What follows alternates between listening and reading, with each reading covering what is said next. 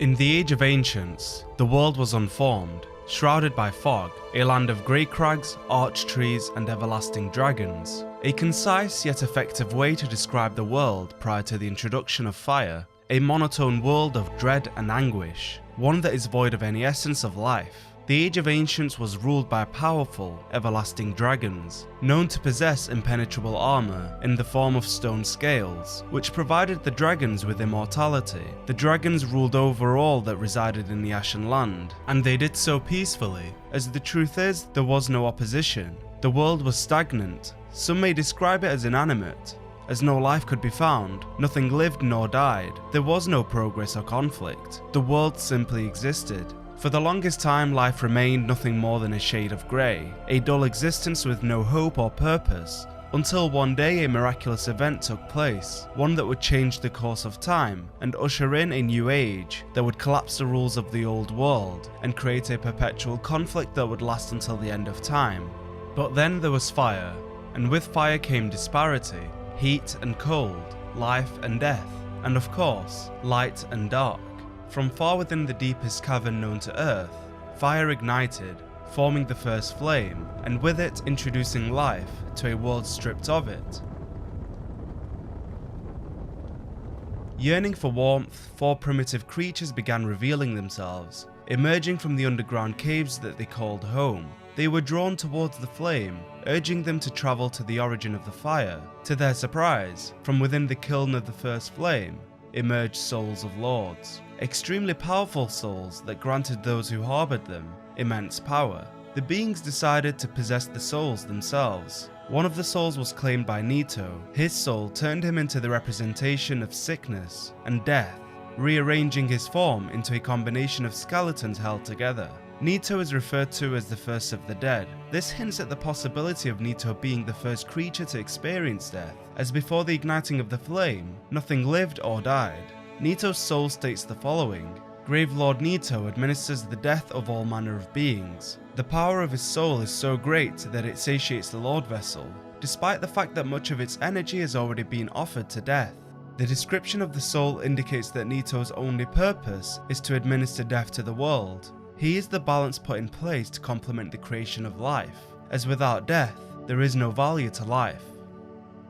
The second soul was claimed by the Witch of Izalith, and was split with her 7 daughters of chaos. The third soul was taken by Gwyn, the Lord of Sunlight. When he found the Lord Soul, Gwyn's legion of knights were present. This indicates that Gwyn likely held power before obtaining the Lord Soul, although it's unclear what power or influence one would have under the rule of dragons. However, now with the Lord Soul at Gwyn's disposal, he would wield the power of generating lightning, something that would prove useful at a later point. The fourth and final soul was the Dark Soul, which was obtained by the furtive pygmy, who is described as a primeval human, likely the ancestor to the humans we know today, the progenitor to the human race. His Lord Soul was a small black ember, distinctly different from the other Lord Souls, and the pygmy ensured that the existence of the soul remained unknown to others. The Dark Soul granted the pygmy the ability to fragment it, and use its capabilities to create humanity. This black sprite is called humanity, but little is known about its true nature. If the soul is the source of all life, then what distinguishes the humanity we hold within ourselves? The description of humanity questions its unclear nature, and confirms the soul to be the source of life, rather than humanity itself. This aligns with the fact that every being from lords to demons have souls. However, not all beings possess humanity. With this knowledge, we can assume that although the soul is what grants life, humans possess both the soul and humanity, giving them a unique identity, separating them from all beings in existence. Whilst the gods depend on the first flame for power, humans inherit power from the consumption of humanity, signified by the reversing of a person's hollow stature back to human form. The power of humanity is fueled by the willpower and perseverance of the being possessing it. It empowers those who refuse to give up. The subdued nature of its power is why humanity was overlooked by the lords, as they desired quantifiable power, something that they could possess instantly. Humanity was passed down to the descendants of the furtive pygmy, and helped shape humans into what they are now.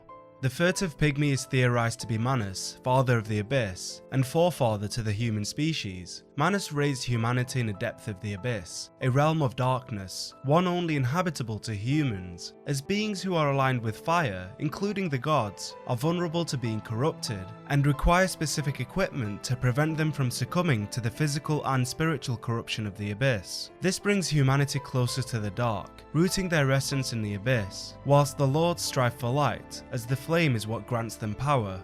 Now that Nito has acquired the soul of death, the Witch of Izalith the soul of life, and Gwyn the soul of light, the three would possess the power to bring change to the world, as they no longer needed to live under the rule of the dragons. They knew that if they could cooperate with one another, and use their newly found abilities to fight for the same cause, they could overthrow the dragons and become the new rulers of the Ashen world. And thus preparations began, and war was imminent.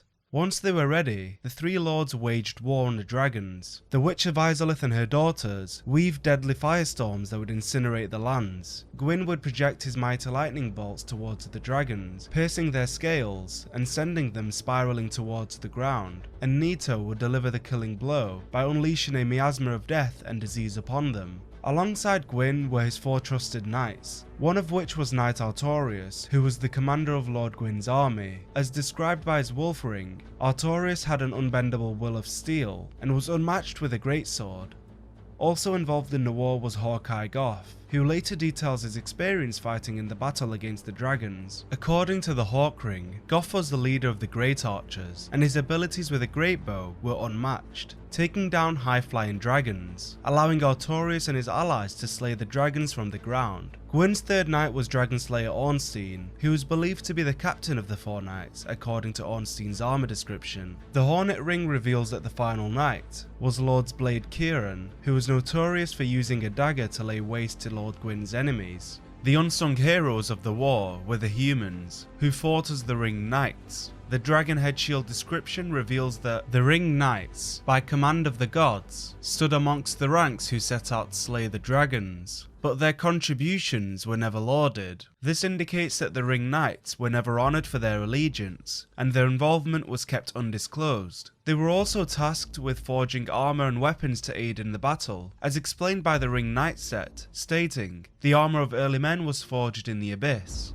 Although for the longest time, the warriors spoken of were known to be the only ones who fought in the war against the dragons, the truth would later be revealed, showing that history had been rewritten, unfolding that there was indeed another warrior involved, one that had been unspoken of for many years, the warrior being Gwyn's firstborn son, the Nameless King. The Ring of the Sun's Firstborn states the following: "The Sun's Firstborn was once a god of war, until he was stripped of his stature as punishment for his foolishness. No wonder his very name slipped from the annals of history." This tells the story of Gwyn's eldest son being present in the war. The fact that he's described as a god of war indicates how truly masterful he was in battle. The Dragonslayer Swordspear describes him as a deific hunter of dragons, further amplifying his abilities. With all that being said, what could have possibly happened to wipe this warrior's name from history, denoting him to a failure whose name is forgotten, hence why he is known as the Nameless King?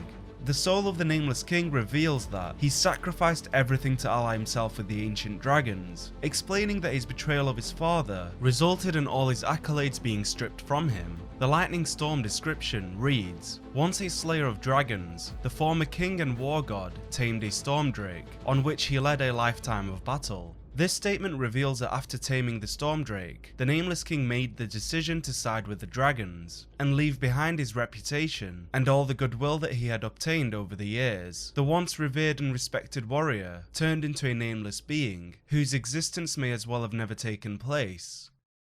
This video is sponsored by War Thunder.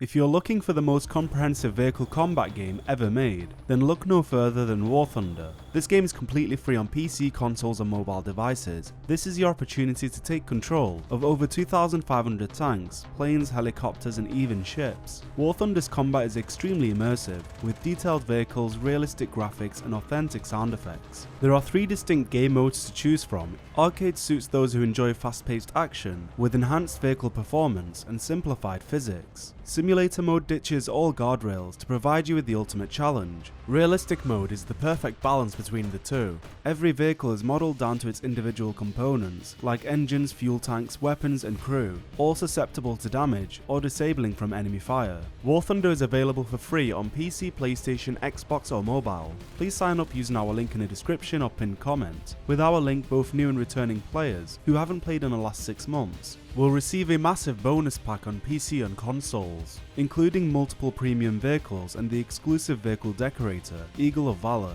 Not to forget, you'll also receive 100,000 Silver Lions and 7 days of premium account. Make sure you sign up now, as the bonus is available for a limited time only. The Nameless King was not the sole traitor of his kind, as during the battle with the dragons, there was a betrayal that took place that would tip the scales in favour of the Lords. The dragons were betrayed by one of their very own, Seeketh the Scaleless. Seeketh was different from the other dragons. As stated by his name, he had no scales, and this likely enabled him to be envious and resentful towards other dragons. He may have even been treated differently, and thus when the chance presented itself, he took liberty in turning against his own kind, siding with the Lords instead. Another reason for his betrayal is Gwyn's promise of giving Seeketh control over the archives, which is described as having a trove of precious tomes and letters. This would appeal to Seeketh, as the Moonlight Greatsword informs that Seeketh is the grandfather of sorcery, and this sword is imbued with his magic, which shall be unleashed as a wave of moonlight. Having access to the archives would grant Seeketh the ability to further study sorcery, broadening his knowledge on the subject. Seeketh would put his sorcery to use in the battle by using weapons such as the soul arrows, which are effective against iron armor, tough scales, and other physically resilient materials, making them perfect for piercing dragons' scales. Soon after, the dragons could fight no longer, and although they weren't made extinct, the majority of them were killed, and therefore the reign of dragons had come to an end, paving the way to the rise of gods and the Age of Fire.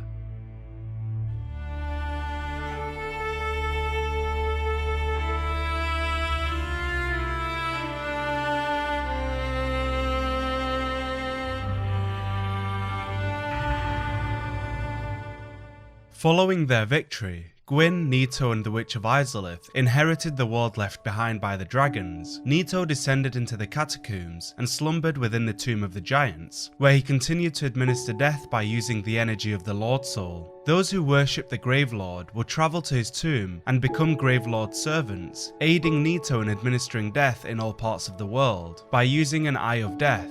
The dreadful Eyes of Death spread disaster across neighbouring worlds. Phantoms lured to the host world may end up as victims, allowing the Eyes of Death to multiply and leading to further proliferation of Bane. The Eye summons evil spirits into various locations to inflict death to its residents, in addition to luring the residents back to the Gravelord servants, who are tasked with killing the victims and bringing their Eyes of Death to Nito. This is further explained by the Gravelord's sword dance miracle, which states, Nito sleeps deep within the giant catacombs, quietly overseeing all death, and awaiting for his servants to usher in the Eye of Death.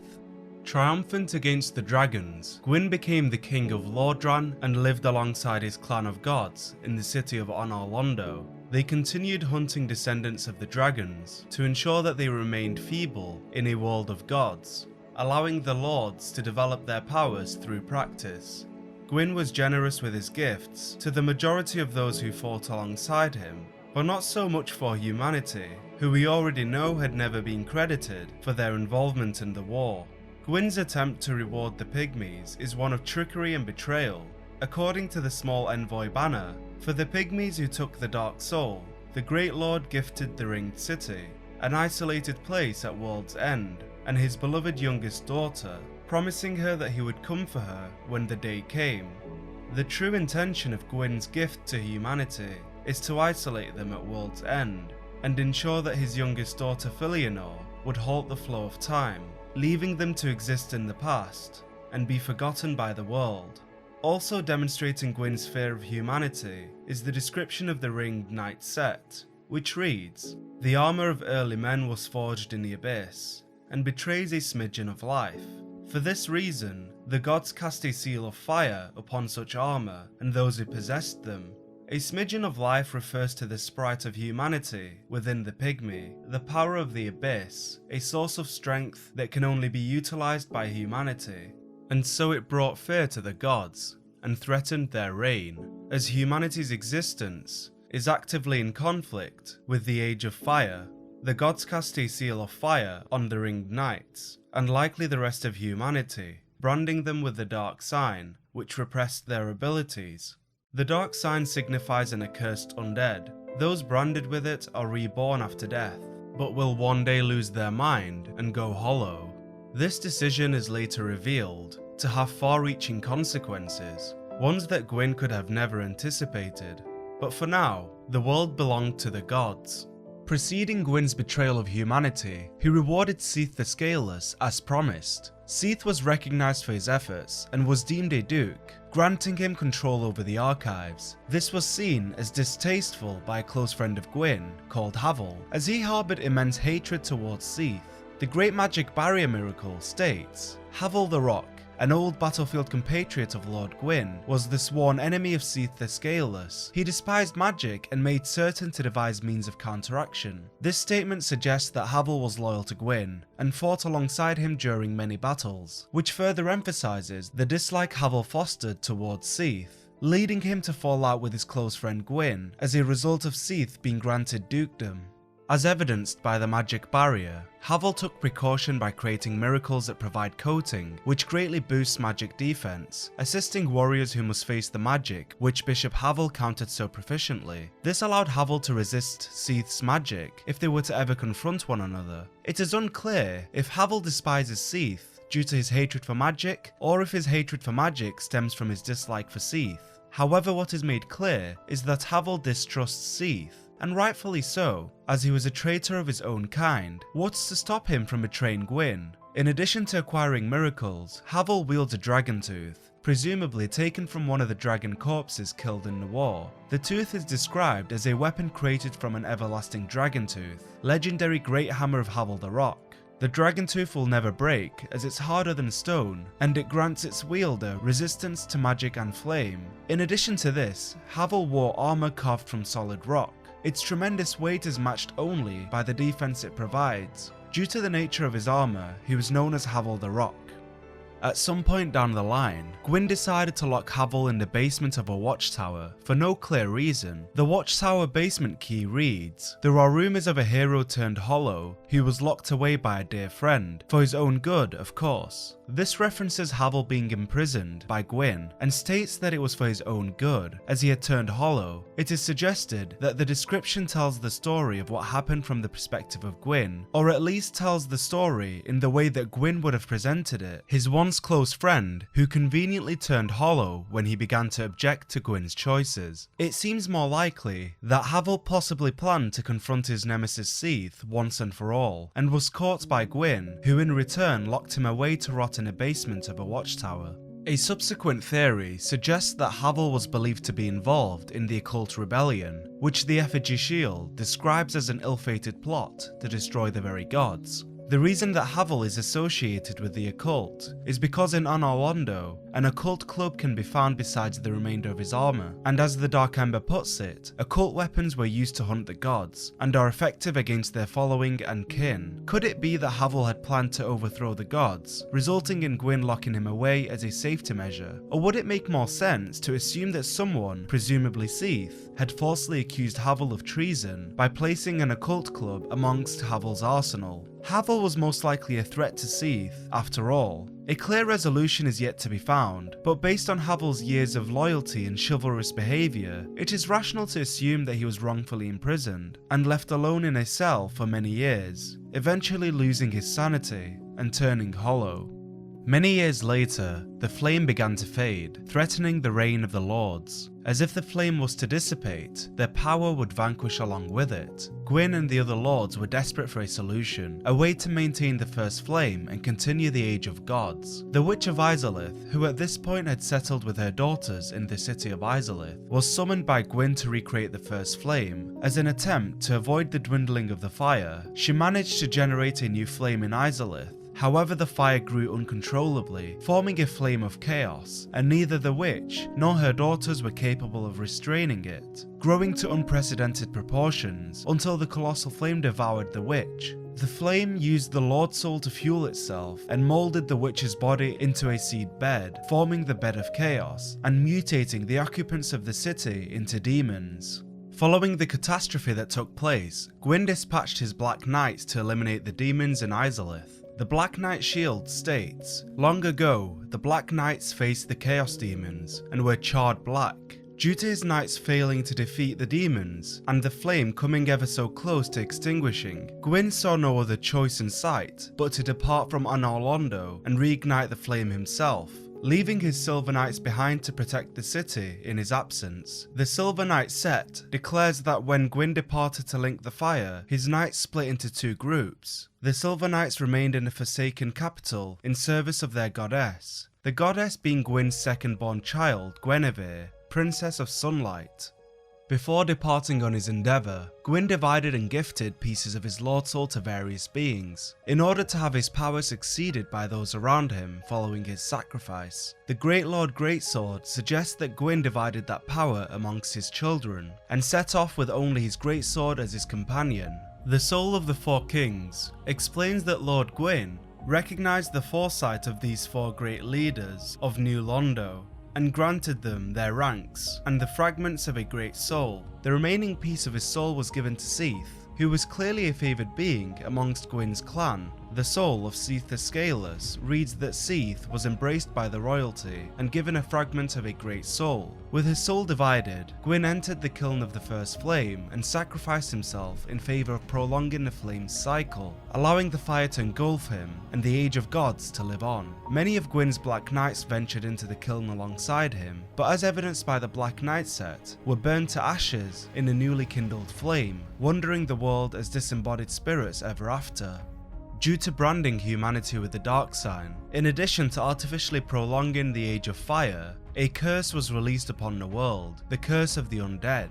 Beings who die reawaken at bonfires, perpetually repeating the cycle of life and death, until they eventually lose their sanity and become hollows. Reaching a state of being hollow is marked by the decaying of the body over time, and once a hollow is killed, they no longer reawaken, but remain permanently dead. This is the consequence of refusing to relinquish the Age of Fire and disallowing nature to take its course. The Undead Curse is the world's way of correcting the gods' wrongdoings and making way for the Age of Dark, an inevitable state of existence that will at some point take its course regardless of the number of times the light is rekindled. The gods did everything in their power to constrain the dark, from casting the seal of fire on humanity to sacrificing themselves to the flame, not knowing that their actions were futile and would only prolong the arrival of a predestined future, a future of darkness.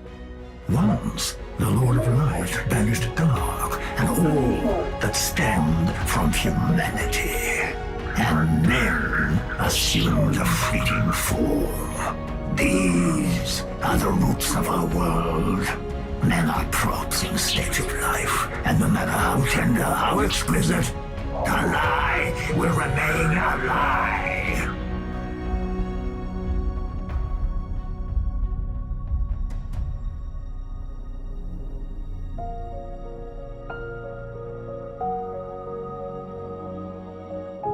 But soon the flames will fade, and only dark will remain. Even now, there are only embers, and man sees not light, but only endless nights, and amongst the living are seen carriers of the accursed dark sign.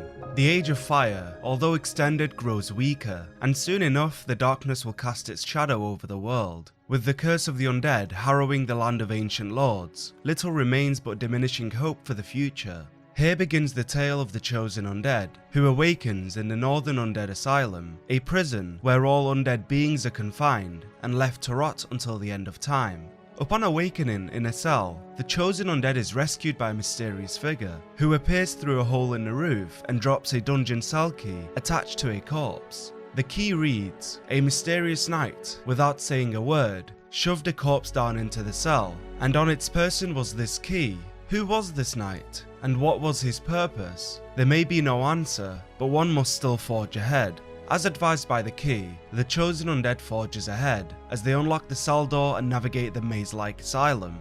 The Undead Asylum's second floor east key reads, "The Undead Asylum is a giant undead prison, segmented by countless iron bars. Even if an undead were to escape from a cell, passage to the outside world would not be gained easily." A vague hint at a greater threat within the asylum. Soon after, the mysterious knight is found dying, appearing to have been hurled through the roof. The figure reveals himself to be Oscar, Knight of Astora. Oscar informs of a prophecy that references an undead being who will undertake a pilgrimage to ring the bells of awakening residing in Lordran, a crusade that will take place nearing the collapse of the Age of Fire and impact the state of the world.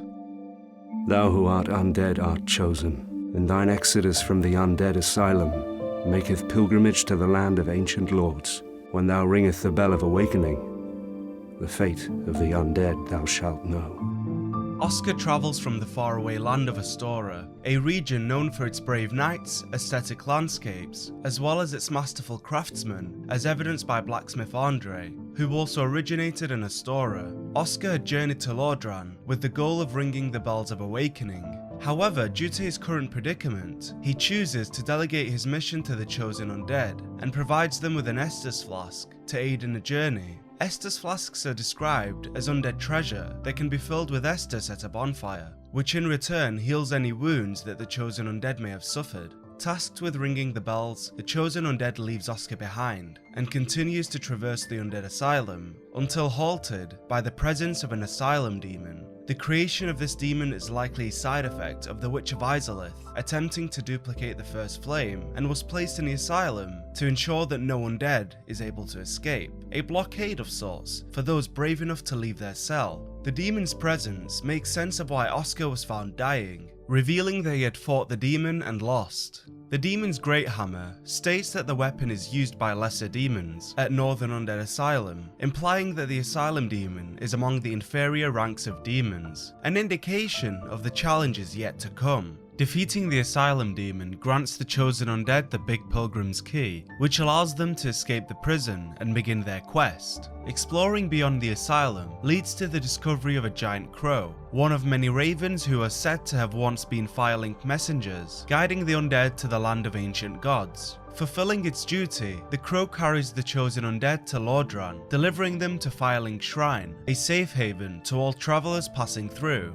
On arrival, the chosen undead is greeted by a crestfallen warrior, and it's made apparent that this person is very well aware of the undead pilgrimage, likely to have assumed this task himself at some point in time. He informs the chosen undead that the first bell of awakening is located above the undead church, whilst the second is deep in the ruins of Blighttown. His posture, coupled with his dialogue, revealed that he had failed to ring the bells himself, and is now a demoralized soul, lingering around Firelink, watching those who pass by, with no real purpose. He is an example of a defeated soul, someone who couldn't persist, and was beaten down by the cruelty of the undead curse. A sign of his discouragement is shown when he states, "There's no salvation here, you'd have done better to rot in the undead asylum." The warrior follows up by asking about another occupant of Firelink Shrine, stating, "Oh, have you seen that terribly morose lass, the Firekeeper? She's stuck keeping that bonfire lit. Sad, really. She's mute and bound to this forsaken place. They probably cut her tongue out back in her village, so that she'd never say any god's name in vain. How do these martyrs keep chugging along?"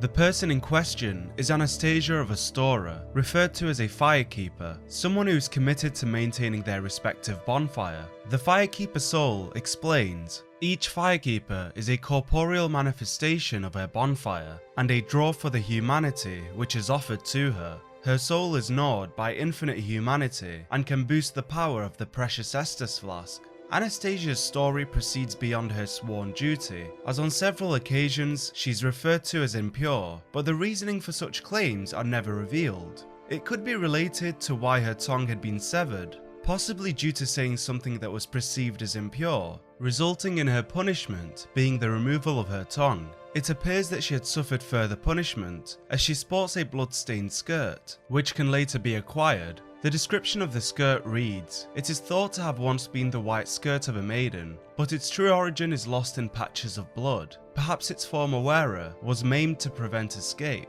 This statement reinforces that Anastasia was at some point tortured, having her legs impaired as to prevent her from walking, or rather escaping. What could she have possibly done to justify such cruel punishment? Until this day, it remains a mystery. Surveying the area surrounding Firelink Shrine reveals a man named Petrus of Thurland, an advocate for the Way of White, a religious covenant dedicated to hunting down the undead and kindling bonfires as a means of sustaining the Age of Fire. The head bishop of the Way of White is described by the White Seance Ring as an apostle to Allfather Lloyd, uncle to Lord Gwyn. This suggests that Allfather Lloyd was likely associated with the Way of White, although it's unclear if he was the founder of the organisation. Following Gwyn's sacrifice, the Way of White was formed in service of the gods, to ensure that the flame remains ignited and the gods preserve their power. The Covenant, along with Petrus, both come from the land of Thurland, which is known for its devotion towards Allfather Lloyd and the former Lord of Sunlight, Gwyn. Petrus is later joined by Rhea of Thurland, alongside her companions and bodyguards, Vince and Nico of Thurland. Rhea is the daughter of House of Thurland, making her royalty, but due to becoming undead, she was made to depart from her home and undergo the undead mission to restore her humanity once more. Rhea and her companions had travelled to Lordran to seek the rite of kindling, described as a sacred rite passed down among clerics, but all undead can imitate the process in the same manner that they restore their hollowing with humanity.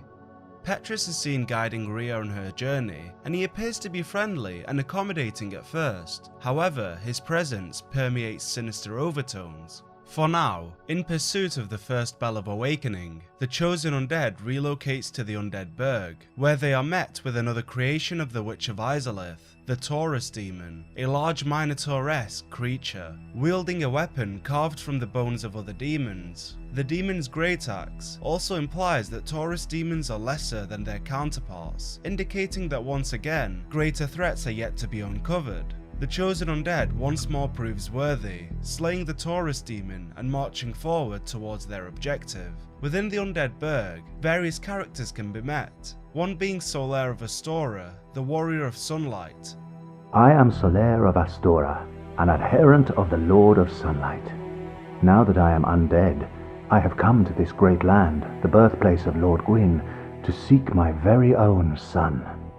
Solaire is on a mission, determined to find his own son. The Sunlight Talisman describes Solaire as having unwavering faith, and his armour of the sun is marked with a large holy symbol of the sun, while Powerless was painted by Solaire himself. Solaire states that he is an adherent of the Lord of Sunlight, Lord Gwyn himself, making sense of his motive to find his very own son. Conscious of the world nearing the end of an era, as darkness diminishes the light, Solaire aims to ally himself with other undead beings and offers to help if he was ever to be called upon by the chosen undead. The way I see it, our fates appear to be intertwined. Both undead, both imprisoned in the asylum, and now we both end up here, in a land brimming with hollows. Could that really be mere chance? So what do you say? Why not help one another on this lonely journey? We are amidst strange beings in a strange land. The flow of time itself is convoluted, with heroes centuries old phasing in and out. The very fabric wavers, and relations shift and obscure. There's no telling how much longer your world and mine will remain in contact. With that said, Solaire and the chosen undead go their separate ways for now, recommencing on their quests. This leads to the lower Undead Burg, where a sorcerer by the name of Griggs of Vinheim can be found trapped in a room. Vinheim was infamously known for its Dragon School, an organisation that specialises in teaching sorcery. It is rumoured that the school's name was inspired by none other than Seeketh the Scaleless. Freeing Griggs from the locked room reveals his armour to be the Black Sorcerer's set, which is described as an outfit worn by the secret sorcerers at Vinheim Dragon School. They secretly worked with sound-based spells and never reveal themselves. This hints at Griggs being a prominent figure within the Vinheim Dragon School. Reaffirming this notion is his possession of the Great Soul Arrows, which read, "At the Vinheim Dragon School, the acquisition of this spell marks an apprentice's coronation as a sorcerer. Griggs' main objective is to find his master, Big Hat Logan, and whether or not the two are reunited is dependent on the chosen undead's actions. If all of his sorceries are purchased, Griggs will travel into dangerous territory in search of his master, leading to him becoming hollow in Sen's fortress. Alternatively, disregarding his sorceries will lead to Griggs remaining in Firelink Shrine, awaiting the day his master returns." Back to the lower undead burg. Persisting through the narrow alleyway leads to the Capra demon, another creature given life by the flame of Izalith. This foe wields a demon great machete and is accompanied by multiple dogs, making them a nuisance to deal with. But nonetheless, the chosen undead overcomes the challenge and reaches the location of the undead church. Roaming the environment can lead to the discovery of Knights Lautrec of Carim, who can be seen locked in a cell on the top floor of the church. The people of Carim, similar to those of Thorolund, are worshippers of gods. Lautrec himself being devoted to Fina, a goddess described by the Ring of Favour and Protection as having fateful beauty. The Favour set states that Lautrec believed in the goddess's love for him, but was this love truly reciprocated, or was Lautrec disillusioned by his love for Fina? At this point, the chosen undead can choose to free Lautrec, resulting in them being rewarded for their efforts. However, regardless of the chosen undead's intervention, Knight Lautrec is able to break free from the cell and can later be found in Firelink Shrine. Returning to Firelink at a later point in time, it is revealed that the bonfire had faded and the firekeeper Anastasia had been murdered by the Knight of Carim, Lautrec. It is said that Lautrec had forsaken his duties as a knight, leading to his appearance in Lordran. However, the mission he states that he's on remains speculatory. It can be surmised that his mission was to track down Anastasia and acquire her Firekeeper soul, which would explain his actions. Using the Black Eye Orb, Lautrec can be invaded in Anor Londo and found in possession of the Firekeeper soul, curiously yet to have consumed it. Could it be that he had neglected to use it, or did he have other intentions with the soul? Nonetheless, the chosen undead defeats Lautrec and uses the Firekeeper soul to revive Anastasia, now with her tongue restored, while simultaneously reigniting the Firelink bonfire. Reaching the rooftop, the chosen undead slays the bell gargoyles, safeguarding the passage to the top of the church, and rings the Bell of Awakening, successfully completing the first task of the undead pilgrimage. Descending the undead church will lead to the discovery of Oswald of Carim, a pardoner who provides absolution for those who have sinned. Oswald's riddle-like dialogue warns of Petrus of Thorolund, stating the following: Hast thou acquaintance with Petrus of Thorolund? I wager you two have likely found much in common. For is he not too drenched in sin?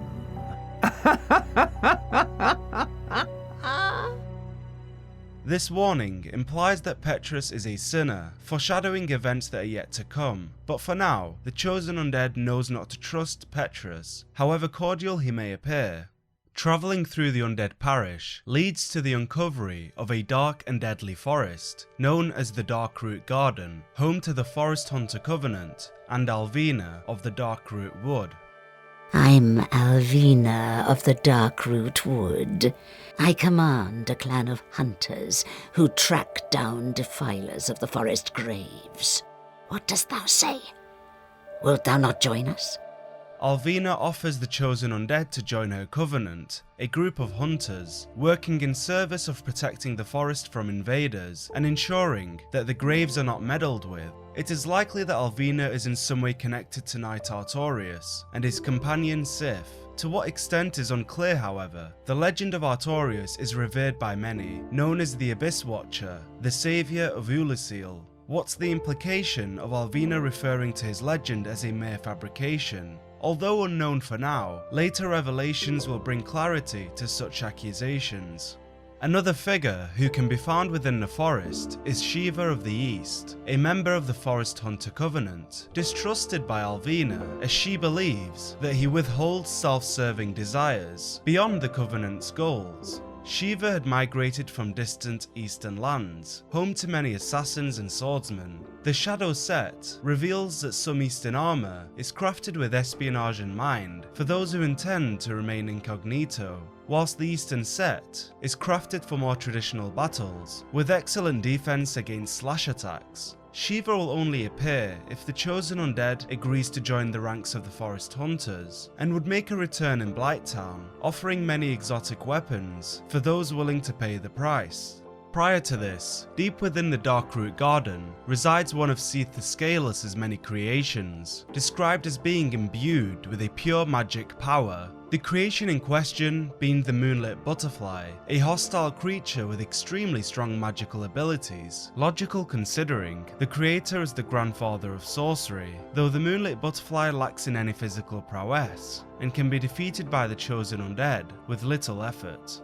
Treading along, the chosen undead crosses paths with Laurentius of the Great Swamp, dealing with the adversity of being trapped in a barrel. If Laurentius were to be freed, like many, he would later be found in Firelink Shrine. As evidenced by his name, Laurentius comes from the Great Swamp, described by the Pyromancer set as having rugged grasslands and treacherous swamps, a relentless place occupied by many pyromancers. Those originating from the Great Swamp often travel to Lordran, as in most regions, pyromancers are frowned upon. Lordran, however, respects those who indulge in pyromancy, as after all, Lordran is home to the godmother of pyromancy, the Witch of Izalith.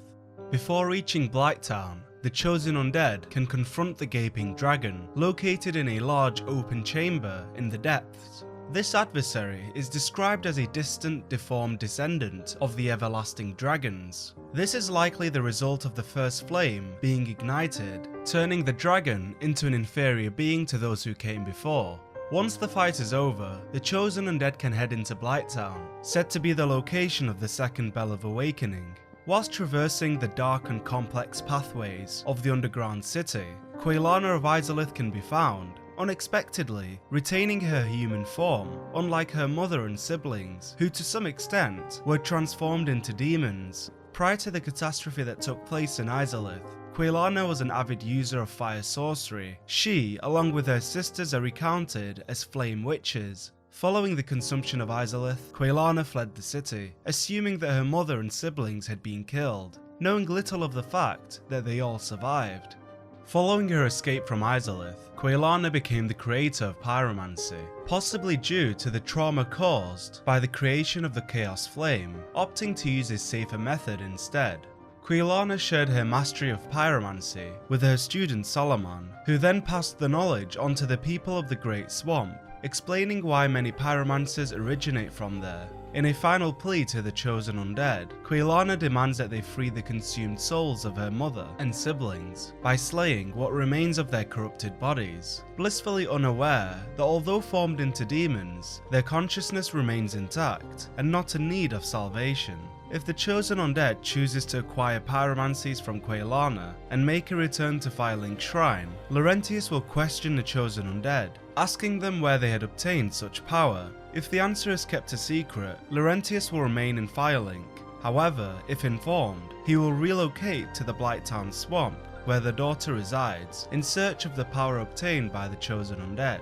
Alas, Laurentius would later be seen wandering Blighttown as a hollow, revealing that he had failed on his quest of obtaining further power, and had lost his sanity in the process. This sets in motion the chosen undead's meeting with the Chaos Witch Quelaag. The soul of Quelaag confirms that she was once daughter of the Witch of Izalith, but now a Chaos Demon, a victim to the manufactured flame that devoured Izalith. Failing to escape the city in time, she became corrupted by the fire, mutating into a part spider, part human creature. Although fused with demons, Quelaag and her young sister, the Fair Lady, managed to keep their sanity intact. When relocating from their home, Quelaag and the Fair Lady took a group of their servants with them. The servants were unfortunate to suffer from a parasitic disease, becoming afflicted with an unknown blight, resulting in their whole bodies becoming infested by worms. If killed, the egg-burdened will not drop souls, the worms within them will do so instead,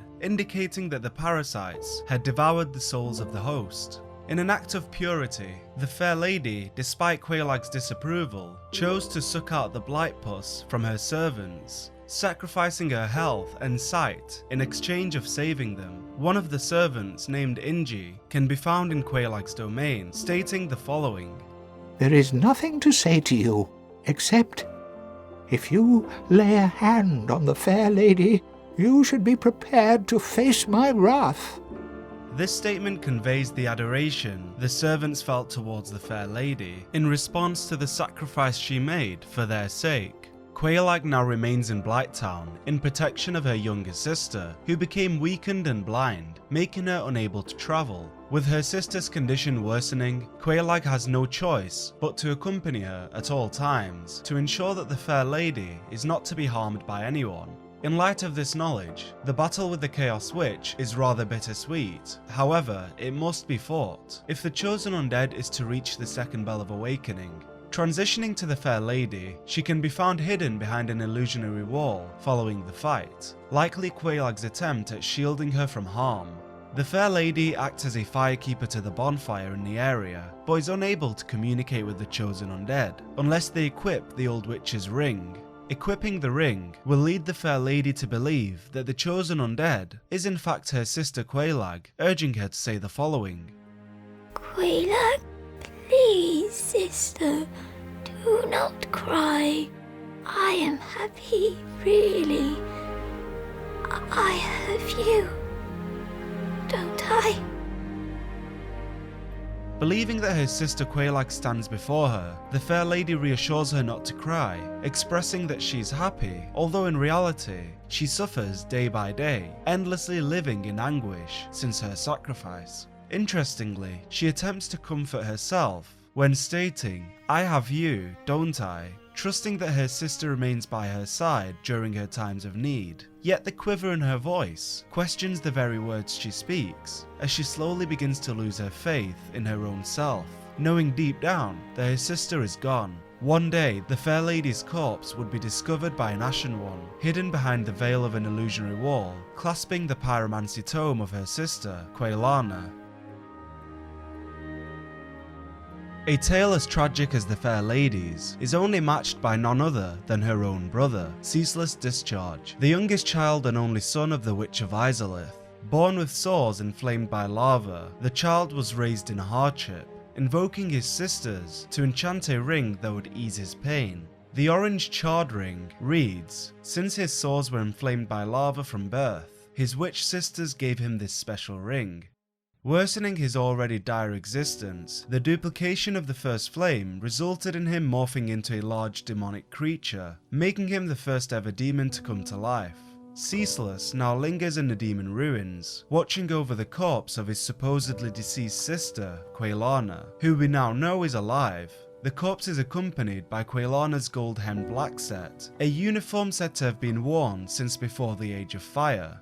When traversing the ruins, Ceaseless does not become hostile towards the chosen undead. That is until they decide to loot the clothing of his beloved sister. His sister's clothes is all that is left for him to remember her by, his only source of comfort in a life of solitude, opting to believe that his family still watches over him till this day. Freeing him from this pitiful existence, Ceaseless Discharge is laid to rest, after suffering for 1,000 years, unaware that his sister was still alive. Finally, the chosen undead reaches their destination, ringing the second Bell of Awakening, and causing the gates of Sen's fortress to open, unlocking the pathway to the land of ancient gods. If the chosen undead is to visit the fortress prior to ringing the bells, the gate would be sealed closed, and an undead adventurer would be helplessly sat outside, unable to reach Anor Londo. The adventurer is called Siegmeyer of Katarina, travelling from a land celebrated for its cheerful residents and festivity. However, the Honourable Knights of Catarina aren't always given their fair dues, as they are described as being often ridiculed for their onion-like shape, infuriating the proud knights. With the gates opened, the chosen undead can commence on their journey, encountering various challenges every step of the way. The stone fort is said to have been built as a proving ground, a way of testing those who deem themselves worthy of setting foot in Anor Londo. Making their way through Sen's fortress, the chosen undead is challenged by armed guards resembling serpents, titanite demons, a diverse range of traps, and many other environmental hazards. Delving deeper into the fortress, the chosen undead is reunited with Siegmeyer, who's once again halted on his adventure, unable to overcome one of the many traps built within the confines of the stronghold. Akin to prior events, it is up to the chosen undead to overcome the challenge, enabling them to solve the puzzle-like trap and pave the way for Siegmeyer's entrance into Anor Londo. Whilst manoeuvring the Iron Ball trap mechanism, the chosen undead can manipulate it to destroy a nearby wall, uncovering the whereabouts of Big Hat Logan. He's found locked in a cage, likely to have been caught by one of the traps. Rescuing Logan leads to him showing gratitude towards the chosen undead, and retreating to Firelink Shrine, where he accompanies Griggs of Vinheim, the sorcerer previously freed from Lower Undead Burg. Logan was a renowned sorcerer and a royal member of the Vinheim Dragon School. The description of the Soul Spear credits Logan as its creator, and details that it's a symbol of Logan's strength. The Soul Spear is referenced repeatedly in the legends, and is said to have been on par with Lord Gwyn's lightning. This puts into perspective the extent of the power that Big Hat Logan encompasses. Although extremely capable, Logan does not flaunt his stature, as he's still seen wearing his worn-out sage robe from his apprentice days at the Dragon School. Little more is known about Logan, although a conversation with a blacksmith named Rickert of Vinheim suggests that he had been undead for over a century. Could this be the very reason Logan departed from Vinheim? Oh, Big Hat? Of course I've heard of him. Who hasn't in Vinheim? He was a royal member of Dragon School, until he turned undead. I hear he was quite the character. Only that was 100 years ago. The final deterrent to those seeking access to Anor Londo is the Iron Golem, a guardian of Sen's fortress, referenced as a slayer of heroes who ventured forth to Anor Londo. The core of an Iron Golem is described as originally a bone of an everlasting dragon, explaining the durability of this adversary. Having said that, there was one warrior who was able to defeat this foe, Black Iron Tarkus, a knight of Berenike. The Black Iron set informs that Tarkus is a knight known for his great strength. This stands true for all knights of Berenike, as they wore heavy armour, wielded greatswords, and were praised for their mighty vigour. Sad to say, the majority of the knights became undead, and ventured to Lordran to find a solution to their predicament. One at a time, the knights began to turn hollow, making them a threat to all undead beings in Lordran. Black Iron Tarkus was an exception to this fact, resulting in him being one of the only knights to survive past Sen's fortress in his quest to cure the undead curse. In a display of virtue, Tarkus offers himself up to those who need assistance in defeating the Iron Golem, granting the chosen undead the ability to summon him for the fight if need be. Slaying the Iron Golem marks the end of the final challenge, giving the chosen undead access to the land of the gods, home to the Lordvessel that would decide the fate of the world.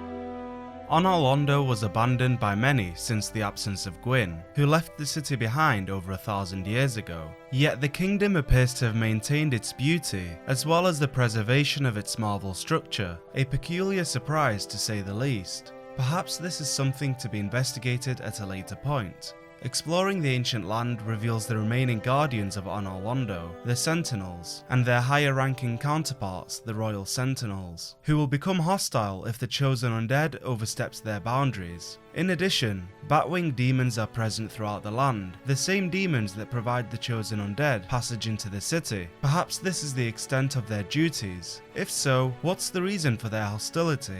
It's possible that there are limits to where foreign beings are permitted to roam. The Batwing demons are described as unique chaos demons, as unlike others, they are imbued with lightning.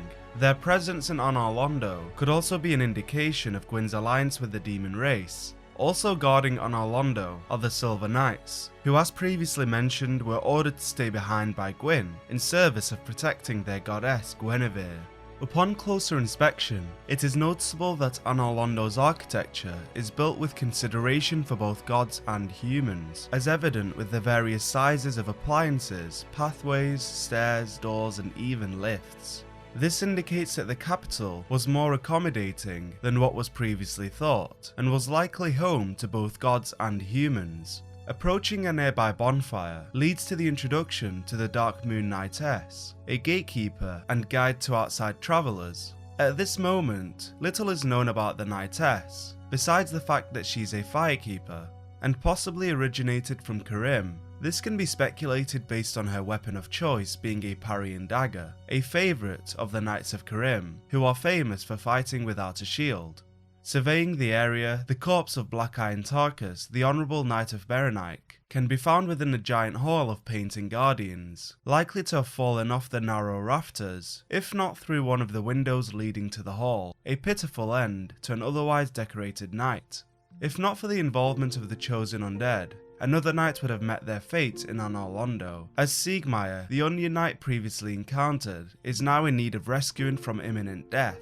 Siegmeyer can be found trapped in a room with a collective of Silver Knights awaiting his exit. The chosen undead deals with the Silver Knights, clearing the way for Siegmeyer to continue on his journey. Interestingly, before departing, Siegmeyer says, "Next time give me a chance to come up with a plan." The slight aggression hints at his frustration with being saved. The prideful knight that he is would rather use his resolve to overcome an obstacle, or at least die trying, than to be constantly indebted to the chosen undead. Within a giant cathedral in Anor Londo reside the greatest threat yet to be faced, Dragon Slayer Ornstein and Executioner Smo.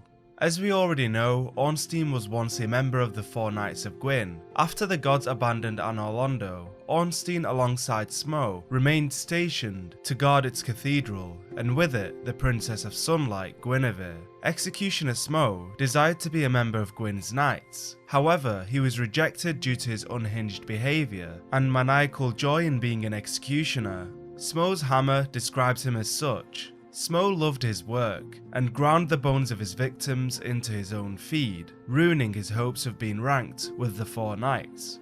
The implication that Smo possessed cannibalistic tendencies likely led to him being regarded as nothing more than a savage, unworthy of being amongst Gwyn's ranked knights. With his wild nature, it is no surprise that if Ornstein is to be defeated first in the fight, Smo crushes his body to absorb his power, with little respect shown to his compadre. If the roles were to be reversed, Ornstein would place his hand on Smo's body as a gesture of respect before absorbing his power, a clear difference in their moral disposition.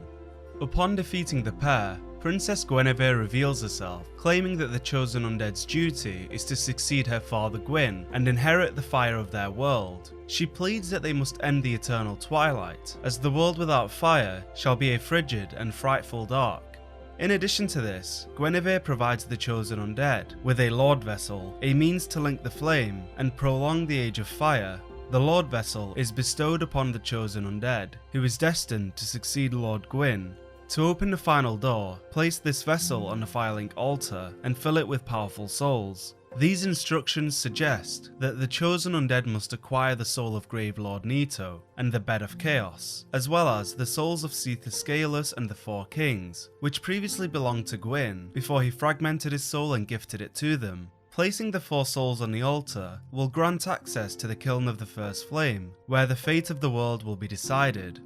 If the chosen undead was to be oblivious to the synthetic behaviour of Guinevere, or as previously mentioned, the unnatural preservation of Anor Londo for the past millennia, they would leave the capital in pursuit of the required Lord Souls. However, with further investigation, it is revealed that the entire construction of Anor Londo, along with Princess Guinevere herself, is naught but a grand illusion, a facade orchestrated by none other than Dark Sun Gwyndolin, the last born of Lord Gwyn.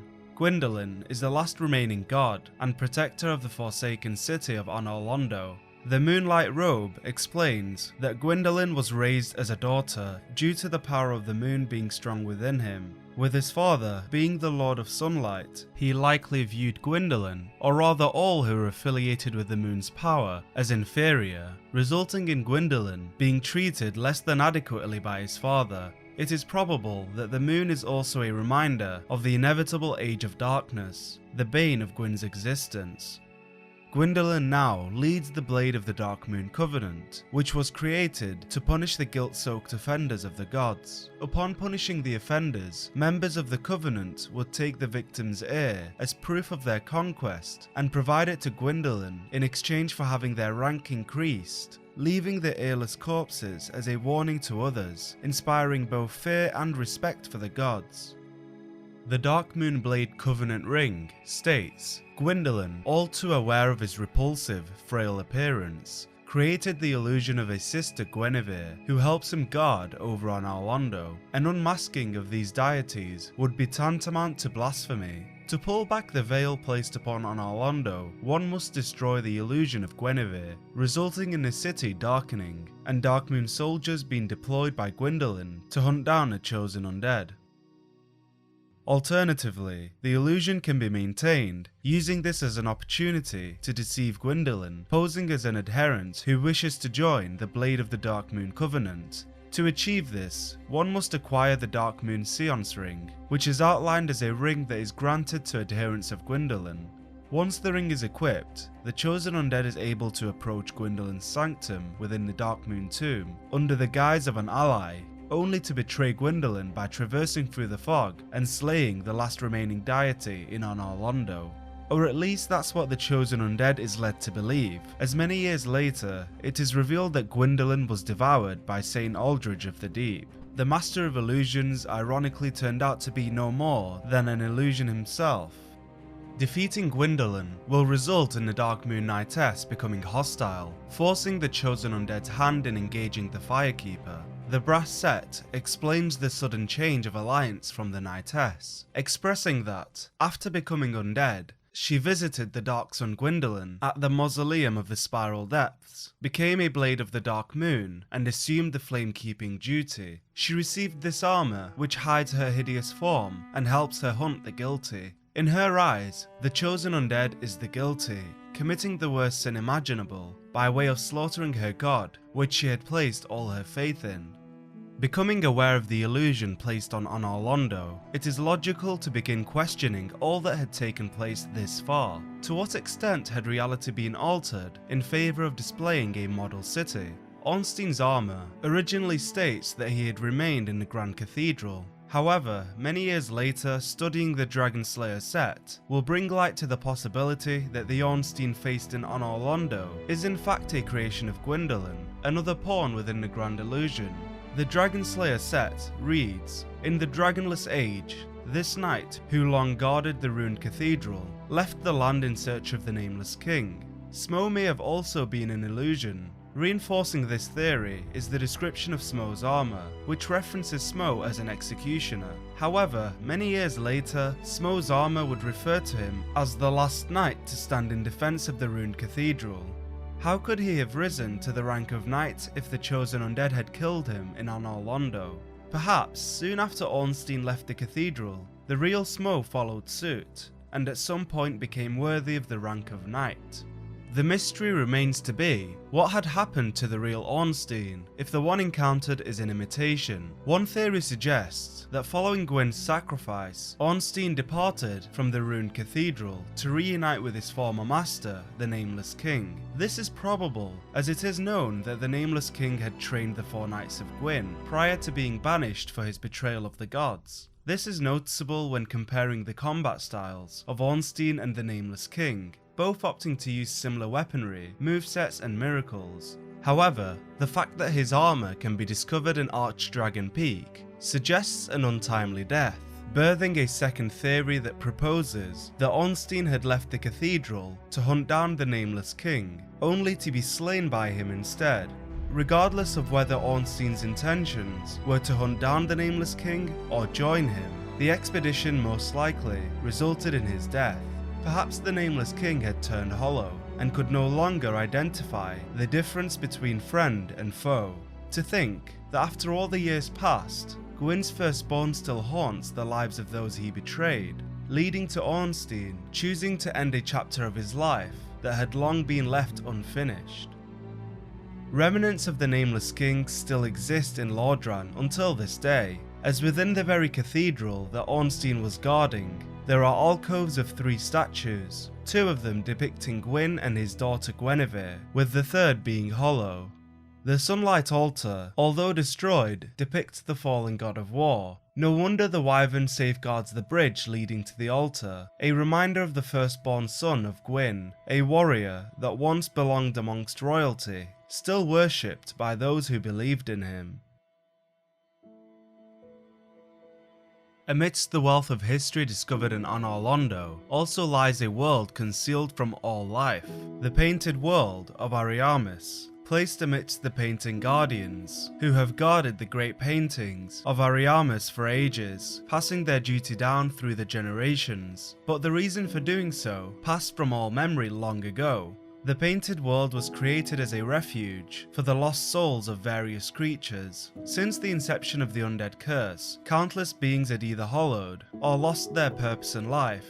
With their souls going astray, they aimlessly wander the lands in hopes of finding guidance. Over time, word spread of a painted world that welcomes all beings without a home, and so the painted world became popular amongst abandoned souls. Some believe that the true purpose of the world was to hide the existence of crossbreed Priscilla, a being neither god nor human. Priscilla is described as a dragon crossbreed, a bastard child of Seeketh the Scaleless, who had been trapped in the painted world. Priscilla wields a life hunt scythe, a weapon that cultivated enough power to warrant the fear of the gods. The scythe could not be wielded by all beings, as in the hands of a mortal, its power will turn upon its wielder. The weapon inflicted bleed onto those who carry it, making it accessible only to beings powerful enough to bear that burden.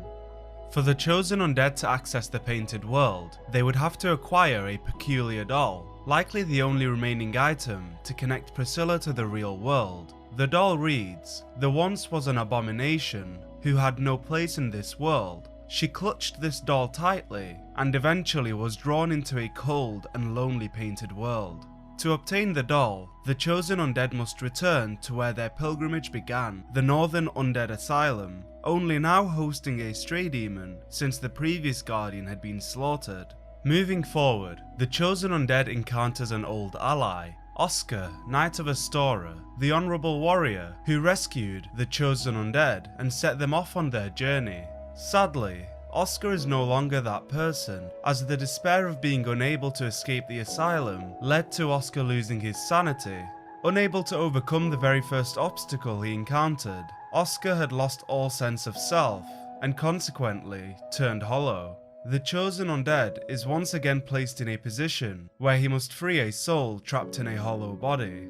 Following this demoralizing encounter, the chosen undead acquires the peculiar doll, now able to access the painted world of Ariamis.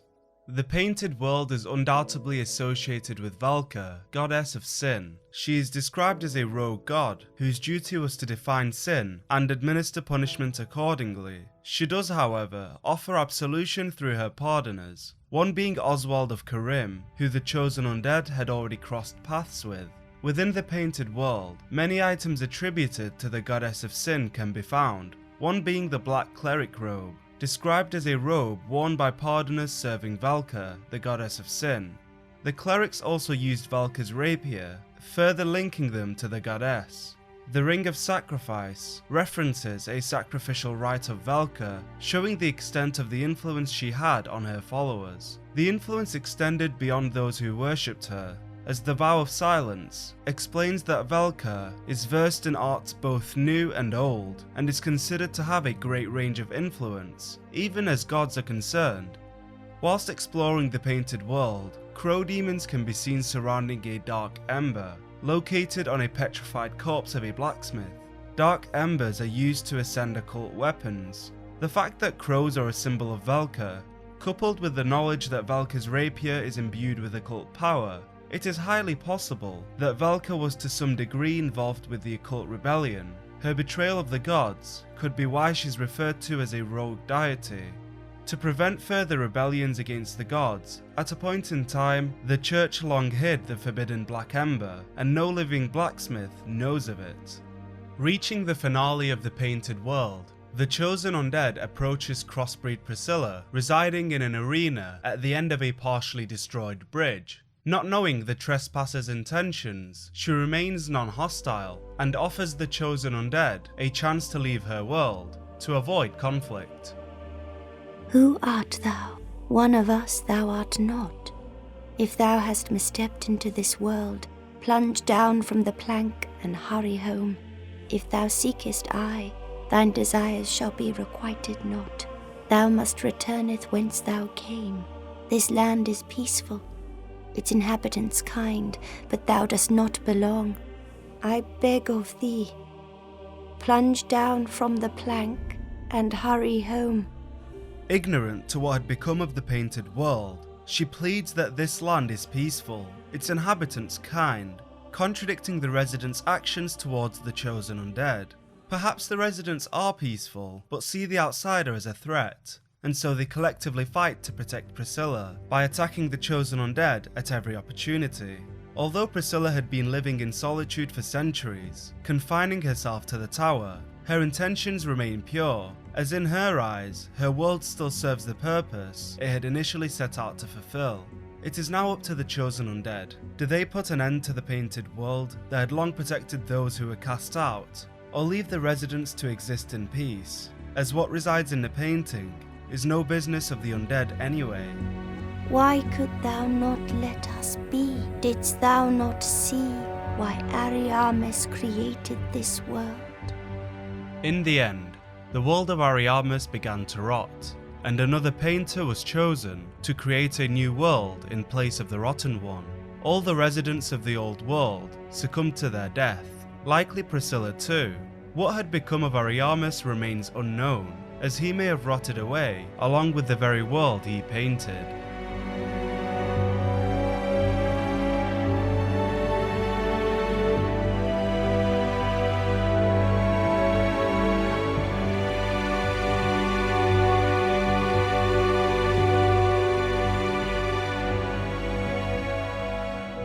Now that the Lordvessel has been obtained, the chosen undead can continue their journey. In Firelink's shrine, a primordial serpent named King Seeker Framt appears, who reveals the following.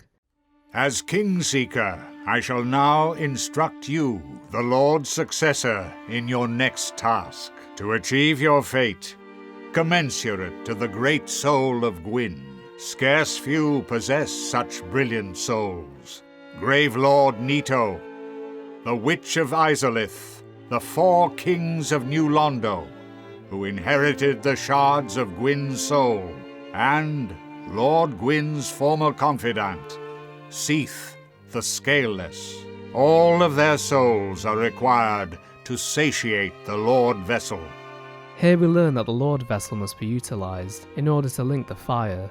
Framt's goal is to seek a king, someone who will link the flame and extend the Age of Fire, in the name of Gwyn. However, there is another path. Darkstalker Karth also requires the Lordvessel and the chosen undead's help, but not to link the fire, but to let the flame fade instead. At first glance it appears that Framt represents the light, the fire and the gods, whereas Karth symbolises the dark, humanity, and a plan to end the fading age of gods. The serpents are inexplicably linked to the conclusion of the chosen undead's fate. To obtain a soul of lords is no easy task, as the chosen undead will have to slay the very beings that overthrew the everlasting dragons, as well as venture into the abyss itself.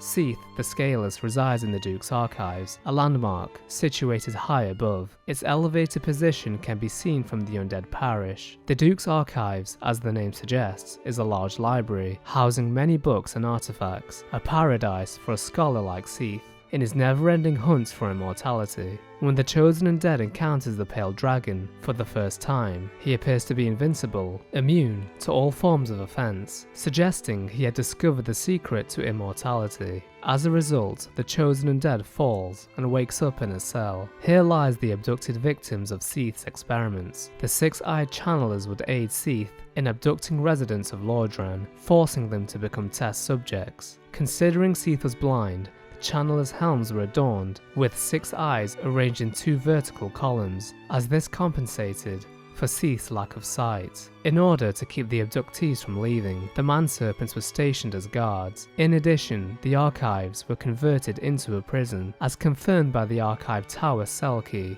The Archive Tower, once a trove of precious tomes and letters, became a prison after the onset of Seeth's madness. Interesting that Seeth had lost his sanity after discovering immortality. Furthermore, the Archive Giant Cell key states, the giant cell once imprisoned countless maidens, but is now empty, save for a few key persons. The maidens referred to here are most likely the Pisakas. Although several of the Pisakas are hostile, 2 can be found, weeping in a corner, who will only retaliate when harmed. When slain, these 2 will drop the miracles Soothing Sunlight and Bountiful Sunlight. According to the description of the items, these were the miracles of Guinevere, suggesting that the Pisakas were once maidens to the daughter of Gwyn. This also explains why a 6-eyed channeler is stationed in the Undead Parish, as many maidens would pass through the church. Big Hat Logan appears to be amongst the prisoners of the Archive. First, he was caught in Sen's fortress, and it appears he has been captured once again. Once freed, Logan will move deeper into the library. Logan comments on the cruel experiments conducted by Seeth, stating that all progress demands sacrifice, appearing to be in support of his actions, if the ends justify the means. He will now sell crystal sorceries to the Chosen Undead, boosted sorceries created with his newfound knowledge. He then unveils a secret to Seeth's immortality.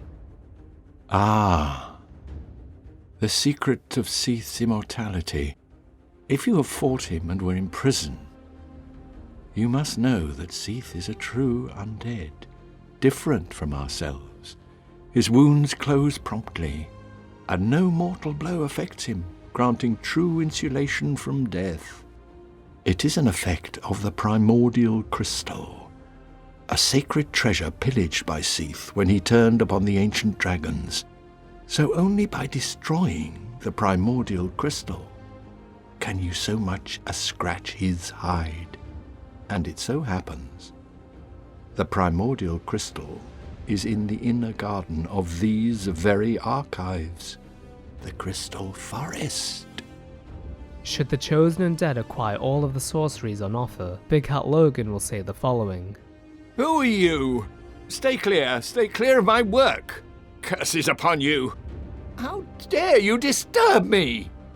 Whatever Logan learned in the Duke's archives drove him mad, as the knowledge he gained was too much to bear. He then navigates back to the first area where Seeth was encountered. Here it appears that Logan has lost his sanity, stripped of his clothing and fighting like a madman. It should be noted that Logan is not hollow here, but instead has actually lost his sanity. Just as Seeth went mad after obtaining immortality, so did Big Hat Logan, only his pursuit was for sorcery and spells, a woeful end to the famous sorcerer. Leaving the archives behind, the Chosen Undead navigates through a small crystal forest. Here, we see crystal golems scattered around the area. One of the golems in particular is golden in colour, identical to another in Darkroot Basin. Once killed, a knight in a set of Katarina armour appears and states, "It was you who rescued me.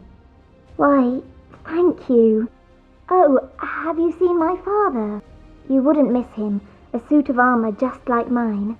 If the Chosen Undead says yes, she will say the following. "Thank goodness. I knew he was here somewhere. Well then, now I must find him. Thanks again, truly."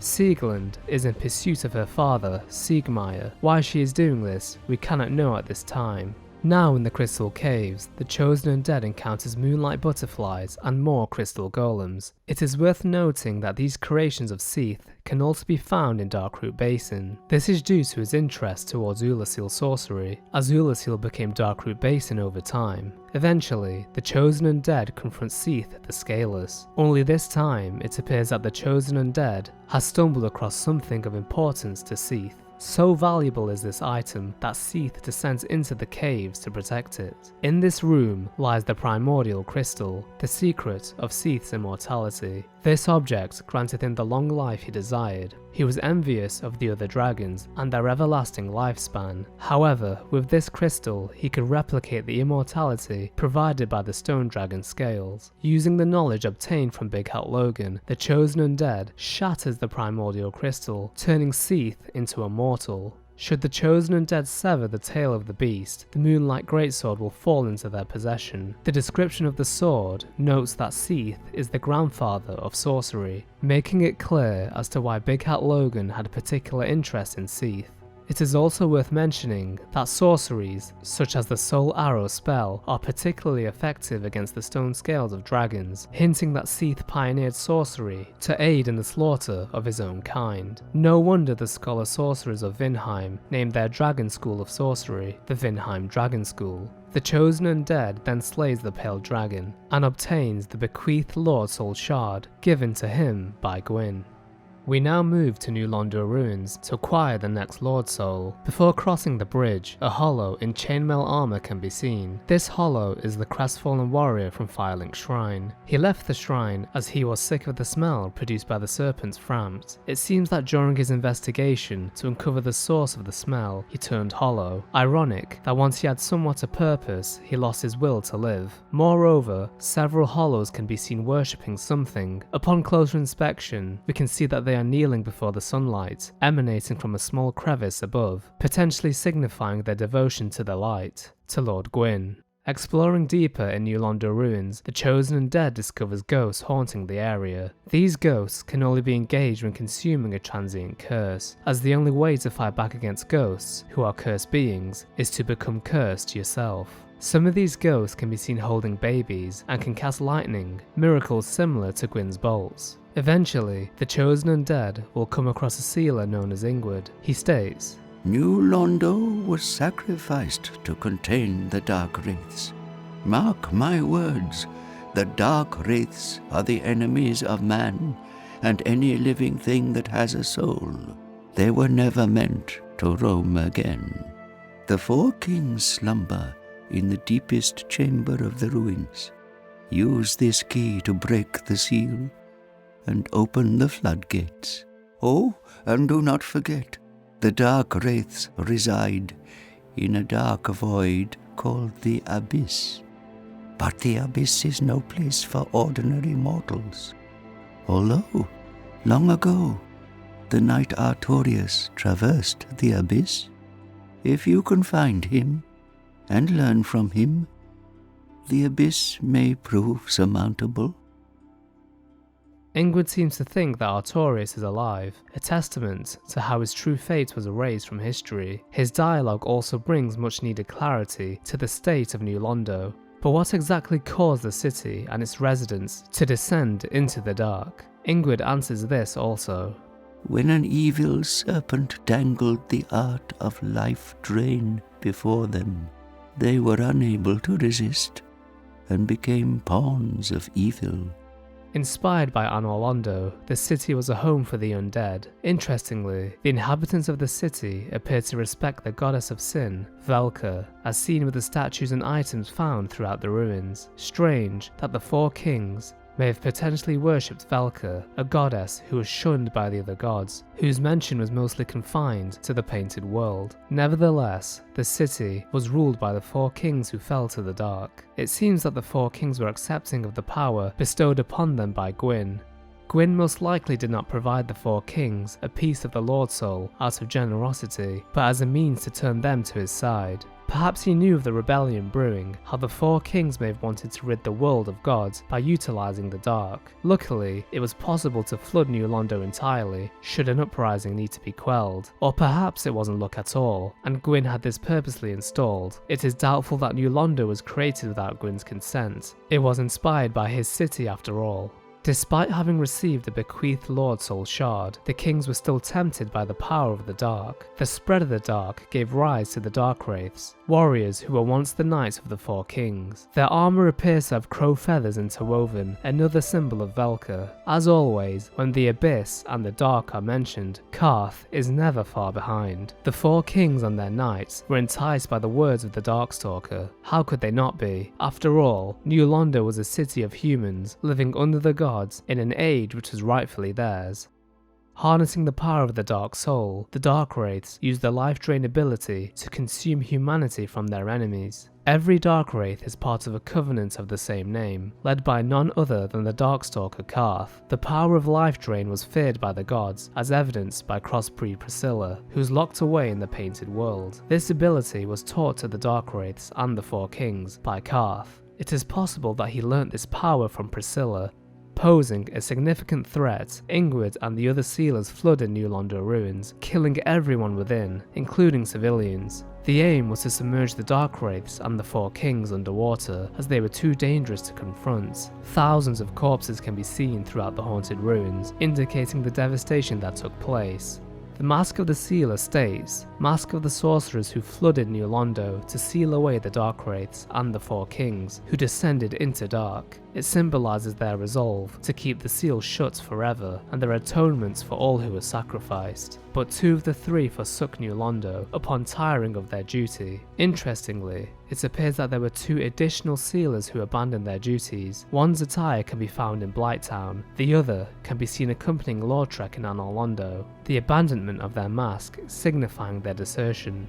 Ingrid will then provide the chosen undead with the key to the seal, to open the floodgates and drain the city, gaining access to the Four Kings. The key states, the sealers flooded New Londo to banish the Dark Wraiths and the Four Kings. The agonizing decision was made with the realization that countless lives and the robust culture of the city would be lost. The victims now roam the ruins as ghosts.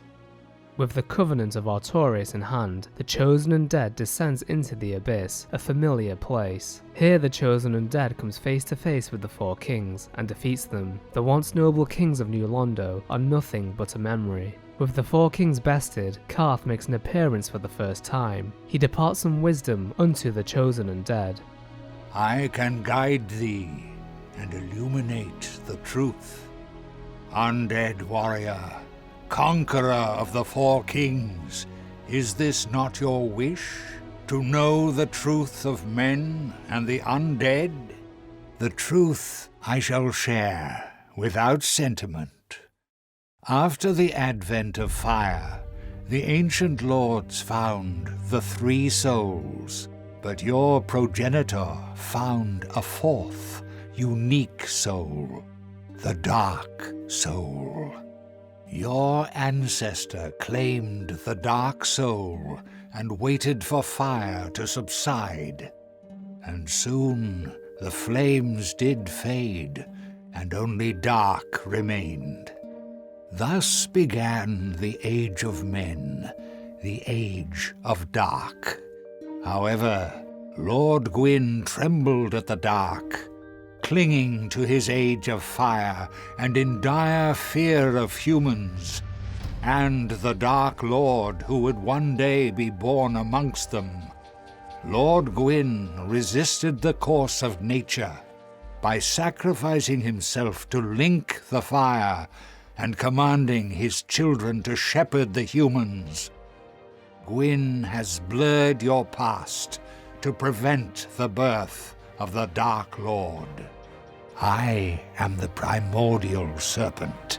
I seek to right the wrongs of the past, to discover our true Lord. But the other serpent, Frampt, lost his sense and befriended Lord Gwyn. Undead warrior, we stand at a crossroads. Only I know the truth about your fate. You must destroy the fading Lord Gwyn, who has coddled fire and resisted nature, and become the fourth Lord, so that you may usher in an age of dark. Karth provides an alternate objective to Kingseeker Frampt. To recap, Frampt states that the fate of an undead is to succeed Gwyn and extend the Age of Fire, but Karth reveals that this is a lie, a ploy from the gods to extend their age, to prevent the Age of Dark, also known as the Age of Humanity, a predicament indeed for the chosen undead. The chosen undead descends into the catacombs, located past the graveyard and Firelink Shrine. Skeletons inhabit the majority of the catacombs and can only be slain with either a divine weapon or by killing the necromancer that raises them. During the descent into the tombs, the chosen undead comes across trusty Patches. Lautrec warned the chosen undead previously that Patches is not to be trusted. He is a mischievous swindler who'll stop at nothing to get the treasures he desires. Speaking to Patches reveals that he has a particular disdain towards clerics. Regardless, Patches will attempt to kill the chosen undead by flipping a bridge whilst they are still on it. Having survived this, the chosen undead can approach Patches, who will feign ignorance and give the chosen undead a soul of a lost undead, compensation for a crime he apparently did not commit. However, this is not the last we see of trusty Patches. Further down, the chosen undead encounters a blacksmith called Vamos. He appears to be a very reclusive smith, so reclusive in fact that no one else acknowledges his existence.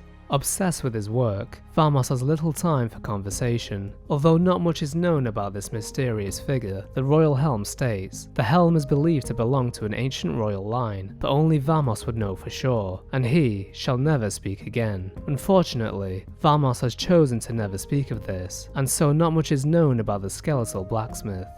Deeper still lies a large coffin housing an entity known as Pinwheel. It appears that this being has 3 heads and 6 arms. When the chosen undead confronts Pinwheel, the heads appear to gaze at each other as if they are deciding the fate of the chosen undead. Pinwheel turns hostile and prepares for battle. The creature is strangely fragile and falls with relative ease. Upon his death, he will either drop the mask of the father, mother, or child. The masks state that Pinwheel was a necromancer who stole the power of the Gravelord and reigns over the catacombs. Pinwheel also drops one additional item, the Rite of Kindling. The description states this secret rite allows bonfires to be bolstered further with kindling, so that even more Estus can be collected. How peculiar that humans had found little use for humanity until they turned undead.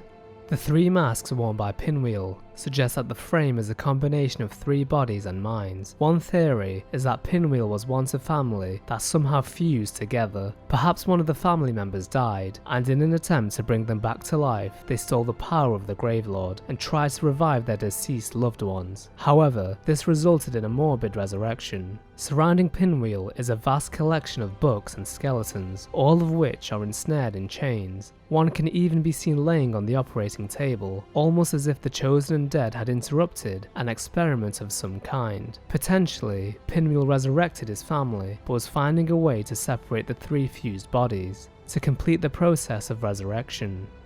The Mask of the Father raises equipment load, representing how the father metaphorically, or perhaps even quite literally as Pinwheel, carried his family. The Mask of the Mother raises health, symbolizing how she raised the morale of the family. Lastly, the Mask of the Child raises the speed at which stamina is recovered, a symbol of a child's energetic nature. Pinwheel also appears to be someone of importance to Nito, as statues of him can be seen throughout the area. An empty coffin is also located next to Nito, suggesting that Pinwheel may have been the highest rank amongst those in the tombs. Another, more compelling theory also exists. The effigy's shield states the followers of the occult once attempted to steal the power of the Gravelord, the first of the dead. Of course, we now know that Pinwheel was indeed successful in stealing the power of the Gravelord. Could it be that he was one of the leaders of the occult? Nito may have developed the rites of kindling in order to bolster the bonfires, as extending the Age of Fire would lead to the undead sacrificing themselves, leading to more deaths, which was his domain.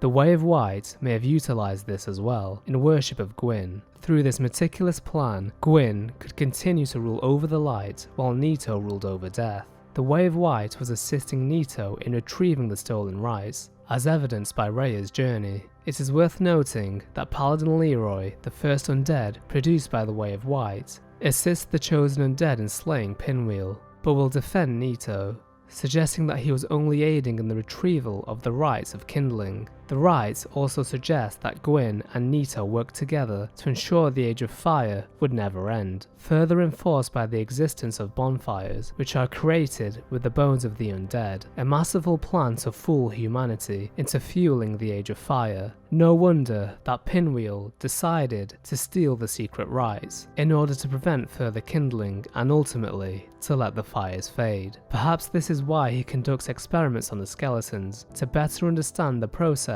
of death. At this point, the chosen undead discovers the tomb of the giants, a pitch-black cavern filled with large skeletons. From this cavern, we can see Lost Izalith in the distance. It is here that the chosen undead bumps into Patches once more. Yet again, he tricks the chosen and sends them spiraling into a ditch. In this hole, we discover Rhea of Thurland, as well as her 2 cleric knights, Vince and Nico, both of which have become hollow and attack the chosen undead, who swiftly puts an end to them. Strangely, Petrus appears to be absent. Rhea, now saved, returns to Undead Parish. It seems her mission to obtain the rites of kindling has failed. If Patches is left alive, he will return to Firelink Shrine, where he will sell all types of trinkets, including the armor worn by Vince and Nico. Patches will also warn the chosen undead about Petrus. Wait, have you met Petrus? That self-proclaimed cleric? Believe me on this one, bruv, the man is scum. Don't you be fooled by his claims to do good. They're all the same, those rotten clerics. Rhea, at this point, can be discovered in the Undead Parish, where she is grateful to her saviour and offers to sell miracles. If Petrus is informed of the rescue, he will state, "Oh, it's you. You rescued milady.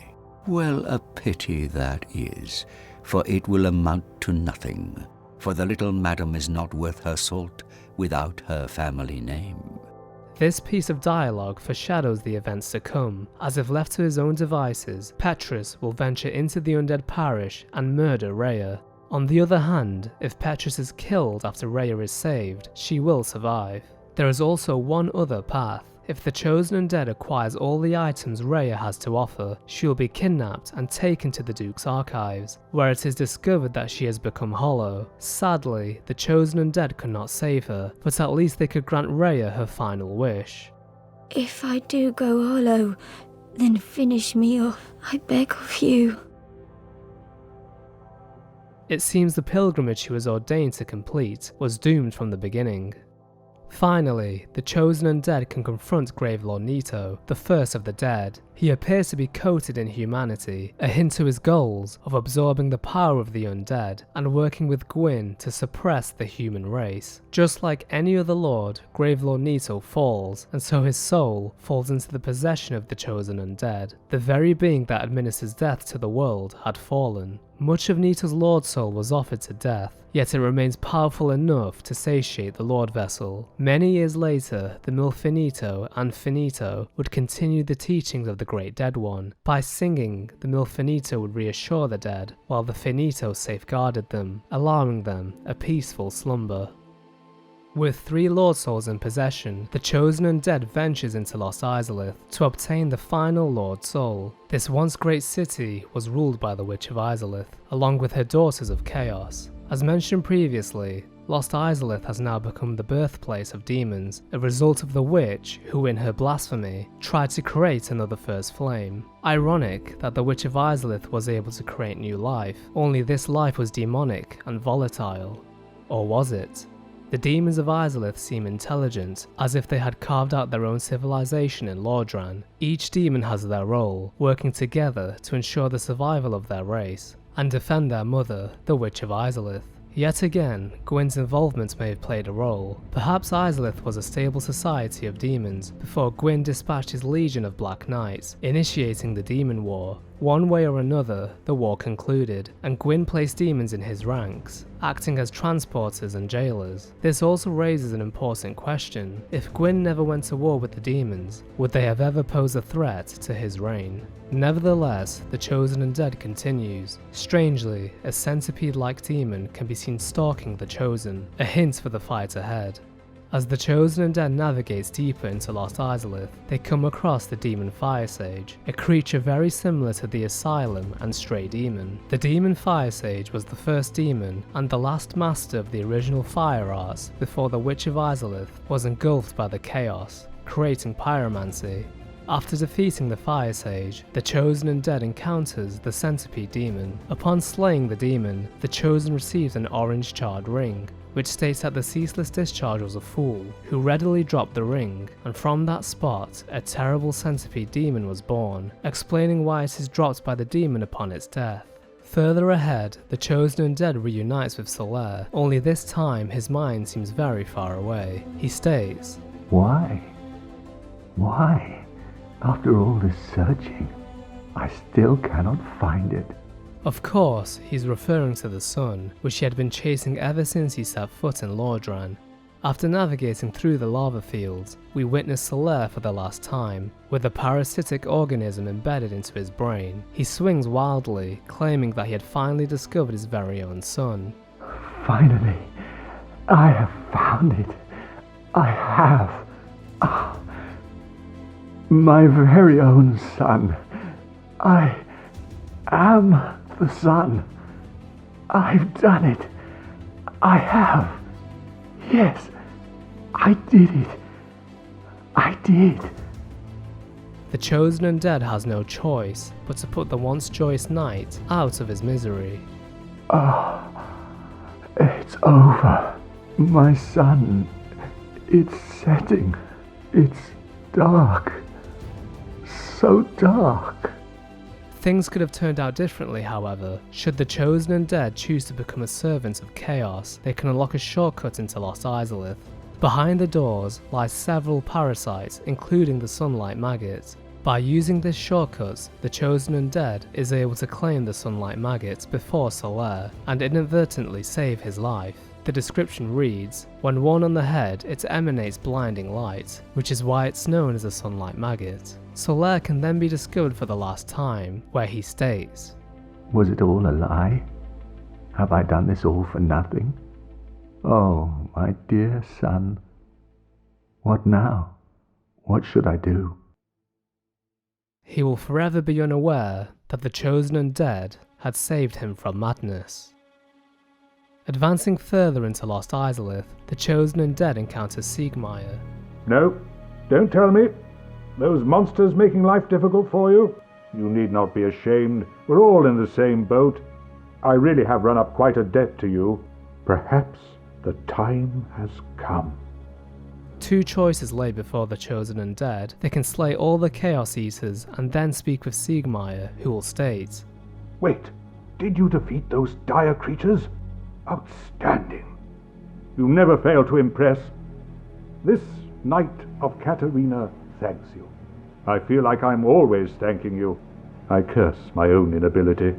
On the other hand, the Chosen Undead can allow Siegmeyer to fight the Chaos Eaters alone, so that he can repay his debt to the Chosen Undead for assisting him on several occasions. However, if left to fight alone, Siegmeyer may fall. The Chosen Undead then jumps into the pit and aids Siegmeyer once again. The Onion Knight then states that he is grateful, however there is something somber about his response.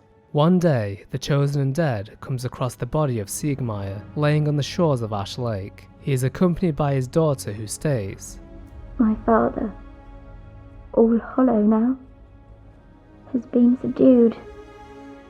He will cause no more trouble. Oh, Father! Dear Father. Sieglind came to Lordran in search of her father. Her goal was to deliver the last words of her mother, and fortunately was able to do so, before forcibly putting her hollow father to rest. His hollow state is a result of the Chosen Undead's continuous aid. Although they had saved Siegmeyer on several occasions, they unknowingly stripped the brave and honourable knight of his purpose. What good was he to anyone if he could not solve his own problems or slay any creature alone? This dampened the morale of the Katarina Knight. His honour was no longer intact, and his worth as a knight dwindled in his mind. Siegmeyer, having lost his purpose and the will to live, became hollow. Returning to Izalith, the Chosen Undead edges closer to the witch. However, several obstacles remain. Firstly, a daughter of chaos, utilizing devastating pyromancies, defends the entrance to her mother's lair. This individual is unveiled to be the eldest daughter of chaos, revealed by her Chaos Fire Whip pyromancy, which states that it was wielded by the eldest of the Daughters of Chaos. During this fight, the Knight of Thorns, Kirk, can also invade this realm. After quickly dispatching the daughter, the Chosen Undead then deals with the Knight. He first invaded in the depths, and then again in the Demon Ruins. This invader, who had plagued the Undead's journey, is slain for the last time. His final resting place lies in Quelaag's domain, near the Fair Lady. His armor reveals that Kirk was a notorious member of the Dark Wraiths. Kirk is also described as being murderous. Despite this, somewhere along his path, Kirk devoted himself to the servants of chaos, utilizing his strength as a Dark Wraith to pillage humanity and gift it to the Fair Lady. Why he did this is unknown.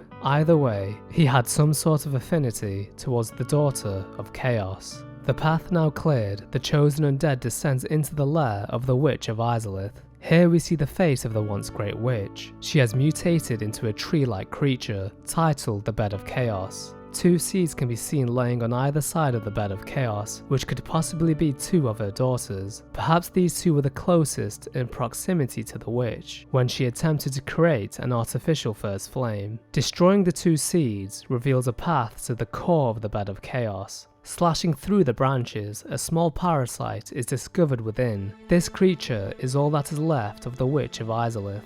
The Chosen Undead slays the creature with a single stroke, and chaos is unleashed. Chaos, which would spiral out of control and eventually go on to consume the Ivory King and his loyal knights.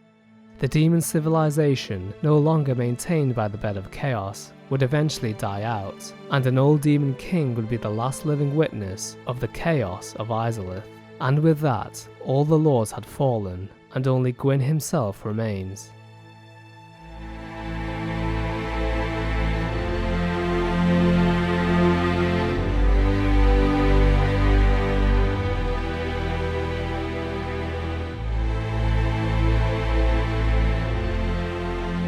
To tell the tale of the Abyss, we must first travel back in time, centuries ago, to a land called Oolacile, an ancient land of sorceries swallowed by the Abyss. The enchanted Ember, a vestige of the lost land of Oolacile, suggests that the once great city had fallen.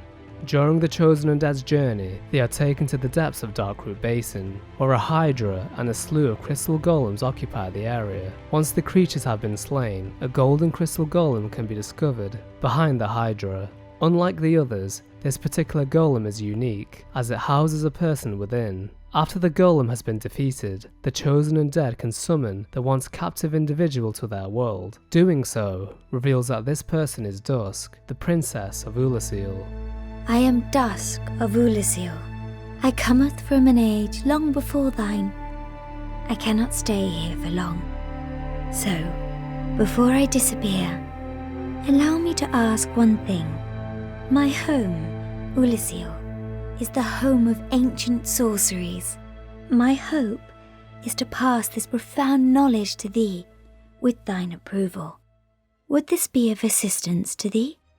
Dusk explains that she is not in the correct time, and that the Oolacile sorceries differ to the ones utilised by the Chosen Undead. The sorceries she sells are better suited for utility, rather than for offensive purposes. She goes on to explain that her land Oolacile was reduced to ashes. It is unclear how the princess left her land and travelled forward in time. Time is convoluted and lore-drawn after all. But one thing is for certain, the sorceries of Oolacile are unusual, and unknown even to the scholars of Vinheim. It is important to note the summoning location of Princess Dusk. It appears that the land of Oolacile closely resembles that of the present-day Darkroot Basin. The Royal Wood in particular bears resemblance to Darkroot Garden.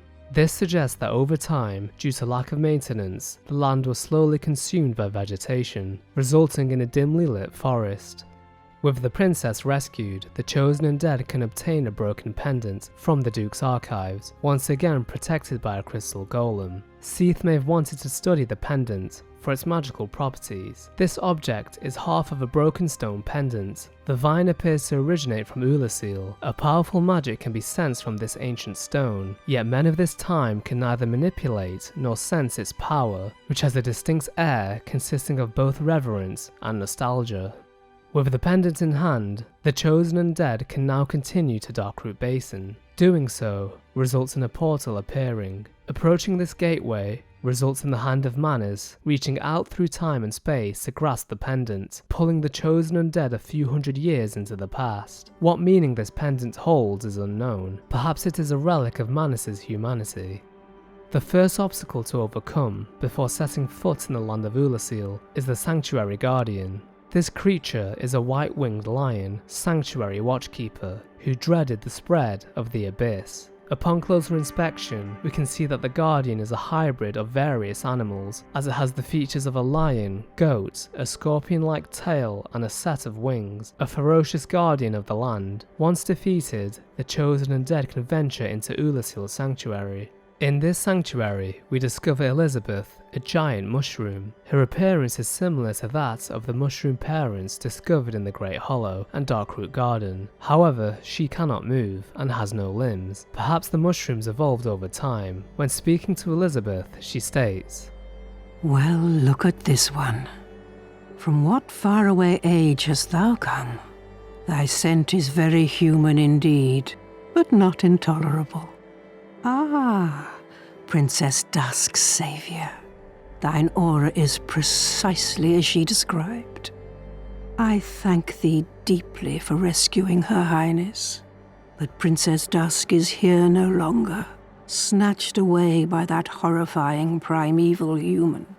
And so I must ask, couldst thou once more play the saviour?" Her dialogue confirms the Chosen Undead has travelled through time. It also confirms that Dusk has been kidnapped by a primeval human. She then goes on to state that she is the guardian of the sanctuary, acting as a godmother of sorts to Dusk. "An abyss was begat of the ancient beast, and threatens to swallow the whole of Oolacile. Knight Artorius came to stop this, but such a hero has nary a murmur of dark. Without doubt he will be swallowed by the abyss, overcome by its utter blackness. Indeed, the abyss may be unstoppable. Still, I have faith that Princess Dusk may be rescued yet." Here we learn that the primeval human, the ancient beast, has brought ruin to Oolacile, and that Knight Artorius, one of the 4 Knights of Gwyn, was dispatched here to rescue Dusk from the beast, and in turn, halt the spreading of the abyss. Elizabeth appears doubtful of his success, but she still has faith that Dusk may be rescued. She also confirms that the Chosen Undead was not the only person pulled through time. "Not long ago, I had another visitor, a human like thyself, from a faraway time. Only he was dreadfully odious, and I'm afraid that he is still amongst us."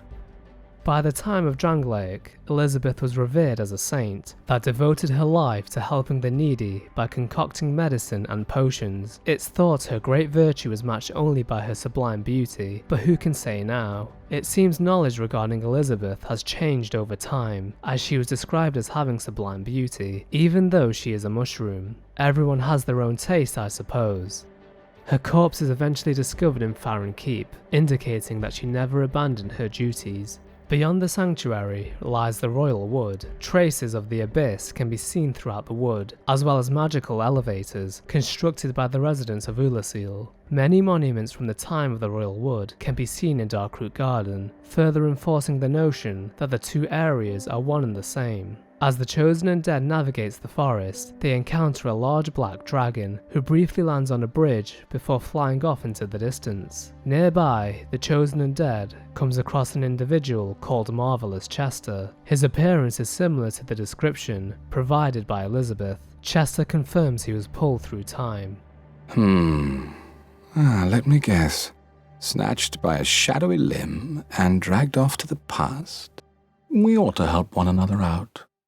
His appearance is unique, sporting a black long coat and a top hat with a mask. Although he talks as if he is trustworthy, he will attempt to invade the world of the chosen undead further down the line. He chooses to use a sniper crossbow as his weapon, a large crossbow with a long distance used by Kareem snipers. This suggests he is from the kingdom of Kareem. If he is killed while invading, he will still sell items to the chosen undead, albeit reluctantly. He will also share some key information to the chosen undead, providing context to the events that took place in Oolacile.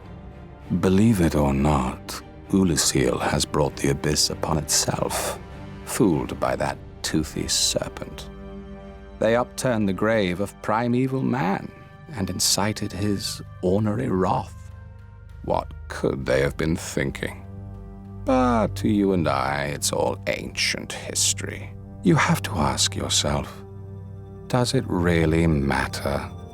The toothy serpent is most likely Darkstalker Karth, an advocate for the dark. The kingdom of New Londo was not the only city to fall due to Karth's involvement, as it appears Oolacile had suffered a similar fate. It seems that Karth had manipulated the minds of many for centuries. He wanted to harness the dark to overthrow the gods and usher in a new age of darkness. The folk of Oolacile could not avoid the temptation of power and chose to disturb the grave of the primeval human Manus, also known as the Father of the Abyss. In turn, this resulted in the spread of the Abyss. The wrath of Manus could not be contained, and soon the residents would warp into servants of the dark, and bodies of humanity would emanate from the abyss below. Manus was potentially a sorcerer from Oolacile, as all dark spells reference an Oolacile sorcerer on the brink of madness. Just like any other human, Manus eventually died and was buried deep below Oolacile. His burial signifies he may have been someone of importance, as his grave is encircled with stones in the ground. Some suggest that he may have been the original furtive pygmy. To be furtive is to avoid attention. He died alone away from sight, only for his remains to be defiled. He could also be one of the many pygmies who was trapped in the Ring City, only to escape to the land of Oolacile, where he would one day die. Even after his death, remnants of his humanity remain, as he reached through time to retrieve his pendant. Turning now to Artorias, the Abyss Walker, Gwyn, the Lord of Sunlight, feared the dark, as it threatened his age of fire, the age of gods. The encroaching darkness was a sign of the rise of humanity, and so he tasked one of his knights, Artorias, to traverse the abyss, rescue the princess, and slay the source itself. Artorias was well equipped to deal with the abyss, and was the most suitable knight for the task at hand. His greatsword was designed to strike harder against dark servants. He was also accompanied by the great grey wolf Sith, who was much younger during the events of Oolacile. In addition, Artorias was also in a covenant with the beasts of the abyss. Ultimately, Artorias was bested and was forced to withdraw. A trail of abyss substance leading from the chasm of the abyss to Artorias' location highlights his path of retreat. By the time the chosen undead reaches the night, he is nothing but a husk of his former self, a once great knight corrupted by the abyss, as confirmed by his armour. The death of the armor's owner can be surmised from the corrosive dark of the abyss, and the tattered azure blue cape, once a symbol of pride and glory. Artorias, in his madness, still appears to be hunting the servants of the dark, even after his death, signifying that some of his ideals have been retained. His left hand is limp and mangled, as he left his great shield behind to protect Sith from the abyss. Artorias did manage to crawl out of the chasm, but it was too late. The chosen undead frees Artorias, but the legend of the Abyss Walker does not die with him. However, this version of events contradicts history. If Artorias fell to the abyss, then how was Dusk of Oolacile saved? How was the spreading of the abyss halted? Why do item descriptions and the testimonies of individuals refer to Artorias as the saviour of Oolacile? The legend of Artorias the Abyss Walker is nothing but a myth. In truth, the chosen undead would navigate through Oolacile Township, fighting the endless onslaught of servants of the dark, and eventually they would descend through the dungeon into the chasm of the abyss. There they would discover Alvina, who would guide the chosen undead to a young Sith, protected by the veil of Artorias' shield. Sif accompanies the Chosen Undead as he once did Artorias, and together they would put Manus to rest. The soul of Manus is described as a lukewarm lump of gentle humanity. Upon closer inspection of the soul, we can see humanity at its centre, as well as dark sprites emerging from within. It also goes on to state that ancient Manus was clearly once human, but he became the father of the Abyss after his humanity went wild, eternally seeking his precious broken pendant. Potentially the pendant was pillaged from his grave, although this is never confirmed. Tragic is the tale of Artorias, the knight famous for his prowess in the Abyss, who could not halt the corruption in Oolacile. Even in New Londo, dark wraiths remain to this day. Perhaps the Abyss is insurmountable. Regardless, the legend of Artorias would ripple through the ages, giving rise to Farron's Undead Legion, the Abyss Watchers, fighters who embody Artorias' combat style and fight the Abyss both in life and in death. Returning to Artorias' location, the Chosen Undead discovers a woman kneeling and paying respects to the deceased. This individual is Kiran, one of Gwyn's knights. If the Chosen Undead speaks to Kiran, with the soul of Artorias in their possession, she will say, "You, is that not the soul of the man who fell on this spot?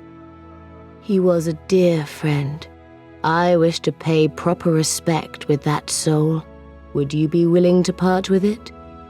If given to her, she will offer a pair of gold and dark silver traces in exchange. It is not clear whether she was romantically involved with Artorias, or if she just had great respect for her fellow knight. If slain, she will cry out, "You humans, my dear Artorias." This statement insinuates they may have been linked romantically. Either way, she's one of the few that knew the truth regarding the legend of Artorias. With Manus put to rest, Elizabeth states the following: "Thou hast rescued Princess Dusk, and rid us of that terrible primeval human, even halting the spread of the Abyss. I salute the grandeur of thine enterprise. I thank thee, as do we all.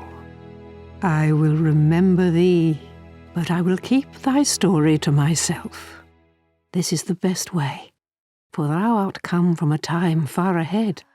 No one will sing thy praises, but yet thy greatness shall live on, for it shall be my purpose to remember all thou hast done for us." The true saviour of Oolacile returns to their present day, where they can converse with Dusk. "This may strike thine ear as somewhat peculiar, but long ago, in my homeland of Oolacile, I was beset by a creature from the Abyss. I would have perished then, were it not for the great knight Artorias. In truth, I saw little of what transpired, for mine senses were already fled. But even still, there was something about Artorias, a certain balance of the humours that quite perfectly fits your semblance. Heavens, could it be that? Oh, dear me. That was Oolacile, many centuries ago. Please excuse my fanciful musings. Only it was so very odd. You and Artorias, I owe my life to each of you, and both seem to share some resonance of sorts. Perhaps it is the nature of true greatness. I still think on that creature from the Abyss that preyed upon me. My faculties were far from lucid, but I quite clearly sensed certain emotions. A wrenching nostalgia, a lost joy, an object of obsession, and a sincere hope to reclaim it. Could these thoughts belong to the beast from the Abyss? But if that were true, then perhaps it is no beast after all. It's just that I wish to know the truth, and no one, not even loving Elizabeth, will tell me." It appears that out of respect for Artorias, Elizabeth hid the truth from the world, although Dusk notices the striking similarities between Artorias and the Chosen Undead. She also recounts that Maneesh did have emotions after all, an essence of his humanity remained, symbolized by his desperation to retrieve the broken pendant. Alvina also confirms in the present day that the story of Artorias is none but a fabrication and a fairy tale, although she still respects Artorias. Many bandits and adventurers seek the treasures left behind at the grave of the Abyss Walker. Alvina tries to sway people away in order to preserve his legacy and safeguard Sith. When approaching the grave of Artorias, despite centuries having been passed, an adolescent Sith still recognizes the chosen undead. They did fight side by side in the Abyss after all. Howling in anguish, Sith reluctantly picks up his master's sword and prepares for battle.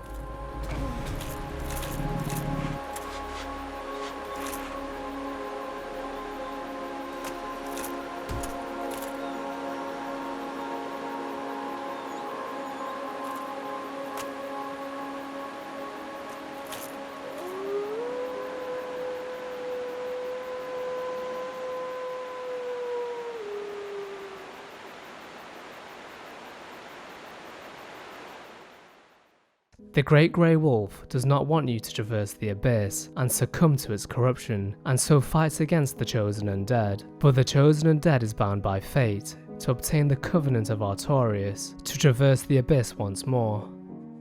During the journey to the past, the Chosen Undead comes across another knight of Gwyn, Hawkeye Goth, a giant who wields a bow to pierce dragons, a crucial ally to Gwyn. Sadly, Goth has been trapped in this tower as some look down on his kind. Furthermore, Goth appears to be blind, however his lack of vision is due to his helmet. It appears that the eye holes have been filled with tree resin by those who dismiss Goth as a brutish giant. He recognizes the Chosen Undead as the one who freed Artorias and thanks them for allowing him to leave this world with his honor intact. Goth also confirms Chester's version of events, that the townsfolk of Oolacile were persuaded by a dark serpent and brought about their own ruin. From Goth, we learn that the dragon witnessed previously is in fact Calamite. Even if the City of Gods will not confront the beast, Goth will assist the Chosen Undead in taking down the Black Dragon. With the greatest of great bows in hand, Goth fires an arrow into the sky, piercing the dragon and forcing it to land. It is important to note that Calamite is referenced as the last of the ancient dragons, an interesting choice of words, considering the everlasting dragon and Seeketh the Scaler still exist. Nevertheless, Calamite's life is one of solitude. The Chosen Undead ventures to the location of the grounded dragon and engages the beast. Calamite, the bringer of calamity, is slain.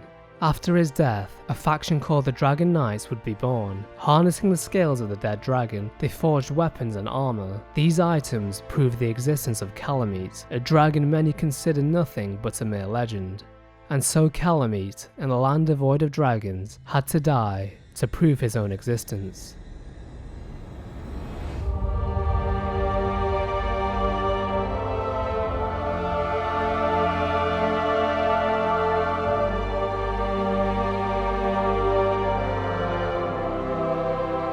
The Chosen Undead's pilgrimage is close to its end. Offering the Lord Souls to the vessel results in the opening of a gateway. A blinding white light beckons the Chosen Undead. Here lies the final gauntlet. A myriad of phantom knights patrol the entrance, but pose no threat. The souls of those who are disembodied by the flame. Crossing this stairway leads to the Kiln of the First Flame, a wasteland coated in ash, evidence of the ferocity at which the flame once burnt. Black Knights defend the area, however, they pose little threat to the Chosen Undead, the Slayer of Lords. These knights were stationed to protect Gwyn as he linked the flame. On a narrow bridge, a suit of Black Knight's armor can be obtained. The knights followed Lord Gwyn when he departed to link the flame, but they were burned to ashes in newly kindled fire, wandering the world as disembodied spirits ever after. Delving deeper, a golden summoning sign can be seen before the final gate. This sign belongs to Solaire. Although he could not discover his own son, he pressed on. As an undead, just like many others, he would conclude his pilgrimage by setting himself ablaze.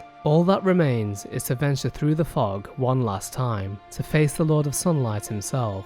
At the heart of the Kiln, next to the fabled First Flame, stands Gwyn, the Lord of Cinder, for only cinders remain of the once great Lord. His appearance is representative of the sacrifice he made and the depths to which he delved to keep the flame from extinguishing. His family splintered and his firstborn banished, Gwyn had no choice but to link the fire with his own body. Offering much of himself to the flame resulted in him being stripped of his power and the decimation of his own army. His famous miracles of lightning are absent in this duel. The chosen undead, with or without Solaire's aid, would put an end to the Lord of Light. However, the machinations of Gwyn would continue through the ages, as many Lords of Cinder would continue to link the fading flame. Eventually, this would result in the creation of the Soul of Cinder, a physical manifestation of all that had linked the fire. Two options now lay before the chosen undead. Do they link the fire and prolong an age that may one day die, and fulfill the wishes of King Seeketh, or do they turn their back on Gwyn as he once did to mankind, and allow the flame to fade? Should the fire be linked, the chosen undead is consumed by the inferno, and their powerful soul fuels the fire for many ages hence. Should they choose to deviate from the undead pilgrimage, they can walk away from the flame, where many primordial serpents have gathered to greet the chosen undead. Among these serpents is Karth and Frampt. Strangely, Frampt kneels before the Dark Lord and offers their service, suggesting the serpent had a change of heart. Or perhaps Karth and Frampt were never truly rivals, and regardless of the outcome, they would benefit from the struggle of those around them, as these imperfect dragons appear to have outlasted the everlasting dragons and the gods themselves. Nonetheless, the chosen undead now rules as a Dark Lord, reigning over the approaching age of Dark. How did the fate of Lordran come to this? Gwyn refused to let the Age of Fire end, and as a result committed the first sin. By linking the fire and denying the transition of the ages, Gwyn halted the undeniable course of nature. The Age of Fire should never have been extended, yet it was. Even if the chosen undead rules over an Age of Dark, Embers will always remain, and those faithful to the Lords will forever embark on a pilgrimage to link the first flame, resulting in a paradox. The Age of Fire can never truly end, and the Age of Dark can never prosper. The two struggle to coexist, yet how can there be light without dark? Still, the Lord of Light tried to banish it. In the words of Karth, the furtive pygmy waited for the fire to dim, but this never occurred. But can we trust the word of the devious serpent? The cycle is infinite, a fabricated timeline of distortion. Even if the darkness settles, one day, tiny flames will dance across the darkness, like embers linked by the Lord's past. This world can no longer be inherited by humanity. Hopefully, one day, someone can paint a tranquil world for those who remain. In the constant battle between the light and the dark, perhaps we must ask ourselves what lies beyond it. Exhilaration, pride, hatred, rage. The dragons teased out our dearest emotions. Lead thy life as thou seest fit. Farewell, human. Regrettably, I have failed in my mission, but perhaps you can keep the torch lit. Well, now you know, and I can die with hope in my heart. If you require rest, now is the time. That is, after all, what the bonfire is for. When I gave you that flame, I gave you a part of myself. Please take good care of it. Be safe, friend. Don't you dare go alone. Please, save us all. Please.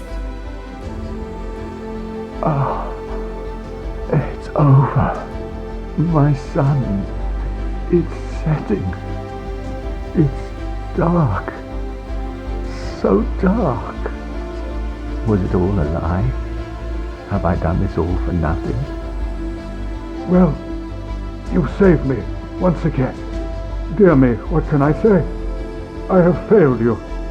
My daughter risked life and limb just to find me. Heavens, I never asked her to do that. Mother's ambitions were misguided, no doubt. But surely 1,000 years of atonement is enough. Farewell, my mother, my sisters. Please, sister, do not cry. I am happy. Really? I have you, don't I? I beg of the spread of the abyss. It must be stopped. The breaking of curses is the territory of deities. You must be prepared to give some of yourself. Beyond the scope of light, beyond the reach of dark, what could possibly await us? And yet we seek it insatiably. Such is our fate.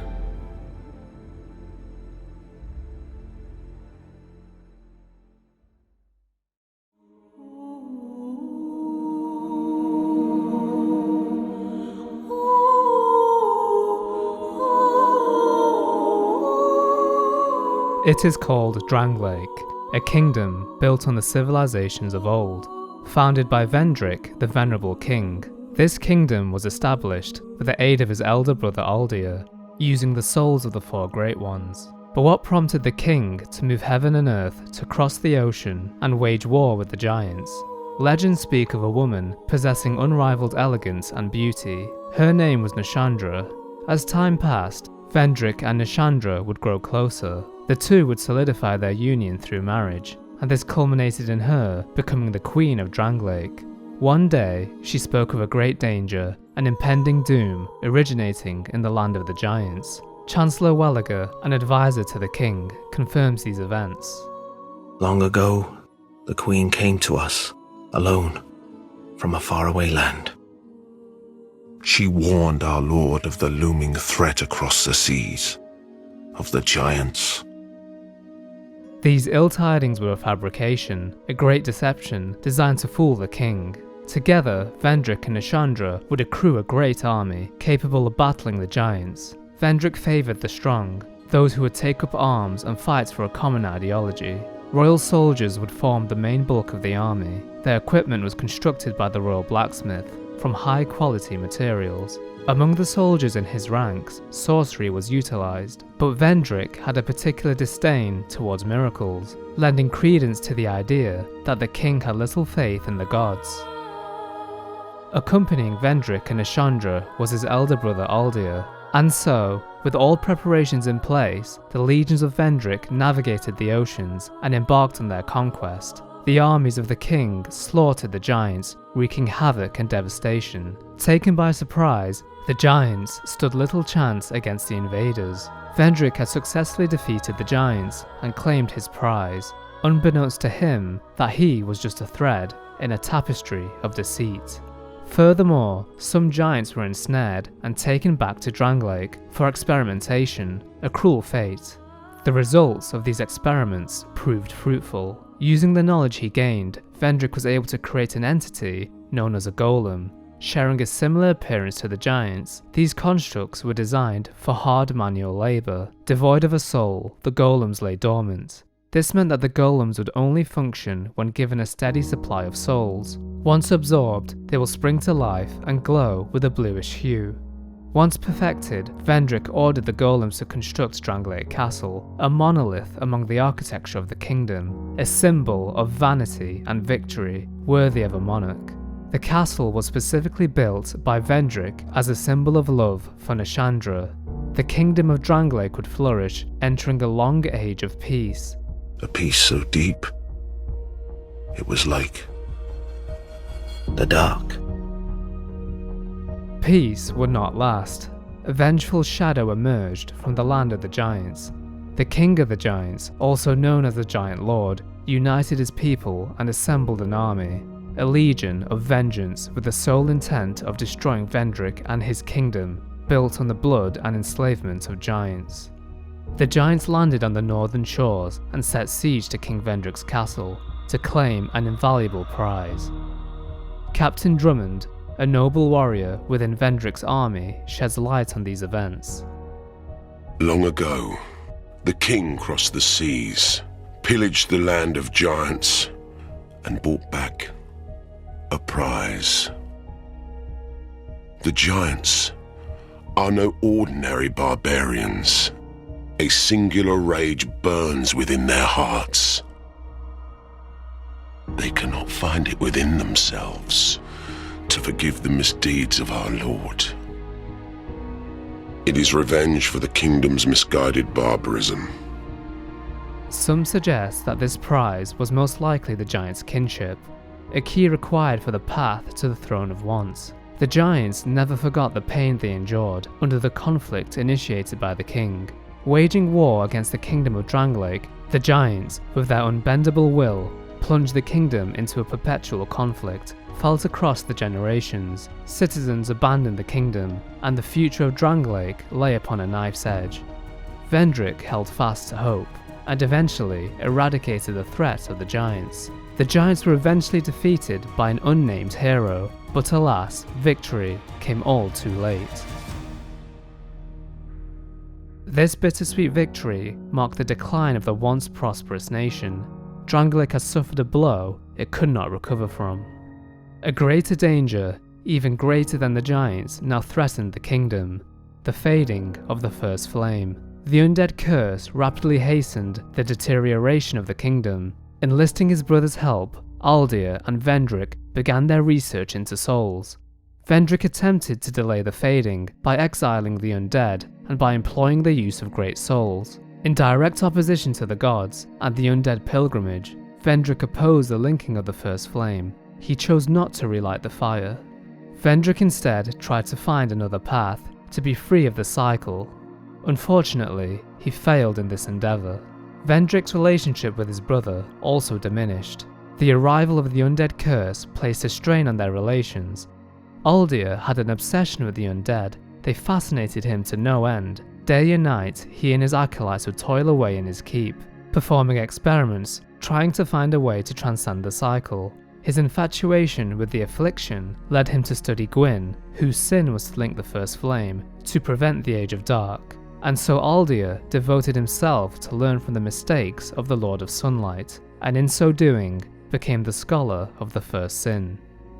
Lord Aldir attempted to uncover the secrets of life itself, and viewed the undead as a key to this mystery. Although the king's elder brother helped found Drangleic, he later lost interest in the land's fortunes. No longer interested in the prosperity of the kingdom, Aldir turned his gaze towards dragons, attempting to elevate humans from the affliction into dragonhood in order to escape the undead curse. Both brothers sought the truth, but through different means, and their fervour meant the eventual withering of their familial ties. Their fragile bond would cease to exist once King Vendrick condemned his own elder brother to the mansion, forever isolating him within the confines of his keep. Aldir wanted to shed the yoke of fate. Perhaps he attempted to usurp the first flame, but instead was warped into an abomination, a being neither dead nor alive, inhabiting the bonfires of Drangleic. Some say he achieved his goal of transcending the cycle, though not in the way he intended. Others may view this as a failure, Aldir's body being tied to the bonfires, chained to the very thing he wanted to escape. Soon, Vendrick would discover the true nature of Nashandra, and that she was in fact a child of the Father of the Abyss. Harbouring a desire for the first flame, Nashandra set into motion events that would enable her to access the Throne of Want. When the chosen undead defeated Manus, his being dissipated into fragments, the smallest of which and the first to become sentient was Nashandra, as confirmed by Vendrick himself. The Abyss once had form, but then dissipated. And yet, traces of its existence endured. Each fragment, thirsting for power, spread dark with no relent. My dear Chandra was one such fragment. A feeble, tiny thing that thirsted for power more than any other. Driven by insatiable lust for a worthy vessel. Nashandra coveted that which she did not have, power, and so she sought the Throne of Want. She desired the Age of Darkness to become a reality, allowing her to rule over it as the Lord of Dark.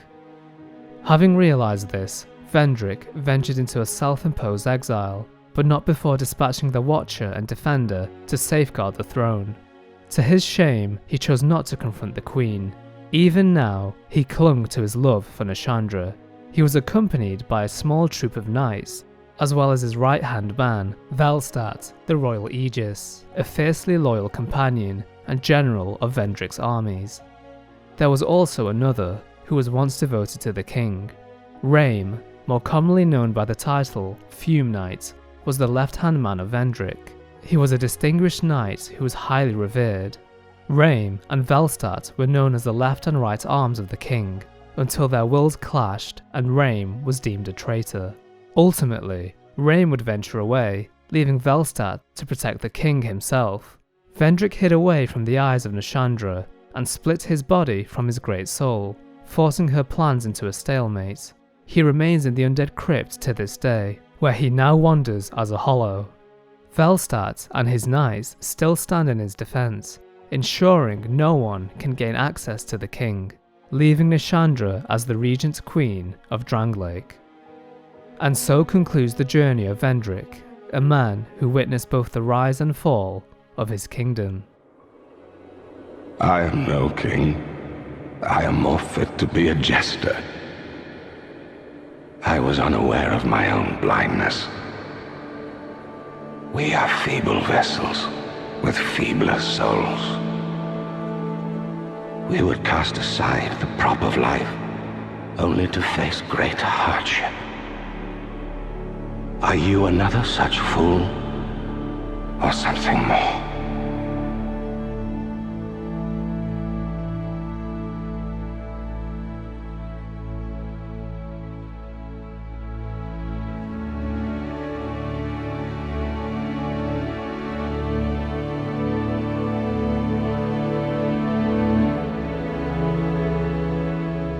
Like a moth drawn to a flame, your wings will burn in anguish, time after time, for that is your fate, the fate of the cursed. One day, a lone undead, bereft of meaning, is lulled to Drangleic, a decrepit kingdom. This auspicious individual arises, only to find themselves in things betwixt. A dark confine illuminated by a crack in the mountain, a hut can be discovered within. This place is home to 3 old ladies. Moral appears to be reticent, and Gryant shows little interest towards the newly awakened. Strowan, however, provides some guidance. She helps the undead, who is absent of memory, recall their name, and provides them with a vague purpose. Her tone denotes that we are not the first, but in fact one of the many undead seeking something in Drangleic, for this withered kingdom has a certain allure. The goal of an undead is to seek souls and in the process lose them, stuck in a cycle and doomed to repeat it. Accompanying them is Millibeth, the housekeeper. She reveals that the ladies were once firekeepers, 3 of 4 sisters. The 4th appears to be absent, as indicated by the empty chair. Perhaps she departed on her own, eventually residing in Firelink Shrine many years later. The firekeepers once safeguarded bonfires, but if 3 can be found in one location, it is safe to assume they have abandoned their respective posts. Hope seems lost in the age of the fading flame, and so the firekeepers all but scattered to the wind. In addition, she refers to things betwixt as a limbo, a link between Drangleic and the outer world. Venturing towards the light in the crevice, a serene landscape unveils itself, painted with the orange hues of the sun, accompanied by the calming sound of crashing waves. Majula appears to be a new home for the lost undead. This small, decayed village is located on the coast of Drangleic. A large stone well, a mansion, and a small tower mark the key features of the area. In the basement of Majula Mansion, shards of the Lordvessel can be seen, a subtle reminder of the kingdom that once inhabited this land. Many adventurers, blacksmiths, and tradesmen converge upon this point, as Majula provides peace to all who would seek it. It is here where we first make contact with the Emerald Herald, Shanalot, a name gifted to her by her kin, the dragons. Her role is pivotal in the events of Drangleic. Her original purpose was to shatter the undead curse. This is also the very reason she was brought to life. The existence of the undead and hollows occupying the land signify her failure to break the curse. As a result, she chose instead to shepherd the undead, providing them with Estus flasks and a vessel to channel souls, so that they may become powerful enough to slay the Four endowed with immense souls. The names of the Four are unspeakable, and so their identity remains a mystery for now. If this can be achieved, the undead may succeed the once king of Drangleic, Vendrick, and claim the throne of Want, the ultimate seat of power in this land. With this objective laid before the undead, they are granted the title Bearer of the Curse, a moniker shared by all who would seek the throne. Atop a staircase, sat next to a pillar, is Soldan, the crestfallen warrior, a man whose hopes have been all but extinguished. He refers to the undead as having an irreversible fate, suggesting that it is impossible to break free from this path, and that all are merely props on the stage of life. Failure, in his eyes, is inevitable, and so he sits in Majula, a place where life is almost normal. Soldan states that the real curse is to be alive, to walk this earth, and that the lack of death at the end of life is a predicament. His philosophical outlook certainly implies that he feels life has little purpose if the sweet embrace of death does not lay at the end of it. He also notes how firekeepers once tended the bonfires, and wonders where they went, unaware that 3 are living close by, avoiding their duties. Soldan relates to the plight and struggles of the undead, but for now seems content to lead a stagnant life. In the distance, the tinkering of a hammer striking an anvil can be heard. In a humble abode resides blacksmith Lenegrast. The green skin of the smith reflects his undead state. Similar to the bearer of the curse, his memories have faded, although he has retained his ability to smith, as well as the memories of his daughter. Sometime in the future, a stone trader by the name Cloan, hailing from the merchant land of Volgan, is convinced by the bearer of the curse to set up shop in Majula. As her title implies, she is a trader of stones, materials used specifically by blacksmiths to upgrade armor and weapons. Cloan states, "You see that blacksmith over there? Is he one of those hollows? He seems to keep eyeing me up. He sort of looks like my father. He's a blacksmith too, you see. The poor man's such a worrywart. But he wouldn't follow me out here, would he?" Conversing with Lenegrast reveals that Cloan is indeed his daughter. My witless daughter finally came home. Just as oblivious as she's always been. Well, at least now I can keep an eye on her. Despite recognizing her, they will never be unified as a family, as Cloan fails to identify Lenegrast as her own father. Perhaps his undead form made him unrecognizable to her, or is Cloan suffering from memory loss, as all undead appear to. Sadly, the two will never be reunited, but Lenegrast can have peace of mind knowing his daughter is safe. In close proximity sits Morlin, the armourer. Similar to Cloan, this merchant also originated from the land of Volgan. He claims the Blue Sentinels have gained much power in his homeland, and so their blessing is required to set up shop, insinuating their blessing is only received if a donation of coin is given. In order to escape the competition, he travelled to Drangleic, but has had little success. This has broken the morale of the armourer, as he resorts to begging, hoping people would purchase his wares. His timid nature is displayed with both his physical posture and trembling voice.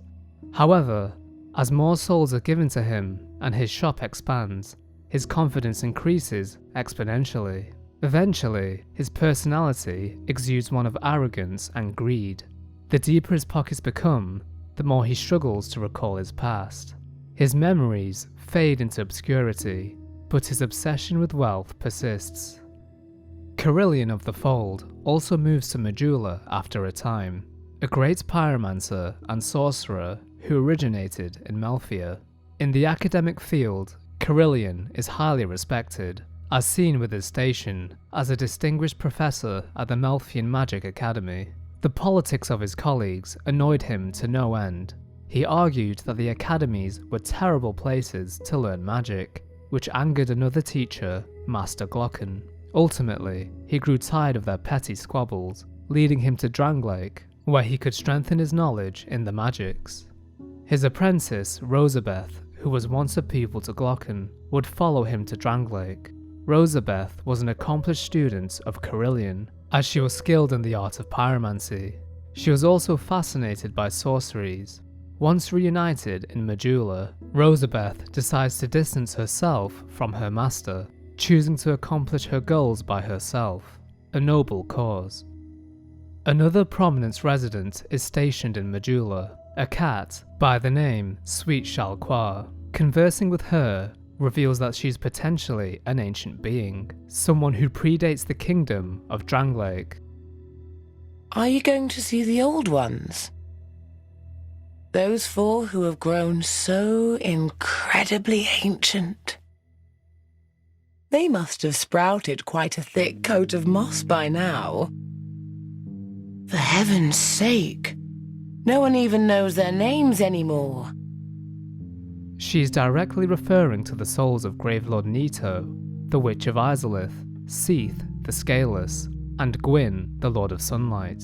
Her knowledge of these ancient beings implies that she may have lived during or close to the events that unfolded ages past. Surrounding Majula lies the Forest of the Fallen Giants, a historic location. This once war-torn land had seen much conflict.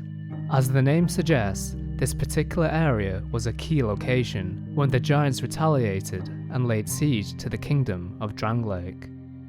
The Cardinal Tower was built many years ago by Vendrick's soldiers, acting as an outpost of defense against the invaders. Giant corpses can be found throughout the zone, as well as hollow soldiers. Each warrior once belonged to the army of Vendrick. Even in this state, they defend their homeland.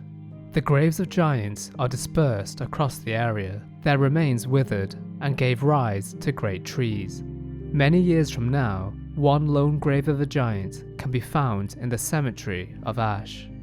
An individual known as Pate makes an appearance for the first time, a mild-mannered treasure seeker similar to Patches. His trustworthy facade is a tactic used to gain the trust of the bearer of the curse. Pate's journey to Dranglake with an infamous killer known as Creighton of Mirror, a dysfunctional team to say the least. A cartographer by the name of Kale also recounts that a murderer had escaped execution in his homeland of Mirror, confirming that he is a homicidal individual. Creighton is first discovered captured in a cell, which he had initially designed to imprison Pate. Unfortunately, it appears as though he had been caught in a trap of his own making. He harbours a grudge against Pate due to his selfishness. According to Creighton, Pate would always steal the lion's share of the treasure and refers to him as a backstabbing knave. Just like Pate, Creighton veils his true persona. A choice must be made. Do we side with Pate or make an ally of Creighton? It is worth noting that Creighton's armour and weapon are replicas. It is doubtful that a disgraced killer would be a Knight of Mirror. Upon inspecting his armour, we can see that its design resembles that of the Knight Order of the Eastern Land of Mirror, but with some odd differences that catch the eye. Perhaps it is a finely crafted imitation. His weapon is also a forgery of the Dragonslayer's Crescent Axe, lacking any sort of lightning infusion. The true axe belonged to the unbeatable Lothian, but he abruptly retired from the battlefield and was never heard from again. Some say that he grew tired of the frailty of human foes and set off to slay the legendary dragon. Lothian was a shieldless warrior. This explains Creighton's lack of a shield. Perhaps he was trying to imitate the legendary soldier. Nevertheless, the two can eventually be found, engaged in a duel. It is here that their story concludes. The bearer can either provide aid to Pate or Creighton. The sole victor will display their gratitude. But even this is a farce, as a booby-trapped chest will be left behind as a final farewell to the bearer of the curse.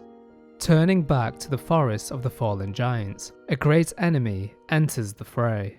The last giant is found contained within an underground cave, chained and impaled with numerous swords, with a pillar punctured through his torso. Why did this giant in particular deserve such treatment? Strangely, it appears as though the last giant recognizes the bearer of the curse. Throughout the engagement, the last giant grows impatient and reckless. Losing the fight, he decides to tear off his own arm, to use as a makeshift weapon in a desperate attempt to slay the bearer of the curse. Despite his struggle, he is defeated. The soul of the last giant provides a window into the history of this creature. The Lord of the Giants, who had brought wreck and ruin to the entire kingdom, was said to have been felled by an unknown warrior. His beaten and broken remains were then dragged beneath a stronghold, where he was sealed away.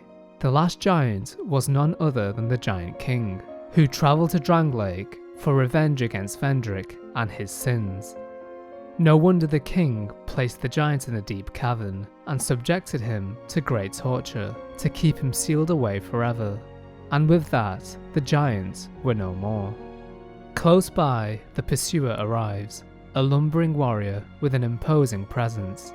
This mad knight was originally from the kingdom of Alkan. His sole purpose is to hunt down those afflicted with the undead curse, as stated by his ultra greatsword. The pursuer hunts down those branded by the curse, as if each undead soul that he claims will atone one of his sins. What these sins were are never revealed, although centuries later, his shield reveals the following. Far too heavy for an ordinary person, perhaps it signifies the foolishness of resisting the curse. It is possible that his sin was to attempt to resist the undead curse. However, we can never truly know the answer. Nonetheless, he is unyielding in his pursuit of the undead. Adjacent to Majula lies Hade's Tower of Flame. However, the entrance appears to be blocked. Luckily, a woman by the name Lycia can aid the bearer of the curse. Speaking to her reveals that she is a devout disciple to the gods, having journeyed to Drangleic to spread the word of miracles, so that all can bear witness to their wondrous power. According to her, the pathway can only be opened with the power of miracles. She has also found a possession of the miracle Soothing Sunlight. This miracle, once kept by the Lindelt Monastery, was stolen and never recovered. Based on this description, we can surmise that Lycia is a thief, a con artist, swindling the undead for their souls. Although she opens a path ahead, it is not through the power of miracles, but by operating the mechanism using the Rotunda Lockstone, a stone which rotates the medulla rotunda, insert into the central pillar to align the rotunda with a different passageway. Nothing magical about it, but a fine feat of engineering. We can discern that Lycia is not to be trusted.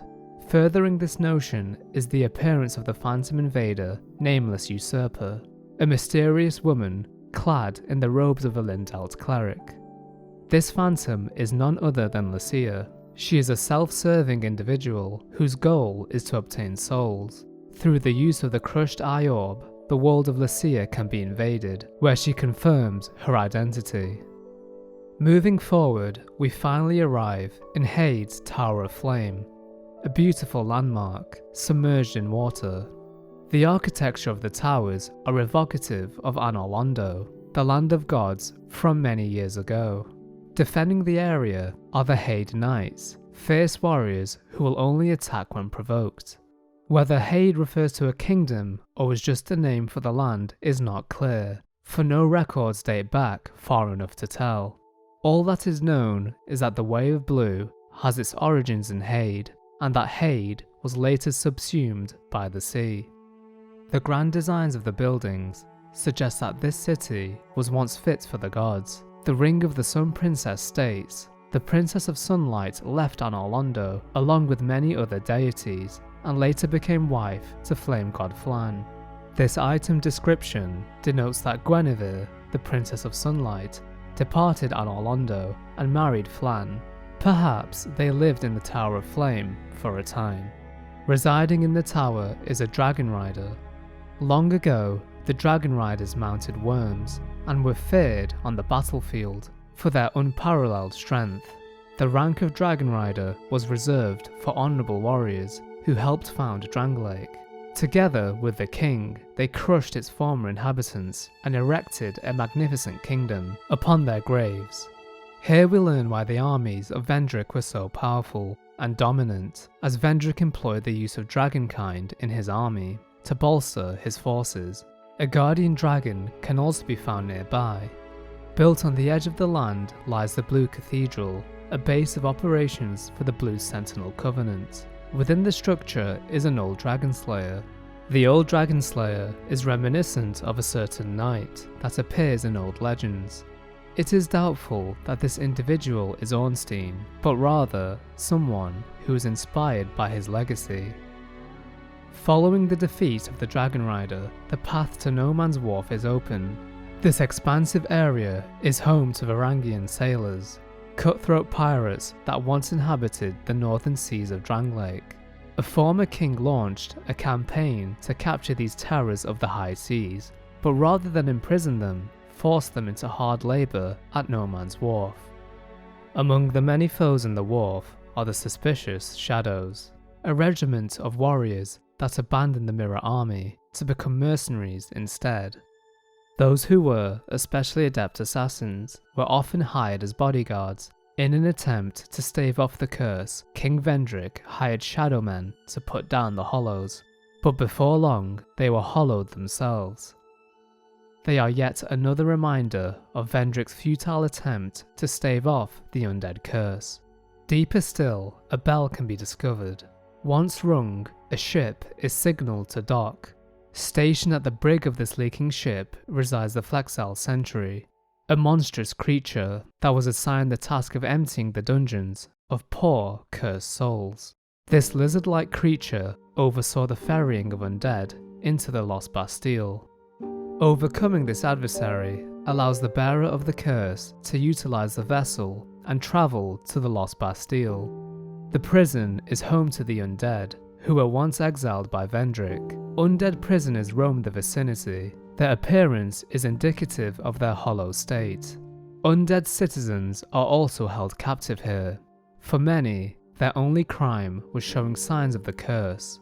Notably, some of these former citizens of Drangleic were the victims of Lord Aldier's experiments. Their bodies are horribly disfigured as a result of the unspeakable procedures to which they were subjected. Their life force is now sustained by unstable and highly volatile souls.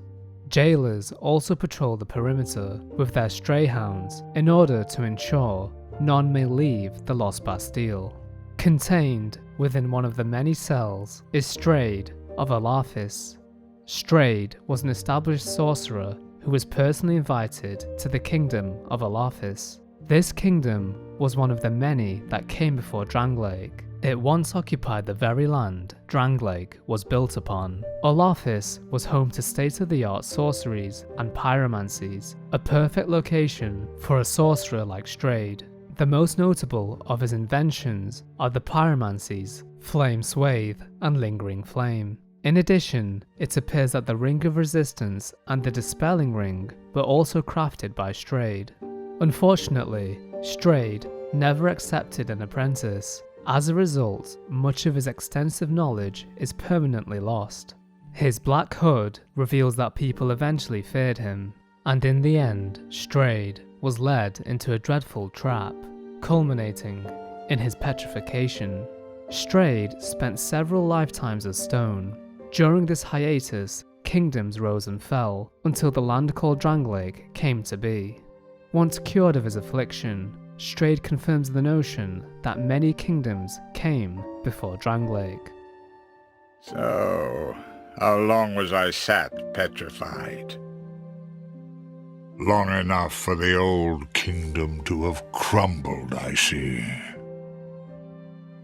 Long enough for Alaphis to rise, fall, and fade away, evidently.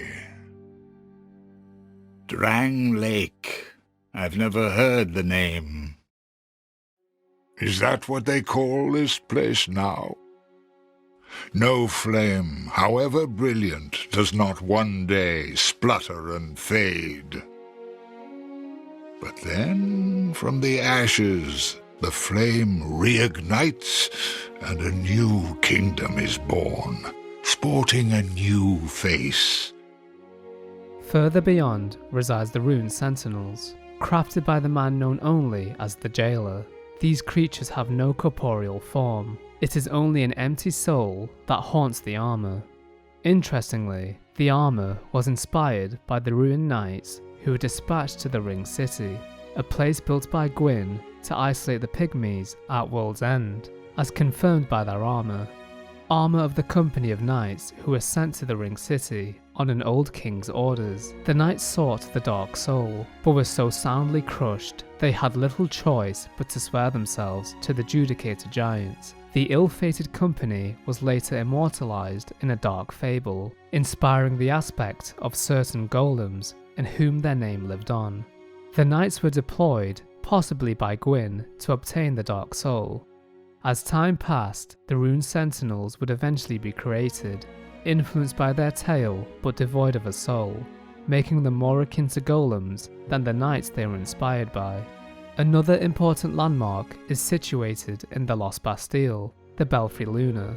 To understand the significance of this bell tower, we must first refer to two old kingdoms. The kingdoms of Alcan and Ven long ago flourished on these very grounds. They were both founded by the same man, but were reduced to rivalry and spite. The Bellkeeper's attire speaks of the love between a prince and princess. To this day, the forbidden love of the Prince of Alcan and the Princess of Ven manipulates these marionettes. The twin bells symbolize the bond between two lovers who can never be united. The Bellkeepers are their eternal guardians, for that is their love. That is their curse. Their love was forbidden due to the strained relationship between the kingdoms. We can infer that the Belfry Luna was built for the Princess of Ven due to its affiliation with the moon. The moon represents femininity, as indicated by Gwyndolin, whose affinity with the moon led to him being raised as a female. On the other hand, the Belfry Sol is associated with the Prince of Alcan due to the sun's connotations with masculinity. It is safe to assume that the Kingdom of Alcan once resided in the location where the Iron Keep now stands, and that the Kingdom of Ven once occupied the lands of the Lost Bastille. Marionettes were constructed to serve as a means of defense for each tower. Just as life was given to the dolls, perhaps it was also given to the Belfry Gargoyles, who reside atop the tower, yet another measure of protection. Unable to cement their love, the Prince of Alcan was to be wed to another. A merchant of ladders known as Laddersmith Gilligan sheds light on this tale. That creature, she was human once, you know. Yeah, in fact, she was wed to the prince of that nearby castle. But her husband? He had feelings for another.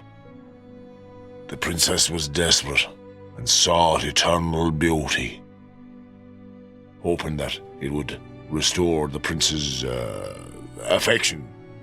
You see what I mean? Gilligan is referring to Mitha, the Baneful Queen, revealing that the Prince of Alcan, despite his marriage with Mitha, was still enamoured by the Princess of Ven. Doubting her self-worth, Mitha became obsessed with delusions of unattainable beauty. She even bathed herself in poison, believing it would elevate her appearance, solely driven by the desire to win the heart of her husband. But is the person in question the Prince of Alcan or the Old Iron King? The Queen sought the King's affection, even poisoning herself to attain beauty, despite the monstrous consequences, all for the compelling madness known as love. This could be referring to the Iron King, whose keep is in close proximity of Earthen Peak, the home of Mitha. Some may posit the theory that the Prince of Alcan may have ascended to the title of king, having climbed the ranks of royalty. However, the Scorching Iron Scepter places doubt on this notion. When the old king wrested this dilapidated region from the Kingdom of Ven, The act required all the resources the enfeebled lord could muster. If the Prince of Alcan became the Old Iron King, why would he subdue the kingdom of his beloved? Whoever Mitha truly coveted remains a subject of mystery. Even if the prince or the king did not love her, there was another who may have truly adored the baneful queen. The soul of the covetous demon states, there was once a man whose deep affections were unrequited. His situation is similar to Mitha's. Both possessed a deep love for another, but this love was unreturned. Despite this, he remained in Earthen Peak, where he became a glutton. In turn, he was transformed into the covetous demon, which only made him lonelier than before. At the lowest point of the Lost Bastille is a tower known as Sinner's Rise, a structure built to apprehend the vilest of all prisoners. At the end of the path, shackled by chains, dwells the lost sinner. A bug, reminiscent of the parasites found in Lost Izalith, worms its way into her eye sockets. Writhing in the skull of the host, the prisoner is sent spiraling into agony. Her attire is reminiscent of torture. The penal mask contains spikes pointed inwards, a brutal method of torment. A straitjacket is tightly cinched against her waist to restrict her movement. The penal handcuffs restrain the use of her hands, and her skirt is a symbol of shame, worn only by the guilty. Even the blade, grasped firmly in the hands of the sinner, saps the life of its wielder. In her agony, the sinner has etched writings into the floor of the prison. What manner of person deserved such a barbarous fate? Not much is known regarding the identity of the lost sinner. Despite this, a few theories exist. Firstly, the soul of the lost sinner reads, the lost sinner eternally punishes herself for the sins of her past. Out of great shame and regret, the sinner imprisoned herself. Additionally, she's also found in possession of the old witch soul, the very soul that belonged to the witch of Izalith. In another cycle, pyromancers also aid the lost sinner in battle. Potentially, the lost sinner was a pyromancer of some kind. Perhaps she was once Magus Egil, a devout follower of the Old Iron King. It should be noted that the penal handcuffs used to bind the lost sinner also boost the power of pyromancy. If imprisoned of her own volition, it would make sense to wield something of power in order to maintain her solitude and prevent the old witch's soul from falling into the hands of a nameless undead.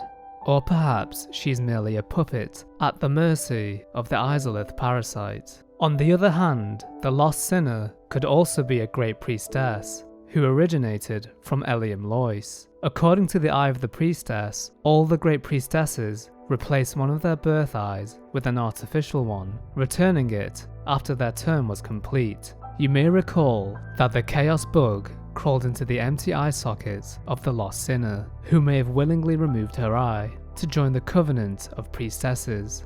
Eliam Lois was a frigid kingdom, ravaged by the old chaos. This would explain how the Chaos Bug came to be. The lost sinner lives deep within the Bastille. The fool, trying to light the first flame.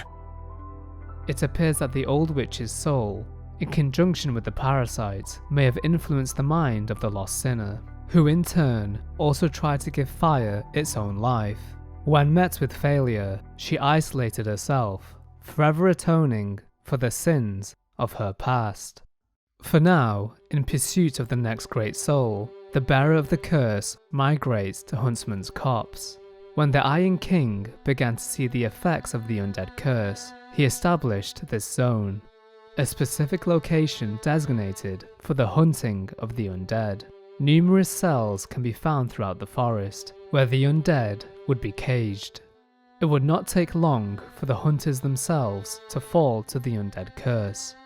As a consequence, no one was left to eliminate the undead, and their numbers only increased. Presiding over the area are the Skeleton Lords, who reigned from deep within the Huntsman's Copse. The Old Iron King commanded the capture of all undead, but those charged with the task were overcome by the curse. Succumbing to the affliction, the Lords forgot their purpose. choosing instead to build a house of bones from the undead. Falcon, the outcast, a man steadfast in his belief of the dark, resides in the outer perimeter of the huntsman's copse. The art of sorcery and pyromancy were of little appeal to the outcast. Instead, Falcon chose to become versed in the knowledge of hexes, a lost practice which originated from ancient times.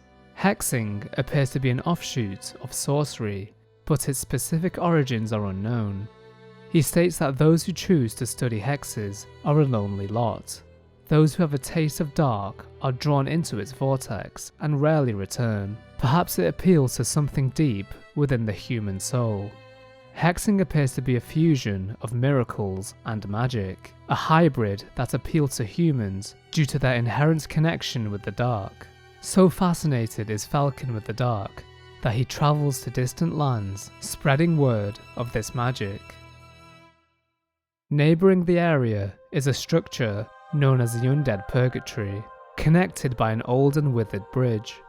In the inner confines, an executioner and his chariot eternally punished the undead. The Old Iron King persecuted the undead, ordering the executioner to butcher them repeatedly, crushing them under the wheels and hooves of the chariot. It appears as though the Old Iron King went a step further than Vendrick in his treatment of the undead, choosing to inflict misery rather than banish them from the kingdom. The chariot was created only to torment undead, and it took the form of a horrendous mad steed, a window into the soul of its master. Titchy Gren, a member of the Brotherhood of Blood, lies at the top of the purgatory. This covenant worships the god of blood and war, Nar Alma. Those who profess faith in Nar Alma have rejected all that is this world, and vow to travel a path stained with blood. They choose to live a life drenched with the blood of the undead. The scythe of Nar Alma is imbued with the power of the dark. This is no place for talk of such things, however. This cult appears to have some connection to the dark, unbeknownst to the Iron King. If the king knew this, he would not tolerate their kind, as the dark is intrinsically linked to humanity and the undead curse, something which he detested. Rather than reveal this, the Covenant hid their affinity with the dark and partook in the hunting of the undead. But the Brotherhood of Blood only participated in the killings in order to appease their god, by way of blood sacrifice. Leaving the purgatory behind, we now move to Harvest Valley, a land mired with poison. The large windmills fan the venom, causing it to blanket the valley and suffocate its inhabitants. Behind a small path, we stumble upon a sunlight altar. When closely examined, this altar is reminiscent of the Warrior of Sunlight shrines discovered in Lordran. Perhaps this is the very same altar that once resided in the Undead Burg. Many kingdoms had risen and fallen over the years, but this shrine remains. Worship of the sun, now a lost belief, was once widespread amongst great warriors. Moreover, the Sunlight Palmer reads, "Perhaps these famed champions are no more, or perhaps they have no desire to appear in public view, but their very absence has made tales of their brave deeds all the more alluring, and this shield memorializes one of their brethren. Some may say that the warrior depicted on the face of the shield is Solaire of Astora. However, there were once many warriors of sunlight, and this could just be a symbol used to represent all who are heirs to the sun." Beyond the valley, surrounded by windmills and blanketed in poison, stands Earthen Peak. Mannequins patrol the area, conniving ambushers who strike from the shadows. A fickle queen gave them life and tore off their faces. How else could she forgive those who dared gaze upon her? The peculiar art of puppetry is a vestige of the two lost lands. A queen breathed life into these dolls with the very miasma that afflicted her poison-drenched bosom, so that she would have slaves to serve her temperamental will. As mentioned previously, the queen noted here is Mitha, a woman who resorted to consuming poison to attain beauty and win the affection of her partner. The poison furthered her madness and caused her body to malform.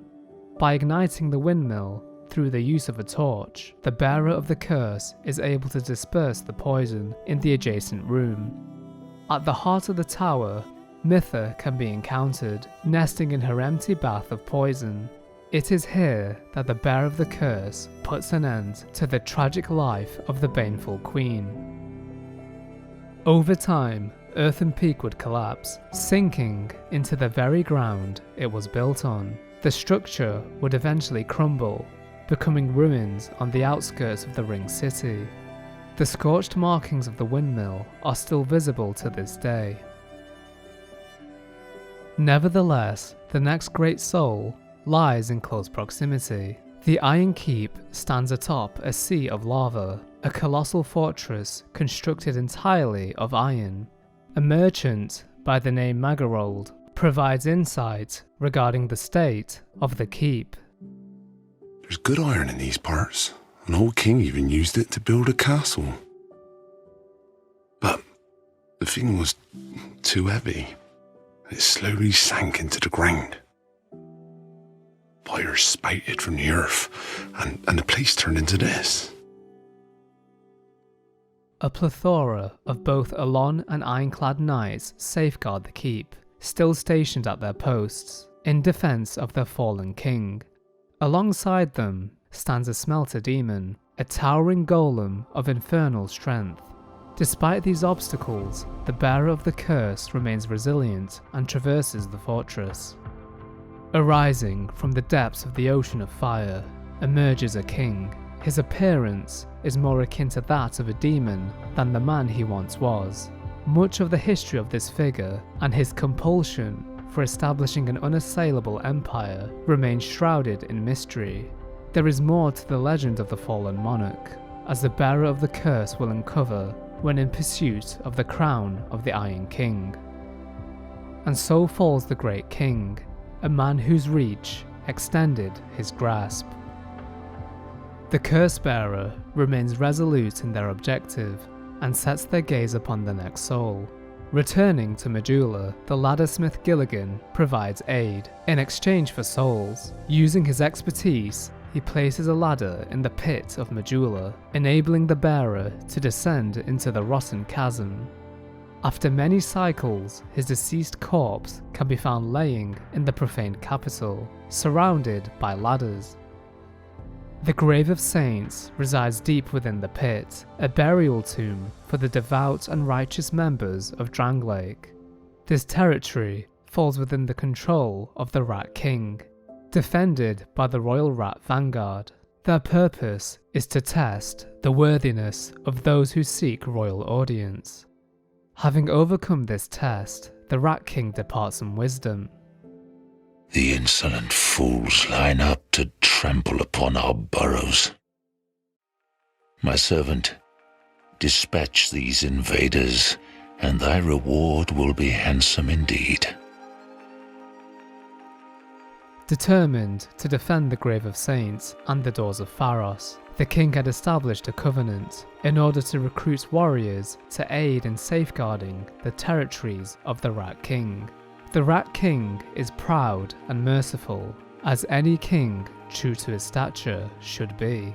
The Rat King looks favourably upon those who would follow the path of right, even disgraceful humans. It appears as though the Rat King believes the lands of the underground are his to rule alone, and that humans have encroached upon his subterranean kingdom, building burial mounds in his territory, contributing to his disdain of humans. Having said this, he has not fully abandoned hope for humanity, as the bearer of the curse can be recruited into his covenant to make right the sins of the humans of old. Deeper still lies the gutter, an unstable structure consisting of wooden bridges and fragile shacks. This area is devoid almost completely of light, although sconces can be lit to illuminate the cavern. All manner of creatures call this place home, from hollows to bugs and disfigured creatures. Statues that spew poison are also strategically positioned throughout the area, the same statues which encircle the perimeter of the entrance to the pit, signifying that these carvings may have been disposed of in this well. Perhaps the residents of Medulla treated the pit as a dumping site for all unwanted items. Beneath the gutter is the Black Gulch, a derelict cave filled with parasites and creatures. The poison glows with a greenish tint, highlighting the path forward. Exploring the gulch leads to the discovery of a distinct individual by the name Darkdiver Grandal, the leader of the Pilgrims of Dark, a firm believer who urges the bearer of the curse to pursue the dark to its deepest depths. A dilapidated altar, similar to the ones found in the Shrine of Armana, act as gateways into the dark chasm. After conquering each portion of the chasm, the bearer of the curse arrives at the gate of the Dark Lurker. The appearance of the creature resembles that of an angel. The face of the entity is concealed in shadow by its hood. During the encounter, the entity proves to be a formidable foe, possessing an arsenal of various dark magics. Nonetheless, the Dark Lurker is defeated, leaving behind its soul. The dark chasm of old is the remnant of some ancient, dissipated being. The nature and identity of the Dark Lurker remain ambiguous. Its appearance is much more akin to a being of light, despite its affinity with the dark. From this soul, Strayed of Alarthis can create the life drain patch hex. This distorted dark, brewed by hexes, drains the life force of those who touch it. Perhaps the Dark Lurker's goal was to lure those with a fondness of the dark, with the purpose of devouring them for their humanity. Towards the edge of the gulch, the next great foe reveals itself, the Rotten, a towering monstrosity, whose body is the culmination of many hollows. Leading the pack appears to be a single hollow, a hive mind dedicated to the preservation of the decay.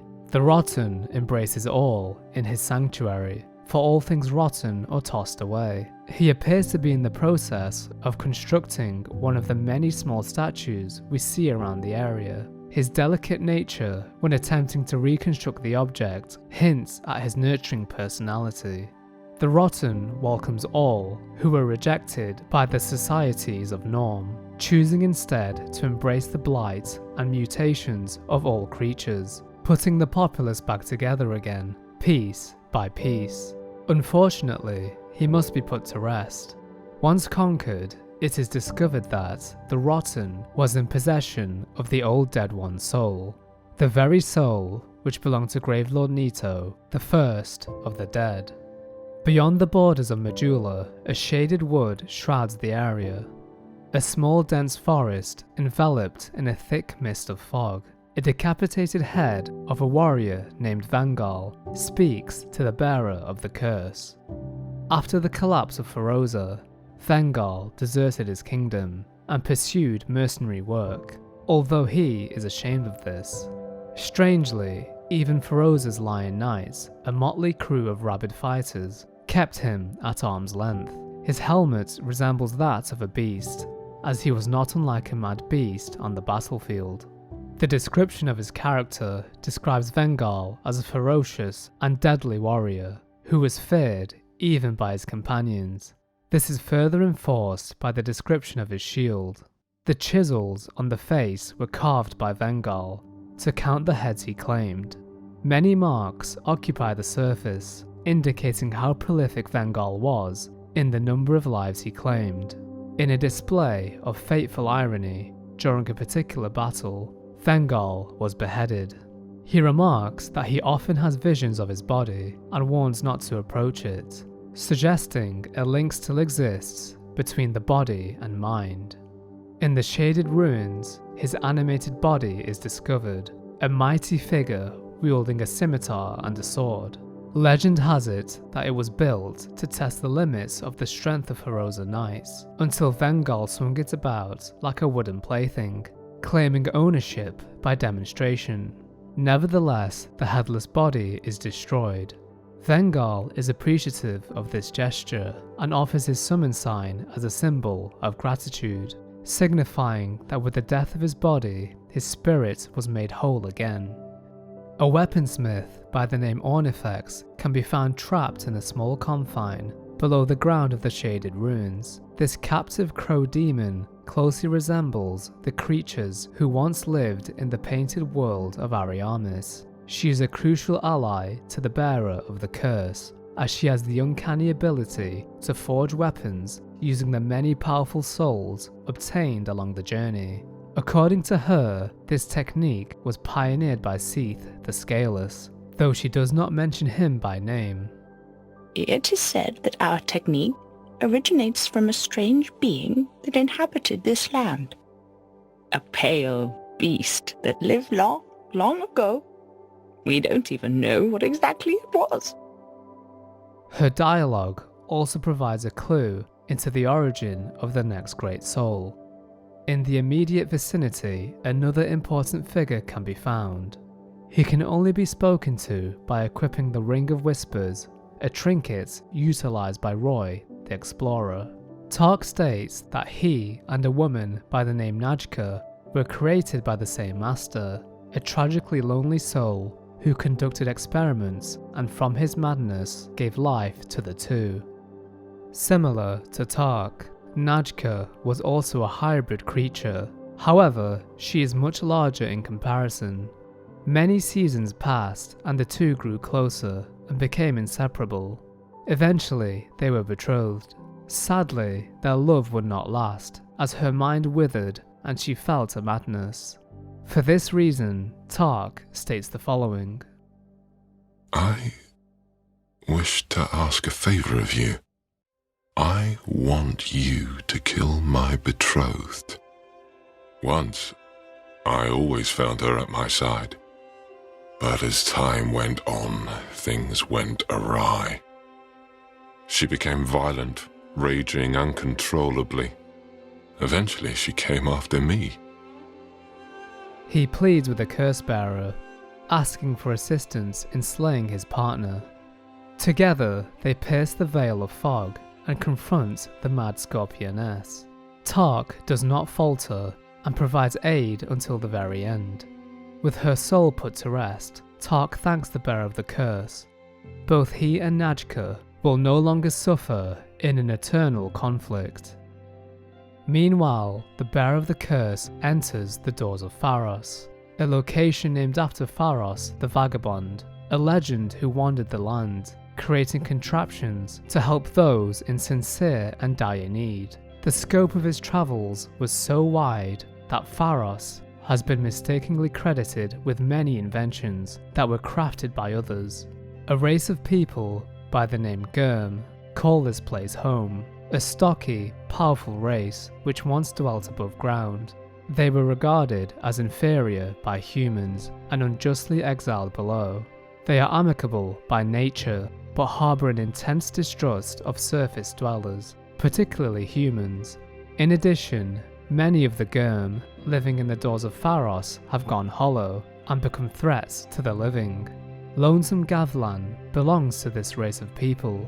As indicated previously, the doors of Pharos are also a domain of the Rat King, as evidenced by the existence of the Royal Rat Authority, another ardent subject of the monarch.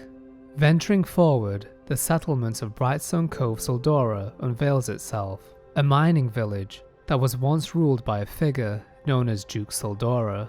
The eccentric lord, known for his fascination with spiders, built a town and a personal fortune by mining Brightstone. One day, the town was overrun, but Lord Sildora only stood by and watched, eerily contented. By examining the area, we can see its inhabitants have succumbed to the spider infestation, morphing into vile creatures. This parasitic species bury themselves into the body of a host, commanding them to move like a puppet. Each parasite thrives of their host by draining the blood from within.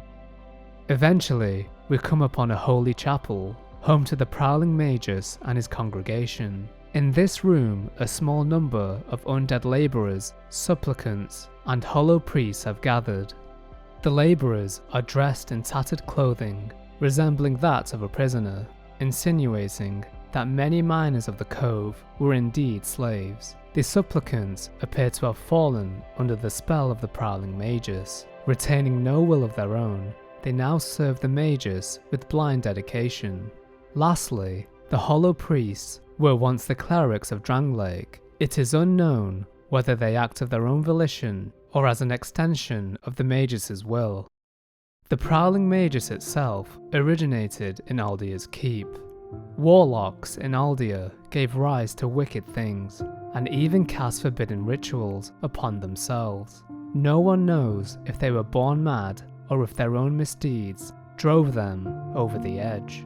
Each Aldean warlock would utilize a cursed bone shield, an item reinforced by a covert ritual that granted the shield the power of flame. Using a combination of dark magic, it appears that the prowling magus gained a devout following from the people of Brightstone Cove. Perhaps they turned to him in the darkest hour as their home collapsed under the weight of the parasitic infestation. The peasant settlers who toiled the farms and mines in the outskirts of the city were fortunate to succumb to the undead curse, as the higher class citizens who resided in the city were ravaged and became sustenance for the spiders. As the curse bearer delves deeper into the cove, the environment begins to change. The area is now blanketed by a coat of thick webbing, and the swarms of spiders only increase. Finally, the Duke's dear Freya enters the fray. A gargantuan, two-headed spider. Its body is protected by a layer of armor, and a collection of spiders scurry to aid its master. The spider uses a flurry of vicious attacks, including a luminescent beam, similar to sorcery. The ground is covered in the bones of the deceased, victims of the spiders, who were devoured or infected. The bearer of the curse still overcomes the spider, and its very being evaporates into the ether. The great soul now rests in the palm of the young hollow. The soul makes reference to a being known as the Writhing Ruin, an ancient thing whose shadow remains cast over the land. It first took possession of a solitary insect, but grew its power, feasting on the wealth of twisted souls found in the land. The Writhing Ruin could be a direct connotation to Seeketh, who physically writhed around due to his tentacles, or perhaps it is more symbolic, referencing his betrayal of the dragons. In addition, Freya also drops the old Pale Drake soul, a soul which can be used to forge the Moonlight Greatsword or manufacture a spell known as a Crystal Soul Spear.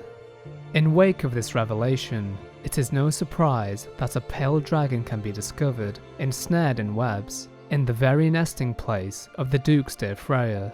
This pale drake could possibly be Seeketh, or perhaps it was another who fell victim to the creature. In the adjacent room, the Lord's private chamber can be found. Sildora's obsession with spiders is further enforced by the cage found in his room.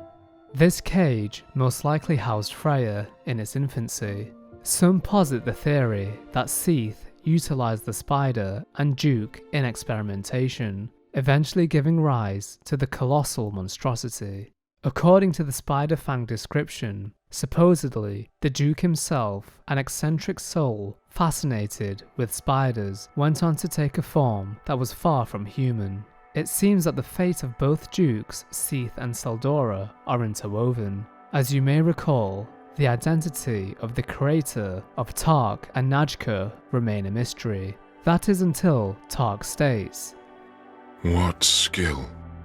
You've defeated my master. But our master never dies, and he changes form so that he may seethe for all eternity." From this information, we can surmise that Seeketh's soul manipulates all who would use it, inflicting misery on those around him, forever carrying on his will in all manner of forms through his vile experiments. Just like the chosen undead of old, the bearer of the curse has obtained each great soul, but this is only one step of the journey. At this point, Aldea, the scholar of the first sin, Vendrick's brother, makes an appearance for the first time. His form is reminiscent of a large bonfire, an amalgamation of roots and fire. Rather than shepherd the young Hollow, he instead questions their very nature, and informs them to seek out Vendrick and embark on the path of the king. Young Hollow, do you wish to shed this curse? Then accept the fate of your ilk and face the trials that await you. Young Hollow, there are but two paths. Inherit the order of this world, or destroy it. Only a true monarch can make such a choice. Half-grown Hollow, have you what it takes?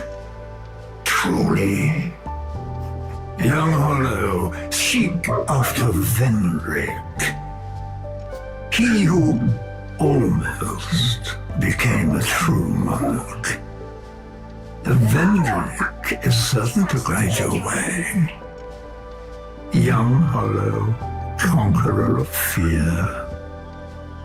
What drives you so to overcome this supposed curse?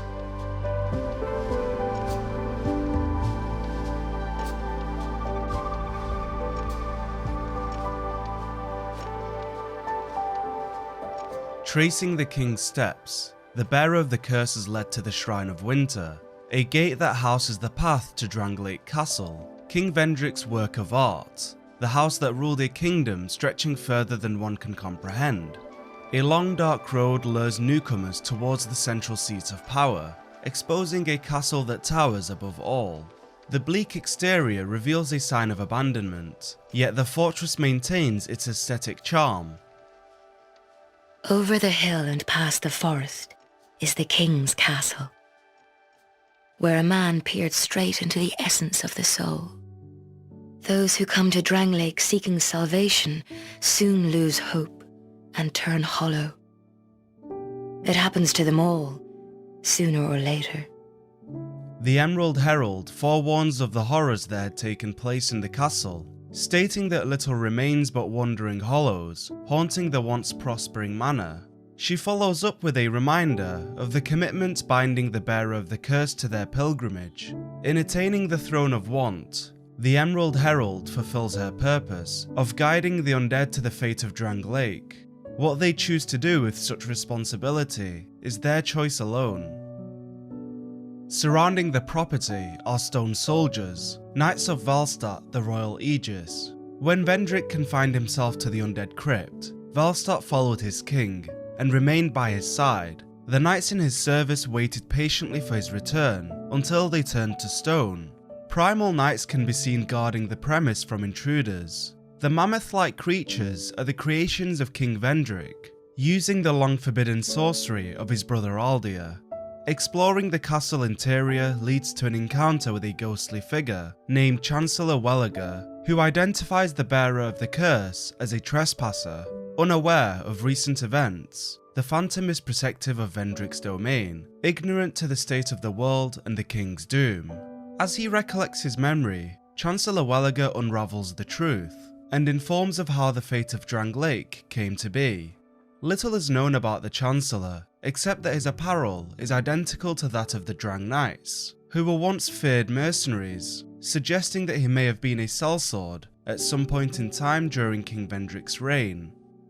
In light of learning about the endeavours of King Vendrick and Queen Nishandra, the bearer of the curse advances through the labyrinth, fending off countless royal swordsmen, the remaining survivors from the war against the giants. Atop the castle resides Nishandra, seated on a monarch's throne, declaring herself Queen of Drangleic. Brave undead, visit Vendrick. We have no need for two rulers. Brave undead, seek the throne. Follow the symbol of the monarch, and do what must be done. The Queen explains that King Vendrick wielded the strength to rule his people and stand in the face of adversity when the undead curse spread like wildfire, but in the end never had what it took to assume the true throne. Nashandra urges the bearer of the curse to seek the former king, insinuating that he must be put to rest, as he now offers little contribution to the kingdom. Do her words ring true, or a mere fabrication to manipulate those who stand before her? Reality remains obscure for now, but the truth always prevails in the end. Roaming within the castle walls is Benhart of Jugo, crossing paths with the bearer of the curse on multiple occasions throughout their journey. Benhart is on a quest of his own, travelling from lands far in purpose of perfecting his swordsmanship and proving the worth of his greatsword. Originating from Jugo, Benhart is acclimated to long reaches of desertous lands, housing many sorceresses and corrosive ants lining the horizon of the desert. Benhart's persistence has guided him to Drang Lake, wandering the lands with his Blue Moon greatsword by his side, an heirloom passed down for many generations. It seems as if he's on a mission for redemption, proudly carrying a shield emblazoned with a family crest of some sort, possibly representing his heritage, wielded as a badge of honour. Benhart, for one reason or another, feels the need to prove himself to his family, or yet prove his family's value to the world. Convinced that immense power slumbers within his heirloom, he seeks to conquer the powerful beings inhabiting Drang Lake, believing that in testing his strength, the powers that lay forth within his weapon will reveal themselves. In search of etching his family name in history, Benhart meets the merchants Marlin and Magarold, who quickly realise that his weapon may be a replica of a far greater sword, the Moonlight Greatsword, a revelation that would shatter the hopes of this warrior, if only his stubbornness would allow him to believe such claims. Benhart's ignorance may be a blessing, as his faith in the steel he carries has led him to pursue greatness. Would he have chased perfection if he knew the true worth of his sword, or lack thereof? In not knowing, Benhart fought and defeated many great souls, using nothing but a replica greatsword, mastering his craft along the way. In a sense, this brave warrior proved his worth more so than he could ever know. Traversing deeper into the castle, the bearer of the curse faces the twin dragon riders, one perched up on a ledge firing a great bow, whilst the other approaches with his weapon in hand. Although previously known for their unparalleled strength, these revered warriors stood no chance in defeating the bearer of the curse, having accrued many powerful souls through the course of their pilgrimage. Posing a prevalent threat, however, is the Looking Glass Knight, a champion who challenges visitors to the Lordless Castle. Long ago, the King's Passage was a route taken by the bravest warriors to prove themselves, but now it only prevents one from pursuing the runaway king. Upon closer inspection, the Looking Glass Knight wields the King's Mirror as a shield, an item akin to the mirrors that are later found in Aldia's Keep. The similarity extends even further, as in both cases, a knight can forcefully break through the mirror, emerging from the abyss-like confines of the glass. Where the knights arise from is unknown, but the looking glass at the castle is said to have been a passage to another world. In seeking King Vendrick, the bearer of the curse contests the Looking Glass Knight, slowly wearing him down through an onslaught of attacks, until the Titan collapses in defeat. Having proven themselves, the bearer of the curse descends deep underground, unveiling a hidden sanctuary known as the Shrine of Armana. Upon entering the sanctum, an enchanting melody can be heard travelling from afar, emanating a sense of peace that caresses the air, the calm before the storm. Long before the undead curse harrowed the kingdom of Drang Lake, the Shrine of Armana was created as a haven dedicated to sustaining the demon of song. When the demon developed a taste for human flesh, it was contained within the Shrine of Armana, but the line of priestesses who looked after the shrine and appeased the creature have died off. With that said, the demon of song escaped its prison, but remained confined to the Shrine of Armana, unable to find its way to the surface. The name itself derives from its ability to lure prey into its lair by mimicking the graceful harmonies sung by the Milfinito. The Milfanito were said to have been given life by Grave Lord Nito, who taught them to sing songs that would comfort the dead. The Milfanito have little concept of self, as their existence relies solely on singing, and they will continue to do so until they can no longer. The Milfanito can still be seen residing in the shrine, living a secluded life and showing no interest in the quarrels of the world. One can even be sighted in Dranglake Castle, imprisoned by an Embedded, who was once a human but similar to the Demon of Song, became tempted by the taste of flesh. Unable to resist his urges, the Embedded bound himself eternally with chains, awaiting the day that someone would bring a rhapsodic end to his fate. To release the Milfanito, the bearer of the curse slays the Demon of Song, and in return retrieves the key to the Embedded, which can be used to unlock the cage. Why is it that the Demon of Song holds the key to the Embedded? It is unclear to what capacity, but similarities can be drawn between the two. Both disgraced by their lust for flesh, evidenced with the Embedded hiding his face behind a mask, whilst the Demon of Song hides within his own body, a subconscious indication of shame. Could they be one and the same being, a soul transferred from the frail body of an Embedded to the demon found in the shrine? Unfortunately, no one remains to speak of the true nature of these creatures. Passing through the shrine leads to the Undead Crypt, where a mysterious figure awaits, confidently leaning back on a wall with his arms crossed. Akdain is a Finito, and similar to the Milfanito, was given life by the Grave Lord. His role is to watch over the dead, ensuring that they maintain their peace. Akdain warns that light is not welcomed in the crypt, expressing that in the past, humans were one with the dark, until the Lord of Light Gwyn banished the dark out of fear of humanity. Akdain intends to provide solace through darkness for those who've passed, bringing humanity closer to their natural essence. Did you come for him? The one called Vendrick? You will find him deeper inside. Many castle servants and the like have come to fetch their lord. But they rest here now, put to death by the king's own guards. Perhaps he's not in the mood for company. The king's shadow, Valstart, guards the Undead Crypt, preying on those who've come to find Vendrick. As a means to reach the king, the bearer of the curse is pushed to slay the loyal knight, putting an end to their long-standing service to the king. Forging ahead leads to the long-awaited meeting with the former king of Dranglake. Vendrick, the once powerful ruler, now a shell of his former self, a hollow stripped of all his attire, his lifeless body roaming around a small dark room, having lost all sense of self. In pity of what the king has become, the bearer of the curse strikes Vendrick down, putting him out of his shameful existence and upholding the image of the potent king that he was, contrary to being seen in his current state. Granted the king's ring, the bearer of the curse is able to access Aldia's Keep, located in the far eastern outskirts of Dranglake.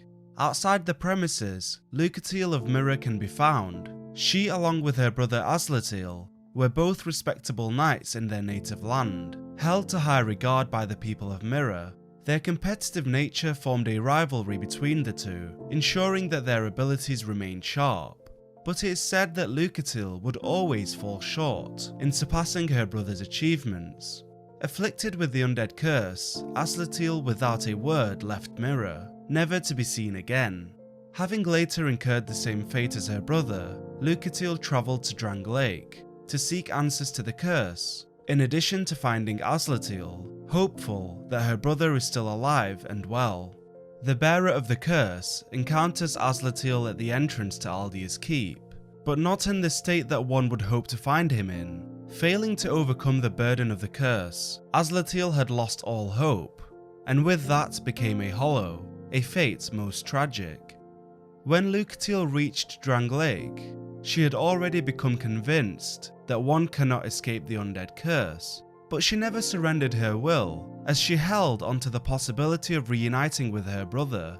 The remaining hope she harboured was crushed by what had happened to Aslatiel. Her own kin forsook his knighthood to prey upon others, driven to madness by the undead curse. For what reason should she press on, when all meaning to her life had been shattered before her eyes?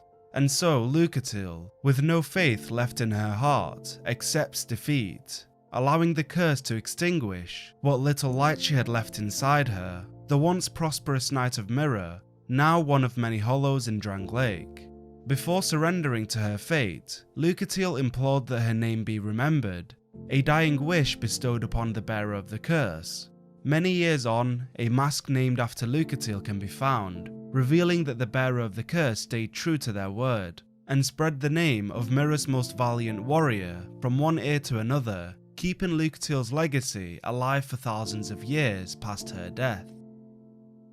Proceeding to Aldier's Keep, it is evident that the location is discreet by design, sealed away by Vendrick himself, condemning his own elder brother to a secluded mansion.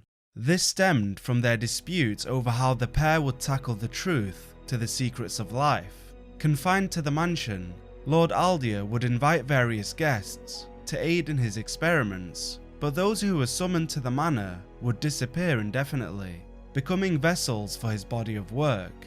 In visiting Aldier's residence, one can bear witness to his monstrous creations: chained cages as seen suspended from the ceiling, various concoctions left untouched, basilisks held captive in enclosures, ogres roaming the hallways, and many malformed beasts dwelling in the manor's basement. Aldier used his hammer not as a weapon, but as an instrument to dissect his victims once they outlived their usefulness. The maniacal lord even kept giants in his manor, attempting to recreate the dragons of old. His trials led to the birth of the guardian dragon, an inferior breed to the everlasting dragons. Once given life, do the dragons watch over the land of their own will, or are they in the grip of one of Aldier's spells? Taking drastic measures, Aldier even created life severed from its physical form, believing that this may be the answer to transcending the undead curse. Born of Aldier's obsession with the first sin, the Forlorn lost both their corporeal form and a world to call their own. Now they drift into other worlds, ever in search of a home, but without self, one has neither beginning nor end, and so the Forlorn have only to wonder. Within Aldier's Keep, a mysterious figure can be found seated under a giant staircase. This is the royal sorcerer Navlan, who appears to be of two minds, fluctuating between multiple personalities. If the bearer of the curse interacts whilst in human form, the sorcerer remains distant, pleading to be left alone as he seeks no conflict. If one is to approach whilst hollow, the alter ego surfaces. Prior to the fall of Drangleic, the royal sorcerer set out to devise new spells, in hopes of introducing new forms of magic into the world. In doing so, he mistakenly created a separate consciousness, tethered to his vessel. When the sorcerer sought strength, the new soul, Navlan, decided to demonstrate, hijacking the sorcerer's body whilst he slept, and committing massacres as a feat of strength. The sorcerer soon found out, and locked himself away along with the evil spirit within him, as to prevent any further malevolent acts. It's important to note that the spirit tied to the sorcerer was not developed during his experiments, but merely awakened. Long ago, the spirit Navlan was also a sorcerer, one who used hexes to create dark spells, such as the Scraps of Life. His goal was to restore the banned art of resurrection, possibly to overcome the grief of losing a loved one, or perhaps the idea itself simply interested him. His endeavours came at a considerable cost, as due to the use of hexing, which was banned from most kingdoms, the heretic Navlan was executed along with his entire village, and the mere utterance of his name became a crime. Navlan is often described as an exiled sorcerer, suggesting that he had been forewarned of the consequences of hexing, and yet his courage did not waver as he continued to practice his craft until it led him to the grave. It appears that foregoing his death, Navlan succeeded in his goal, casting a spell that would allow his consciousness to live on whilst his body decayed, until awakened by the royal sorcerer at a later point. If the bearer of the curse is to entertain the evil spirit, Navlan will request 4 acts of murder to be committed, placing targets on the heads of Gilligan, Kale, Falcon and the Emerald Herald. It is unclear why Navlan would care to target Gilligan and Kale, possibly to test the moral standings of the bearer of the curse, but the choice of Falcon the outcast raises some questions. Falcon is also a sorcerer, one that is devoted to utilising the power of the dark and hexes, and the staff he carries was forged by Lord Aldir. It is possible that the royal sorcerer, Falcon and Aldir were all members of the Dranglake Royal Court, and collaborated in conducting numerous experiments to uncover the secrets of immortality. If so, then attacking those who are of value to the royal sorcerer is Navlan's method of retaliating against the one who imprisoned him. This stands true for targeting the Emerald Herald, as she was likely the creation of Aldir and the royal sorcerer, one of their many failed solutions to break the undead curse. Navlan is painted as the evil part of a fractured vessel, whilst the royal sorcerer is the model for good. The two form a complete being, harbouring both good and evil, each of which fight for ascendancy. The more accurate depiction of Navlan is tragic, however. The once passionate sorcerer banished from all magic academies and exiled to his village, and then executed along with his entire community, likely killing any family he had with him. The soul of Navlan is not one of evil, but a spirit of vengeance. Beyond the Guardian Dragon, a lift awaits the bearer of the curse, elevating them to the highest peak above the surface, the Dragon Eyrie, a land housing countless dragons, connected by nothing but worn-out rope bridges. If one is to miraculously make it through these fatal lands, they'll find themselves arriving at the Dragon Shrine, a temple built in service of the ancient dragon. The shrine is teeming with dragon knights, equipped with armour crafted from the scales of a black dragon. The Black Dragon Great Shield tells the story of a dragon that lost its tail to a brave warrior in a magnificent battle, and the tail was later used to forge several legendary weapons. Is it possible that we now bear witness to the equipment crafted from the remains of Calamite, the black dragon slain by the chosen undead long ago? Reaching the top of the shrine, the bearer of the curse is acquainted with the ancient dragon, who gives them an ashen mist heart, a thing of magic, allowing one to delve into the memories of the withered. The murk shifts and stirs, yet another stands before us. Then so be it, for the curse of life is the curse of want, and so you peer into the fog in hopes of answers. The ancient dragon is often referred to as a false deity, a prop. Sweet Shalqua even references this entity as a being that's playing the part of a dragon, insinuating that it's a creature of dubious origins. The dragon's soul is said to have been created by those who peered into the essence of the soul. The Emerald Herald describes Vendrick in this exact way, implying that the king, alongside Aldir, gave life to this ancient being. Whilst the Guardian variant was a small-scale success, the ancient dragon demonstrates Aldir's considerable progress in attaining immortality, albeit through the recreation of an everlasting dragon. With the Ashen Mist heart in hand, the bearer of the curse can pierce through space and time, unraveling the mysteries of the war against the giants.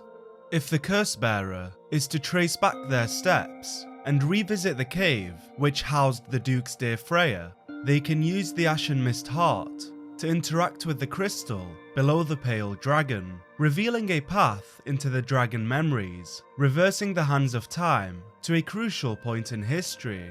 This places the bearer of the curse in a land shrouded by fog, grey crags, and fallen everlasting dragons. With the notion that the pale dragon is Seeketh the Scaleless, it is possible that the memory belongs to him, dating back to when Seeketh betrayed his own kind, a show of his treason, evidenced by the deceased dragon laying motionless, rotting away with time. Transitioning to a war of a different era, inside the memory of Vamar, an injured captain warns of a losing battle, pleading that one must turn back and leave at once. as this is not a fight to be involved in. Following the king's siege on the land of the Giants sought to invade Drang Lake in retaliation to humanity's wrongdoings. As they descended upon Drang Lake, Captain Drummond was charged with manning the Cordial Tower and ensuring that the Giants do not reach the king's residence. Drummond speaks of a leader amongst the towering beasts, one that is certain to be their king. No matter how formidable the being may be, Captain Drummond did not fear death, swearing to stand tall until his last moments and fall with his honour intact and sword clasped in hand. My blade may break, my arrows fall wide, but my will shall never be broken. Those who live by the sword will die by it. And I, Drummond, won't go down without drawing mine. As valiant as he was, Drummond failed his mission to uphold the fort.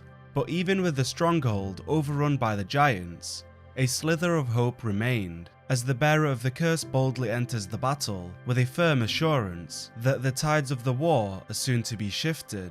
This unknown hero marched through memories of the past, slaughtering the Giants one by one, from the memories of Vamar to Oro, and finally the memory of Jey, battling to rescue the fate of Drang Lake from its imminent demise, with the ultimate threat being the Giant Lord. The curse bearer charges through a bridge covered with the corpses of both fallen soldiers and giants, evading multiple projectiles, until finally reaching the leader of the invaders, a showdown that would define the future of a kingdom. Cut down from the base, the Giant Lord collapsed to the ground, every inch of his size turned against the Titan, sending shockwaves through the ground upon impact. Commonly, upon death, giants become one with nature, turning into great trees, but the Giant Lord's fate would differ from the norm. What remained of him following the battle was dragged into a cave beneath the fort, where he would be chained and sealed away for eternity. Many years later, the Giant Lord would come to be known as the Last Giant, he who would once again be faced with the unknown warrior that struck him down. Still resentful of his defeat, the Last Giant recognizes the bearer of the curse and seizes the opportunity to exact revenge. Though with his strength now greatly diminished, the Last Giant would be laid to rest one last time. History is often written by the victors, and so the truth in its purest form remains clouded in mystery, but with the possession of the Ashen Mist Heart, the bearer of the curse was able to explore a timeline of the past, and not only experience the Giants' invasion on Drang Lake, but actively take part in the war, rewriting history with every swing of their blade. With this newly found phenomenon, all that is concealed will be exposed, and the world's lies will bear their true essence, testament to Lord Aldier's profound adage, no matter how tender, how exquisite, a lie will remain a lie.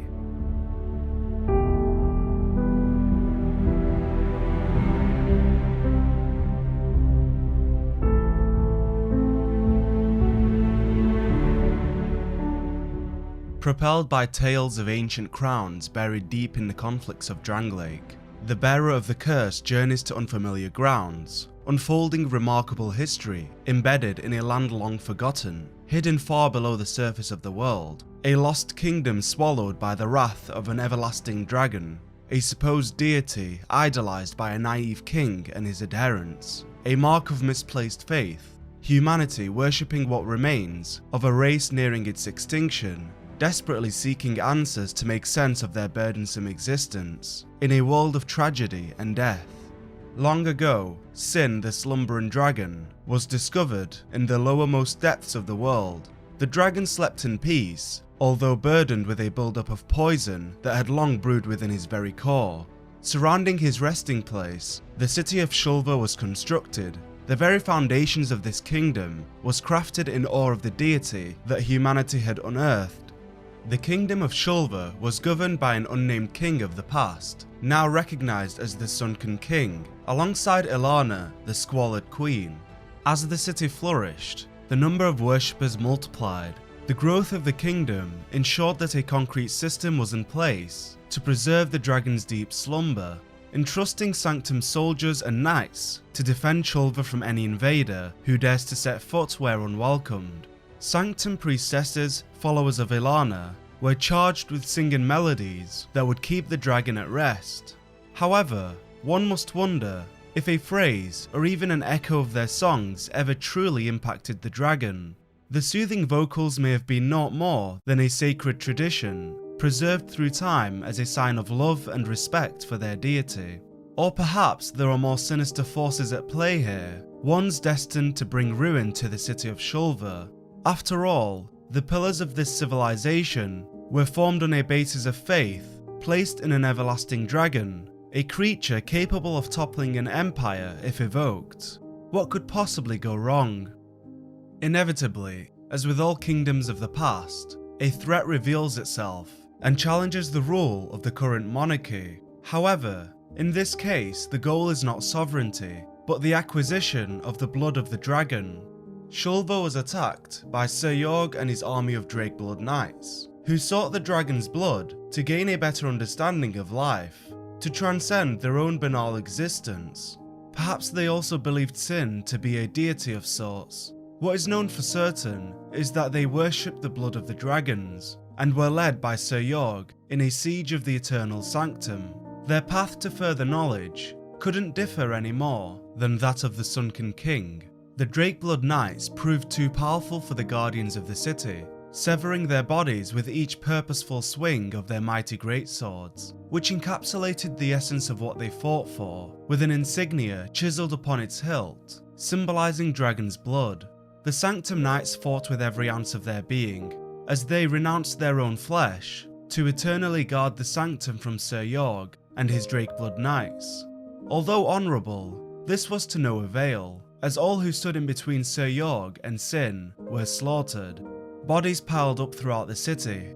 The king witnessed the blood of his people decorate the walls of the kingdom he had built, and made his final stand against the invaders, fighting with all he had believed in as he took his final breath, protecting the dragon's sanctum. The last image he witnessed was the red cloth wrapped around the Drakeblood armour, waving triumphantly as they passed his debilitated body, the red cloth symbolising the sacred blood of dragons. What follows the fall of the king is best illustrated by Sir Jorg's ring, which reveals that, when Sir Jorg faced Sin, the slumbering dragon, he drew blood with a flash of his steel, but Sin responded by spewing forth the poison that had long brewed within him, blanketing the city in a miasmic cloud. Sir Jorg disturbed the dragon with a single great strike of his spear, unaware that evoking the beast would awaken its wrath, unleashing a lifetime of encapsulated rage.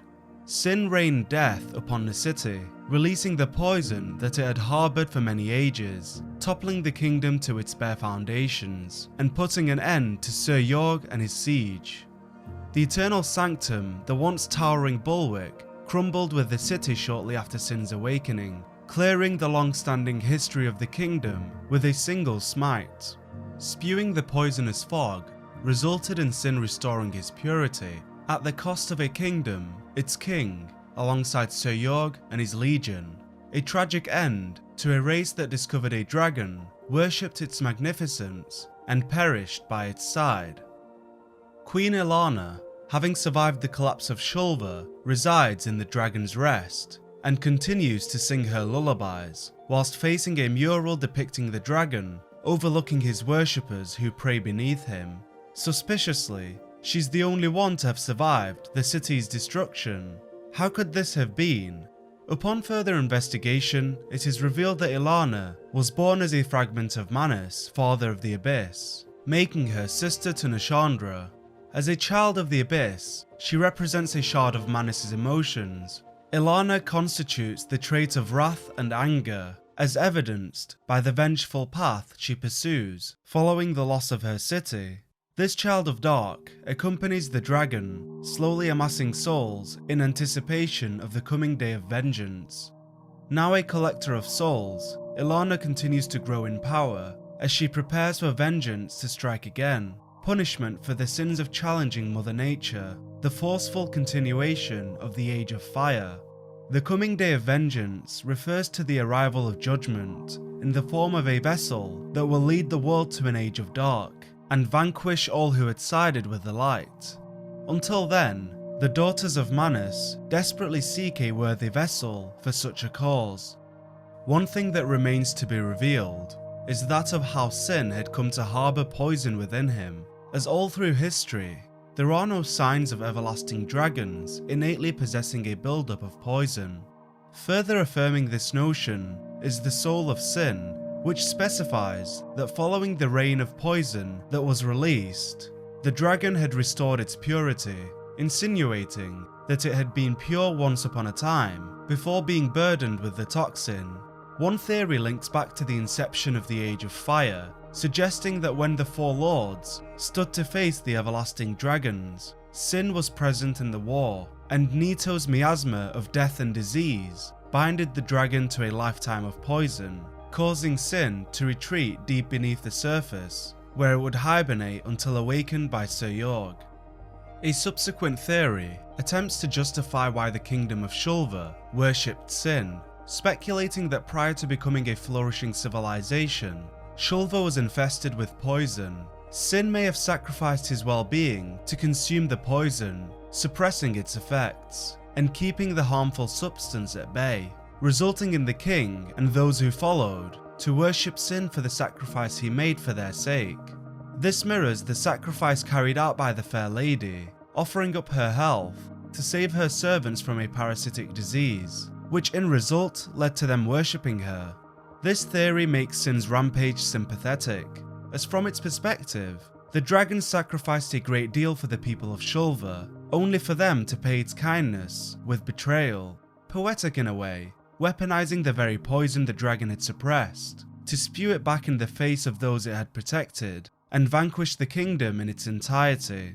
The most likely possibility places Ilana as the culprit, suggesting that she, along with her priestesses, had sung spells of poison into Sin, under the guise of keeping the dragon at rest. Ilana may have put together this evil concoction to further a grand plan to spread darkness, a way of extinguishing those who seek the light. She's referred to as the Squalid Queen, which is associated with being extremely dirty and unpleasant, especially as a result of poverty or neglect. Not exactly how you'd expect a queen to be described.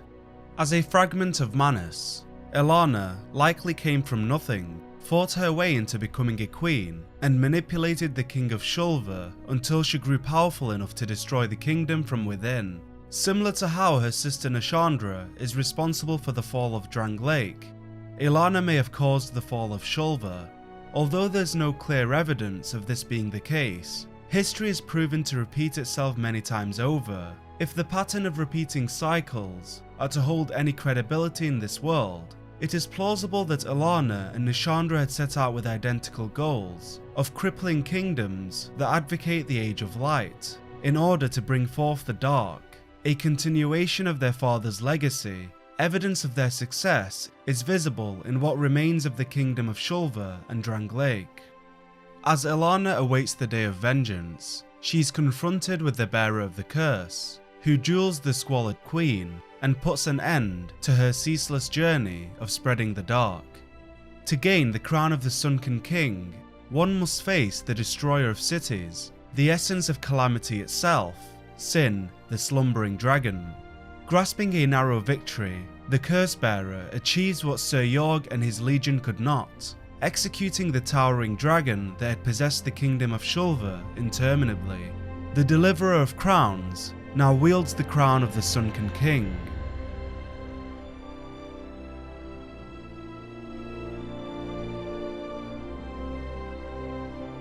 Seeker of fire, I see you've subdued another foul creature.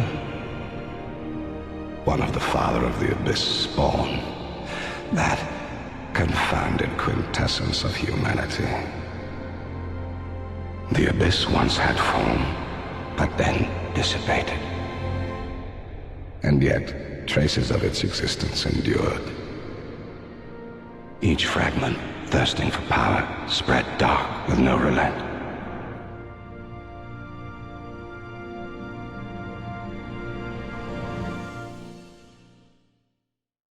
In search of a second lost crown of a past king, the bearer of the curse finds themselves gazing upon several high-reaching towers, isolated from all civilization, and connected only by metal chains spanning miles across the skies. The towers are seen resting above a volcanic wasteland and sprawling high above the clouds. To understand the origin of these peculiar towers, one must go back to a time long ago, to the beginning of a kingship derived from the lust for power and glory. The tale of the Old Iron King begins with a little-known, unestablished lord who possessed dreams of grandeur. From the ruins of the old kingdom of Ven, the enfeebled lord began crafting his empire with what little resources he could muster. But with the discovery of an iron-producing miracle, the tides of power began to shift within Drang Lake. The scorching iron scepter was capable of harnessing the powers of iron, and enabled the Lord to produce an endless supply of the material. The construction of the Broom Tower birthed many creations that would later flourish into a kingdom. The tower was a base of operations, hosting a giant clockwork contraption that worked in accordance with the Iron Scepter, which transferred heat to the tower, resulting in iron being manufactured on a grand scale. One can only envision the extent of what could be forged with this interminable resource. Infinite possibilities laid in the palm of the Lord, and he was not short of inventive ideas.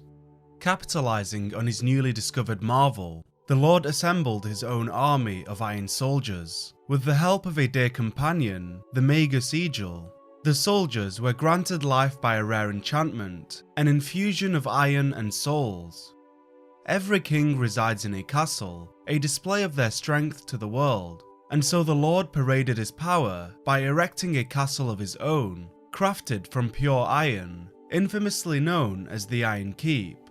Reborn as a powerful leader, the Iron King decorated his formidable fortress with a vast collection of weapons, moving contraptions, and iron sculptures, to name a few of the many pillars designed to showcase his accomplishments. He even tried his hand at forging a dragon out of iron. In the heyday of his land, the Old Iron King fancied entertaining dubious and eccentric guests from faraway lands. Most of them were charlatans, but among the riffraff was an unusual knight from the Far East. He trained the Iron King's men in the sword, in obeisance to his new lord. The unusual knight being Sir Alon, a masterful swordsman who aided the Iron King in elevating his kingdom's stance in Drang Lake.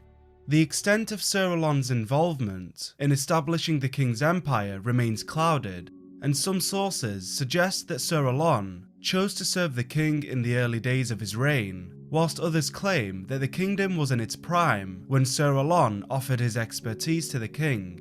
Over time, Sir Alon became the king's most trusted knight, but at the very peak of his sire's rule, Sir Alon set out again, in search of lands yet unknown.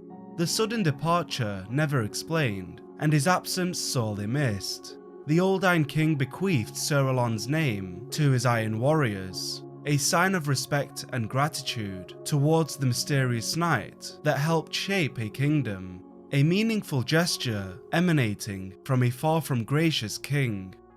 As the kingdom continued to blossom, the Magus Eagle, under the king's commands, sought to grant fire a will of its own, creating pyromancies such as the Dance of Fire and Fire Snake.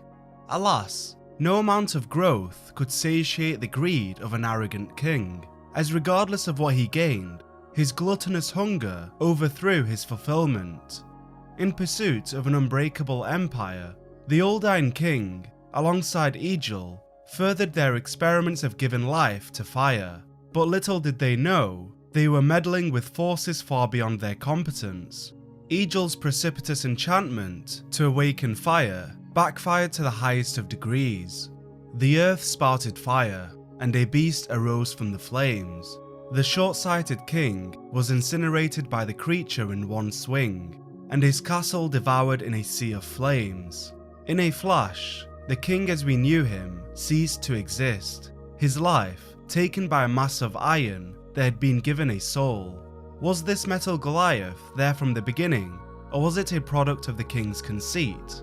Succumbing to the flames that swallowed his castle, the Iron King's flesh was charred, and his soul possessed by the things that lurk below. His legion of Alon knights, although mightier than Alan's iron, were submerged by the flames that devoured the king's land, a consequence of unbridled greed. Swallowed by the scorching iron, the old Iron King came in contact with the one whose name must not be repeated, and became a vessel that bred Icarus Earth. Who could this possibly be referring to? The Old King's soul, which can be retrieved upon the Old Iron King's death, reads, "The once magnificent soul continues to exert influence over the land, even after the eons have reduced it to these remnants." An influential soul from an era long past, could it be? The Old Iron King, through all the years past, continued to live on through Gwyn's soul. The human ego. How many ugly iron castles has it erected? And they don't even see the folly of their ways. But that's what makes watching humankind so delightful. It reminds me of someone who lived long ago. A vainglorious liar who ended up hurling himself into the flames. Now he's Icarus Earth, if I'm not mistaken. In wake of the tragic events that transpired, Adriel, having been responsible for the collapse of a kingdom and the downfall of its ruler, eternally punishes herself for the sins she's committed. She confines herself to a dark, empty room as a prisoner of Sinner's Rise. The legend of the Old Iron King and Amagus Adriel mirror that of Gwyn and the Witch of Izalith, a powerful being commanding his associate who's skilled in the art of pyromancy to give life to fire, only to birth a colossal flame that devours a kingdom and births demons. The Old Witch soul description matches that of the Old King soul, further linking them to a cycle etched in history, a doomed fate they knew not of. Were their actions that of evil, or were they victims of their own destiny, a written providence guiding them down a path to repeating the mistakes of the Lord's past? Even so, life knows not of compassion, and so Adriel devotes the remainder of her life repenting for her sins, known not for her good deeds, or even her mistakes, but as a nobody, a lost sinner. Following the kingdom's collapse, a child of dark, bearing inconceivable strength, arrived from lands far away, seeking a king, but found herself in a kingless land, devoid of souls, and in journeying there, has all but condemned herself to a fate most wretched. Nadalia, a child of the Abyss spawn, represents a fragment of Manus that equates to solitude and loneliness. In search of a king, Nadalia entered the Broom Tower and wandered the halls in the hope that she would cross paths with the king. But her hopes slowly diminished, as all she could hear were the echoes of her footsteps bouncing off the desolate walls of a worn-down tower. As she descended to the basement of the tower, Nadalia discovered the crown of the Old Iron King, confirming his demise. Finding herself secluded in a kingdom that had perished, Nadalia became dispirited, and as a consequence, renounced her flesh and wandered Broom Tower. In the act of dancing, the Bride of Ash was transfigured as smoke, enticing people to her residence, and so her seat of power came to be known as the Broom Tower. Nadalia burned herself up in flames, whilst clasping the crown, and the smoke emitting from her body invited scores of men, who were dispatched to this land to tap the replete stores of iron. But they soon lost their nerve when faced with the Child of Dark, and all but the most steadfast of them became servants of the Black Fog. To defend against intruders, the Bride of Ash entrusted her soul to the ashen idols scattered throughout the tower, and through them she was able to attack poachers who attempted to retrieve the iron that had been abandoned. Excluding Nadalia, the Broom Tower ceased to receive many new arrivals, until one knight was courageous enough to make his entrance. The rebel Raim, after his defeat by Valstat, came to Broom Tower in search of greater strength. When he found it, it came not from a regal father like before, but from a newfound mother who gave him true purpose. Rain became infatuated with the Bride of Ash, and with his newly found motive, settled in the land of smoke and fog, guarding the dungeon of the tower, and with it the remnants of the Queen's body, now moulded from ashes. Shifting away from his old ways of life, Rain became a stalwart warrior, and although he had the ability to expunge the black fog, he chose to embrace it and accompany the Child of Dark that haunts his sword. As time passed, the bearer of the curse discovered the Broom Tower, and its history began to unveil itself. And most intriguing was the finding of Sir Alon's armour, graciously displayed on a model figure. The placement of the armour may have been in admiration of the knight who imparted his expertise to the king, but upon interacting with the armour, the bearer of the curse travels into a past memory of the old Iron King, blurring the lines between what truly took place following Sir Alon's departure and what had been altered in the timeline as a result of a memory of the past being infiltrated. Having entered the memory, the curse-bearer is halted by a myriad of Alon knights, standing in guard of their master and his fortress. Conquering the opposition leads to a vast silver chamber with spotless marble flooring and a blood-red sunset piercing through the wide-open windows where Sir Alon awaits your arrival. With a clash of steel, the battle began. Both warriors fought valiantly, swiftly maneuvering across the arena with grace. Their swords danced vigorously, and nothing was held back. When the dust settled, the curse-bearer stood tall as the victor, having bested a master at his own craft. In retrospect, whose triumph was this? Was it the bearer of the curse who fought the mighty Sir Alon, or were they simply a vessel living through the memory of the old Iron King, who at the height of his power pursued his old friend with vengeance at the heart of his motive? After all, no one turns their back on the old Iron King, or at least that's how a power-drunken king would justify their actions. In an unfortunate turn of events, Sir Alon is defeated by the king, the once student, surpassing the master. Reaching the dungeon of the tower, the bearer of the curse discovers Knight Raim, now known as the Fume Knight, a result of absorbing Nadalia's black fog. His protective nature is displayed in full, as he instantly becomes hostile in protection of his queen. Wielding his Fume sword and Ultra Greatsword, the knight guards the entrance to the Bride of Ash. Driven to acquire the crown of the old Iron King, the curse-bearer charges ahead, unshaken by the Fume Knight's presence. As the fight progresses, Raim calls upon the aid of his queen, infusing his sword with fire and dark. But even so, he falls short. The taste of defeat stings worse than ever, invoking the long-suppressed feelings of his loss at the hands of Valstat, further demonstrating his disdain towards his former comrade. Raim will instantly ignite his sword if the curse-bearer arrives wearing the armour of the royal aegis. The path now cleared, the bearer of the curse descends a staircase leading to the Bride of Ash and claims their prize, the crown of the old Iron King.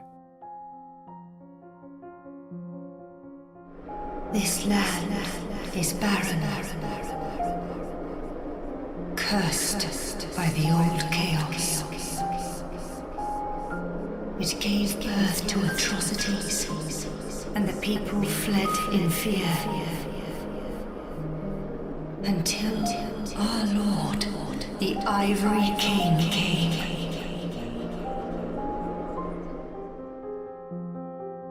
To fulfill their purpose, the Seeker of Crowns ventures into a large, snow-covered kingdom, a barren wasteland with its residents frozen to death, and those who remain bear little of their humanity left. The tragedy that befell this kingdom is one of nature's doing, a consequence of the chaos flame ignited by the Witch of Izalith over a millennia ago. In attempting to recreate the first flame, a flame of chaos emerged and devoured the city of Izalith.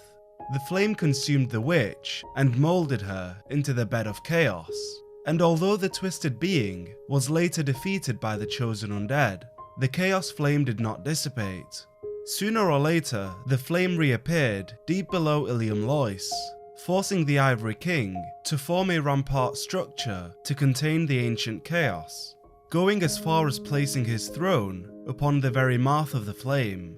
As a first line of defense, the king built a great cathedral to appease the raging flame, but when he sensed the degradation of his soul, he left without a word, leaving everything to Alsana, who had unbeknownst found a place at his side. But these were events of long ago, and today no one even remembers the king's name. My dear lord, a most true king. It was with his magnificent soul that he built Salem Mo and contained the spread of chaos. But the chaos would not be sated, and the king gave his own soul.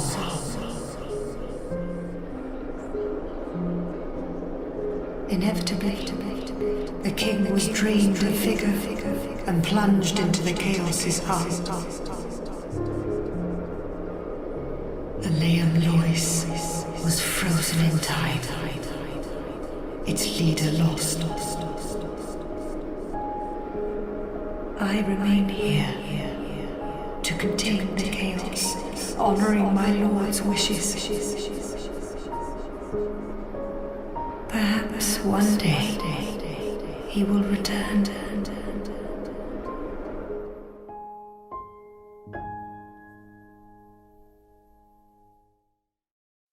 Who was this king who put his people before himself, relinquishing his own kingdom to subdue the Chaos Flame? The Ivory King hails from the land of Ferosa, famously known for its god of war, Farum. Sad to say, the territory of Ferosa became lawless after the kingdom fell to war. Nonetheless, after being crowned, the Ivory King was the first to offer his hand in times of need, be it for his homeland of Ferosa or his people. The king was known to be ever so merciful and devoted to his great land, willing to do whatever necessary to protect his people. His kindness was not to be fooled for weakness, as when necessary, the king was firm in disciplining those who have wronged him. He was known for exiling people into the frigid outskirts, where the relentless blizzard does not tire, a fate worse than death. Those who were exiled either died from the harsh environment, or were granted a merciful death by the king's pets, Lud and Zalin. Entrusting the kingdom to Alsana, the Ivory King faced the flame head-on, plunging down to the depths of chaos. His knights patiently awaited his return, but a great deal of time passed, and their king was still nowhere in sight. The wait became too long to bear. Sir Fabian led the loyal knights of Ilium Lois to follow their king into chaos. The honourable soldiers fought valiantly to exterminate the creatures that dwelled below, but unfortunately, as with the Ivory King, the majority of the selfless knights were never seen again. Burdened with the responsibility of leading Ilium Lois, Alsana prays in silent vigilance. The Child of Dark, in reverence of the apocalypse, devotes herself to a ritual in hopes of appeasing the raging flame. Alsana is another fragment of Manus, the Augur of Fear. Similar to her sisters, she journeyed forth in search of a king. Alsana sought the Ivory King in the hopes that his strength would drown out her fears, but upon arriving in Ilium Lois, what she found was of much greater value. Alsana was welcomed with open arms, and the king's genuine affection and compassion provided comfort beyond imagination. Soon after, she found a place by the king's side, devoting herself to him as his oracle. Before delving into the flame, the Ivory King tasked Ava, one of his 7 pets, in guarding the beloved Child of Dark, and gifted Alsana a special sword, inscribed with the name of the land, a final farewell. I am, in fact, the incarnation of my father's fears. I saw that the king of this land was strong. I sought him only to sustain myself, to smother my fears. Now, I realize that he may have known all along. I was born of fear, and my lord provided comfort.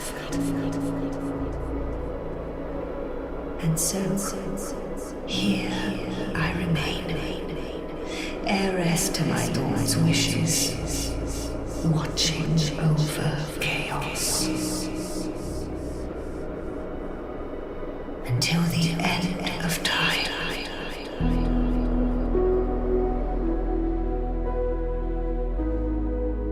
In safeguarding Ilium Lois from the encroaching chaos, a great wall of ice was built surrounding the kingdom, suppressing the scorching hot flame deep underground. This came at a hefty cost, as when the ivory gates opened, the cold found its way in, rendering the land uninhabitable. Those who were fortunate escaped, others can still be seen buried beneath the snow. The lifeless city was watched over by priestesses who, similar to Alsana, had devoted themselves to appeasing the flame. Retainers were tasked with attending the priestesses, but with them gone, the retainers were void of purpose and wandered the frigid lands of Ilium Lois thereafter. The few knights of Lois who survived delving into the flame, although frozen over, remained faithful to the king's orders, awaiting the call of their master. With the Ivory King submerged in the chaos, who is to lead the advance on the swollen flame? Here arrives the bearer of the curse, unknowingly placing themselves in the heart of the conflict.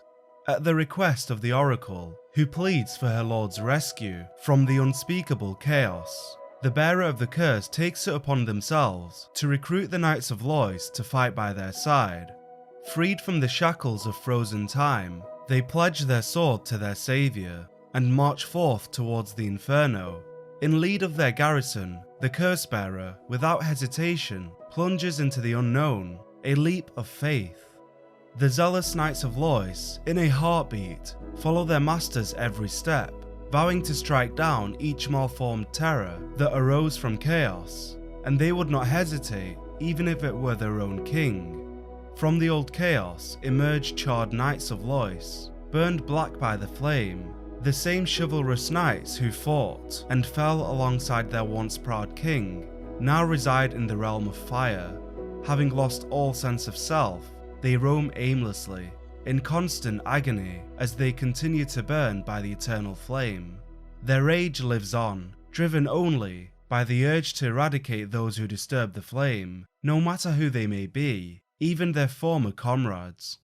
As the battle unfolded, the bearer of the curse and their 4 Knights of Lois fought with true purpose, guiding the many woeful souls that lurked below to a place of peace. Admirable sacrifices were made to subdue the flame, as one by one, the knights began surrendering their bodies to the portals of chaos, freezing the pathways between realms. In the midst of the mayhem, one more portal appears, one larger than any previously encountered. From a cloud of fire and darkness emerges the burnt Ivory King. Stripped of his sanity, the king wreaks havoc on his own loyal knights. Those who've come to rescue their noble king would meet their end by his charred blade. With the bearer of the curse still standing, it is up to them to put an end to the burnt Ivory King, rescuing him from the depth of hell and putting his tormented soul at ease. A bittersweet victory at the cost of an honourable king. The sacrifice of the Ivory King is to be spoken of for eternity, an example of true leadership, a virtuous take on what it means to burden oneself with a crown, a true king if there ever was one. As for the curse-bearer, who seeks no glory or accolades, claims the crown of the Ivory King, concluding their journey through befallen kingdoms. With the flame submerged, Ilium Lois successfully snuffed the old chaos, and as a result, the demon race began to dwindle in numbers, slowly dying out without the replenishing of the chaos flame, gradually being guided to near extinction.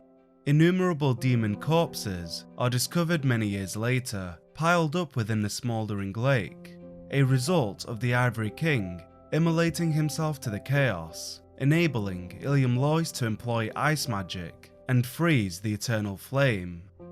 Following the battle, the bearer of the curse bids farewell to Alzana, who without the comfort of her lord, the Child of Dark, may revert back to her state of incessant fear. If anything is to be noted from her journey, it is that fate can be disrupted. Unlike her sisters, who played into their predestined fate of spreading dark and banishing the light, Alzana subverted the expectations that had latched onto her from birth, and simply sought a life of comfort and compassion. Could it be that even a Child of Dark can seek solace? I am not the only one. Even dark seek solace, and more so, souls. Magnificent souls, like your own. One day, you may encounter another being born of dark.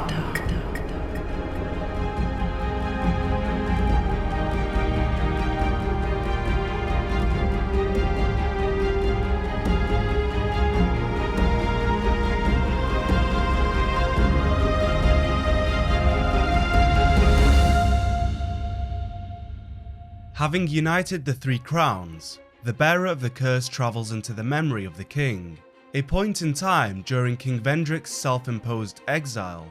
In bestowing the crowns to the king, the offering is reciprocated in the form of Vendrick's blessing, an enchantment infused into the crowns, enabling the beholder to resist becoming cursed, and better yet, resist becoming a hollow. What are the implications of a gift of this magnitude? It is made apparent that foregoing Vendrick's tragic end, he sought the crowns of the fallen kings, in hopes of resolving the blasphemous hex that is the undead curse. In light of the crowns being acquired by the curse bearer, King Vendrick, even in death, is granted a second chance in fulfilling his goal. But does Vendrick's blessing truly break the curse? Or is it more in line for being a temporary solution, keeping the curse at bay whilst other avenues are explored? Anyhow, having become a vessel to complete Vendrick's imperfect journey, the bearer of the curse takes their leave and heads towards their end goal, the Throne of Want. As mentioned previously, when King Vendrick and his brother Aldir used the four great souls to form the Kingdom of Drangleic, a secret room was created housing the Throne of Want, akin to the Kiln of the First Flame, a means of sustaining the Age of Fire. Whilst Vendrick was hesitant to claim the throne, Nashandra had an assured desire to bring forth the Age of Dark, the Throne of Want being the sole motivator for her arrival in Drangleic. Remaining faithful to the king's request, the Throne Watcher and Defender stand as guardians of the sacred throne, shielding the world from Nashandra's evil. Unaware of the king's approval, the guardians do not grant access to the Throne of Want, forcing the bearer of the curse to dispose of them, even if reluctantly. In doing so, the one obstacle obstructing Nashandra's path to the throne is removed, inciting the Queen of Drangleic to reveal herself, not as the facade of beauty she is known to convey, but in her truest form, the authentic depiction of darkness. Nashandra, ever so close to fulfilling her destiny, stands ready to usurp the bearer of the curse's quest and claim the throne for herself. In stating, "You have proven yourself to me," Nashandra confesses that since the very first encounter with the curse bearer, she has been exploiting their ignorance, directing them to amass the king's great soul, elevating their being to match that of Vendrick's. Finally, a soul powerful enough to satiate Nashandra's lust for strength. Anything less would be inadequate for this prisoner of desire. The Queen's own strategy became her undoing, as the seeker of adversity, through all the turmoil they had faced, and kings conquered, grew in power far beyond what she had envisioned. Ironic that a fragment of the dark manipulated humanity into aiding her claim to the throne, only to underestimate their strength once she no longer needed them. Mindful of this knowledge, it is no revelation that the bearer of the curse defeats Nashandra with little effort. In an instant, the fragments of the abyss, who nourished their beings by the side of would-be monarchs, ceased to exist. Their destiny stripped away, their fates contorted. Why does this triumph taste of bitterness? Was eradicating the children of the abyss in service to the world, or was it favourable to those who seek the prolonging of the flame's cycle?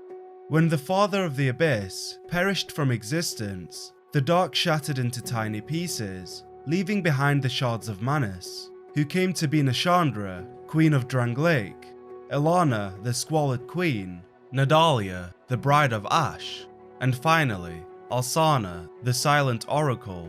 These beings were destined to seek power, their very existence formed to facilitate the spreading of the dark and extinguishing the light.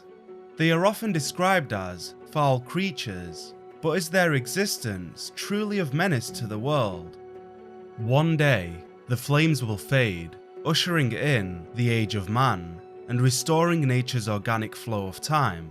When the Lord of Light banished dark, the flux of life was shattered and the repercussions trickled down to humanity.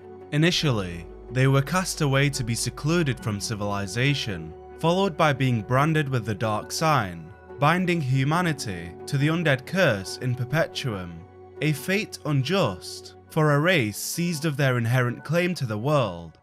When the Age of Ancients reached the end of its cycle, the Age of Fire was welcomed. When it came time for further evolution, the Age of Dark was denied its stay. History's cyclical nature remains unchanged, as once again, the Children of Dark, who've arrived to guide the world back on its course, are renounced of their rightful declaration to a new age. As the divide between people continues to create a rift in the world's structure, order is quietly submerged in chaos, and the distinction between light and dark becomes distorted. Generations pass in an instant, kingdoms rise to the highest of calibers, and in time collapse all the same. It is for this reason that Vendrick never claimed the throne for himself.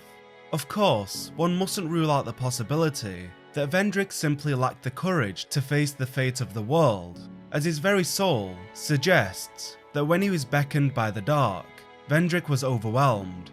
This king, who once ruled the world of men, was a lacking vessel for the true throne. This paints Vendrick as a feeble monarch, unable to act when called upon. But the truth is in the detail, as Vendrick's inaction may be the greatest protest to the fabric of cycles. In his early days, King Vendrick too sought fire, believing that with it he could harness the undead curse, oblivious to the fact that the inception of the curse derived from the very flame he pursued. In realizing his error, Vendrick had an epiphany, deeming the light and the dark to be one and the same, each incapable of existing without the other. With fire came disparity, heat and cold, life and death, light and dark. A shadow is not cast, but born of fire, and the brighter the flame, the deeper the shadow. In inheriting fire, one could harness the dark.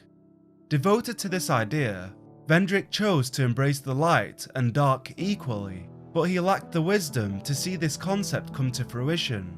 The king's fight for truth was cut short, and although unable to satisfy his hunger for answers, Vendrick died with the clarity of knowing that an answer lies beyond dividing light and dark, but in marrying the benefits of both. The king's brother Aldir was of a similar mind, trusting that success comes in the form of averting the cycle of ages and breaking the predestined chain of light and dark. However, his philosophy differed greatly from Vendrick's. They both sought the truth, but through different means. Aldir, the scholar of the First Sin, studied the actions of Lord Gwyn tirelessly, attempting to uncover the secrets of life itself. He believed the undead to be the key to this mystery.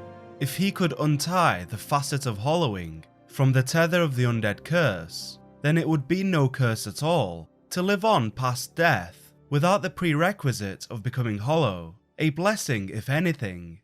This single breakthrough would ascend humanity beyond its mortal coil, while liberating it from the plague it had long carried. Through his diabolical experiments, Aldia proved that the dark could be used to transcend life's physical boundaries, manifested in the creation of the Forlorn. In an attempt to escape the cycle, Aldia likely sought to transcend his physical being and command the first flame, becoming akin to a god, the controlling hand that unites the universe. If this theory proves true, Aldia would wield the means to manipulate the curse's spread through the dark sign, and achieve the goal he had set out to conquer. When the bearer of the curse's path converges with Aldia's, the scholar acknowledges that he had ultimately failed, the consequences of his ambitious endeavour written all over his being, now a deformed creature, a slave to the first flame. The one who challenged the karma, now shackled to the very thing he fought to control, proof that the first flame answers to no human or deity. Aldia sacrificed all that held meaning to him for the sake of freeing humanity from the fate of the curse, casting a wrench into the twilight machine comprising reality. His morally inept experiments would have been justified if only he had succeeded, but his efforts amount to nothing. Having made peace with his shortcomings, Aldia looks to the bearer of the curse for answers, and is met with silence. The lack of response speaks 1,000 words for itself, as the young Hollow intends to pave their own path, no longer looking to others for solutions. As a final test of strength, Aldia stands to face the young Hollow, a final hurdle for them to prove their worth. Following his defeat, Aldia imparts his wisdom onto the bearer of the curse, and several choices present themselves. In proceeding to the throne of want, the bearer of the curse would accept their role in the cycle, linking the first flame as the Lord of Light once did, prolonging the Age of Fire. In rejecting their duty, they choose to play no part in further warping the natural state of the world, walking away from the deceptive pilgrimage created by the gods to sustain their powers on the back of human sacrifice. To not preserve the light or advocate for the dark is to pursue an alternative, as King Vendrick and Aldia once did. Their results leave little hope for requitement, as one hollowed in a crypt and another lived on as a deformed entity, bound to the flame, for now and ever. In retaliating against fate, fate has proven to win on every occasion. In such a case, why fight a losing battle when it's much less a burden to fall in line and fuel the perpetual cycle like many who've come before? Whilst aware of their faint chance of breaking the loop, the bearer of the curse, in a true show of character, ventures into the unfamiliar, in search of a permanent solution to end the curse. In favouring one age over another, the world neglected the possibility of something else entirely. The juxtaposition of light versus dark draws a linear boundary to a vertical of infinite possibilities. In truth, regardless of the age that prevails, the victor will always be the cycle itself, observing as the world quarrels over what comes next. Like marionettes controlled by the strings of time, the bearer of the curse ignites hope for freedom, a beacon of promise for humanity, who have lived in a plane of suffering since their inception. In acquiring Vendrick's blessing, a new course can be charted, without the hindrance of the curse. Make no mistake, Vendrick's blessing was intended for humanity, and humanity alone, as only in human form could someone access the vault to his crown. Vendrick, through all his flaws, placed his faith in humanity. In light of their inherent limitations, he did not look to the gods for answers, but believed in men to seek adversity and bring peace to the world. Beyond the scope of light and reach of dark is the balance between order and chaos, the answer to the tragedy of human existence, if only one is brave enough to walk the path of the unknown. Sometimes I feel obsessed with this insignificant thing called self. Am I wrong to feel so? Maybe we're all cursed from the moment we're born. Humans were one with the dark. The former King of Light, he feared humans, feared that they would usher in an age of dark. Regret, anguish, bewilderment. What wonderful gifts they are.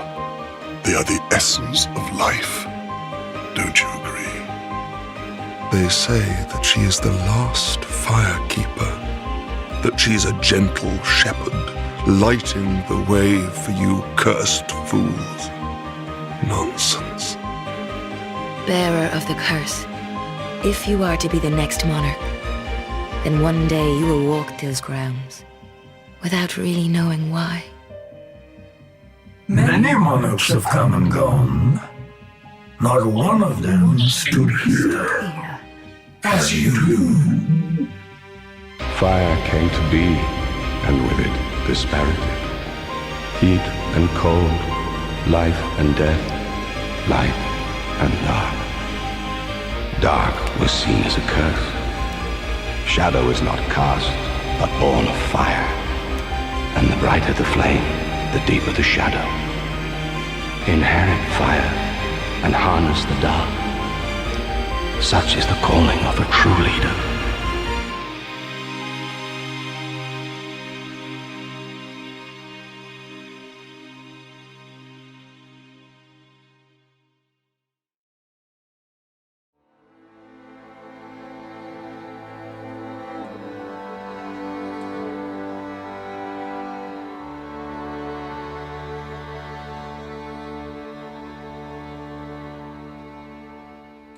In the age of a fleeting flame, a bell tolls, and echoes of despair spread through the ancient land of Lothric, a warning that the world in its current form may cease to exist. In venturing north, the pilgrims discover the truth of a fading flame, that the link of fire is threatened. With the Age of Light nearing the end of its course, desperate measures are called upon, bringing forth the awakening of ancient lords. The Lords of Cinder are beings who have linked the first flame once upon a time. In reigniting the flame, they succeeded in prolonging the Age of Fire and evolved to become Ashen Lords. The first of them was Gwyn.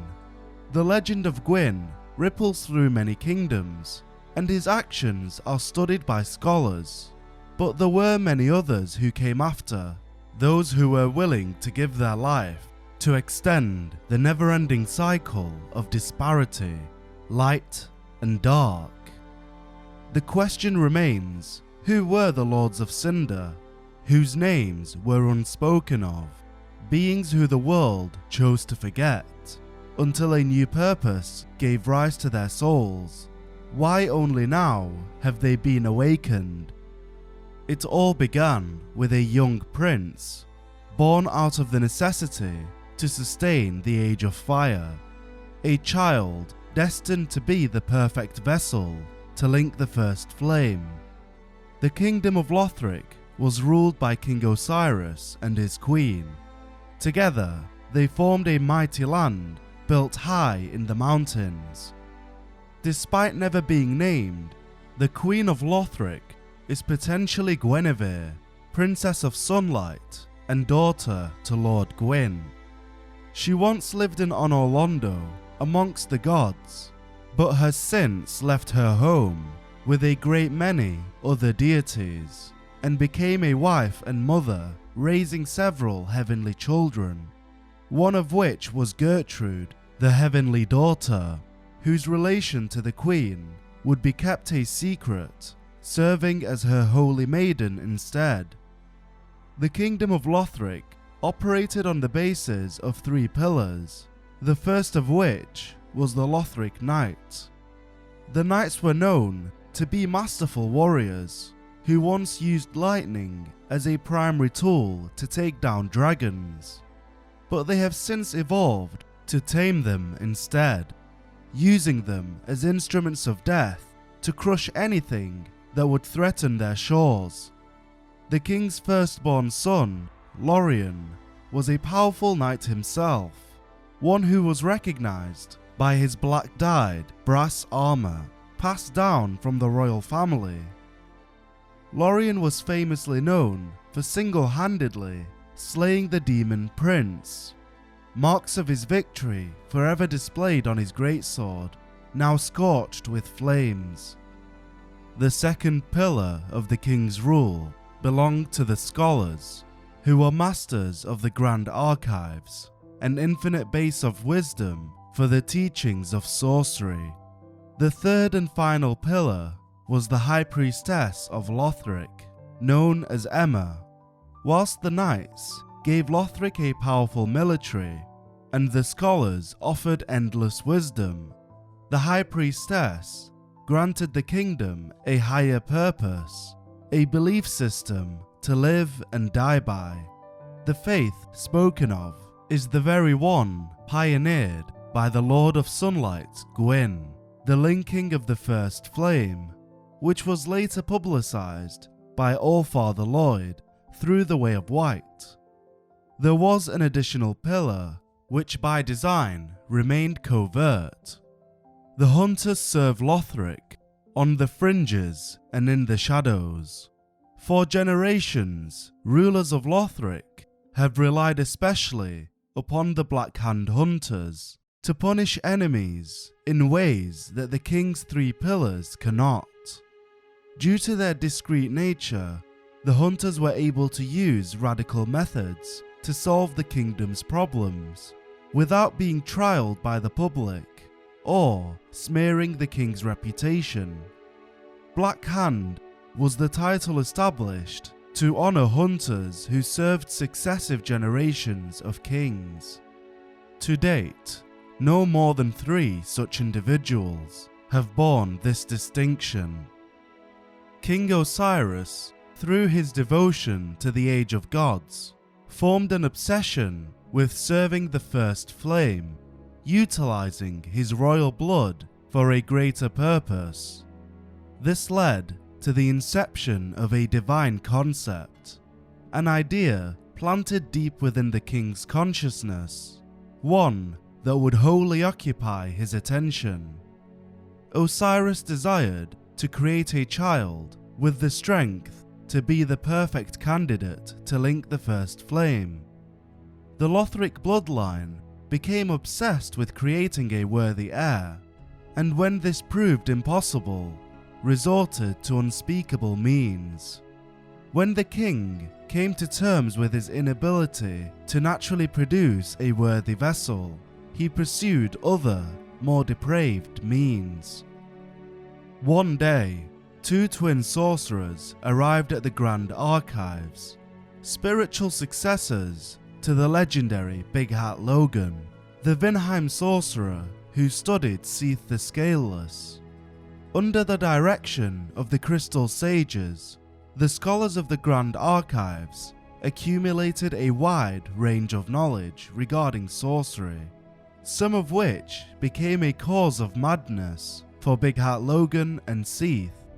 To avoid such a fate, the scholars began coating their heads and attire with candle wax, preventing their rancor of reason from being distorted. They tended to their candles with a reverence that exceeds the simple burden of labour. They know dangers of the archive's store of knowledge all too well. King Osiris was intrigued by the foulness that permeated the majority of the texts, and through the research found in the archives, he discovered a way in which he could serve the flame. In seeking greater purpose, the king committed a vile deed, one so foul that it remains unspoken even now, and as a result, cursed his newly born son, Lothric. The newborn prince, destined to be a Lord of Cinder, was cherished by the royal family, despite being born into illness, a frail and shriveled child. The High Priestess, Emma, served as the prince's wet nurse during his youth. She was strategically involved in his life from a young age, as to shepherd the young prince into serving his purpose as a Lord of Cinder. In his youth, Prince Lothric was so small and sickly that even in his later years, wore the same robes from when he was only a boy. Demonstrating his love for Lothric, Lorien wished to share in his brother's burden, offering to suffer alongside him in hopes of easing his pain, even if a little. The inseparable brothers carried the weight of the curse hand in hand, and Lorien was left mute and crippled by his younger brother's curse, a sacrifice of his own volition. The brothers' fates were interwoven, one unable to die without the other, and both required to link the first flame as one. For a time, the three pillars were the sole belief in which people stood by, until the Queen's holy maiden Gertrude was visited by an angel who revealed the tale of a new religion. Despite losing both her sight and her voice, she was determined to record the tale. Ordinary men cannot decipher her fragmentary scroll, nor comprehend how it became the foundation of the angelic faith of Lothric. It is theorized that the angelic faith of Lothric was established by the angels born from the corpses of Londor pilgrims. In visiting Gertrude, the angels spoke of a faith that would oppose the linking of the fire, advocating instead to usurp the first flame and bring forth the age of humanity. Gertrude, blinded by her divine encounter, spread the word of the angelic faith across all of Lothric. However, by virtue of the kingdom's firm devotion to their established religion, the angelic faith and worship of the divine messengers was viewed as heresy in Lothric, and was unrecognized by any of the three pillars of rule. The scholars, blinded by their disdain for the angelic faith, took matters into their own hands, imprisoning the heavenly daughter, Gertrude, in a large birdcage on the upper rafters of the Grand Archives. Her body, now a corpse, remains confined to the cage, clasping the divine pillars of light, unmoved for all eternity. From this point, the peace within the kingdom began to crumble, as tensions were high, with some standing firm with the three pillars of Lothric, whilst others were swayed by the angelic faith, placing doubt in the legitimacy of the gods and even the first flame. An example would be the winged knights, who swore themselves to the angels. Making matters worse, Lothric and Lorien, fueled by their grief, chose to turn their back on their kingdom, opting to watch the world suffer as they had done for years. The two princes rejected their duty to become lords of Cinder and settled down far, far away to watch the fire fade from a distance. The fire-linking curse, the legacy of lords. Let it all fade into nothing. It is unclear for sure whether the angelic faith held any influence on Lothric and Lorien's decision to oppose the linking of the fire, as being born into constant suffering would be enough for anyone to loathe the gods and their religion. What is known for certain is that Lothric's choice to renounce the flame was guided by his private mentor, who played a pivotal role in the prince's decision. His mentor is said to have been the first of the scholars to doubt the linking of the fire. Some have proposed that the scholar may have been Lord Aldir, the scholar of the first sin. Through his intensive research, Aldir concluded that one must avert the infinite cycle of light and dark, electing to instead find a cure for the undead curse, to shed the yoke of fate. Through his mentorship, Aldea may have persuaded Lothric to rebel against his father, to allow the fire to dwindle, rejecting to play into the hands of fate. Although the mentor may have been Aldea, the reference to the scholar may be exclusively citing the scholars within the Grand Archives, who operated under Lothric's pillars of rule. This would place the Crystal Sages as potential culprits, but regardless of the mentor's identity, their influence would result in the one born to walk a linear path, proving that destiny can be shattered by those willing to carry the heaviest burden. With Prince Lothric abandoning his duty, a civil war began, with the Knights of Lothric battling the angels and all who served the blasphemous angelic faith. Corpses of winged knights, Lothric knights, and Londor pilgrims would scatter around the castle. There were no victors in this conflict, only those who paid with their life, fighting for what they believed in. What of the king and queen? Osiris lost his sanity upon discovering the twisted worship of Seath the Pale Drake, earning him the title Consumed King. The queen, after giving birth to Ocelot, her youngest, would quietly disappear from Lothric, never to be seen again. Is Gertrude to blame for this conflict? Or was she simply a messenger chosen by the angels? The question that remains unheeded is who was the angel who appeared that fateful night? As we have established, the Heavenly Daughter was potentially visited by an angel of Londor, who was given life by the pilgrims. But what led to the angels advocating for the usurpation of the First Flame? Throughout Lothric, there are statues of a serpent with angelic wings, resembling the primordial serpent Karth. Could it be that the statues were carved to portray the leader of the angels? If that were true, then Karth would be the one who orchestrated the collapse of the kingdom of Lothric.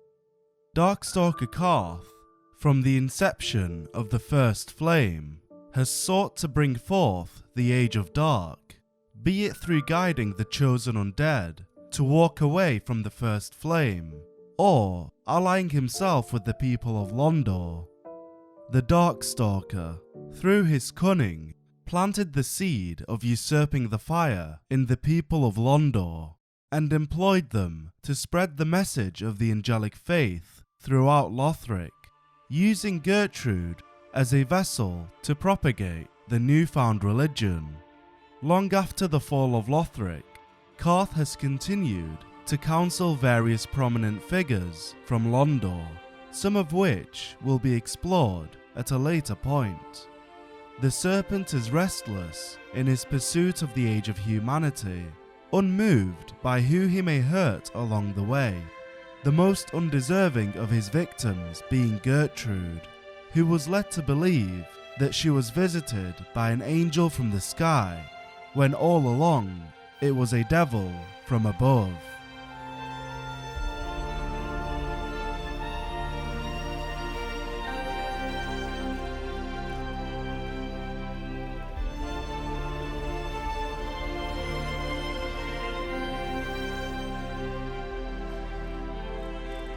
With the chosen vessel refusing to burn, the world retaliated by calling to the fallen lords of Cinder.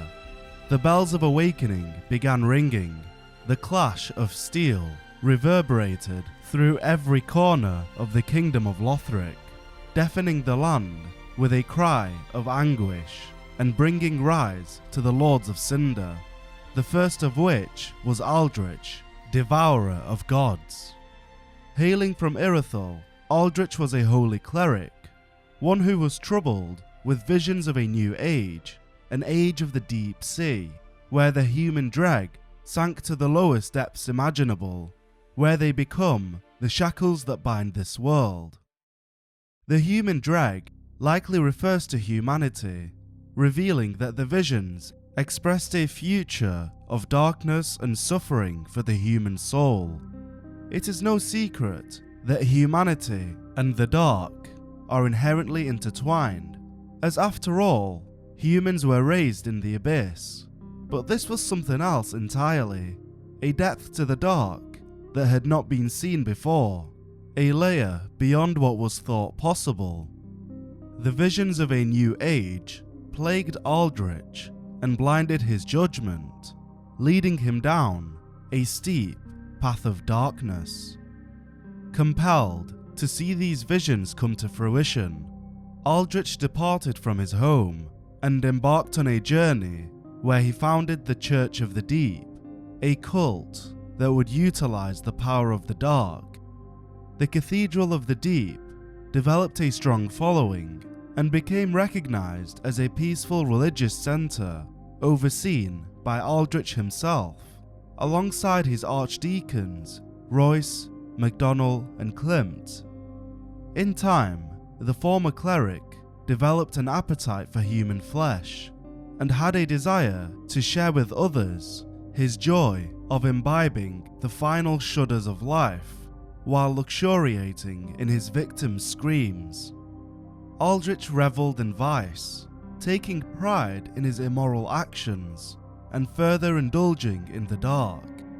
His actions gave life to abhorrent creatures, breeding insects which harbored tiny jaws lined with fangs to tear open the skin and burrow into the flesh in the blink of an eye.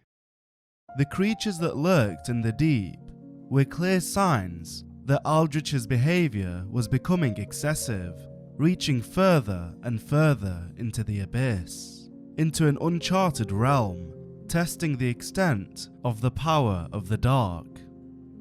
The deacons encouraged the actions of their saint, and his followers began to provide Aldrich with sacrificial bodies for him to devour. Men and women were herded to their death like sheep to the slaughter. Not even children were exempt from such horrors.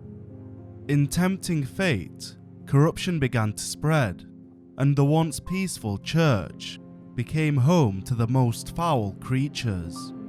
There were some who resisted the corruption for as long as they could, but in time, those dedicated to sealing away the horrors of the deep succumbed to their very power. It seems that neither tending to the flame nor the faith could save them. Those who linger too long on the brink of the deep will often slip. And so, Aldrich wallows in this darkness, intoxicated by its peril. A right and proper cleric, only he developed a habit of devouring men. He ate so many that he bloated like a drowned pig, then softened into sludge. Having consumed the souls of many beings, the dregs of the dark built up within him, poisoning Aldrich to the very core, and it wasn't long before his body collapsed, and Aldrich transformed into a mass of dregs, a formless, rotten being, the embodiment of the foul individual he was. So they stuck him in the Cathedral of the Deep, and they made him a Lord of Cinder, not for virtue, but for might. Protected by his followers, he was sheltered and fed, and through the endless consumption of flesh and bones, Aldrich grew into a colossal being, one that proved a worthy candidate to link the first flame. Without choice, Aldrich was sacrificed to the flame, granting him a taste of his own transgression, to be unwillingly devoured in service of greater power, mirroring the way in which Aldrich devoured human souls in search of immeasurable strength. Ironically, through obtaining the power of the dark, Aldrich became a vessel to prolong the Age of Light. Granted a second life, the world calls for the Lords of Cinder to take their thrones and reignite the first flame as they had done before. a desperate last resort to empower the enfeebled flame, which carries little left but dying embers. Remaining strung to his true purpose, Aldrich neglected to take his throne. When he ruminated on the fading of the fire, it inspired visions of a coming age of the deep sea. He knew the path would be arduous, but he had no fear. He would devour the gods himself. Feeding on humans was no longer sufficient, as Aldrich now sought to devour the old gods, and whispers speak of a remaining deity located in Honor Londo.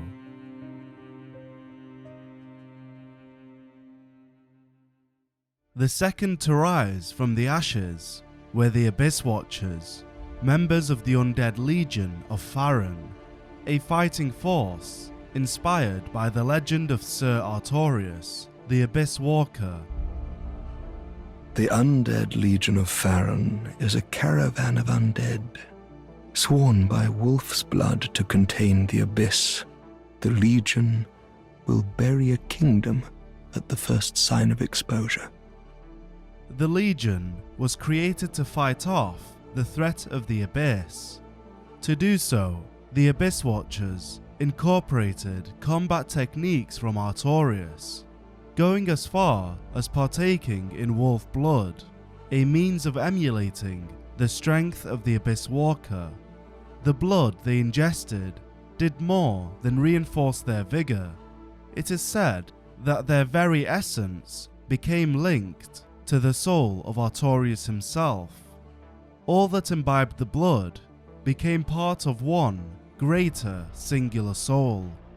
The Abyss Watchers were not only strong, but agile in their movement, fighting as a coherent division, akin to wolves hunting in a pack. They acted in the dark, seeking out any sign of the Abyss, fighting a constant war with its abominations.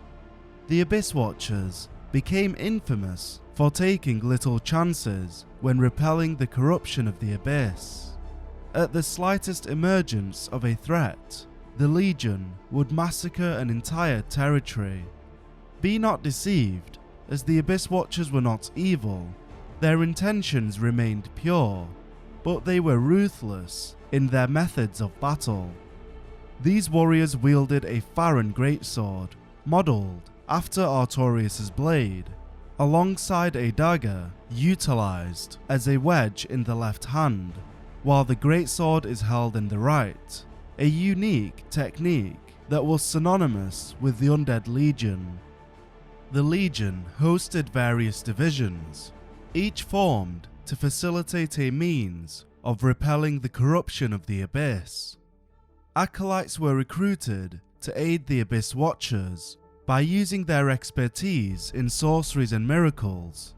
A scholar named Hazel was tasked with creating unique variations of existing spells to better favour the agile-focused approach of the Abyss Watchers. The future of Farron's Legion appeared to be optimistic, as all was going according to plan, until the Abyss Watchers were met with the same fate as the very hero they idealized. In the same manner as Artorius, the Watchers became corrupted by the Abyss, falling victim to the enemy they swore to eradicate. One by one, the warriors lost their sanity, becoming enslaved by the poisonous substance that emanated from the Abyss. Their numbers dwindled over time, as the corrupted members began to outnumber those who remained sentient. The once revered Abyss Watchers were surrounded, burned and speared through the heart, an undeserving end to say the least. It's unclear whether the Watchers were aware of Artorius' true fate when they decided to don their now iconic black-dyed leather vests and tall pointed helms, as not many knew of the tragic end to the Abyss Walker, who went to war with the Abyss, was corrupted in the process, and ultimately failed to complete his mission.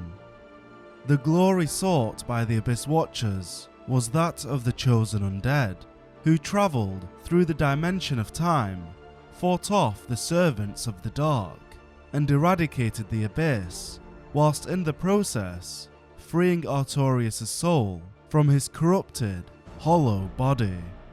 But this is not the story that was etched in the history books, as all that was accomplished by the chosen undead in the land of Oolacile was attributed to Artorius. The Abyss Watchers, whether they knew it or not, lived parallel lives to their hero Artorius, destined in the end to meet the same tragic fate as him, a poetic conclusion to the undead legion of Farum. It is unknown how or why the Abyss Watchers linked the First Flame. Perhaps they were forced to do so, similar to Aldrich, or their hatred for the Abyss led to them siding with the light.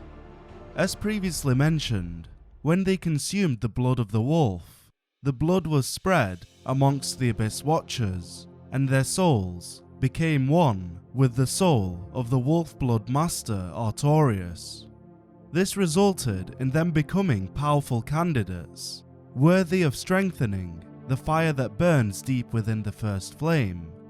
With little to live for, the Legion's followers went hollow, and lived a life without order until eventually disappearing into a painted world. The Abyss, no longer held by a resisting force, consumed all within its path, including the Acolytes, who were slowly devoured over time. Now reawakened and corrupted by the Abyss, the Watchers live to fight among themselves, aimlessly slaying their own brethren in a futile attempt to rid the world of the Abyss, still wholeheartedly believing in their cause. The next to rise from beneath the soils of the earth was a towering being, a descendant of an ancient conqueror, Yhorm the Giant. Long ago, the subjugated people of the profaned capital asked for Yhorm to lead them, serving as both a weighty blade and a stone-hard shield. Yhorm was a trusting person, known to have his people's best interests at the forefront of all his actions. But as with all rulers, there would come those who opposed the giant and questioned his position as a lord. In response, Yhorm gifted his doubters a storm ruler, one of two unique weapons, a greatsword capable of slaying a giant such as himself. If Yhorm was to waver from serving his people, he would gladly meet the end of his own blade. Despite this, those who spoke of him as Lord remained quite insincere. Yhorm once slumbered on the front lines with a great shield, but one day, in place of his shield, a left-hand notch was added to his machete, enabling the smashing technique that would become the legacy of his later years. Yhorm forsook his shield, following a grievous loss of someone he had wished to protect. This person remains a mystery, but it was evident that Yhorm had lost a being of great value to him. In neglecting his shield, he became reckless in battle, no longer showing any signs of self-preservation, likely blaming himself for the loss. The one-man vanguard mourned in solitude, until one day accompanied by Sigurd of Katarina, who would become a dear friend of his. At a point in time, the peace within the capital was disrupted, a curse was triggered, and a profaned flame came to be. The curse was ignited by a collective of women who gave life to a fire that would not dissipate, a flame that swallowed the hearts of those it possessed. The aftermath of the curse led to the women transforming into the monstrosities of sin, possessing a large hand for a face with a gaping hole piercing their palm and lined with dozens of grotesque teeth. The hand may be viewed as a symbolic visual, as in creating the profaned flame, the women reached beyond their competence, giving life to a flame that would impact the livelihood of all who lived within the capital. Nonetheless, they remained unbothered by their actions and continued to live on without any remorse, despite their culpability. With the profaned flame being a risk to his people, Yorm was adamant in removing the curse, no matter the cost. This was not only Yorm's opportunity to prove his doubters wrong, but to be a hero to those he swore to protect. Perhaps his previous loss had weighed on him heavily, a burden that he did not wish to carry for a second time. Yorm, with every good intention, chose to link the first flame, believing that in doing so, the profaned flame would be put to rest. Before sacrificing himself, he placed a second storm ruler in the hands of someone he trusted, more so than even his own people, in the hopes that Yorm would be slain if he was to ever return from linking the fire. Unbeknownst to him, this would be his single greatest failure, as in linking the fire, the profaned flame did not rest, but instead rained down from above like hellfire, destroying the entirety of the capital and its inhabitants along with it. The fire, born of the sky, is said to have incinerated naught but human flesh. Charred bodies amassed within the capital and remain present until this day, a reminder of the catastrophic ruin brought to this city. Now raised from the dead, Yorm learns of the fate of his kingdom, and worse, that it was all his own doing, liable for the death of his people, destruction of his city, and tarnished legacy. Understandably so, Yorm rejects his duty to relink the flame and abandons his throne, retreating back to the capital to live out the remaining days alone. 3 Lords of Cinder rise from ashes and unanimously reject their duties to rekindle the fading flame, leaving little hope for a world free of darkness. But there was one who quietly took to his duties, a Lord of Cinder who assumed his throne without dispute. Ludleth of Courland appears to be seated on his throne, ready to sacrifice himself once more. Little details are offered regarding his past, but he was once referred to as Ludleth the Exiled, revealing that he was banished from his homeland due to his engagement in the art of transposition, a forbidden craft in Courland.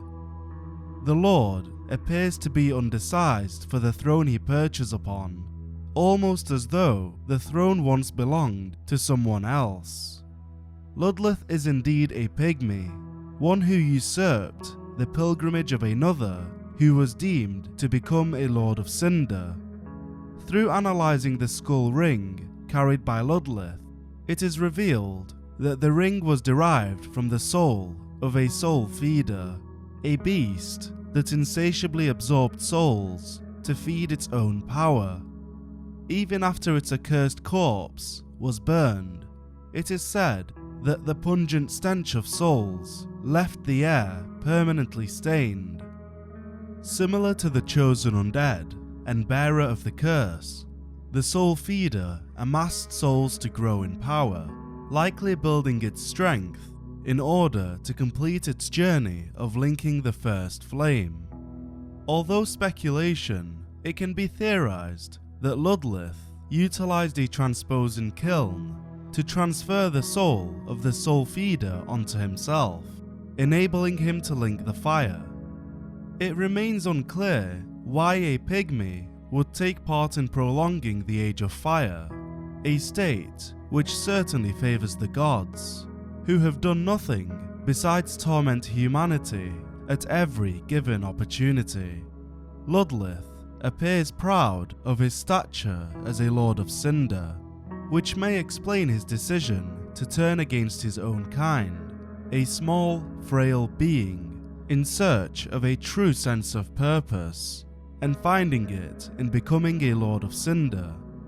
However, when viewed from an alternate perspective, it can be surmised that Ludleth did not link the flame by choice. The Lord can be heard stating the following: Forgive me. Oh, please. I am not to blame. It singes to the bone. It hurts. Please, help me. Be done with me. No, gods, no. I cannot bear it. It burns. Help me. Ludleth speaks of his traumatic experience in linking the fire, the pain and anguish he was made to endure. His words are that of a victim forced by the gods to sacrifice himself for their cause. He seeks forgiveness, stating, "I am not to blame," as a strain of remorse continues to bite away at his consciousness due to his betrayal of the Pygmy Lords, even if unwillingly. His encounter with the gods may have been so severe that Ludleth no longer challenges their command, choosing to play his part as an offering to the flame. Signs of his torture could be traced back to his appearance, missing both of his legs, a depraved method to refrain him from escaping. From this perspective, Ludleth's prideful remarks of being a Lord of Cinder may be naught but a facade to hide the true pain of his existence. Suffice to say, the path to linking the fire is a cursed one indeed.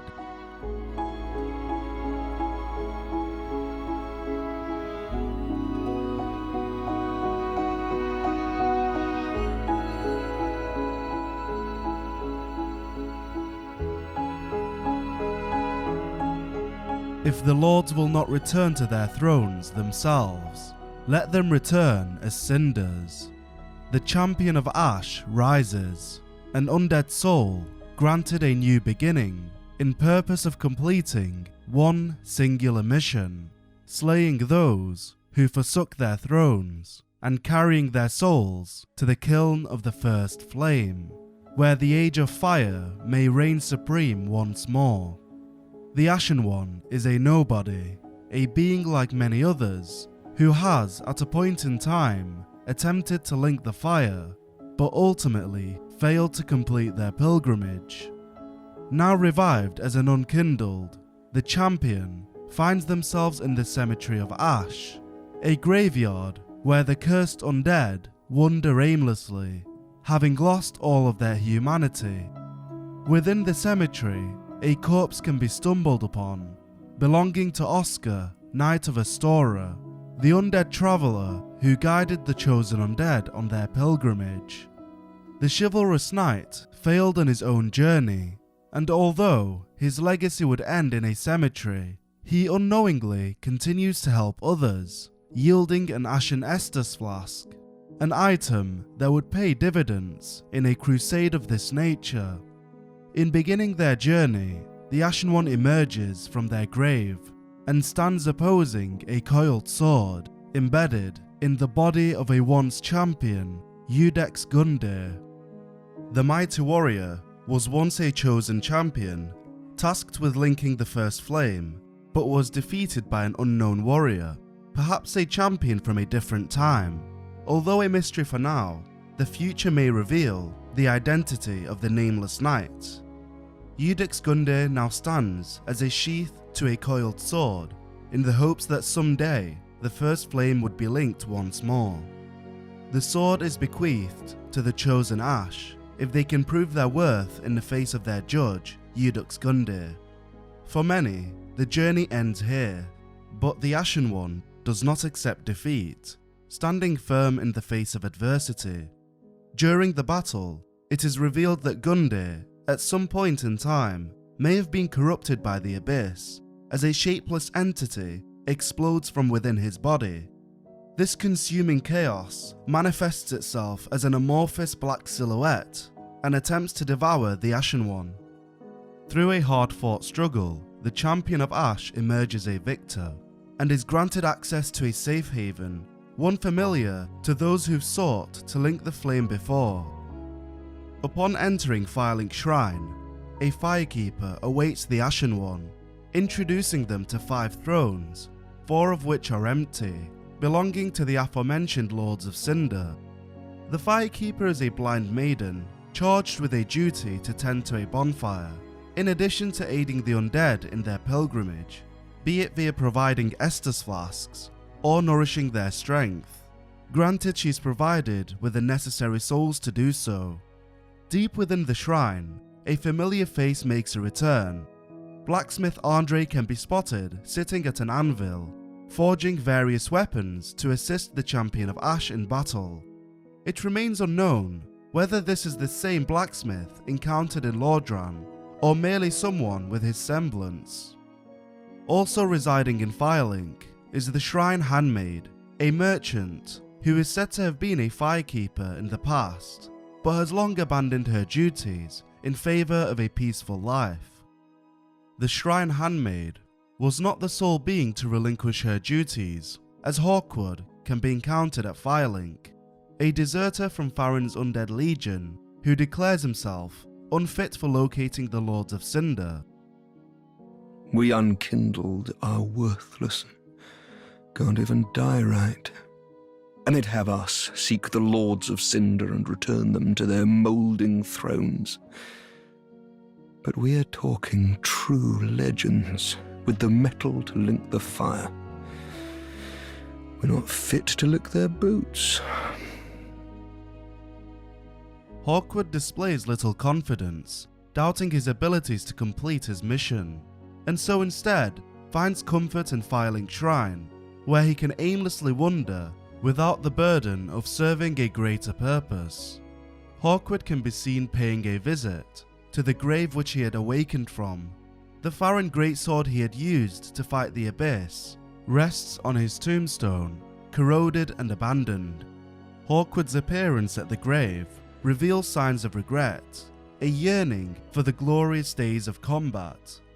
But perhaps his fighting days are over, and now all that is left are memories of a once meaningful existence. One must ponder if such a life is worth living.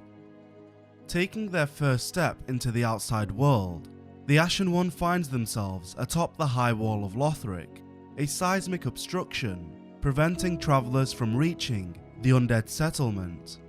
This hostile land is home to many deadly foes, including Lothric knights, winged knights, and even a wyvern who incinerates anyone who dares take a step too close.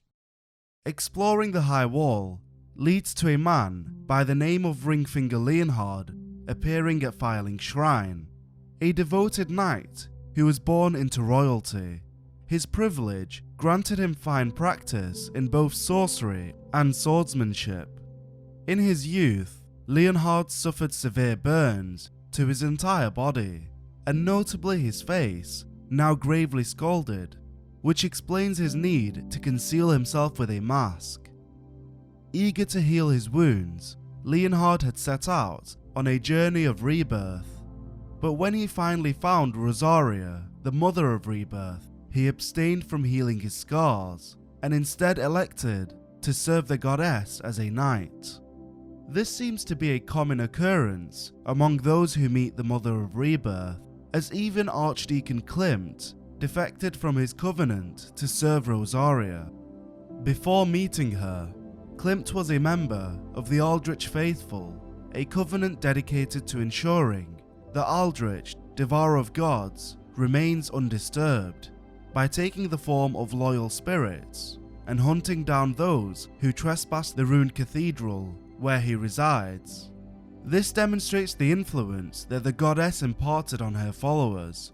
as those who were associated with the Covenant were not easy to sway. Deep below the high wall, Greyrat of the Undead settlement is held captive in a cell.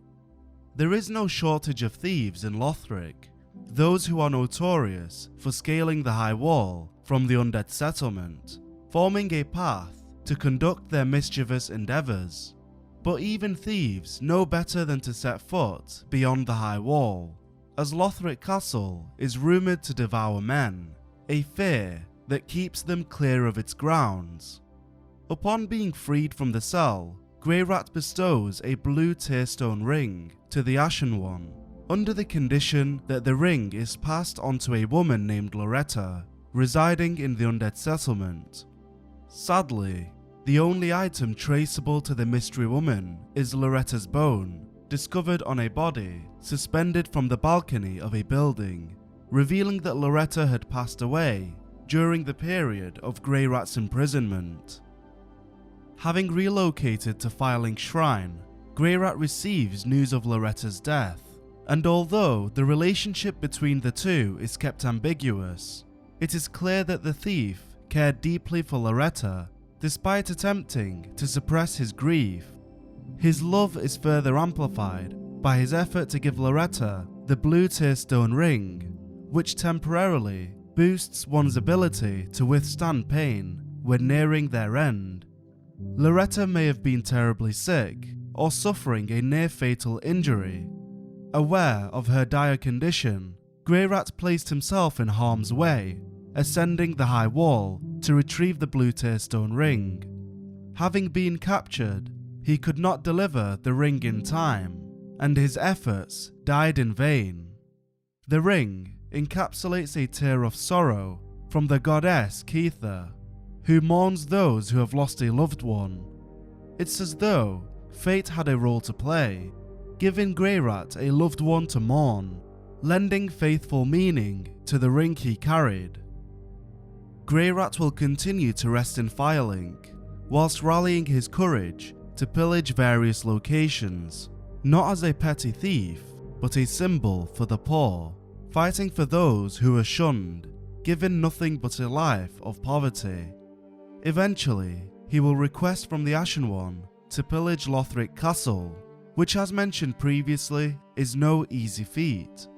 Whether it's the absence of self-preservation or misguided confidence, Greyrat wishes to infiltrate the castle by himself.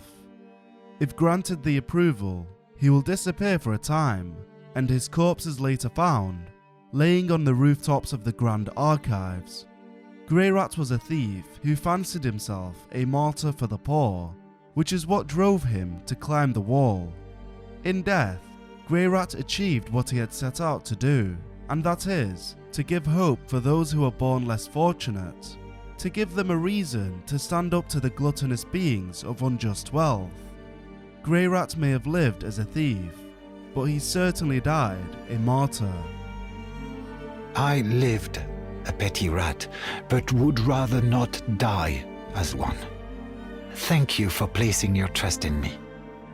I meant every word of what I said. Turning back to the Ashen One's journey, inside a cathedral, Emma, the High Priestess of Lothric, awaits the arrival of the Unkindled. She expresses that the Lords of Cinder will not be found here, as they've long left to their churning homes, now converging at the base of the castle.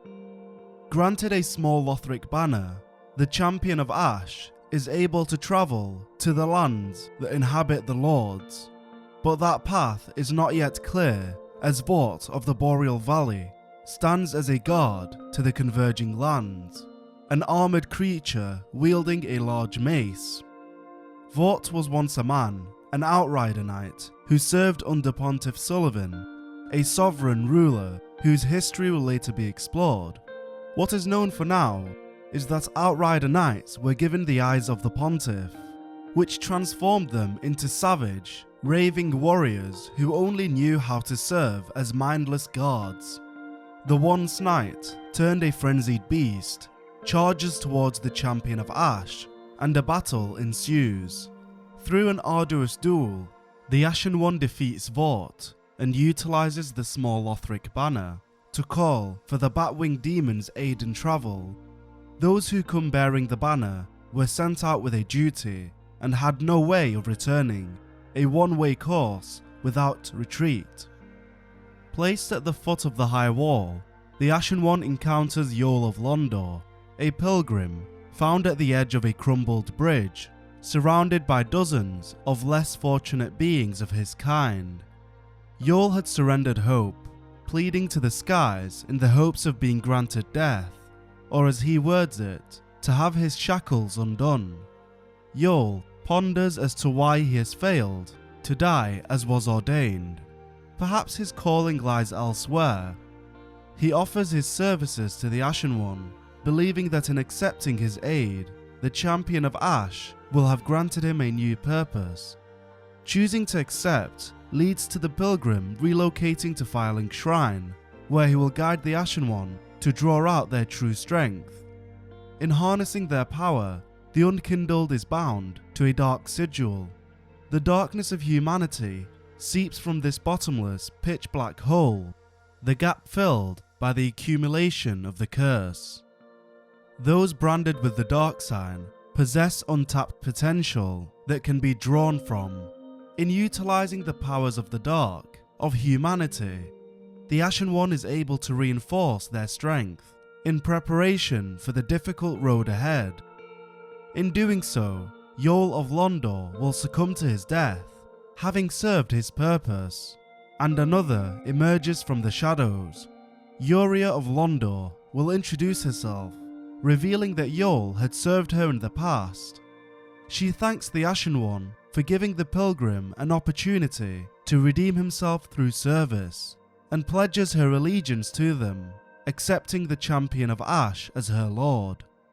Yuria originates from Londor, a realm of hollows, a society of undead, comprised of the corpses and shades of those who led unsavory lives. To think that the undead curse have existed long enough for entire civilizations to be built for those who have become hollow. Heaven knows what could be accomplished with a union of this magnitude amongst the undead. Yuria, along with her two sisters, founded the Sable Church, also known as the Black Church. In having three founders, Yuria ensured that her legacy would survive, as even in her absence, her sisters could carry the torch, making certain that their mission of usurping the First Flame is realized. For the sake of all hollows, the Sable Church operates to usurp the flame and bring forth the Age of Dark, as nature intended. The Sable Church is not to be mistaken for a virtuous organization, as they employed ruthless assassins, dubbed as the Pale Shades, who performed barbarous acts in the name of the church. The assassins wore a sneering mask, which exhibited a kindly smile for their victims to witness before being viciously murdered. The Pale Shades of Londor are equipped with mannequin claws, which cause heavy bleeding on the victims struck by their curved blades. The same claws were once used by the mannequins that resided within Earthen Peak. Their reputation grants them the moniker Harlots of Death, but the face of the darkly shriveled hollow beneath the mask remains hidden. Evidently, the Sable Church pursued their goals with neither honor nor exaltation, yielding nothing but withered moans. It is said that Darkstalker Karth taught the people of Londor in the art of life drain, which allowed them to absorb humanity through the use of the Dark Soul. To no surprise, the primordial serpent, who is in favor of the Age of Dark, would side with the people of Londor, choosing to aid them in their journey to overthrow the gods. Darkstalker Karth's involvement in the Sable Church extends further than initially thought, as Yuria herself answers to the primordial serpent, who guides her to the kingdom of Lothric in search of a worthy individual to become the Lord of Hollows. Yuria was perhaps chosen for this endeavor due to her expert swordsmanship. Her weapon, Dark Drift, is estimated to have claimed 100 lives, whereas her younger sister, Liliane, bears a more diplomatic role, credited with being the first to speak the Londor Braille Divine Tome, a forbidden script that offers salvation for all hollows and curses all living things. Little is yet known about the third sister, aside from being the first Ash to enter a painted world. Uria of Londor warns of a man who proclaims himself Lord of Hollows, demanding that the Ashen One settles the matter at once. I'm afraid I must say, Auerbach of Vinheim is a cause of much consternation. He proclaimeth himself Lord of Hollows. If left alone, he may one day imperil thy rule. Fall to this matter yearly, else we are unravelled. Decisiveness is the mark of a true monarch. Auerbach of Vinheim is a man fascinated by sorcery, but without the means to become a sorcerer, he offered to serve at the Vinheim Dragon School in the only way he knew how, as an assassin. In exchange for his service, Auerbach was to be accepted into the academy and taught in the art of sorcery, believing that one day he could reinvent himself as a legitimate sorcerer. Auerbach is invited to Firelink Shrine, where he would become a mentor of sorts to the Ashen One. Through their collaboration, Auerbach begins to learn of the true lore of sorcery, the meaningful knowledge he would not be taught at the Dragon School, the ancient land of Oolacile, the prodigious Big Hat Logan, and the sublime creations of Seeketh the Scaleless, just to name a few. In Vinheim, I was an assassin, a sorcerer only in name, a killer for hire. What a fool I was, thinking one day I would learn real sorceries. When I became undead, I was exiled from the school. But here I am, now, exploring the depths of sorcery. All thanks to you, I might add.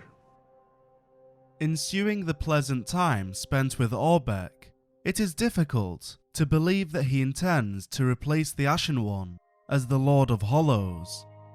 Becoming a true sorcerer appears to be his only motive, and his fascination for the inner workings of sorcery is made apparent. Was this narrative a fabrication of Uria, aiming to create unfounded conflict to test the Ashen One's conviction to her cause?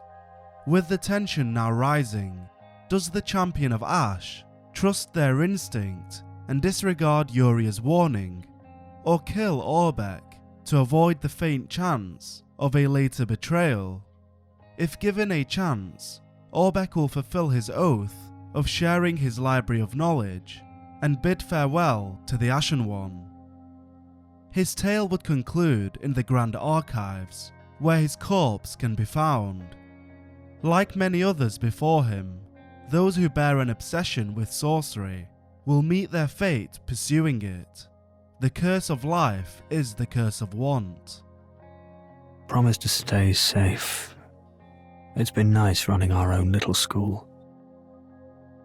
For now, the Ashen One makes their way through the Undead settlement, where evangelists can be found praying, aiming to spread enlightenment amongst the citizens.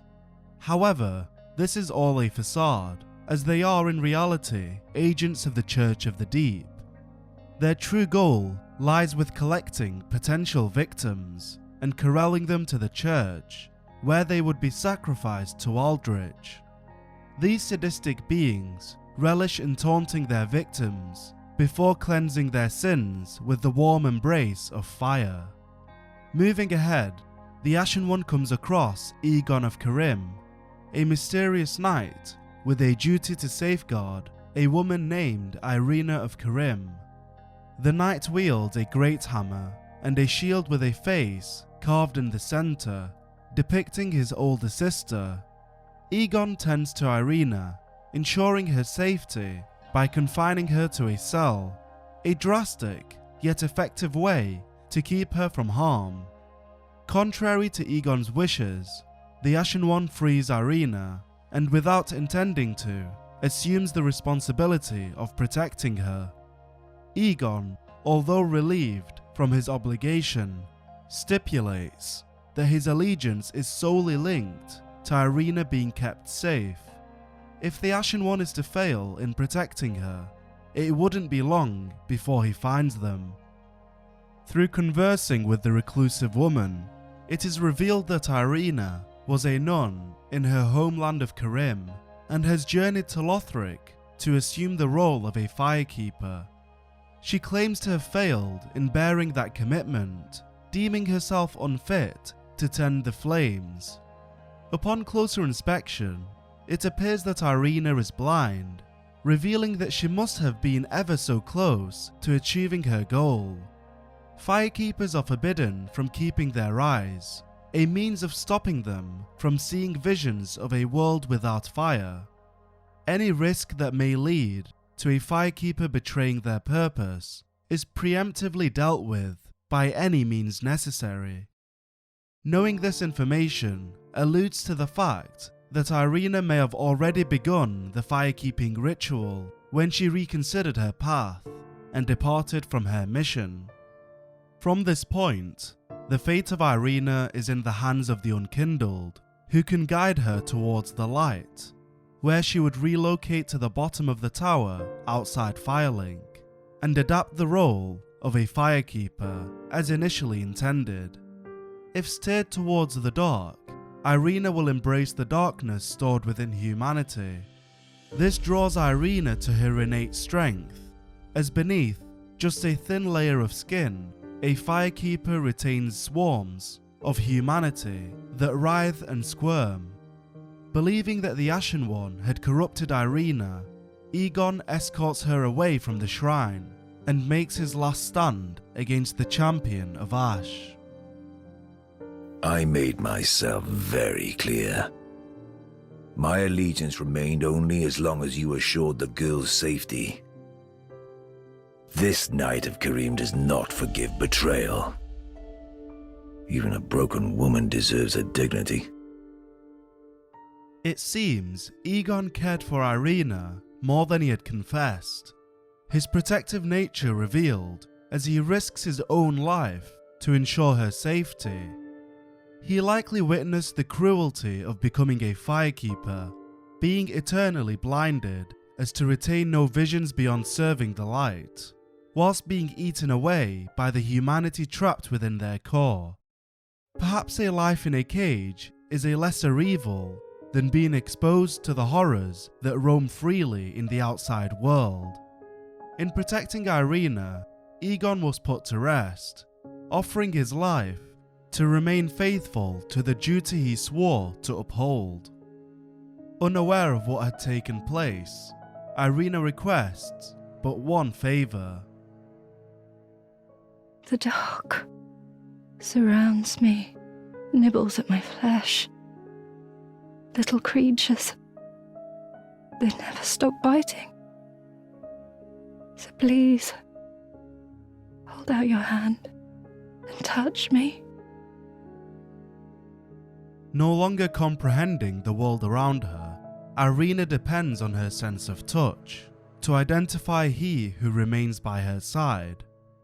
If the Ashen One equips Morn's gauntlets before holding out their hand, Irina will mistake them for Aegon, believing that he had won the fight. Oh, you again. Touch me one last time and kill me as you promised you would. Oh, a Knight of Carim is always true to his word. Prior to his death, Aegon had promised to put Irina out of her misery, alleviating her from the torture of being eaten away by the humanity within her. Although he could not fulfill this promise himself, the Champion of Ash assumes his role, allowing Irina to rest in peace, to die believing that her protector remained by her side in her final moments.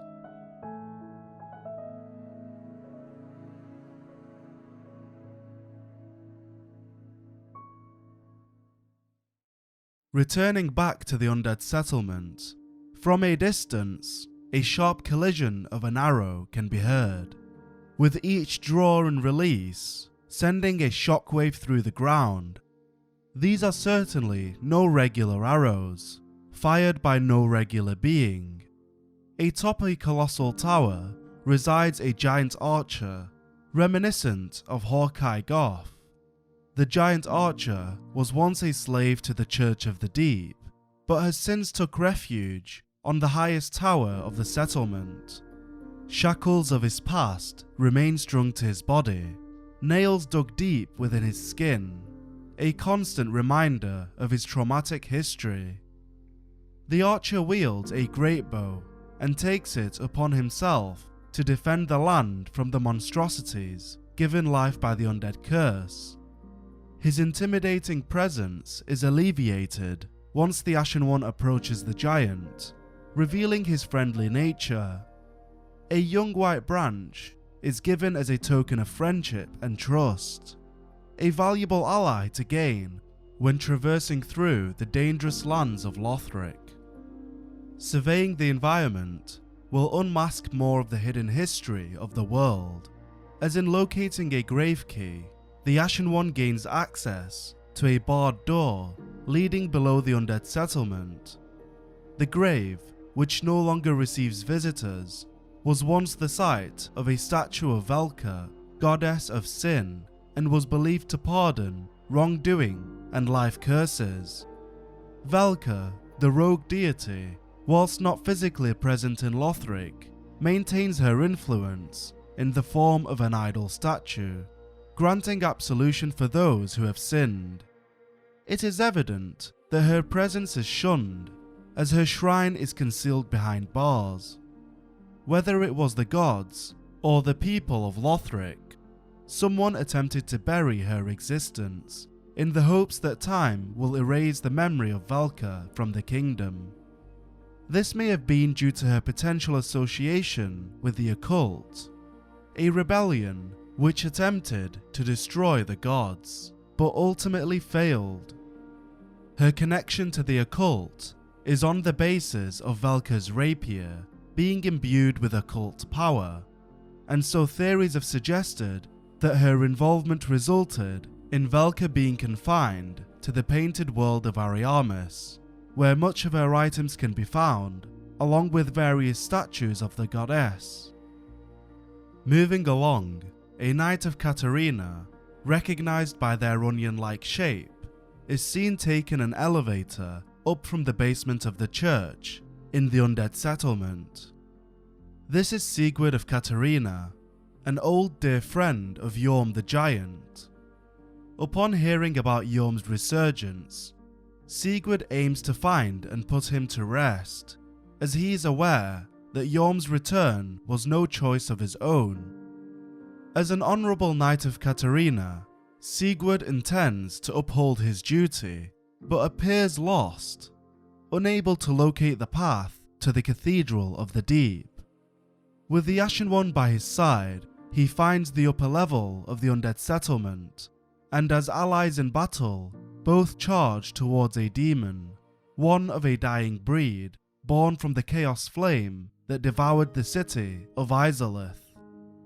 The Champion of Ash fights alongside the knight, and together they take down the demon, driving the creatures one step closer to extinction. Before parting ways, the Ashen One shares a toast with their new acquaintance, wishing them good luck on their journey. Deep within the settlement resides a spirit tree, which once sealed away all manner of curses that found their way through Lothric. Spirit trees are beloved entities, worshipped by many due to their inherently good nature, having protected people from curses for as long as they've existed. However, with this specific spirit tree, the curses took their toll, and with every new curse that inhabited the guardian tree, the burden became less and less bearable. Over time, the curses outgrew that which sealed them, transforming the tree into the curse-rotted greatwood, a monstrous freak of nature. The now hollow peasants still pray to the entity, despite it showing no concern for their presence, as it tramples their bodies in pursuit of the champion of Ash. In the midst of battle, the ground begins to crumble, collapsing under the weight of the creature, sending the Ashen One to the Pit of Hollows, where they would strike down the curse-rotted greatwood, ridding the world of its existence, along with the curses it had long carried.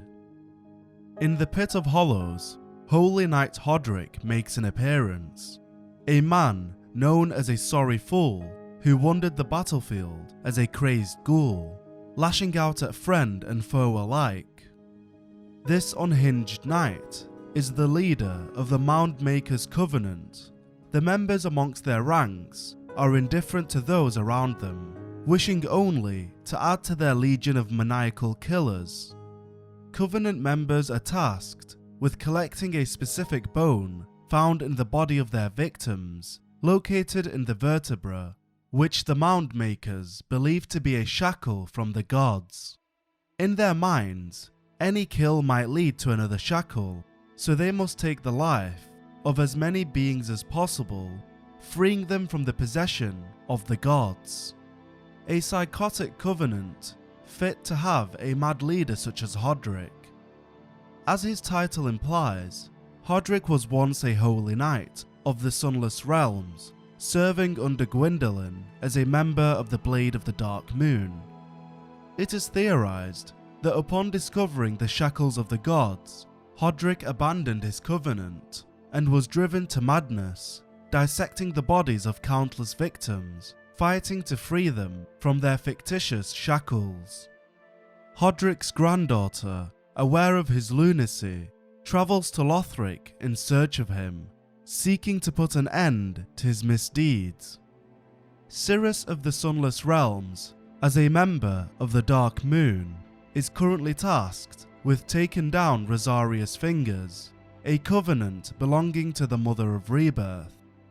This cult is dedicated to invading the innocent and collecting their tongues as a means to please Rosaria, who was robbed of her tongue by her firstborn. The Ashen One allies themselves with Cirrus and joins her in hunting down one of the members named Creighton the Wanderer, a once ruthless criminal who roamed the lands of Drang Lake, now an assassin working under Rosaria. That dark spirit was one of Rosaria's Fingers, vile bastard offspring who lurk in the darkness. My sworn enemies. The mission is completed successfully, as another one of Rosaria's Fingers is hacked off, but Cirrus's true purpose still lies in finding her grandfather, Hodrick. At a later time, the Ashen One receives a message, delivered by the Shrine Handmaid, who appears to be Cirrus's grandmother. The message states, "Goodbye dear grandmother, I will visit grandfather in the Pit of Hollows." If the handmaid is given the Dream Chaser's ashes, which may have belonged to Hodrick, she will express greater interest than usual, querying on where the ashes were found.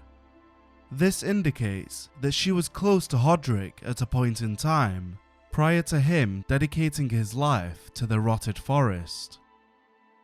I finally found you. Just as I promised, Grandad. Remember? Good night, Grandad. Cirrus, with the help of the Ashen One, puts an end to Hodrick, the once honourable knight turned crazed killer. May his soul rest in peace, even if his victims were not granted such a privilege. At last my grandfather will rest in peace, and I can die. May I take a vow to serve you as a knight? With her purpose fulfilled, Cirrus wishes to conclude her journey as a knight, living in service of others like her grandfather once did. Through the passage of time, Cirrus's corpse can be found, laying before her grandfather's grave. Having lived a meaningful life, she rests in peace beside he who was closest to her.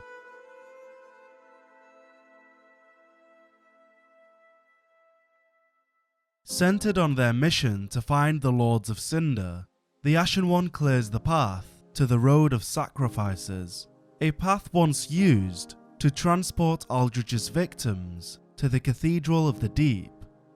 Leading into the Crucifixion Woods, the Champion of Ash is acquainted with an unkindled such as themselves. Oh, hello. How do you do? I am Anri of Astora, unkindled like you. This is Horace, a friend and travelling companion. We seek the cathedral, home of the grim Aldrich. Anri and Horace were both captives of Aldrich from a time long ago, and the only two children to have escaped his clutches. If not for their luck, they would have been among a long line of children sacrificed as nourishment for the Devourer of Gods. Anri of Astora wishes to track down and slay Aldrich, revenge for her traumatic past, and the many undeserving deaths sacrificed for his sake. Horace, although not talkative, is an upstanding, kind-hearted knight, whose presence makes Anri's onerous duty slightly more tolerable. Horace is outfitted with an executioner's set. The original owner was said to be a corrupt executioner who was killed and stripped of his armor. From that moment, Horace took a liking to its cold and bulky insides. In search of Aldrich, the two knights depart from the woods and make their way to the Cathedral of the Deep. Ahead lies one of two crystal sages, awaiting the next victim to step foot in their territory. As mentioned previously, the crystal sages initially settled within the Grand Archives, but at an unknown point in time, one of the two sages joined forces with Farron's Undead Legion in a pact of uncertain terms. Since the collapse of the Legion, the Crystal Sage migrated to the Road of Sacrifices, whilst their twin remains at the Grand Archives. This foe demonstrates their diverse skill set, teleporting to various locations whilst casting powerful spells. Deep within the battle, the Crystal Sage begins cloning itself, surrounding the Ashen One from every angle. But through their unwavering nerve, the Champion of Ash conquers the opposition, clearing the path to the Cathedral of the Deep, the home of Aldrich and his followers. From outside the cathedral, a faint voice can be heard from a distance. Hello? Hello? Anyone there? Anyone at all? Oh, I know that voice. Just how long has it been? It's me, Siegfried of Katarina. Sigurd claims that he had been deceived, his armor stolen, and left stuck in a well. This is the doing of Unbreakable Patches, a mischievous swindler who fools the unsuspecting to gain their loot. Patches appears fitted with Sigurd's stolen armor, imitating the Onion Knight's behaviour. In an attempt to gain the Ashen One's trust, Patches remarks of a treasure spotted on a bridge, urging them to retrieve it. In doing so, he lowers the bridge, leading the Ashen One to a room housing many dangers. Although the trap proves futile, this is only one of many attempts yet to come. Upon making amends for his actions, Patches relocates to Firelink Shrine, where he would once again, without shame, seek to disrupt the Unkindled's journey. He waits for them to enter the tower adjacent to the shrine, and upon reaching the top of the tower, Patches locks the gate behind them, claiming that he will return to pillage their corpse upon death. Is this all Patches has to offer? A senseless thief who rejoices from the misery of others? Or is there more to his scale of morality? A reason for why he portrays himself in such a heinous way? Albeit rarely, Patches does demonstrate a sense of compassion, as on multiple occasions he has been responsible for Grey Rat's return from pillaging, choosing to rescue him in times of need. It's never explained why Patches cares for Grey Rat. Perhaps it's honour among thieves, but even as a guardian, Patches elects to take no credit, choosing to wear the Katarina set to mask his identity. Thank the gods for that. I don't like cutting things so close.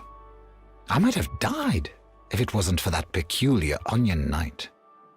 Maybe there is more to Patches the Unbreakable than meets the eye.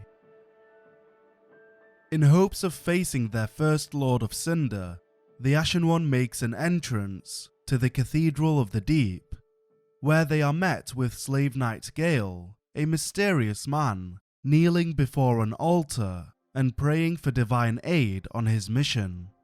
The mission at hand is yet unknown, but Gale is sure to make a return at a later point. In forging ahead, the Ashen One discovers that Aldrich, the Devourer of Gods, had already abandoned the church, fleeing to Irithyll alongside Archdeacon MacDonald. After Aldrich left for the Boreal Valley, Archdeacon Royce remained in the cathedral with the high priests to keep eternal watch over their master's coffin.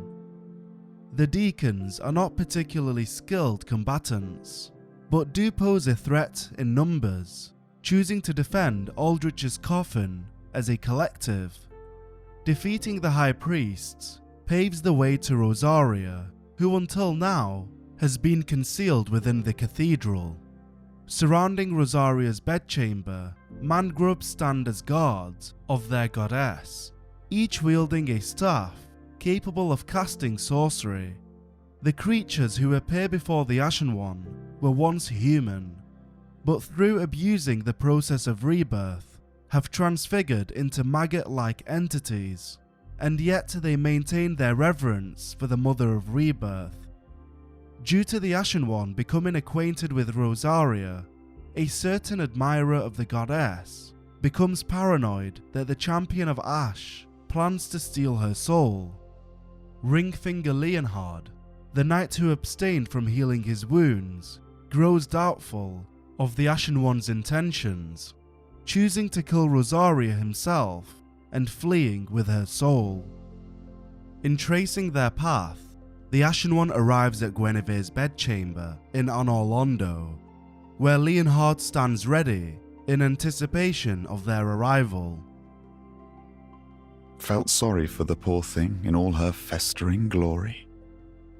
And now you want to ravage her soul as well. I sowed the seeds, I'll prune the mess. I, Leonhard, swear so upon my vows to the goddess. Fascinating is Leonhard's choice to retreat to Guinevere's chamber. Some have meditated on the idea that Rosaria was Guinevere all along, departing from Lothric Castle during the war with the angels, and seeking refuge in the Cathedral of the Deep. This would explain Leonhard's choice, deciding to carry Rosaria's soul back to her original home. Also lending validity to this theory is Rosaria's soul, which can be transposed into the miracle Bountiful Sunlight, a spell granted by the Princess of Sunlight, Guinevere. There is also reason to believe that Rosaria may have been Gertrude, as her birdcage being found open hints at an escape from captivity. All things considered, the truth of Rosaria's identity remains naught but speculation, as little concrete evidence can be traced back to her origins.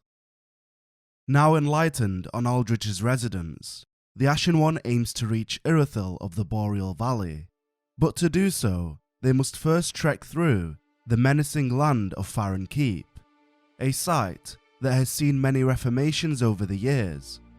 Long ago, it was the ancient land of Oolacile, which became Darkroot Garden and now home to the Abyss Watchers. Remnants of Oolacile can still be discovered by those with a keen eye, as the corpse of Elizabeth, the mushroom, can be found in a cave, guarding a chest which houses the attire of Dusk, the princess of Oolacile who was abducted by Manus long ago. Also found in the keep are the watchdogs of Farron, inspired by the great grey wolf, Sif. The watchdogs were recruited to ensure that the Abyss Watchers sleep in serenity by taking the form of loyal spirits and hunting down those who would trespass the woods of Farron. The Old Wolf of Farron remains committed to its role, commanding the watchdogs from atop a tower. Marks of a troublesome life can be identified, as the wolf appears starved and withered, barely holding on by a thread. After the Legion's Watchers became Lords of Cinder, the wolf blood dried up, and Farron was consumed by a festering wood. The path ahead is locked by 3 flaming towers that must be extinguished, each of which display a carving resembling the gods of old.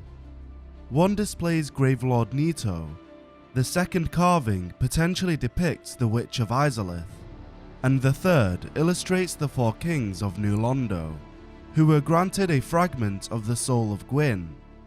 Extinguishing the fire that burns within the 3 towers leads to the Abyss Watchers, who are now completely corrupt, mercilessly fighting one another, still battling to eradicate the Abyss, not knowing that they themselves have been consumed by it.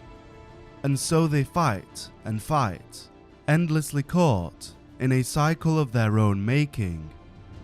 The Champion of Ash enters the fray, marking their territory with a draw of their steel.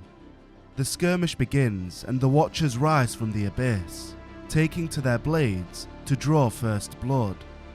In a losing rally, one Abyss Watcher absorbs the blood of their comrades, reinvigorating their spirit through harnessing the powers of those who have fallen, an amalgamation of the strength of all who once fought to eradicate the Abyss. It all ends with a duel of honor, 1 versus 1, 2 warriors on equal ground, with nothing but their valor to determine a victor. The Champion of Ash rises to the occasion, freeing the Abyss Watchers from their involuntary awakening. With the Abyss Watchers defeated and their soul returned to the throne, 3 Lords of Cinder remain. Next in line is Irithyll. To reach the Boreal Valley, the Ashen One descends into the catacombs of Karthus, the resting place of High Lord Wallnir. Once upon a time, Karthus was distributed among many rightful lords, each of which was granted jurisdiction over a certain branch. This was until Wallnir brought them to their knees and ground their crowns to dust. Then the crowns became one, and Wallnir the one High Lord. The conqueror of Karthus soon succumbed to the Abyss. Gripped by the fear of true darkness, he pleaded to the gods for the first time. It is said that a holy sword, together with 3 armlets stripped from the corpses of clerics, gave him some semblance of comfort. Through the discovery of pyromancies such as the Black Flame, Wallnir sought to claim the Abyss for himself. As with all who attempt to command the Abyss, the High Lord failed, and found himself stranded in a realm between worlds, an ocean of darkness which he cannot escape. Through the passage of time, the High Lord sentenced countless souls to gruesome deaths, keen to outlive them all. As the Ashen One traverses the catacombs, they happen upon Henri of Astora, who remains insistent on finding Aldrich. However, her partner Horace is nowhere in sight. Oh, hello. How very fortunate. Have you seen my companion, Horace? To my shame, I was snared by a trap and we've become separated. I've not been able to find him since. As Henri continues to search for her dear companion Horace, the Ashen One continues on their journey, encountering a chalice crafted from the remains of a human skull. In touching the mysterious object, a black cloud emerges from within. The abyss scatters across the ground, consuming the room in its entirety. The Champion of Ash awakens in a dark space, and in stepping into the unknown comes face to face with High Lord Walner, a gargantuan heap of skeletons moulded into one. The High Lord draws strength from the armlets he carries, and so the Ashen One shatters them one by one, depleting Walner's power with every swing of their sword, until the tyrannical giant falls. Deeper into the catacombs, Night Slayer Sorig attempts to ambush the Ashen One.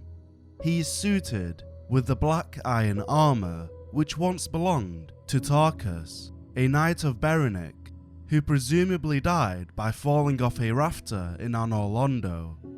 Could Zorig have been responsible for his doom? Perhaps he simply claimed the armour from Tarkus following his death.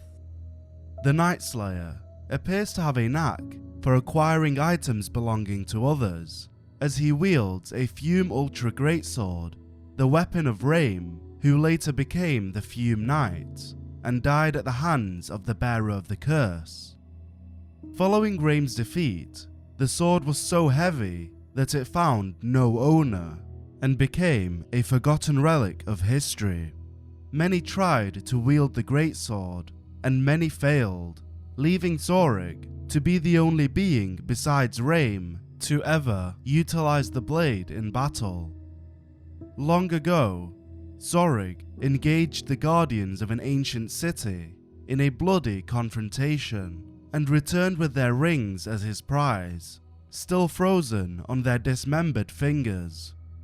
It is theorized that the ancient city referred to may have been Ilium Lois, as Zorig removed the prized rings from frozen fingers, likely that of the Lois Knights. It is safe to assume that Zorig travelled through befallen kingdoms, obtaining the Fume Ultra Greatsword from the Broom Tower, followed by infiltrating the frozen land of Ilium Lois, and executing what remained of the kingdom's knights, collecting their rings with every kill he made, earning him the title Night Slayer. Descending to the depths of hell, the Ashen One steps into the smouldering lake, the remains of what was once the city of Izalith. Two of the daughters of the Witch of Izalith can still be found within the city. Hidden behind the veil of an illusory wall are the corpses of the Fair Lady and her sister Quelana, signifying a reunion between the two following their separation, which came as a result of the chaos that erupted within the city. From the inception of the Flame of Chaos, demons were birthed, and an eternal war was waged between Gwyn's Black Knights and the demons of Izalith. Scattered through the wind are the days of battle, as all that remains now are corpses. Dispersed through the land are the deceased bodies of all manner of demons, including the infamous Asylum and Stray demons. How did this come to be? With the aid of the bearer of the curse, the old chaos that loomed beneath Ilium Lois was snuffed, and thus the reproduction of demons was put to an end. The remaining demons were likely slain by Gwyn's Black Knights, who remain in the smouldering lake until this day, ensuring that the outliers who still live meet their end shortly, an inevitable extinction edging closer with every passing second. Traversing through the inferno, a heartbreaking uncovery displays itself. At the rear end of a long tunnel stands Horace the Hushed, the dear companion of Henri of Astora. Having been separated from his partner, Horace accidentally wandered into the smouldering lake, all alone and unequipped to deal with the dangers that lurk below. In solitude, this beacon of purity hollowed, losing memory of the Ashen One, Henri, and even himself. Faced with a conundrum, the champion of Ash must decide. Do they inform Henri of Horace's fate and risk her dying at the hands of her beloved companion, or refrain from sharing this information and put Horace to rest themselves, saving him from the dread of living as a hollow? The Ashen One deals with Horace, and only after the threat is neutralized do they inform Henri of the events that had taken place, as after all, she deserves to know what had become of Horace, having journeyed together through thick and thin. With the old chaos extinguished and the demon race being slowly erased from existence, one particular demon persisted, becoming the last living witness of the chaos of Izalith. The old demon king, sustained by what little fire burns within his soul, resides in a large chamber, fending off those who enter his domain. Unbeknownst to the old demon king, the champion of Ash would be the one to put an end to his long-lasting survival. Nearing his defeat, the ancient demon begins to display the effects of time, as the inner fire is smothered, and he desperately kneels over, helpless in the face of death. Emerging from the bleak nature of the catacombs, the Ashen One is greeted with an alluring, snow-filled kingdom, a beautiful vista exhibiting large estates and cathedrals. A touch of tranquility eases its way through as the moon hangs low, forever watching over the ancient kingdom of Irithyll. The Boreal Valley is said to have existed since the heyday of Lord Gwyn's reign, a home to nobles who worshipped the moon, and thereby endorsed the Dark Sun Gwyndolin, who was affiliated with the moon. The rich history of the kingdom presents itself in various ways, as in a distant manner, paintings can be found depicting Guinevere, the Princess of Sunlight, Nishandra, the Queen of Drang Lake, the frozen kingdom of Elaim Lois, the Iron King's throne within the Broom Tower, and other notable locations such as Anor Londo and the Grand Archives. Much has changed since the Age of Gods, as now this land lays dormant in the hands of the tyrant, Pontiff Sullivan. Long ago, when Sullivan was yet a young sorcerer, he discovered the profaned capital and an unfading flame below a distant tundra of Irithyll, and a burning ambition took root within him. The sorcerer commanded the profaned greatsword and set out to conquer Irithyll. His means of accessing the kingdom came by way of the Blades of the Dark Moon.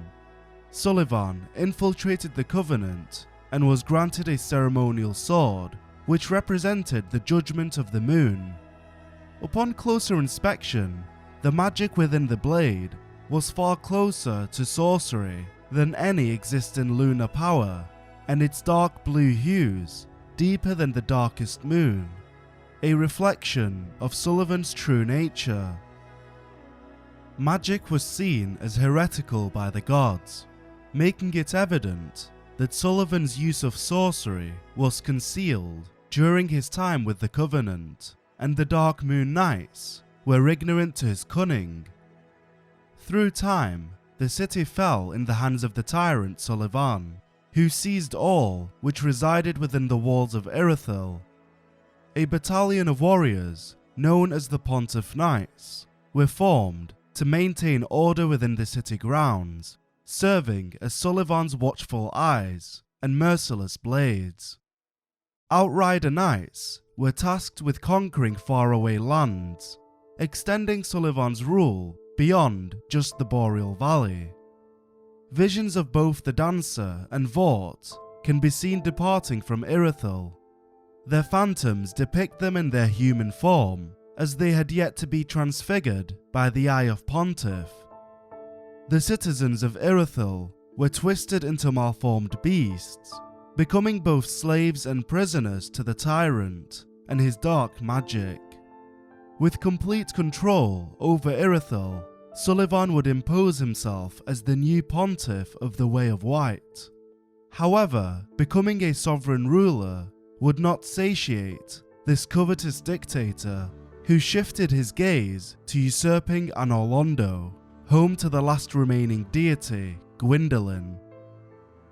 To achieve a goal of such ambition, Pontiff needed an ally, and so he placed a small doll in Aldrich's coffin so that upon awakening he would hear the words, "Wherever you go, the moon still sets in Irithyll. Wherever you may be, Irithyll is your home." Having placed a magical barrier around Irithyll, the Pontiff, Sullivan, gave this doll to valued subjects, so that they may use it to cross the barrier when they return home. Aldrich, granted a second life, seeks a new purpose of devouring the old gods. In this moment, their destinies aligned, as a diplomatic relation between Pontiff and Aldrich would grant them the means of fulfilling all they had desired.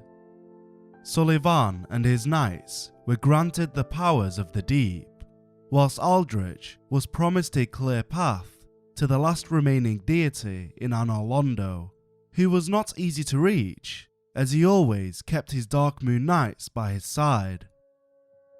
The Dark Moon Knights were once led by my elder brother, the Dark Sun Gwyndolin. But he was stricken by illness, and leadership of the Knights fell to me. Then Sullivan wrongfully proclaimed himself pontiff, and took me prisoner. Oh, where could my dear brother be? This is Yorshka, who sits alone in a tower above Anor Londo as a prisoner of Pontiff Sullivan. Yorshka claims to be the daughter of Lord Gwyn and younger sister to Gwyndolin.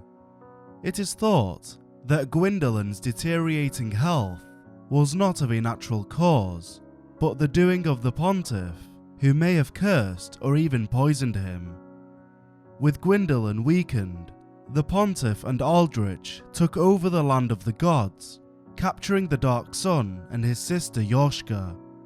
This was followed by Aldrich slowly consuming Gwyndolin, who had become all too powerless to fight back. Aldrich dreamt as he slowly devoured the god of the Dark Moon. In this dream, he perceived the form of a young pale girl in hiding. In devouring a deity, Aldrich fell into a deep slumber, absorbing Gwyndolin's memories in the process. The visions of a pale girl may be referring to crossbreed Priscilla, a being who warranted the fear of the gods due to the power held within her life-hunt scythe, and thus she was restrained in the confines of a painted world, hidden away from all existence. Gwyndolin may have been personally responsible for her banishment, which would explain her place in his memory. Others believe that the pale girl may be Yorshka, as his sister was the last person by his side prior to being devoured. The Ashen One marches through Irithyll, intent on finding the Devourer of Gods, but they are not the soul seekers of Aldrich, who had a talent for making enemies. Anri of Astora can be found within the Church of Yorshka, now travelling alone following the loss of Horace.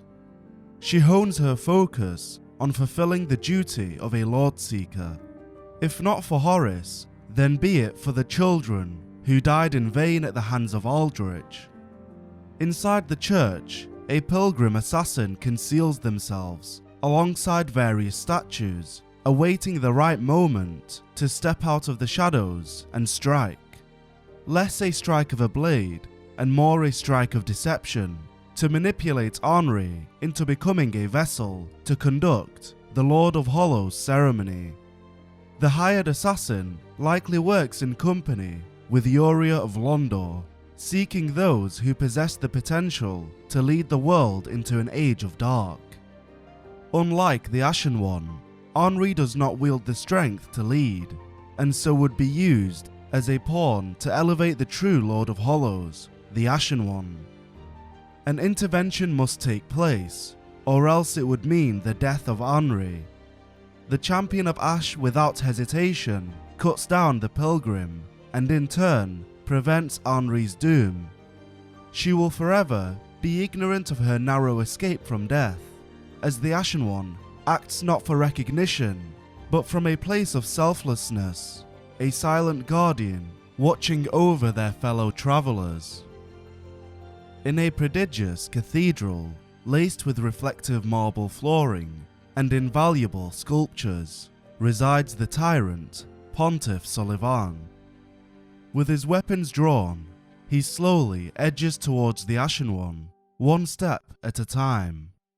As he enters the range of battle, the Pontiff leaps forward, building up momentum as he swings his profaned ultra greatsword, missing only by a hair. The two combatants engage, and a battle of wits and brute strength ensues. As the fight progresses, the Pontiff begins to utilize his skill set to the fullest extent, creating a variant of himself to mirror his attacks.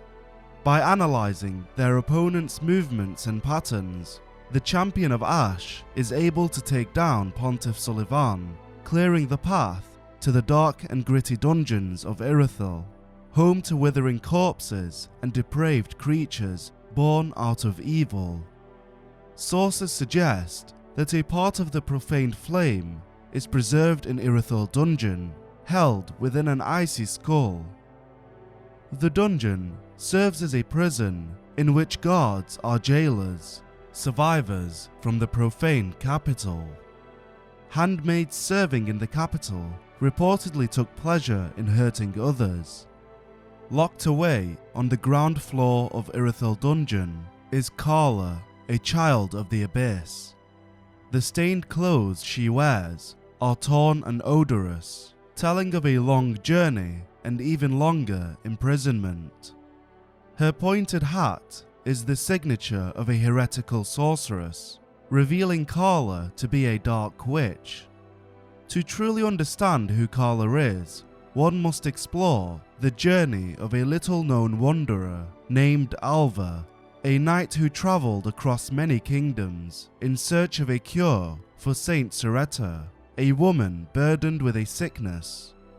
Alva traversed through Drang Lake and even Lothric, but ultimately failed to find a cure. He was racked with guilt and remorse, and as a result, relinquished his knighthood. During Alva's expedition, Zully the witch learned of his dedication to Saint Soretta and grew jealous of his unbending commitment that spanned the width of the world. Zully used all manner of tricks and deceit to ruin him, but in the end, she would spend her life with him, supporting his endeavours. By fair means or foul, Alva and Zully became enamoured with one another, choosing to spend the remainder of their lives together. To this day, troubadours sing of tales of the wandering knight Alva and his travels, and of his involvement with the saint and the witch. Needless to say, the songs traditionally end in tragedy. And tragic indeed is the end of Alva, as through all of his travels, he was unable to find peace. Alva is referred to as Seeker of the Spurned, and Carla's ashes describe her as the spurned child of the Abyss. This reveals that prior to his death, Alva set out to find Carla, but regrettably met his end within arm's reach of her. What motive would a knight such as Alva have in seeking Carla? The Dark Edge miracle, which was once used by the witch Zully and now in possession of Carla, states that the spell is passed down from mother to daughter. This reveals that Zully is most probably Carla's mother, which would explain Alva's fixation on seeking Carla, finding his daughter. There are interesting details that remain unexplained, such as Carla being referred to as Child of the Abyss. The same terminology is used to describe the children of Manus, who each represented a shard of his emotions. It is theorized that Carla's mother, Zully, may have been a descendant of a fragment of Manus, as this would justify Carla being a child of the Abyss. If that were the case, Zully would most likely be related to Nashandra, who represents greed and envy. Characterized by those same emotions, Zully's envy led to her manipulating Alva into renouncing his commitment to Saint Soretta, unraveling their relationship in its entirety as a means of usurping his affection. Having said that, Carla's path to becoming a child of the Abyss remains speculatory. Many travelers make it to Irithyll, but almost none survive its cruel dungeons, be it through various contraptions designed to imprison trespassers, or the difficulty of maneuvering through its maze-like structure without getting lost. Pardon me, I was absorbed in thought. Oh, look at me, trapped like a rat. But you needn't worry. I've just been sitting here weighing my options. Snared by another trap is Sigurd of Katarina, who can be found locked in a cell within the dungeons. The Onion Knight is yet again in need of a saviour, halted on his mission to confront his old friend, Yorm the Giant. With the aid of the Ashen One, Sigurd can be freed, allowing him to continue his journey to the profaned capital, the very city that was burned to ashes by the flame that would not dissipate. When the Champion of Ash reaches the capital, a corpse of a man can be found beside a bonfire, holding onto a ladder, a relic of a former life. The hollow being was once Gilligan, a laddersmith hailing from Drang Lake.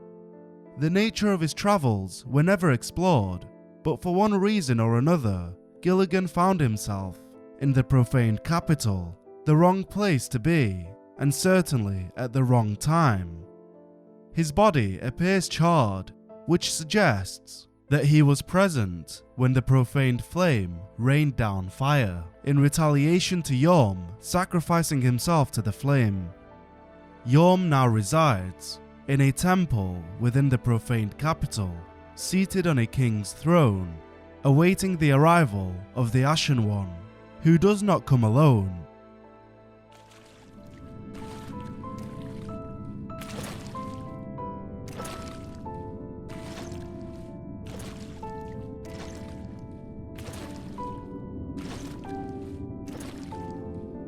Yorm, old friend. I, Siegfried of the Knights of Katarina, have come to uphold my promise. Let the sun shine upon this Lord of Cinder.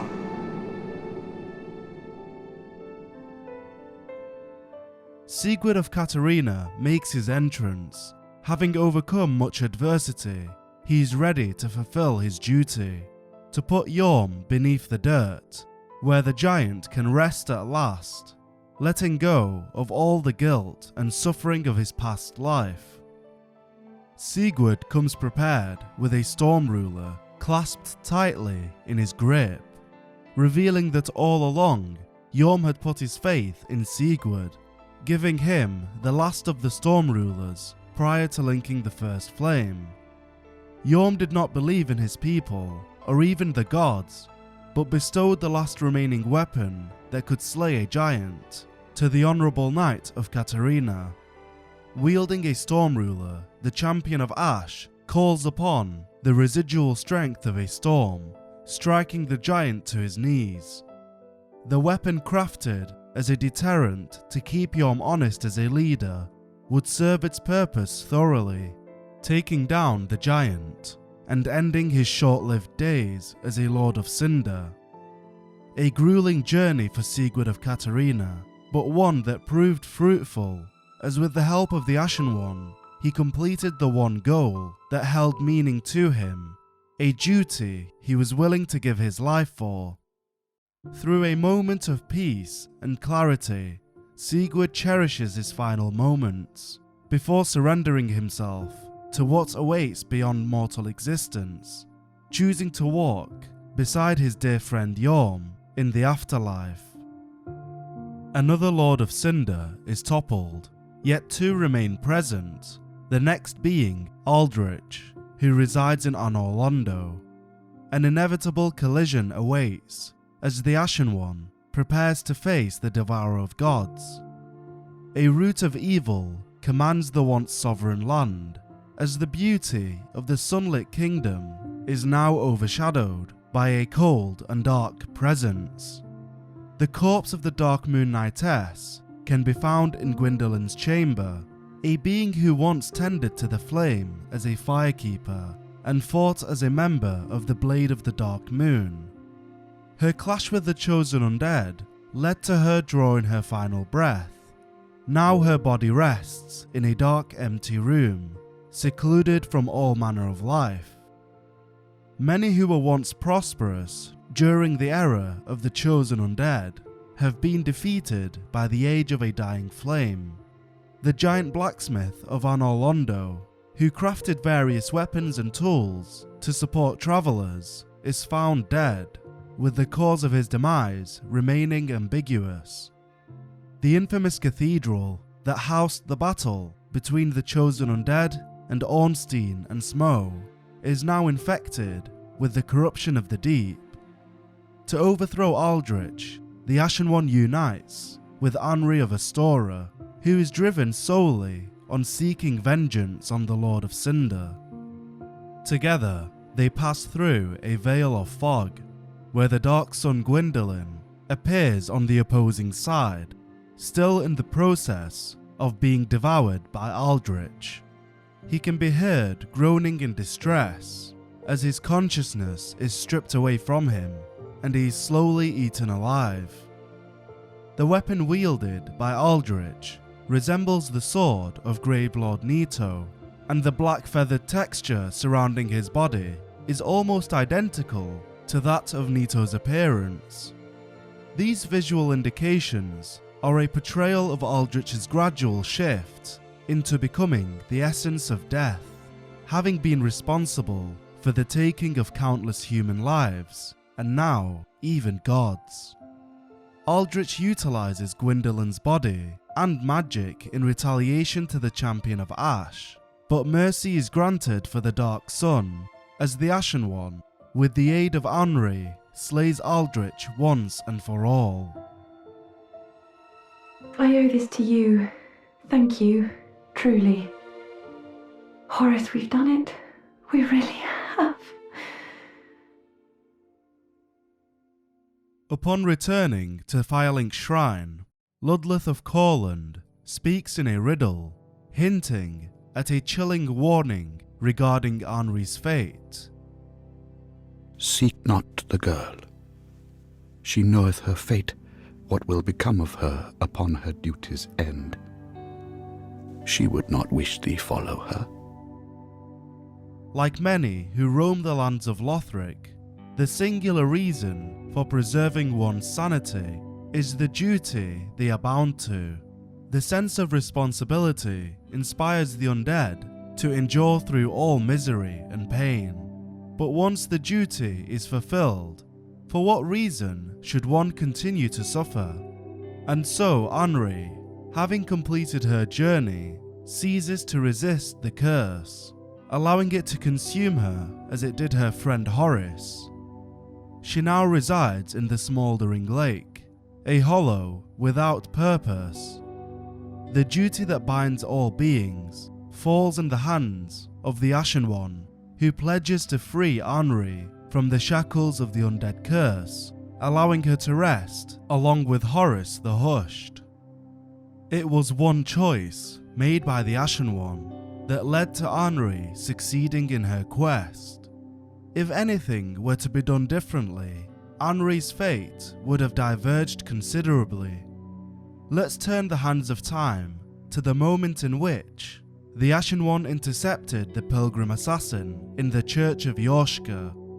If the pilgrim is left unscathed, Uriah of Londor would explain that the path to becoming a true monarch is sealed through a wedlock ceremony, revealing that Henri awaits in the hidden Dark Moon chamber of Onorlando. The Ashen One approaches Gwendolyn's chamber and is welcomed by a pilgrim who offers the ceremonial sword of avowal. It is said that a rite of wedlock will presage a true Hollow Lord. Your spouse's name is Henri, who patiently awaits a rightful lord deep within the mausoleum. When the Champion of Ash nears the end of the long and narrow hallway, Henri's corpse is presented before them, her knighthood revoked through the removal of her helm and her face covered by a fine silk cloth. She is laid out as a sacrifice to produce a true Lord of Hollows. The Ashen One obliges to the rules of the ceremony, plunging the sword of avowal into the heart of Henri, absorbing her dark sigils, and concluding the wedding. Our Lord and Liege, I presume thy holy vows are sworn. Now thou art the true and deserving Lord of Hollows. With the spouse, the strength to claim the fire is thine. Thy lordship, I prithee wrest the fire from its mantle. I, Uriah, and all Londor embrace thy impending lordship.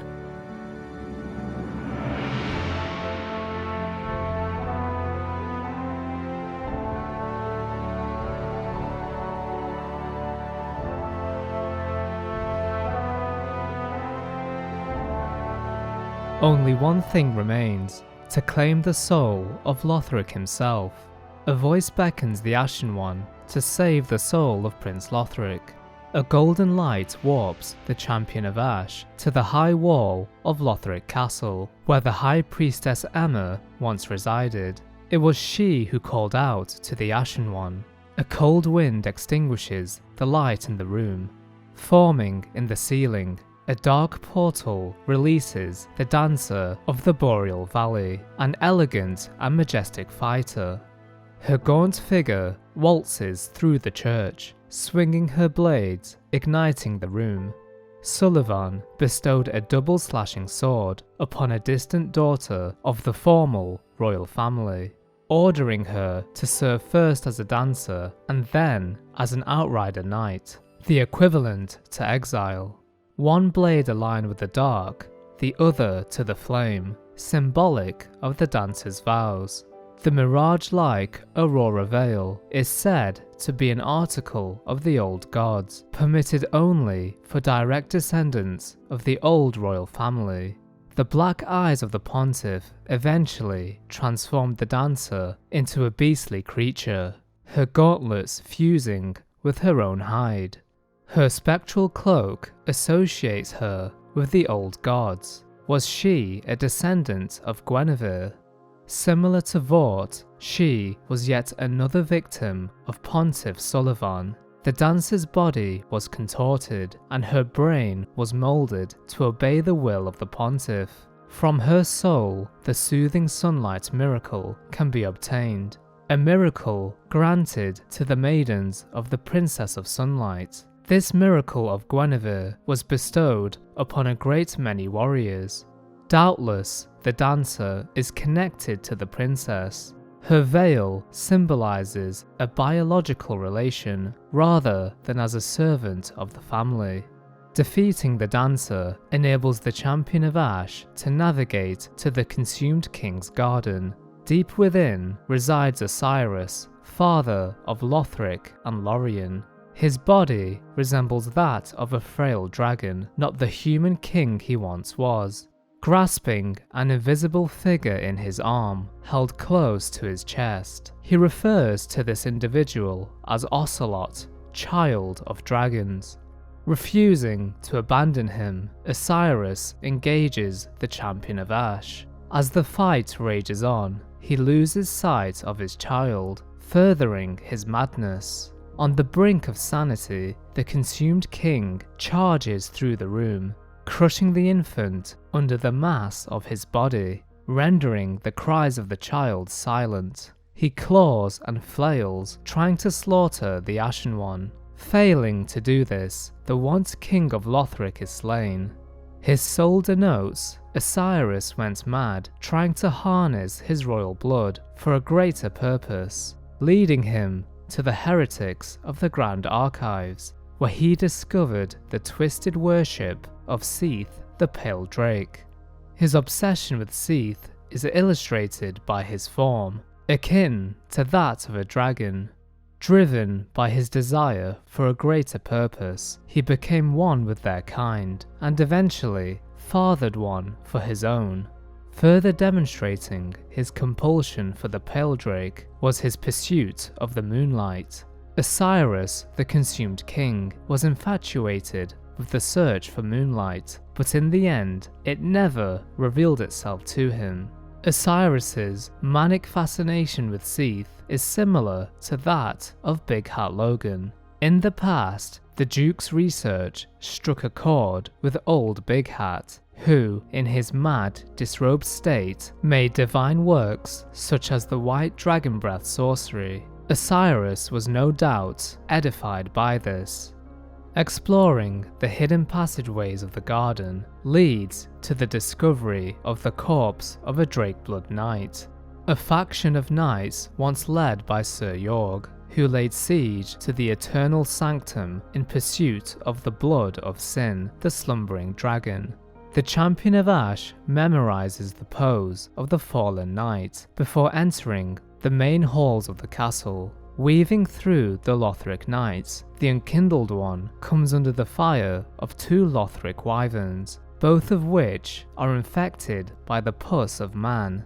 It is doubtful that these dragons are alive. Instead, their corpses were reanimated by the Abyss. In days of yore, these drakes were utilized by the Kingdom of Lothric. Even in death, the wyverns defend the castle alongside their allies, the Lothric Knights. Investigating further, the Ashen One discovers the statue of the Warrior of Sunlight's Covenant, the very same altar which once resided in the Undead Burg, then Harvest Valley, and now within the walls of Lothric Castle. Surviving the ages, this altar is a vestige of the long-lost firstborn of Gwyn. Despite his absence and the passage of time, many humans stayed true to their faith, devoting themselves to the Warrior of Sunlight's Covenant. Unhindered, the Champion of Ash comes face to face with the Dragonslayer armor. The Dragonslayer armor is controlled by the Pilgrim Butterfly. However, it lost its master long ago, but still remembers their sporting hunts. Many presume that this armor once belonged to the Dragonslayer Ornstein, Knight of Gwyn. However, this is just speculation. Regardless, the empty suit of armor remembers the ideals of its host and is puppeteered by the butterflies, who in turn commands it to slay the Ashen One. His great axe is imbued with lightning, an element which was utilized specifically in the hunting of dragons. Interestingly, the Great Shield is nigh on impervious to lightning, indicating that the Dragonslayer armor's host used lightning as a weapon, but also expected to fight against it. In any case, the Champion of Ash bears the firestorm rain down upon them and hastily outmaneuvers the suit of armor. Eventually, the armor is put to rest, for now. Pressing forward, the Champion of Ash comes upon the doors of the Grand Archives. Laying before the entrance is the corpse of Blackhand Gotthard. In his possession lies the Grand Archives key. With the fire fading and the spreading pus of man tainting the castle, the Grand Archives closed its doors for good. Today, only a few of its keys remain. This one likely belonged to Gotthard, one of the King's Black Hand, who fled the castle. Previously, Gotthard could be summoned to aid in the fight against the Abyss Watchers and Sullivan, indicating he left the castle to potentially aid the Ashen One on their journey and help them gain passage to Prince Lothric. Unfortunately, his journey was somehow brought to an end. Perhaps he was assassinated by the other members of the Black Hand, who may have deemed Gotthard as a traitor as a result of his choice to flee the archives and ally himself with the Ashen One, suggesting he believed that Prince Lothric should link the fire, whereas others of his order did not. Opening the doors leads to an encounter with the Crystal Sage, the sibling of the Sage who allied themselves with Farron's Undead Legion. Unlike his sibling, he chose to stay in the Grand Archives and further study the magics of Seeketh and Big Hat Logan, evident by his possession of the Crystal Scroll, a tome of sorceries made by Seeketh the Scaleless.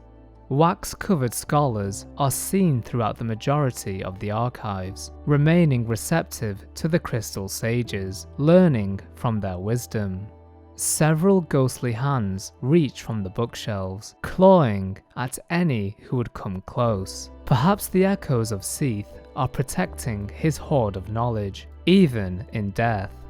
Protected by an Outrider Knight, the lone corpse of a scholar can be found. In his palm lays the Soulstream spell. The description reads, "Sorcery imparted by the first of the scholars. When Lothric and the Grand Archives were but young, the first of the scholars doubted the linking of the fire and was alleged to be a private mentor to the royal prince. In ages past, a sorcery of a similar name would be found in Aldier's Keep. This spell was once referred to as Soul Geyser. It was a blasphemous spell and heirloom of Lord Aldir. Perhaps the Soulstream variant is an evolved version of the original spell. Leaving the archives behind, the Champion of Ash is ambushed by a trio of warriors, the first of which is the daughter of Crystal, Crimehild. Her staff, a crystal catalyst, once belonged to the sages. Crimehild was a gifted student, the favourite pupil of both sages, and therefore was gifted the sage's crystal staff. Accompanying her is the Lion Knight Albert, donning the armour of the god of war Faram. This knight resembles the Feroza Lion Knights of old, a legendary faction of knights who are said to have gone beyond death. Vengal was once one of these knights. His body fought on, despite his decapitation. Lastly, a member of the Black Hand, Kamui, wielding an Onikiri and Ubadachi, enters the fray. The might of the three is not enough to dissuade the approach of the Champion of Ash. Having reached the summit of Lothric Castle, the Champion of Ash arrives at the entrance to the chamber of Prince Lothric. The symbols of the three pillars which upheld the kingdom can be seen etched into the surface of the door. Upon entry, Lothric reiterates that the mantle of Lord does not interest him, and that he would prefer the fire-linking curse and for the lords to fade into nothing. Both princes chose to renounce their duty of becoming Lords of Cinder, deciding to let the flame fade instead. Additionally, a curse has intertwined their souls, uniting them on a spiritual level. Lorien, the broken elder brother, using his eternally scorched greatsword, attempts to stave off the Ashen One. The Champion of Ash does not falter and executes the prince. Witnessing the downfall of his brother, Lothric emerges from above, resurrecting Lorien through the use of magic. Together, the princes align their strengths to oppose the Unkindled One, utilizing both magic and sword. The power of Lothric immortalizes Lorien. Knowing this, the Ashen One dispatches Lothric first, which hastily brings an end to Lorien. Without his brother, he can no longer escape death, and so the line of Lothric was broken. The final Lord of Cinder now rests in the palm of the young Hollow. Retracing their steps, the Champion of Ash returns to the consumed King's Garden. Concealed behind an illusory wall, an obscure pathway can be discovered. Exploring this passage leads to a familiar location, the intended graves. The absence of light is peculiar, as the entire valley is blanketed in darkness.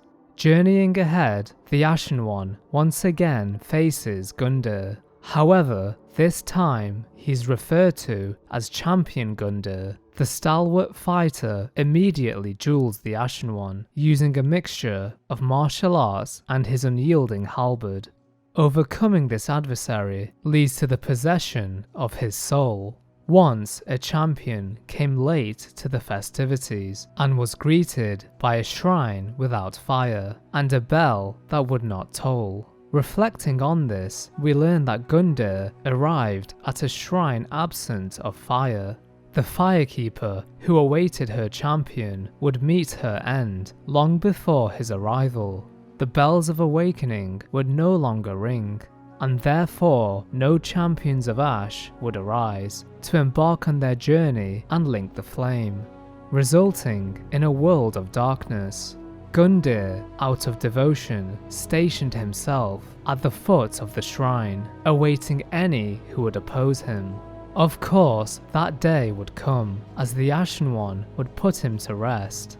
As mentioned previously, Eudix Gundyr was once a champion, defeated in his prime by a nameless knight. The unnamed warrior was none other than the Champion of Ash.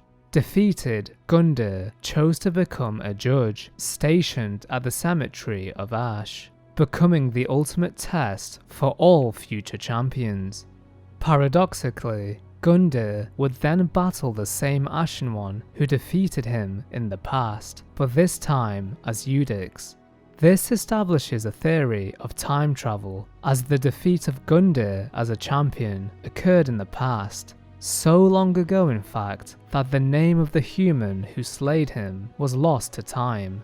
You may recall when the Ashen One originally rose from their grave and defeated Eudix, he was devoid of a soul, as his soul was actually obtained in the past, which in this case is the future of the Ashen One. Standing between the Champion of Ash and Firelink Shrine are a plethora of Black Knights, the very same knights who once served Gwyn and safeguarded the Kiln of the First Flame as he linked the fire. Even as Ash, they wander the realms, defending the Kiln. Inside Firelink Shrine, the vast halls are empty, except for one figure, the Shrine Handmaid, appearing identical to her counterpart in the current-day Firelink Shrine.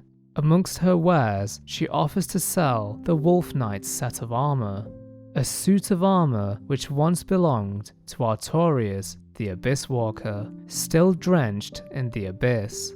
Andre appears to have perished, leaving behind his blacksmith hammer. Alternatively, he may have abandoned the shrine, as his skills would not be utilized in a world devoid of champions. Scouting the area leads to the discovery of the eyes of a firekeeper, said to be the eyes of the first firekeeper and the light that was lost by all firekeepers to come. It reveals to the sightless firekeepers things that they should never see. We can surmise that these eyes once belonged to the keeper that was stationed here. Returning to the present-day Firelink Shrine, the Unkindled One speaks to the Shrine Handmaid. Oh, that... Oh no, it isn't anything, Ashen One. Undoubtedly, the Handmaid recognizes the Ashen One from the past, but she abruptly stops herself before letting slip that she does indeed recognize the Champion of Ash. Intriguingly, she chooses to conceal what she knows. Perhaps if the Ashen One knew their role to play in the past, it would disrupt the flow of time and prevent them from travelling through time in the first place. Ludleth, curiously, appears to recognize the eyes of the firekeeper. Ah, found her, did we? and the black eyes that shimmer within I see. 'Tis as if it were but yesterday. We did all we could to spare her from them. The eyes show a world destitute of fire, a barren plain of endless darkness, a place born of betrayal. So I willed myself, Lord, to link the fire, to paint a new vision. What is thine intent? I took the mantle of Lord of Cinder of mine own volition, all the more should thy fate entail such foul betrayal. Ludleth recalls his past and how he once knew this firekeeper from his time when she witnessed in her visions the grand betrayal. Ludleth ignited himself to prevent her vision from becoming a reality. He could not save her, but at least he sacrificed himself of his own volition to link the fire, or so he says. Following this, the eyes obtained in the Shaded Realm are given to the firekeeper. She appears stunned upon receiving them, noting that eyes are the very things firekeepers have been missing. She states, Ashen One, my thanks for the eyes thou'st given. But firekeepers are not meant to have eyes. It is forbidden. These will reveal through a sliver of light frightful images of betrayal. A world without fire. Ashen One, is this truly thy wish? The sole purpose of a firekeeper is to tend to the flame and aid the undead in their journey. The very thought of a world absent of fire fills her with dread, as it directly opposes her ideals and original purpose. Although dismayed, she will side with the Ashen One should they choose to embrace a world of darkness. Brimming with sadness, the firekeeper notes, Ashen One, if thine heart should bend, kill me, and strip these eyes from my person. I will return as the firekeeper I once was, as it has always been. Evidently, the firekeeper does not want to pursue the path of dark. Nevertheless, she'll remain supportive, as that is the duty of a firekeeper, to support all unkindled who walk through the shrine. A somber tone fills the atmosphere as the Ashen One bids farewell. Recalling the pose of the Drakeblood Knight, the Ashen One returns to Irithyll Dungeon. Mimicking the gesture of the Path of the Dragon, the Champion of Ash falls into a deep slumber, only to awaken in Archdragon Peak, a landmark situated upon a mountainside. The screeching cries of dragons echo through the horizon. The sun-kissed mountaintop is home to serpent men, rock lizards, and wyverns. The hybrid, snake-like humans are descendants of the ancient dragons, though they have fallen far from grace. Eventually, the Unkindled One comes upon a stone bridge. Before crossing, they are halted by the arrival of an ancient wyvern, a colossal creature nigh on impervious to the blade of the Ashen One. Under Dragonfire, the Ashen One sprints through the area, evading the Serpent Men. Gaining the advantage, the Ashen One plummets from a great height, plunging their blade into the skull of the wyvern, slaying the great beast and obtaining the Dragonhead Stone, an artifact allowing one to gain the head of a dragon, a transformation that is irreversible until death. From ancient times, the path of dragon worship was walked by warriors. It is said they envision Archdragon Peak in the depths of their meditation, and at times they hear the distant sound of the great bell at the peak. The death of the wyvern results in the Unkindled One being teleported away to a location deeper within the peak. Nearby, a man-serpent summoner conjures a Drakeblood Knight to battle the Champion of Ash. The Drakeblood Knights worshipped dragons. No wonder they embarked on the path of the dragon, aligning themselves with others of a similar faith. As long as the summoners remain alive, they will continue to manifest warriors, such as a knight resembling Havel and another who wields a rapier. The rapier-wielding knight could potentially be Rickard, an undead prince who was once encountered by the chosen undead in Sen's fortress. Traversing the peak leads to the discovery of a familiar figure, a man suited in the armour of Havel the Rock and his knights stands firmly in front of a deceased dragon. In ancient times, Havel the Rock was a close friend of Gwyn, using a dragon tooth carved from an everlasting dragon as his weapon of choice to single-handedly hunt the beasts. Many people theorized that Havel was locked at the base of a tower in the Undead Burg due to his potential affiliation with the occult. Members of the occult posed a significant threat against the deific reign, resulting in them being isolated, as evident by concealment of occult items and those affiliated with it to the painted world of Ariamis. Havel also appeared to have hidden an occult club behind a fireplace in Anor Londo, along with his armour. On the contrary, many believe that the man imprisoned in the tower was just a follower of Havel, one of his knights. Perhaps the Havel located here in Archdragon Peak is the true legend of old, or perhaps he survived his encounter with the chosen undead, living through the ages, slaughtering dragons in his hollow state.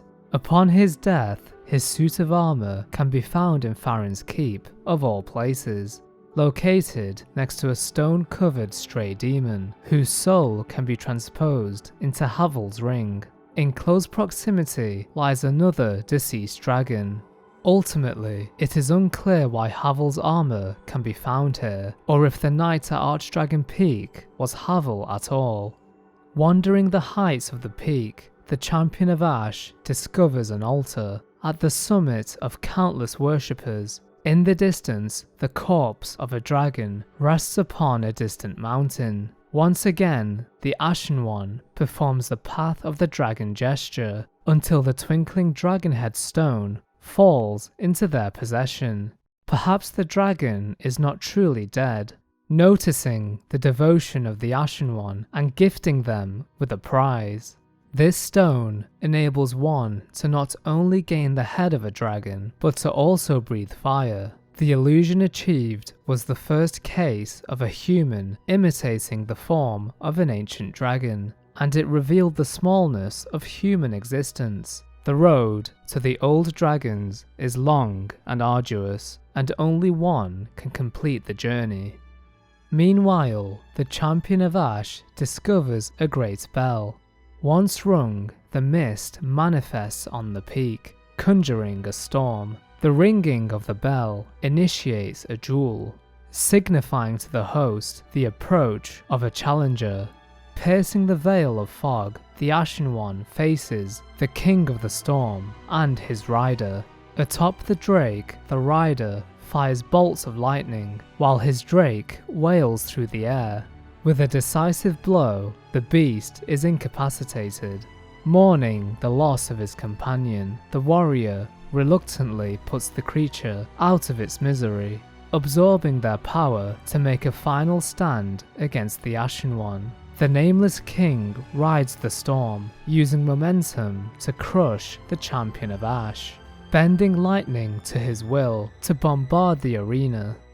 Unwavering, the Unkindled One remains steadfast, defeating the Great King. As the undead monarch falls, the skies clear, the warm hues of the sun paint the horizon, returning the landscape to its natural state. But who was this unnamed noble? The Nameless King was once a dragon-slaying god of war, before he sacrificed everything to ally himself with the ancient dragons. One can surmise that this king was the firstborn son of Gwyn, who once aided his father in his campaign against the dragons, before forming an alliance with them. The once slayer of dragons utilized a dragon hunting weapon from the Age of the Gods, solidifying his point of origin as the Age of Fire. His soul can be transfigured into the lightning storm miracle, which speaks of the legend of the deity. The former king and war god tamed a storm drake, on which he led a lifetime of battle. This miracle is likely a tale of their bond. Gwyn, unable to tolerate his firstborn's unity with the dragons, forced him into exile.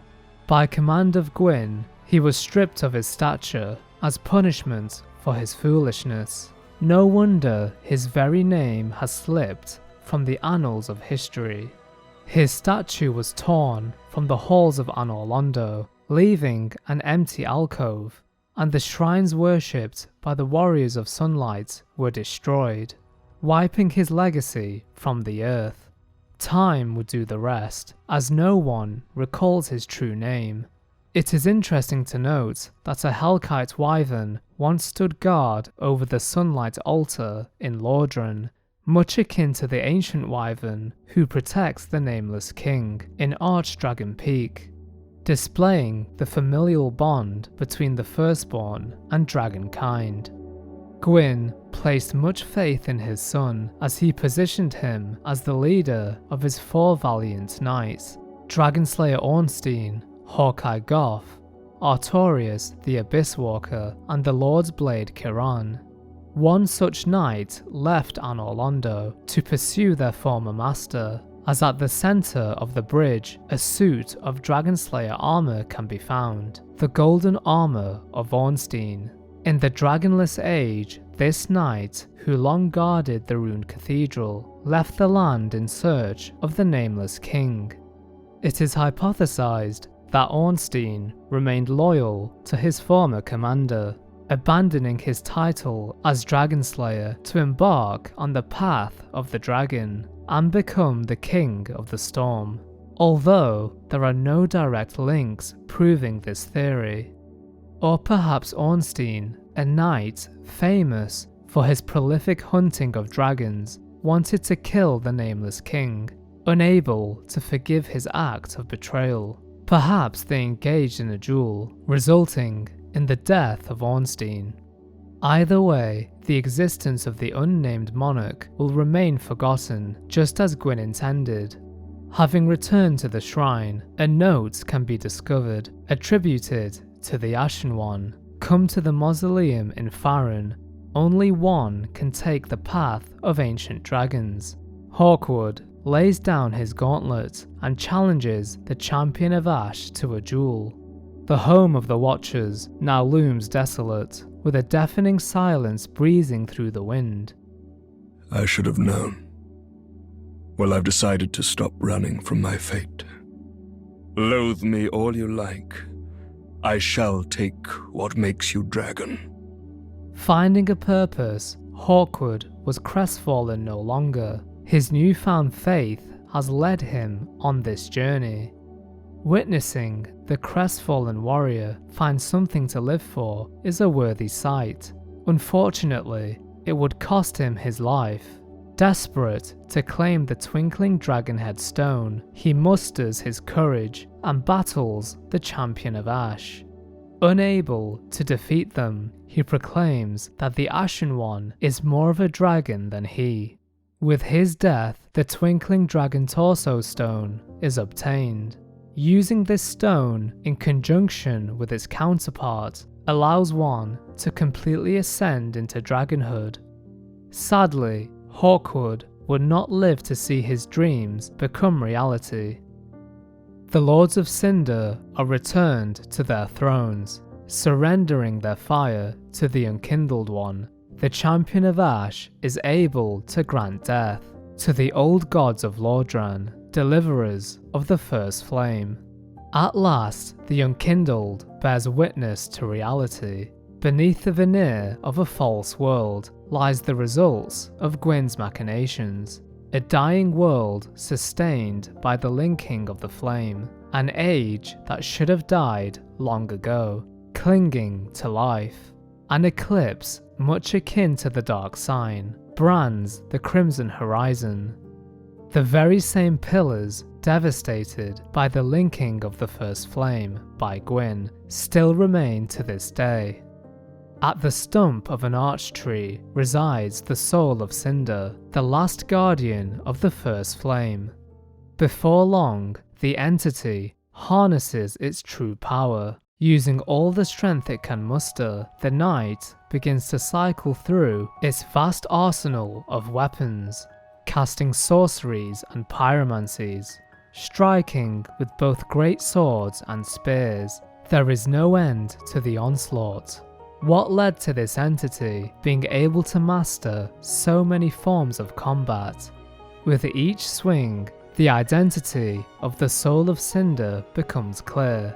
Each chosen undead, every bearer of the curse, and all unkindled who would link the fire have manifested into a singular entity, a force consisting of intertwined souls who burned within the flame. As the battle rages, the soul of Cinder ignites its sword, emblazoning it with fire. Gwyn's soul begins to command the vessel, continuing his duty as he once did millennia ago, safeguarding the first flame, a corpse clinging to a dimming age. Despite his efforts, like all who had faced the champion before, the soul of Cinder is defeated. The soul of Lords further reinforces the identity of the soul of Cinder. Since Lord Gwyn, the first Lord of Cinder, many exalted lords have linked the flame, and it is their very souls that have manifested themselves as defender of the flame. From this soul, the miracle Sunlight Spear can be transposed. The miracle is based on Gwyn's famous lightning bolts, which he used to hunt the everlasting dragons of old.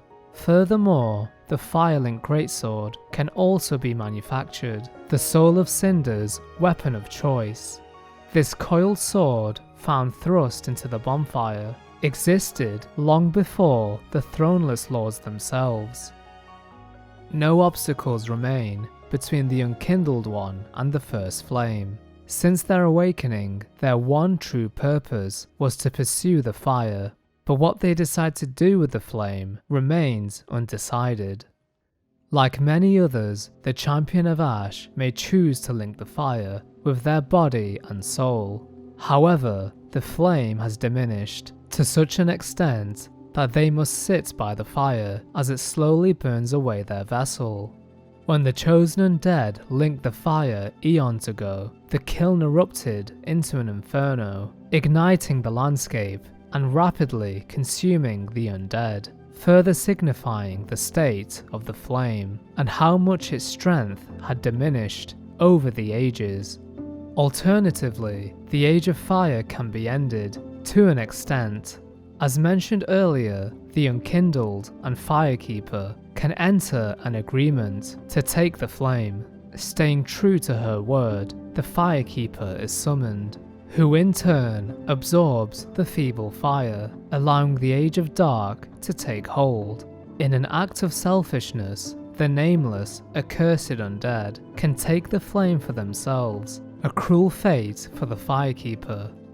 If this is avoided and their alliance is maintained, she will remain at the champion's side. Interestingly, she remarks, "But one day, tiny flames will dance across the darkness, like embers linked by lords past." As the world falls under the blanket of darkness, one may ponder, is the Age of Fire truly over? All but one path remains, the usurpation of fire. Throughout their journey, the Unkindled had formed an accord with Uria and the Pilgrims of Londor, deciding to usurp the flame instead of extinguishing it, using the first flame, a supposed device of the Age of Fire, to manifest the Age of Dark. An interesting option, as one would initially think the flame must fade for the Age of Fire to end. This plan draws parallels to Nashandra's motives in Drangleic. Although her act was selfish and not for humanity, she wanted to utilize the bearer of the curse to steal the flame for herself. Once usurped, the fire now burns within the Champion of Ash. The eclipse that dwells in the sky no longer bleeds red, but instead glows with a white hue, like humanity itself. The Unkindled One is then greeted by Uria, her sister Lillian, Henri of Astora, and many undead followers. They request that Londor is made whole again, as the Unkindled One takes the mantle Lord of Hollows, leading humanity into a new age. This plan was not only designed by Uria and the Sable Church, but instead was pioneered by a primordial serpent. If at any point Uria is killed, she will cry out, "God,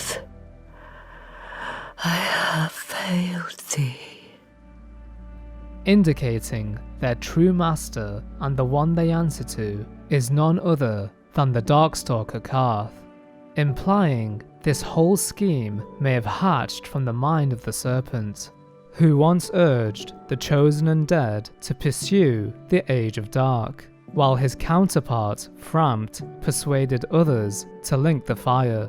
Determined, the Darkstalker endured the ages until Londor came to be, where he put his plan into motion, realizing one could not ignore the Age of Fire and let it fade, but instead one must take hold of their fate and wrestle the flame from its nest to fuel the Age of Man.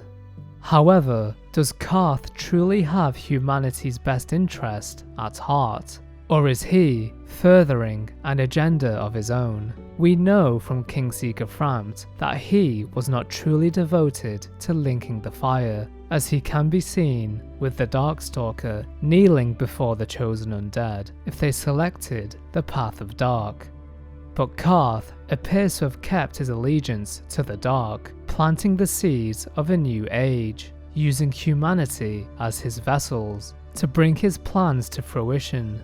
In the domain of gods, perhaps humanity can never be the victor, always the slaves of faith, or the primordial serpents.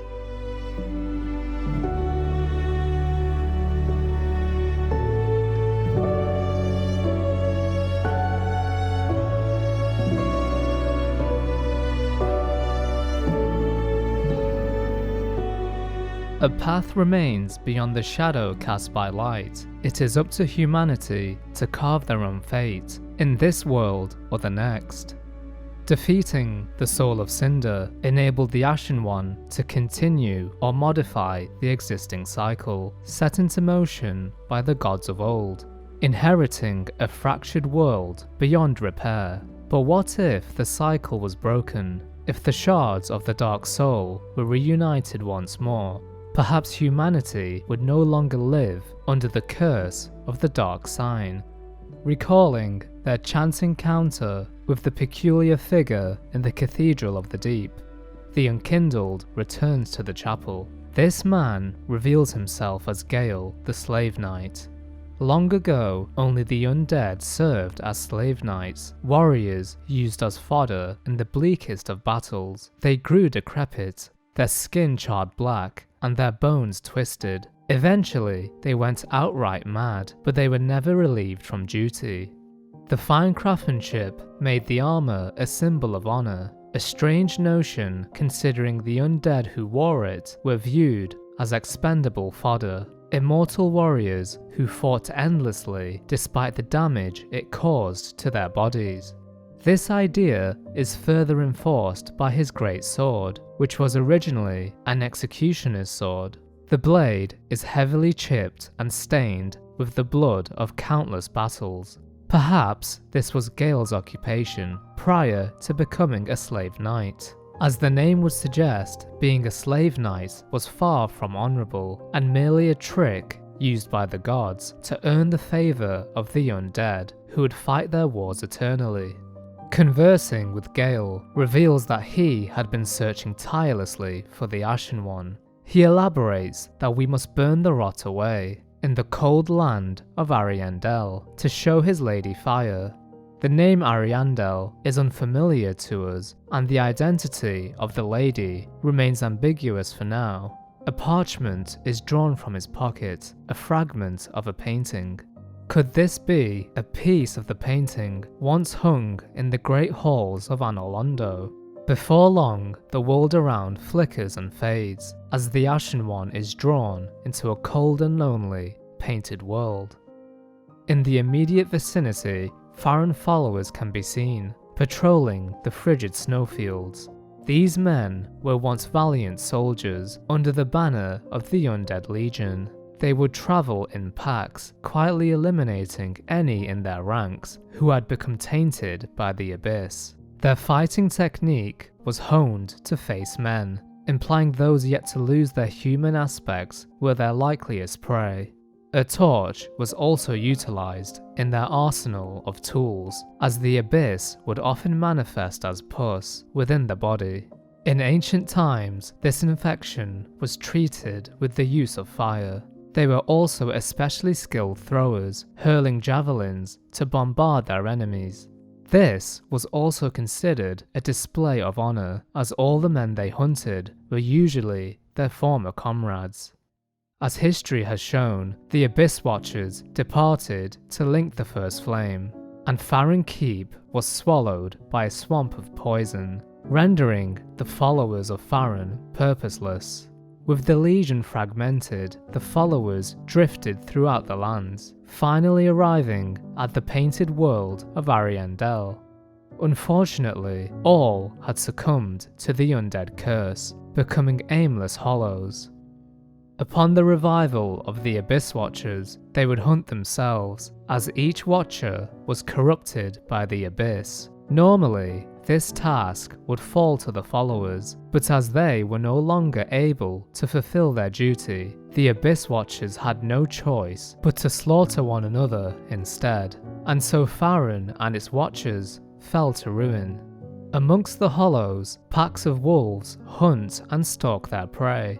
They attempt to circle the Ashen One if provoked, working strategically to eliminate their target. Amidst the conflict, a colossal wolf makes an appearance, but swiftly retreats when injured. Further ahead, we come upon the ruins of a tower, surrounding the structure of the Millwood Knights, earth-worshipping warriors who once lived in the primitive land of Millwood, where chieftain knights served as high priests. Long ago, when the Millwood Knights lost the forest they called home, they began a journey so long that even thoughts of their sworn enemy washed away, replaced by a vision of a cold and brittle wood. The knights wielded all manner of weapons, from battle axes to hammers and great bows. These weapons were often blessed by the symbol of the ethereal oak, a sigil of their homeland. The Quakestone hammer allowed them to use the earth as a weapon, piercing it into the ground. Shockwaves and tremors would ripple through the land, upheaving the earth itself. The bows were carved from black oak, and it is said that the Millwood Knights used these to face their sworn enemy, the Abyss Dragon. Some may posit the theory that this dragon was Calamite. However, it was not the Millwood Knights that defeated Calamite, but the chosen undead from many years ago. Others theorize the dragon to be Madeir, however this too is not confirmed. Similar to the followers of Farron, the knights abandoned their forest home and arrived at the gates of the Painted World.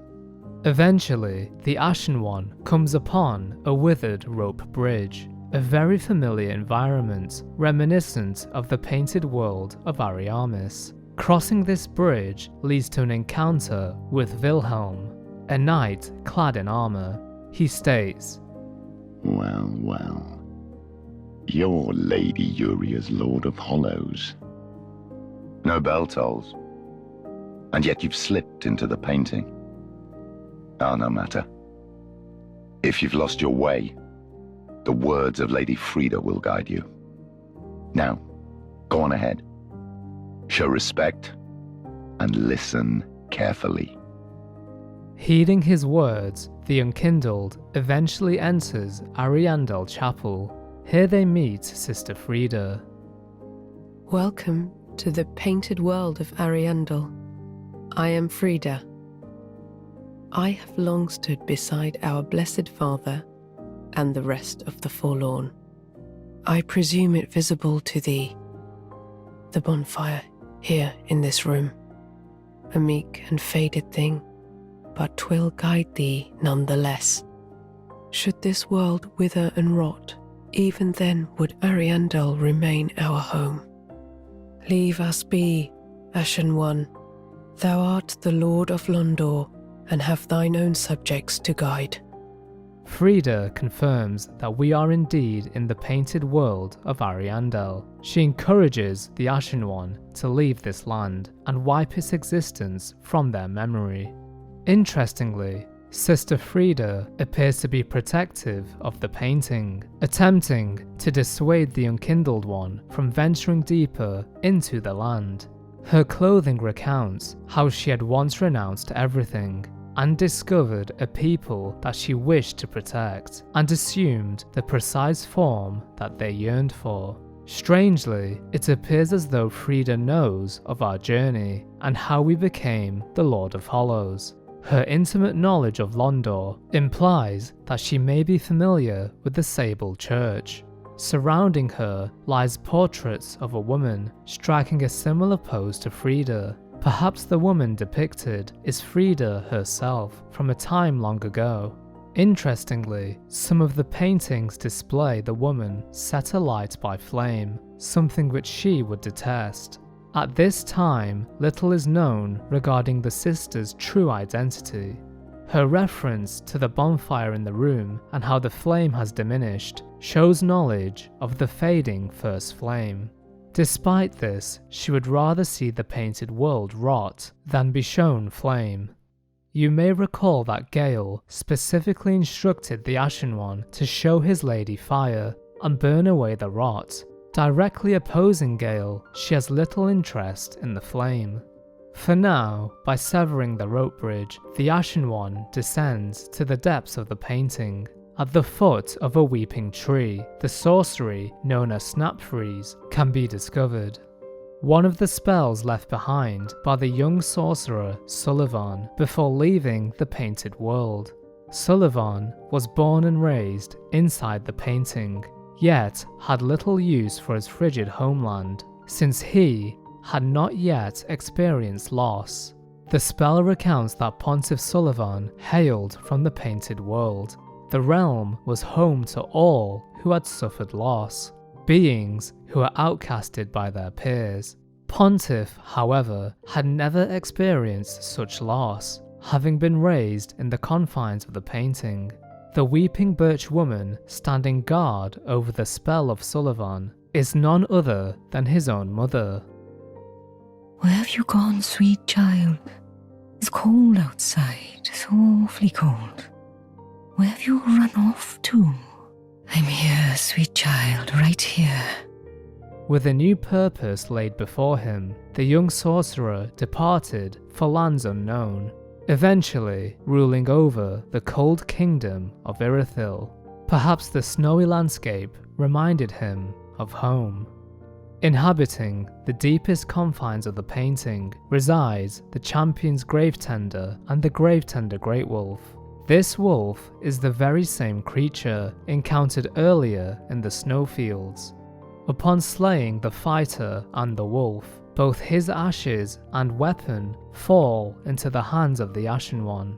Long ago, an undead declared a fight to celebrate their undeath, and so to preserve what remained of their souls. So it was that the undead matches were born. The merit of an undead is measured in deaths. Could there be a greater gift for such a creature than a fight that has no end? It is revealed that many years ago, a lone undead formed a contest of some kind Many undead participated in the duels, but none could overcome the champion. The champion fought on, without rest, until he lost his mind. In the end, only his page and a lone wolf stayed at his side. Directly above the area, a familiar landmark can be seen, a tower that once held crossbreed Priscilla ages past. The existence of this structure solidifies the theory that this painted world was once Ariamis. Advancing further, the Unkindled One reaches the Corvian settlement, a village of black-feathered humanoids. Their crow-like feathers are symbolic of Velka, the goddess of sin, whose mention was mostly confined to the painted world of Ariamis. A strange individual begins to speak. O wondrous Ash, grant us our wish. Make the tales true, and burn this world away. Surely you've seen the rot that afflicts our world, but that which fooled the good father and buried the flame, after we had all made up our minds too. Make the tales true, and burn this world away. My lady must see flame, and you have only to show her. When the world rots, we set it afire for the sake of the next world. It's the one thing we do right, unlike those fools on the outside. The Corvian settler echoes the words of Gale to burn this world away and to show Frida flame. His dialogue provides much needed clarity to the state of this broken world. It appears as though the inhabitants of the painting had agreed to set the world ablaze, purifying the rot and to give way for the rise of a new world, free from the decay. Frida disregarded the voices of the residents and instead convinced the father to bury the flame. As the rot was not expunged, it instead spread until it infected every resident and claimed the land itself, polluting the ground and air and decaying the very structures built upon it. It is interesting to note that the Corvian settler claims that burning the world is the one thing they do right, unlike the fools on the outside, directly referencing how the outer world clung to the first flame, repeatedly linking it, instead of allowing the birth of a new world.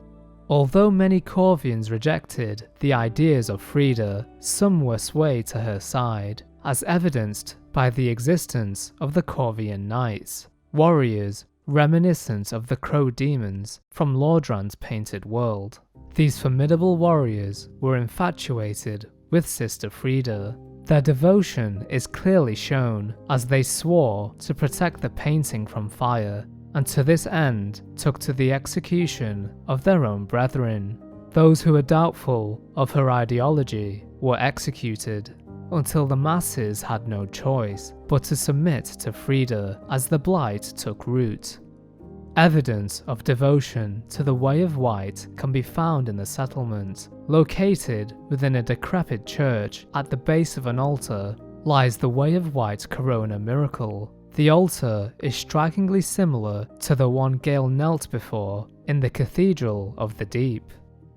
Navigating the decomposing settlement, the Ashen One is reunited with Sir Wilhelm, except this time he is hostile. Despite his struggle, Wilhelm falls, crying out, "Forgive me, my lady.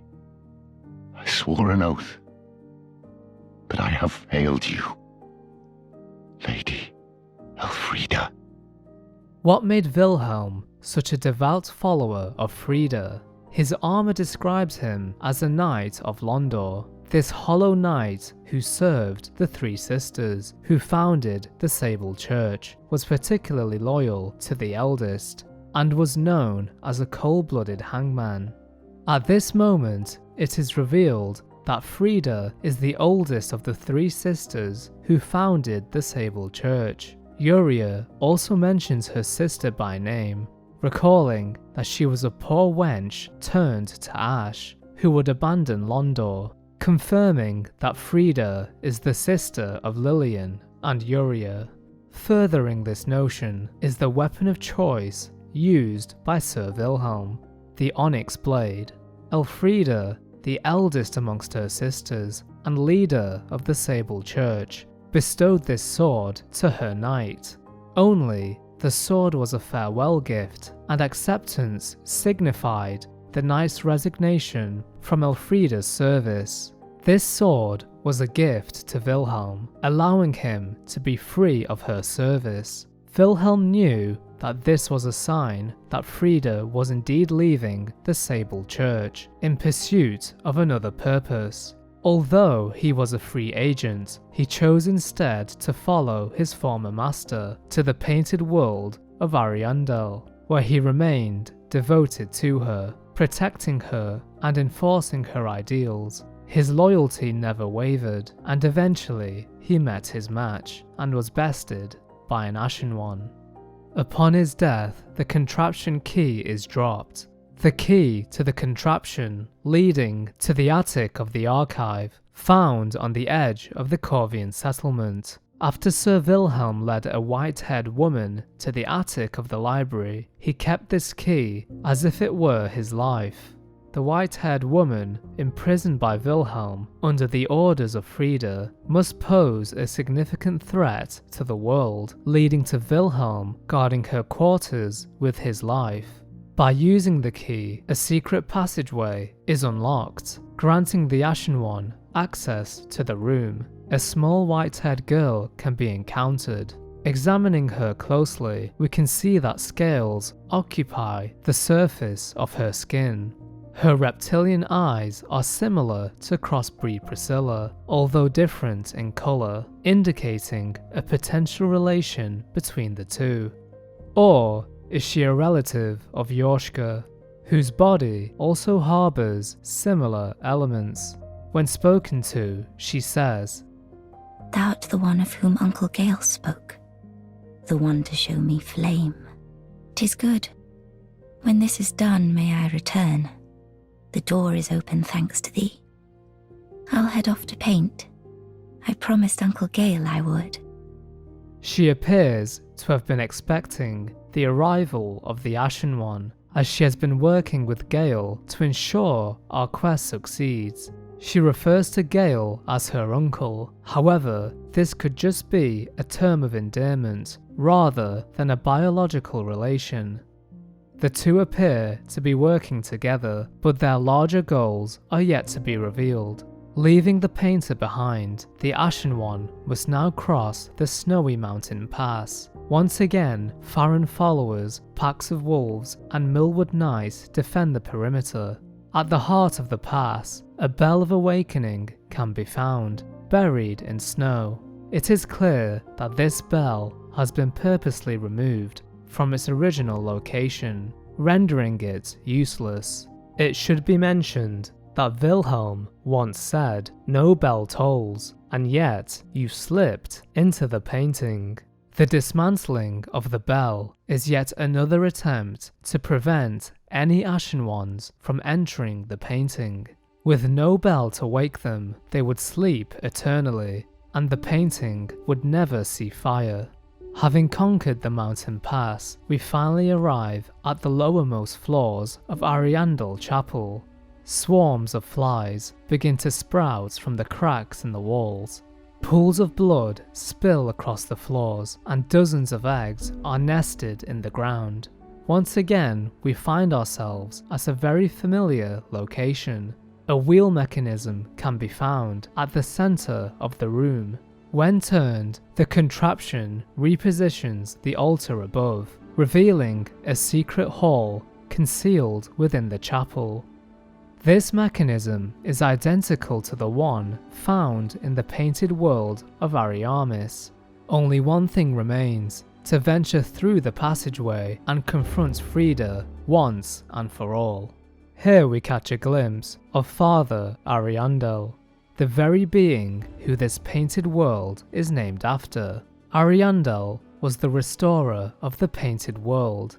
He knew that it was painted with blood, and only blood could protect the secret. This crucial piece of information unveils that painted worlds are painted by the blood of a soul. He appears to be nailed to a large chair, holding an object similar to a Lordvessel in his hands. He requests Frida to bring him his flail, as Ariandel would lash his own skin in order to shed blood. As the world was painted with his blood, he understood that only his blood would appease the flame, preventing it from burning. With her great scythe in hand, the symbol of a long-lost home, Frida begins the fight. Displaying graceful finesse with her swift attacks, she chooses to conceal herself throughout the encounter, making it difficult to identify her approach. The Ashen One remains resolute, eventually killing Sister Frida. In an onslaught of rage, the mournful Ariandel frees himself from his shackles, setting the room ablaze. Choosing to use the fire at this specific moment, the embers ignite, granting Frida another chance, for she too is unkindled. The battle rages on as both Sister Frida and Father Ariandel fight side by side. They will not let one lone undead erase the world they had chosen to rot away with. Nevertheless, the Ashen One struggles and overcomes the two. Father Ariandel proclaims, "When the ashes are dim, a flame alighted. Thou ash, and fire befits thee of ghosts." With his final words, Black Flame Frida arises, using her dark powers of humanity to relentlessly attack. She is much more powerful and deadly in this form, proving to be a legendary adversary. Even with all the power she could muster, it was not enough. The Ashen One was fated to defeat her, and so they did. With this single act, the world was burned, flame had been introduced, and with time, the blight would be nothing but ashes. The Corvian settlers are grateful, and the plan set into motion by Gale had succeeded. Examining the interior of the chapel reveals numerous paintings arrayed on the walls of the church, displaying the silhouettes of two figures with humans beneath, reaching out in prayer, both of which can be found impaling and grasping serpents. These figures could possibly be Frida's sisters of the Sable Church, perhaps a memento from her previous home. It is unknown why this picture depicts the harm of snakes when Uria and the residents of Londor are aligned with Karth. Lastly, at the very entrance to the chapel, the doors are adorned with the engravings of two serpents. Many identify these snakes as Karth and Frampt, serpents whose ideals appear to be the opposite, one in favour of the dark, the other the light. Yet their goals appear to be interwoven, just as depicted on the door. With Frida's death, Uria remarks that her sister abandoned Londor. She then asks for the Champion of Ash to let Frida's soul nourish them, and to remember those who stayed by her to the end, in the shadows cast by fire. Despite their differences, Uria asks the Ashen One to remember her fallen sister and those devoted to her. Retracing their steps, the Ashen One has discovered that the painter has relocated to the attic of the chapel. She remarks, "Those who aren't kin to fire cannot paint a world. Those absorbed by fire must not paint a world."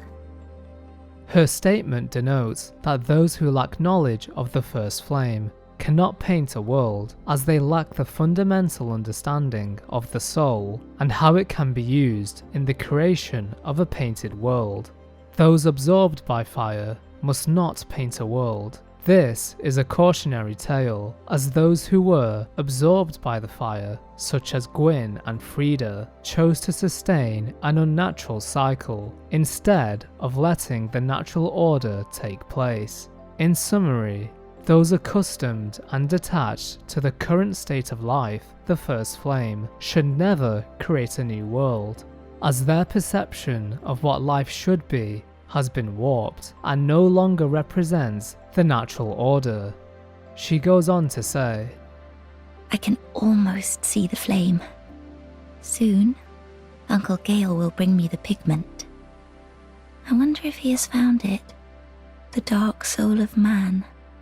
We finally understand the ultimate goal of Gale and the painter, to find the dark soul. In wake of this revelation, the Ashen One returns to the chapel hall. Following the footsteps of Gale, the newly kindled flame has sprouted another bonfire, stationed in front of a statue depicting a serpentine lady. When touched, this flame will transport the Ashen One beyond the veil to the Dreg Heap. Here we see the world on the cusp of death. Ash covers the horizon, and the cities of the world have collapsed. The landscape is warped beyond comprehension. There is no equilibrium in the final days of this world. Bearing an unbendable will, the Unkindled One navigates the convoluted terrain. Upon arrival, we are greeted by the stone-humped hag. Her appearance is similar to a pilgrim of Londor. This old woman was once the wet nurse of royalty. Perhaps this woman was the shrine handmaid from Firelink Shrine. Back in the alternate version of the shrine, a handmaid offers to sell a priestess ring. Rings which once belonged to high priestesses, who once served as wet nurses to the Lothric family. Furthermore, if she is given the ashes of the stone-humped hag, she will remark, Well, well, what warm umbral ash have we here? It's as if thy fate were with death entwined. almost as if to realise that she will one day die. Others suggest that this lady is Emma, the High Priestess of Lothric Castle. In addition, she mentions Lorien by name, further solidifying a connection between her and the Lothric dynasty. Either way, her identity is never truly confirmed, but one thing is for certain, she was a wet nurse to Lothric royalty. One may initially assume that all pilgrims originated from Londor, but if we are to believe that this hag is Emma, then her origin is in Lothric, a kingdom which wanted to continue the legacy of linking the fire, the opposite of the goals of Londor. Perhaps her ideology shifted, having witnessed the outcome of the perpetual linking of the First Flame. She knows that this world is at the close of the Age of Fire, indicating we have been propelled many years into the future. At the twilight of the cycle, great kingdoms and anemic townships have become one and the same, meeting at the end of the earth. She also warns of a great demon inhabiting the depths of the dark cavity below, the same demon that was once defeated by Prince Lorien. Lastly, she talks of a fabled land known as the Ring City. The Ring City is said to be at world's end. Past this heap of rubbish, as far as one can go. The forsaken Ringed City was walled off by the gods to contain the pygmies. And the dark soul is better left well alone. Her statement reveals some vital information. Firstly, the Ring City was established at the edge of the earth and was utilized to trap the pygmies in order to conceal the dark soul from the outer world. It also appears that there is more than one pygmy, descended from the furtive pygmy. As mentioned previously, Gale wants to obtain the dark soul. so that the blood of the soul can be given to the painter, who in turn will paint a new world. It is no surprise that he has journeyed to the painted world and cooperated with the Ashen One to open the passage to the Ring City. A slew of merkmen slither through the grounds of the Dragheap. Many of these humanoid enemies fail to stand and so crawl as a means of travel. However, some are able to stand on their own 2 feet with the aid of their staves. These entities have perished to the murk, erasing most of their human features. Travelling in packs, the merkmen prefer to fight together. They are feeble fighters, but some possess powerful dark magic. Strangely, the magic they use is similar to the spells cast by the Deacons of the Deep, suggesting these merkmen may be the result of the cathedral falling to the deep. Standing beside them are the Herald Legion Knights, gargantuan warriors wielding curved great swords. The Herald Legion came to the Ring City, like many others, in pursuit of the Dark Soul. Their fate is a familiar one. As they entered the gates of the city, their armour sank into the dark with the Legion, where their cavities bloated in grotesque displays, never again to fit any ordinarily shaped body. The swamps devoured their ranks, contorting their frames. Their blades were severely corroded, and their quest to obtain the Dark Soul ended in failure. Deeper still, the Ashen One plunges from the heights of the Dragheap, venturing deep into the recesses of the land. Here they come under the fire of angels, aerial creatures who fire particles of light to deter and destroy all who would come close. These angels can only be eradicated by destroying the infected corpses of Londor pilgrims, providing a link between the pilgrims of Londor and the angels. It appears as though the angels would sprout from the corpses of the dead pilgrims, thus forming a connection between the angelic body and their deceased corpse. Severing this link leads to the death of the angel. It should be mentioned that the stone-humped hag will eventually pass away. Upon doing so, another angel appears and circles the skies, crying out in anguish.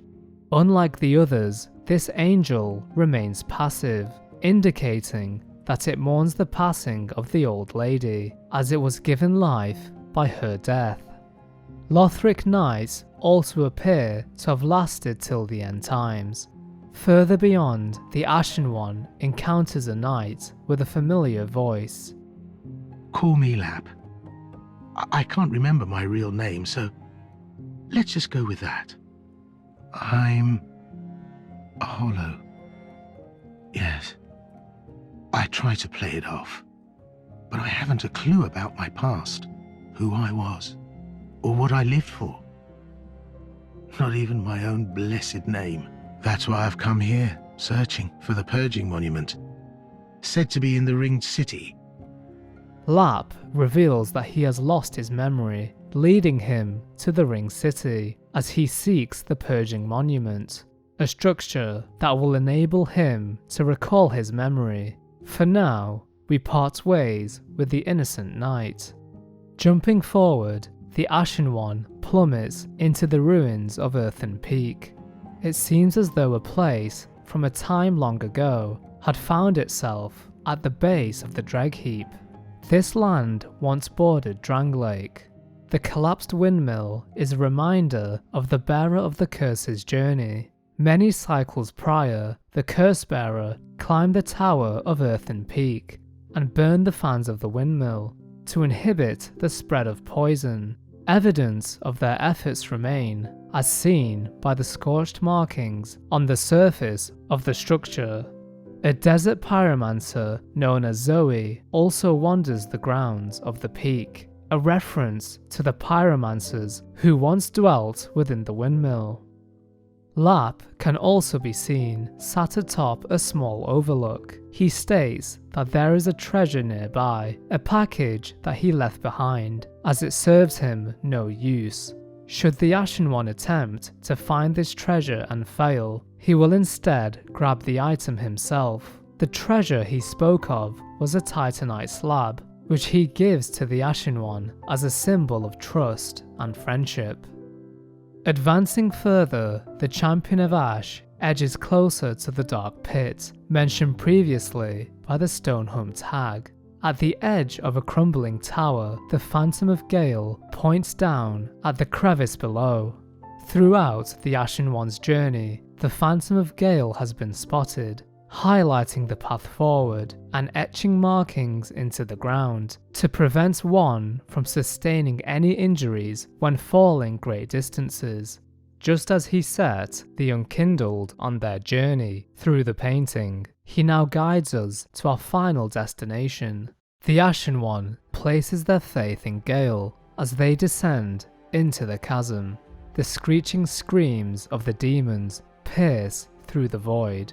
The battle with the demon in pain and the demon from below begins. Working together, the two demons attempt to barrage the Ashen One, flanking them from all angles, but to no avail. Delivering a mighty blow, the two demons are slain. However, defeat would not come easily. From the corpse of the defeated demon, the demon prince emerges, bursting forth from a ball of flames. With this rebirth, the demon has sprouted wings and in turn become a much deadlier foe. Throughout the fight, the entity emits rays of seething chaos, the last flame lit by the demon prince. Despite the onslaught of blazing heat, the entity is slaughtered. The soul of the creature reads, "The demons, birthed from a common chaos, share almost everything between them, even the pride of their prince and his near-faded flame, so that the last demon standing may rekindle it." History tells us that demons were birthed by the creation of the Bed of Chaos, which was fabricated by the Witch of Izalith. The Chaos Flame, similar to the first flame, cannot be replaced, and therefore must be rekindled by a powerful entity. Such a task fell to the Demon Prince. Sadly, the original prince was bested by Lorien, and no one remained to kindle the Chaos Flame. Intriguingly, all demons shared memories and power with one another, resulting in the race remembering the will of their fallen monarch, meaning no demon will ever forget the goals of the prince and will harness his essence to kindle the Chaos Flame, down to the very last one of them. It appears as though the Witch of Izalith was able to imitate the kindling aspects of the first flame in her design of the Chaos Flame, and demons, just like humans, would kindle their flame, clinging to the one thing they thought would extend their age.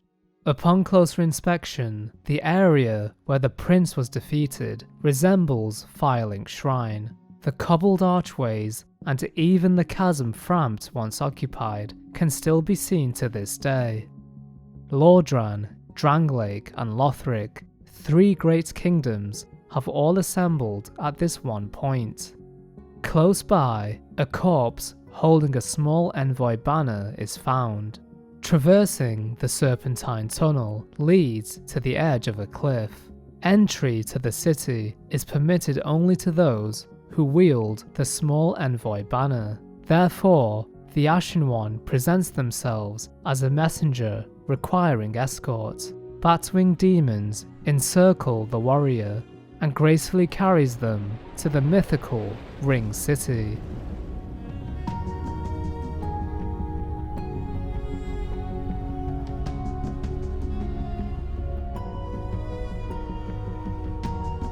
The reclusive city had finally been discovered. Upon entry, we witnessed the sprawling landscape, a magnificent city basking in rays of golden light. At the close of a bridge resides a Judicator giant. The towering giants were tasked with protecting the Ring City by the king's decree.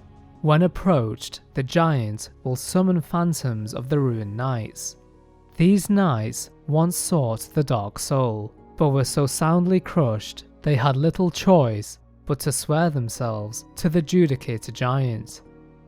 These knights were later immortalized as the Rune Sentinels, golems who were manufactured and inspired by their tale, tasked with defending the Lost Bastille.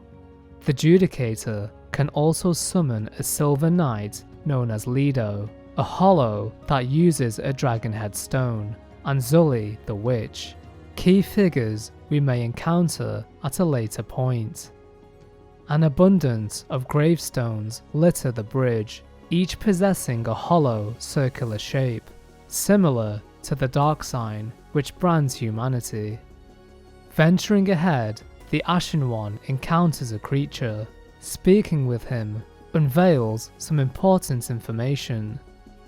If it is the Dark Soul thou desirest, then seek Filianor's church at the base of the cliff. There wilt thou the sleeping princess waken. Her slumber is a deceit, a lid covering an overgrown privy, a prop to keep thee from the dark soul of thine desire. Once again, the notion is reinforced that the Dark Soul is held within this city.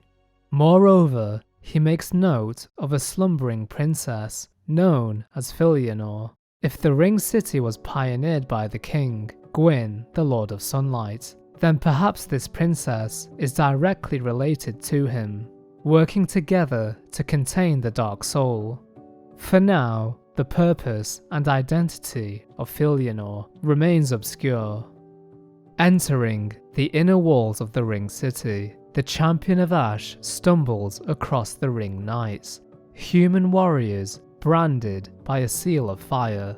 Their armor reads, "The armor of early men was forged in the abyss," and betrays a smidgen of life. For this reason, the gods cast a seal of fire upon such armor and those who possess them. Humanity is often linked to the abyss, and this armor holds true to that statement. The description also confirms that it was the gods who cast the seal of fire on the armor, much akin to the dark sign that branded humanity. This sigil most likely suppressed their abilities, as it did to the human race. Each knight also possesses a shield, formed by the head of the descendant of an archdragon. The ringed knights, by command of the gods, stood amongst the ranks who set out to slay the dragons, but their contributions were never lauded. The ancient tales of old refer to the battle between the gods and the archdragons. History would have us believe that it was the gods who single-handedly defeated the everlasting dragons. However, history is often written by the victors, and so the gods erased the mention of the Ring Knights and how humanity aided them in overthrowing the dragons. Once the war concluded, the Ring Knights were sealed away, confined to the city, a cruel reward. With their rightful place denied, humanity was doomed by the gods from the beginning. Ironic that humanity helped cement the Age of Fire and aided in the denial of their own age. Journeying ahead, the Ashen One is invaded by Alva, Seeker of the Spurned. As noted before, Alva and Zully the Witch became lovers. Their relationship led to the birth of Carla. But why would Alva be here in the Ring City? Following his defeat, the Ashen One discovers the corpse of a female. Draped over this body, we discover the Black Witch set. The clothing belonged to none other than Zully. It is said that Zully, the witch, who was never loved nor loved another, experienced all manner of misfortune, and yet, in the end, found her purpose in life. Despite her newfound love, she passed away. Alva, distraught, devoted himself to safeguarding her remains. We now turn to the Silver Knight Lido, a great hammer-wielding knight of Anor Londo. Examining this weapon provides some insight into his character. He was an eccentric who travelled across the outskirts and became a close friend to the giants and even Havel the Rock. Just like Havel, Lido chose to use a hefty weapon designed to crush his enemies. Perhaps their similar fighting style is what led him to befriend Havel. In a time long ago, Havel was locked away by a dear friend. Initially, many would consider this friend to be Gwyn. It is possible that Lido, a soldier from the ranks of Gwyn's army, was the one to lock him away. Whether this was done of his own volition or under the orders of Gwyn is unknown. At the base of a sealed tower, the Ashen One hears the voice of Shearer, Knight of Filianor. She pleads with the Unkindled to not wake the princess from her slumber. According to her, as the fire wanes, Filianor protects the dark, all for the sake of man. Her stance on the purpose of Filianor appears to be a direct contradiction of what was previously believed. Shearer believes that the princess is protecting the dark, and while this is true, it is not for the benefit of humanity. In fact, it is the exact opposite. Her purpose is to prevent humanity from reclaiming the Dark Soul, which is why she is held within the Ring City, a land designed with the sole purpose of concealing the Dark Soul. Additionally, she speaks of a lone dragon by the name Medir that inhabits this city. The Dark Eater is the descendant of the Archdragons. For in eternity, Medir had railed against the dark. This eternal conflict poisoned his body. Nevertheless, the Dark Eater vowed to defend Princess Filianor. Shearer informs the Ashen One to seek out the dragon and put him to rest before the dark consumes him entirely, making him forget his oath of protecting the princess. Medir's presence in the Ring City is peculiar, as it displays that Seeketh was not the only dragon to ally himself with Gwyn and the gods. Medir's station in the Ring City proves he aided in the suppression of the human race. Shortly after, we encounter a monolith covered in a dark substance. This structure is known as the Purging Monument, an incredible artifact that allows an undead to cure their own hollow state. You may recall that Lap was seeking this monument in order to cure his hollowing and in turn remember who he once was. Ironically, he can be found nearby. He admits he has had little success in finding the monument. His confidence appears to be on the decline as he mutters to himself that he is unbreakable, a self-affirmation of sorts. Luckily, the Ashen One had found the monument and informs Lap on its whereabouts. Overjoyed, Lap thanks the Unkindled and promises that he will remain a true friend despite the return of his memories. Only time will tell if he will stay true to his word. Descending deeper into the streets of the city, we encounter a locust preacher. He begins citing various sermons, each of which refers to specific humans. Firstly, he mentions Alva and Zully and how the Abyss granted them a reunion. He then speaks of a figure who studied the dark and learned his knowledge was wanting. It is much harder to distinguish who specifically the preacher is referring to here. Some suggest he may be referencing Big Hat Logan, whose pursuit of knowledge drove him mad. Others believe this to be a mention of Aldir, who studied both the light and dark. In the end, Aldir had no answers, and so placed his faith in the bearer of the curse to escape the cycle. In his next sermon, he makes note of a girl who slew her own kin. From this information, we can surmise that he is referencing Cirrus, who had to slay her own grandfather.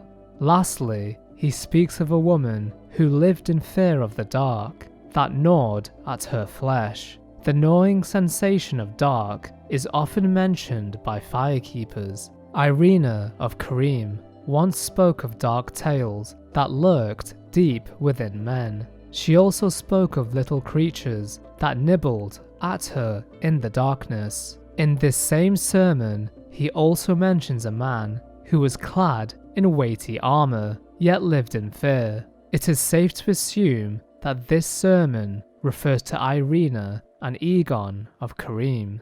But what exactly are the locusts, and why are they here in the Ring City? The white-faced locusts were meant to beckon men to the dark with sermons, but most of them are unable to think past their own stomachs.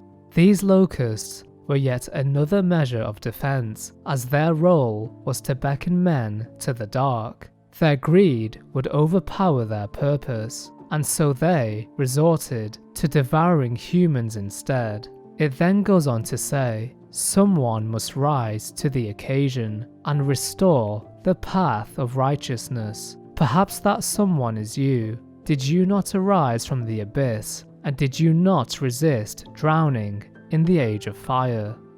The Ashen One is directly mentioned here as a human who rose from the abyss and resisted the age of fire. It then goes on to question if they will be the one to restore the path of righteousness.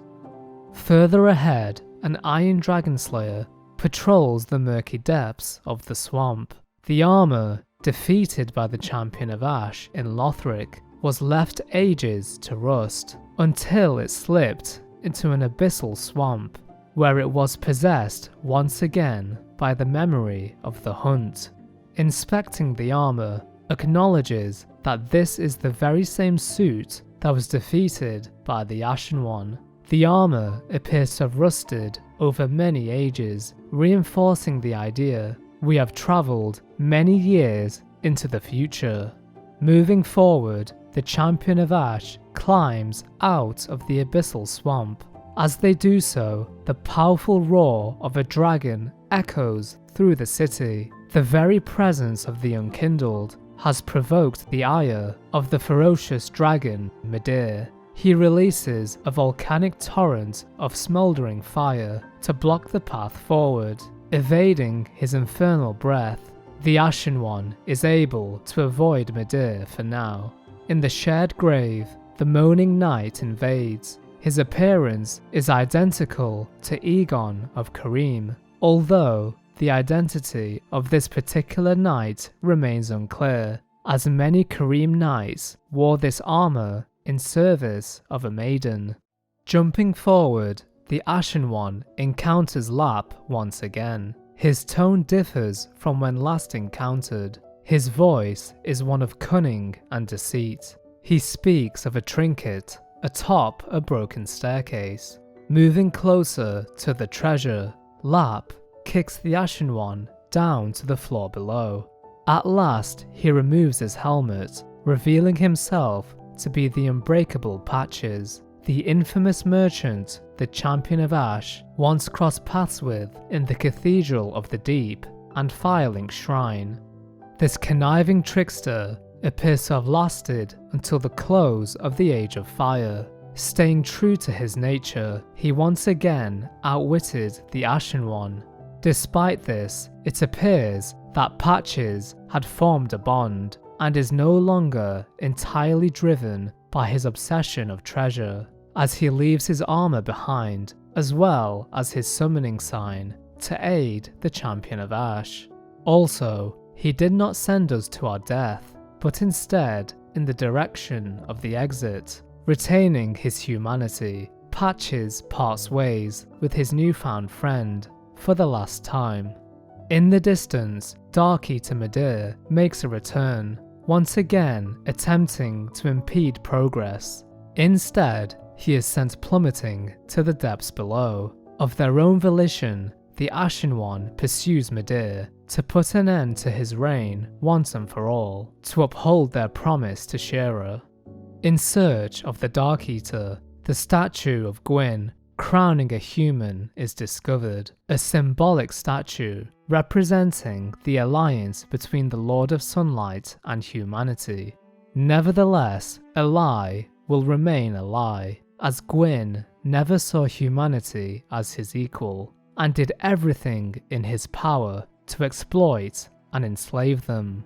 In the very same chamber, a hidden passage is concealed behind the statue of a silver knight. Traversing this secretive tunnel leads to a small chapel.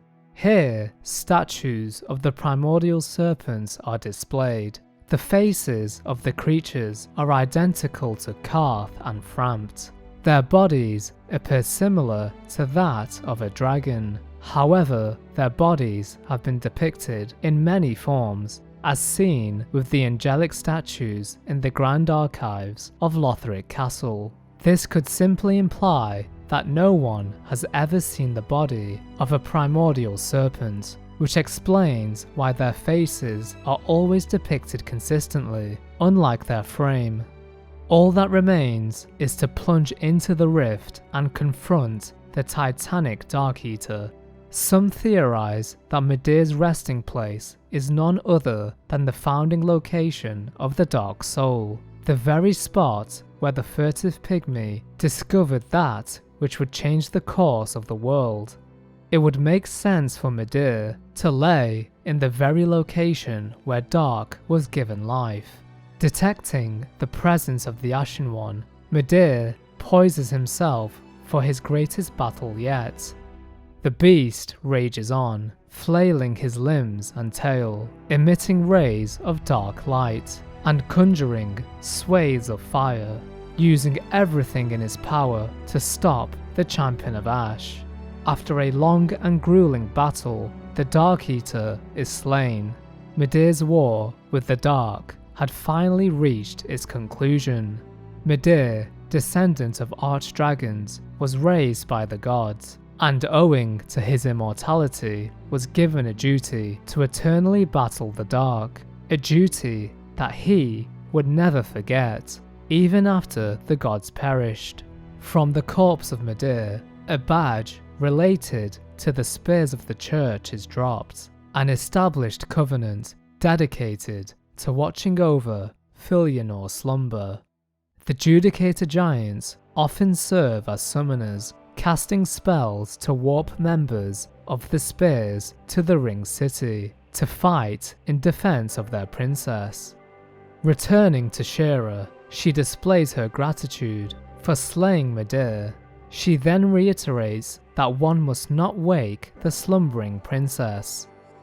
Resistance appears futile in preventing the Ashen One from claiming the Dark Soul. Further beyond, the Champion of Ash reaches the Church of Filianor. The abyss runneth deep, by the king's decree. None may disturb our mistress's slumber. Turn back, unknowing visitor. Inside, the Judicator Giant, Argo, summons Halflight, a spear of the church, to halt our advance. Halflight appears to have originated from an ancient land of sorcery, most likely Oolacile. He was a missionary that visited the Ring City long ago and elected to stay behind. It was he who became the last recorded spear of the church. Curiously, Painting Guardians aid Halflight in this endeavour, protecting the road to another land, as they once did in Anor Londo. The Spears of the Church and the Judicator Giant are the last and final measure of defence. With their death, passage to Filianor is granted. Halflight is not the only connection the Ring City has to Oolacile.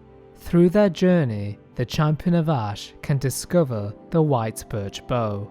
The bow is a relic from an ancient land of sorceries that was swallowed by the Abyss, most known for its folktale of the heroic Abyss Walker.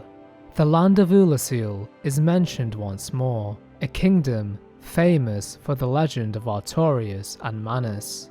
The Father of the Abyss is an important figure, imperative to the tale of the Abyss Walker, the primeval man as titled by Chester that felled the Great Knight.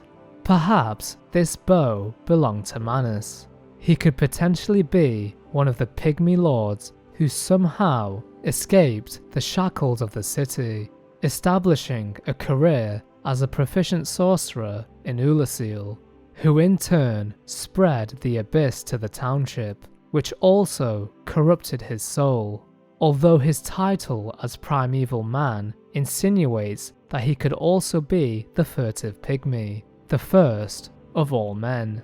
Climbing the steps of the church, the Champion of Ash opens the door. The Princess Filianor makes an appearance for the first time. She appears to be in a deep, death-like slumber. A dark, abyss-like substance occludes her eyes, signifying the concealment of humanity within her. Similar to the Firekeepers, she appears to be blind. According to the Spears of the Church Covenant, the young grass symbol is the crest of Filianor, suggesting that the grass crest shield, which could be discovered in both Lordran and Lothric, is a reference to the princess. In addition, the small envoy banner reads, "For the pygmies who took the Dark Soul, the Great Lord gifted the Ring City, an isolated place at World's End, and his beloved youngest daughter, promising her that he would come for her when the day came." In his desperation, Gwyn abandoned his own daughter to conceal the pygmies, making a promise that he would return. However, that day would never arrive, as Gwyn himself would go on to link the fire. In the grasp of the princess, we see a white, fractured egg, a shell which bears an uncanny resemblance to the transposing kiln used by the pygmy Ludleth. Possibly the egg was used to transpose the souls of the pygmy lords, rendering them a husk of what they once were.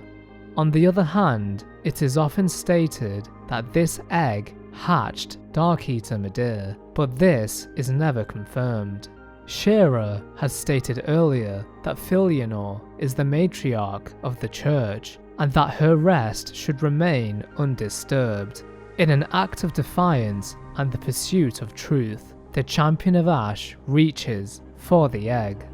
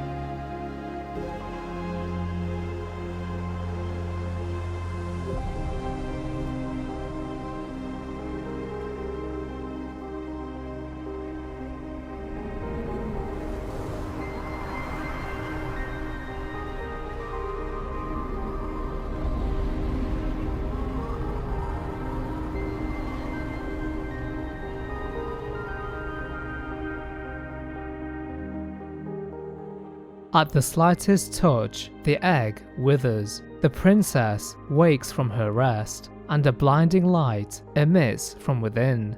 At last, the true state of the world is revealed. The landscape is arid, devoid almost completely of life. An ashen desert stretches as far as the eye can see. The landmarks of Anor Londo and Lothric lay in ruins, and the world is nothing but dust. The Ring City has deteriorated, and only the ruins of Filianor's Rest remain, implying that the Ashen One had been transported through time yet again. Inspecting the princess reveals that she had passed away. Her corpse appears to have decayed many years ago, implying the figure we saw earlier was an illusion. She appears to have hidden the Pygmy Lords in a pocket dimension while maintaining the facade of the Ring City. She stayed true to her duty, waiting for her father to wake her. Instead, she passed away in her slumber, carrying on Gwyn's will in her death. Exiting the church, a hollow cries out, "Oh, Filianor, help me, please. The Red Hood is come to eat us, to eat our dark souls." Examining this entity, we can surmise that he is a Pygmy Lord. His feeble appearance is similar to that of the furtive pygmy. He pleads for Filianor's aid, unaware that she had passed long ago. The blood-drenched pygmy appears to be mortally wounded. The Red Hood he speaks of is none other than Gale, as slave knights would don red hoods as part of their attire, confirming that Gale had successfully infiltrated the Ring City and found the descendants of the furtive pygmy, whose bodies harboured the strongest concentration of the dark soul. Unfortunately, the Pygmy Lord succumbs to his wounds. Before long, the Ashen One encounters a knight of Filianor. For the first time, we witness Shera in the flesh. Her attire is befitting of one whose veins course with royal blood, as well as those who would serve as a handmaiden to the princess. Her clothing appears to originate from ancient times. Shera's dialect and phraseology indicate her to be much older than the other residents of the Ring City, hinting at her point of origin potentially being the Kingdom of Lordran. Furthermore, she refers to herself as the daughter of the Duke, suggesting she could possibly be related to Seeketh. Filled with animosity, the knight charges the Ashen One, distraught that the slumber of Filianor would be disrupted. She reiterates that she will honour the gods, the glory of fire, and remain fearful of the dark. A peculiar weapon is utilised by the knight, the crucifix of the Mad King. Once, a Mad King was born to the Pygmy royalty, and Shera, Knight of Filianor, put him to rest. But Shera's cross spear, unable to kill the Undying King, only pinned itself to him. Shera delivered them together to the Dark Room, where she stayed and held them close. In the past, Shera had unsuccessfully attempted to kill a Pygmy Lord. Consequently, she chose to brandish her cross spear with his immortal corpse, confining the Undying Lord and herself to the dark room of a tower. Upon her death, she cries out that she will never forgive our lowly kind. Her stance is a result of manipulation at the hands of the gods, believing the fire to be her salvation and the dark to be a vestige of evil, the very same beliefs humans once had when embarking on the pilgrimage. Despite being a human herself, she refers to the Ashen One as being a member of a lowly kind, displaying her disregard for humans who are in support of the dark. At last, it is time for the Champion of Ash to confront Gale to put an end to the quest for the Dark Soul. Crossing the Ashen Dunes, we bear witness to the massacre of the Pygmy Lords. Their corpses litter the ground as their thrones lay absent. Gale is found, hunched over the corpse of a deceased pygmy, feasting on the body, absorbing as much of the blood as possible. Interrupted by the presence of the Ashen One, Gale turns his gaze to the final shard of the Dark Soul, the sprite of humanity which lies within the Champion of Ash. At this point, Gale's power had increased astronomically, as he had united many shards of the Dark Soul. Corrupted by his newfound power, Gale fails to recall the Ashen One. The fragments of the Dark Soul have coalesced at this single point. Its immense power elevated Gale, evident by his form, which has acutely increased in size since his arrival at the Cathedral of the Deep. A burrowing chasm of weeping blood has formed in his chest, a malformed dark sign perhaps. And so, a slave knight and a nameless undead clash swords in a forgotten land. Gale's quest had culminated in this fateful encounter, as he was the one to guide the Champion of Ash to the Painted World, and eventually, through the use of phantom signs, to himself. Scraps of Gale's cloak are tethered to various parts of the environment, as well as some bonfires throughout the Ring City, a further means of direction for the Ashen One.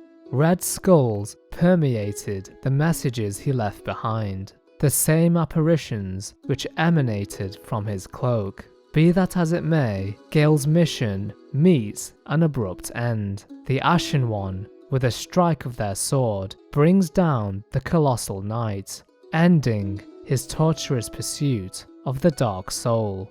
With his death, the sun sets, and a dark cloud consumes the horizon.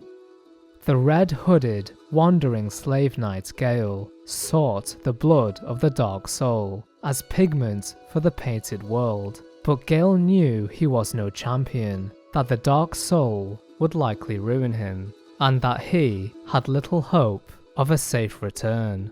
This information displays Gale's valiant character, for he was prepared to sacrifice all for the sake of a better world. Unlike the Ashen One, he knew he was no champion, as with each shard of the Dark Soul he consumed, the closer it led him to ruin. Accounting for this, Gale had the foresight to ensure the Ashen One would find him, allowing the blood of the Dark Soul to fall into their hands.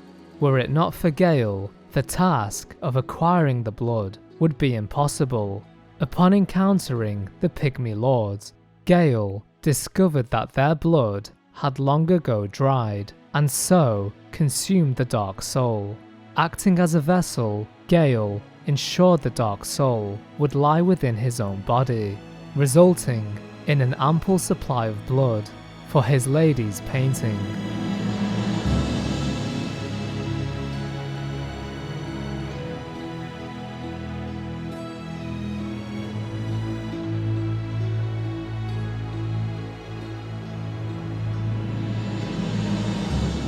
Still drawing breath, the Champion of Ash returns to the painter. To recap, Gale granted the Unkindled One passage to the Painted World, who in turn would burn the rot away, allowing the girl to then illustrate a painting using the pigment derived from the blood of the Dark Soul. Gale's objective was to deliver the blood by any means necessary, knowing it would cost him his life. As the blood passes from the Ashen One to the hands of the painter, she remarks, I wonder when Uncle Gale intends his return. I hope the new painting will be to him a gentle home. My thanks, Ashen One. I will assuredly finish the painting of a cold, dark, and very gentle place. One day, it will make someone a goodly home. Clinging to the hope that Gale will return, the painter sets out to create a world humanity can call home. Prior to the Ashen One's involvement in Gale and the Painter's quest, several options were laid before them. They could link the fire and prolong the lifespan of the ailing flame, just as Gwyn intended, or they could choose to take the fire for themselves, with or without the Firekeeper. Lastly, an accord could be formed with Uriah of Londor to usurp the flame and become the Lord of Hollows. Theories suggest that Londor and the Sable Church was founded at the close of the Age of Fire, witnessing the collapse of the known world. Perhaps Uriah, Lillian, and the Pilgrims travelled back through time to groom the Ashen One into becoming the Lord of Hollows, leading humanity towards salvation. Neither the residents of Lothric or items found throughout the land make note of this nation. Londor is mentioned only by the people or items that originated from there, suggesting this kingdom is of another time or world entirely. Regardless, every outcome has led to this point. After countless cycles, the world was on the brink. The natural order could no longer grant humanity the Age of Dark, and so there was no choice but to use the blood of the Dark Soul to transcend humanity above the cycle. The boundless paranoia of Gwyn led the world on a ruinous path, constructing the Ring City under the guise of an alliance with humanity, unbeknownst to them that this grand city would be their prison. Humanity aided the gods in the war with the everlasting dragons, and their reward was to be branded with the Dark Sign. Judicator giants, locusts, devout humans, and even his own daughter was stationed to conceal the presence of the Pygmy Lords. The Lord of Sunlight abandoned his kin, promising to return one day. Her death ensured the eternal isolation of the descendants of the furtive Pygmy. As a final measure of defense, Gwyn even allied with the dragon Madir, instructing him to battle the dark until he could no longer. In addition, the Witch of Izalith attempted to conjure a flame of her own, something which was supposed to prolong the Age of Fire, but instead gave rise to demons. For the remaining humans, Gwyn fabricated the tale of the chosen undead, employing mankind to link the fire, as if it were their righteous duty. King Seeketh would act as a shepherd, the guiding hand invoking man to embark on the pilgrimage. Devoted to Gwyn, the Way of White, led by Gwyn's uncle, Allfather Lloyd, encouraged the undead to kindle bonfires, strengthening his dominion over them. The church deepened the people's faith, establishing a long lineage of ardent followers who would link the flame for ages, further solidifying Gwyn's image as a god. Although Gwyn was worshipped as a deity, he was flawed just like any other. As a last resort, the Lord of Sunlight offered his soul to the first flame, sustaining it for many years. Evidently, Gwyn denied humanity their rightful place, prolonging the Age of Fire at their expense. After millennia, due to the continual linking of the first flame, only Embers remained, a sickly world devoid of life. Even the Kiln itself was reduced to dust. If humanity only knew the sins of their gods, perhaps they would have united against the dying of the light earlier in their existence. When the chosen undead visited the Kiln of the First Flame, they could choose to link the fire or embrace the dark. Linking the flame was a meaningless endeavour, as it would inevitably lead to the ashen wasteland we see today. Walking away and trying to establish the Age of Dark appears to have failed, as humanity continued to link the fire. Many cycles later, Vendrick and Aldia attempted to find answers beyond the scope of light and reach of dark, but even they were chained to the cycle. Instead, Vendrick granted his crown and Aldia his knowledge to the bearer of the curse, allowing them to walk the path of the unknown. But what of the rest of humanity? Gale, the painter, and the champion of Ash achieved what their forebears could not.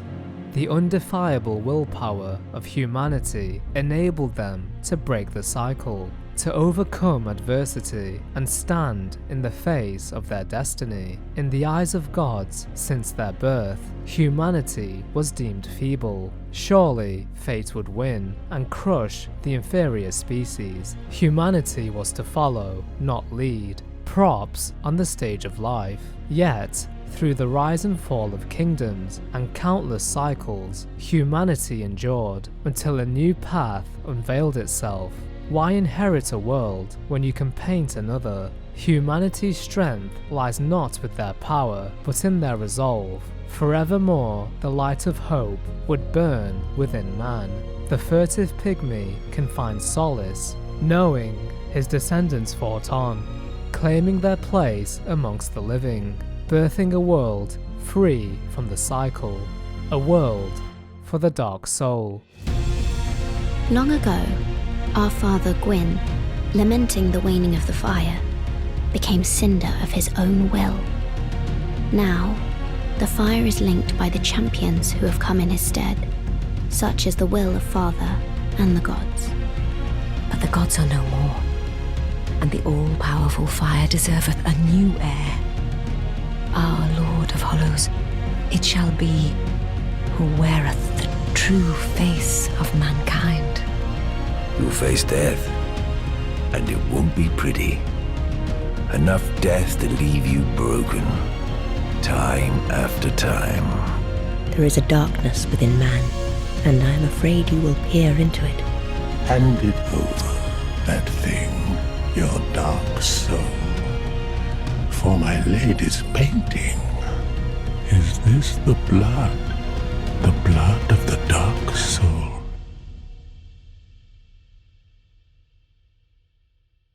You are Ash, are you not? Is it not fire that you seek? I wish to paint a picture of a cold, dark, and very gentle place. One day, it will make someone a goodly home.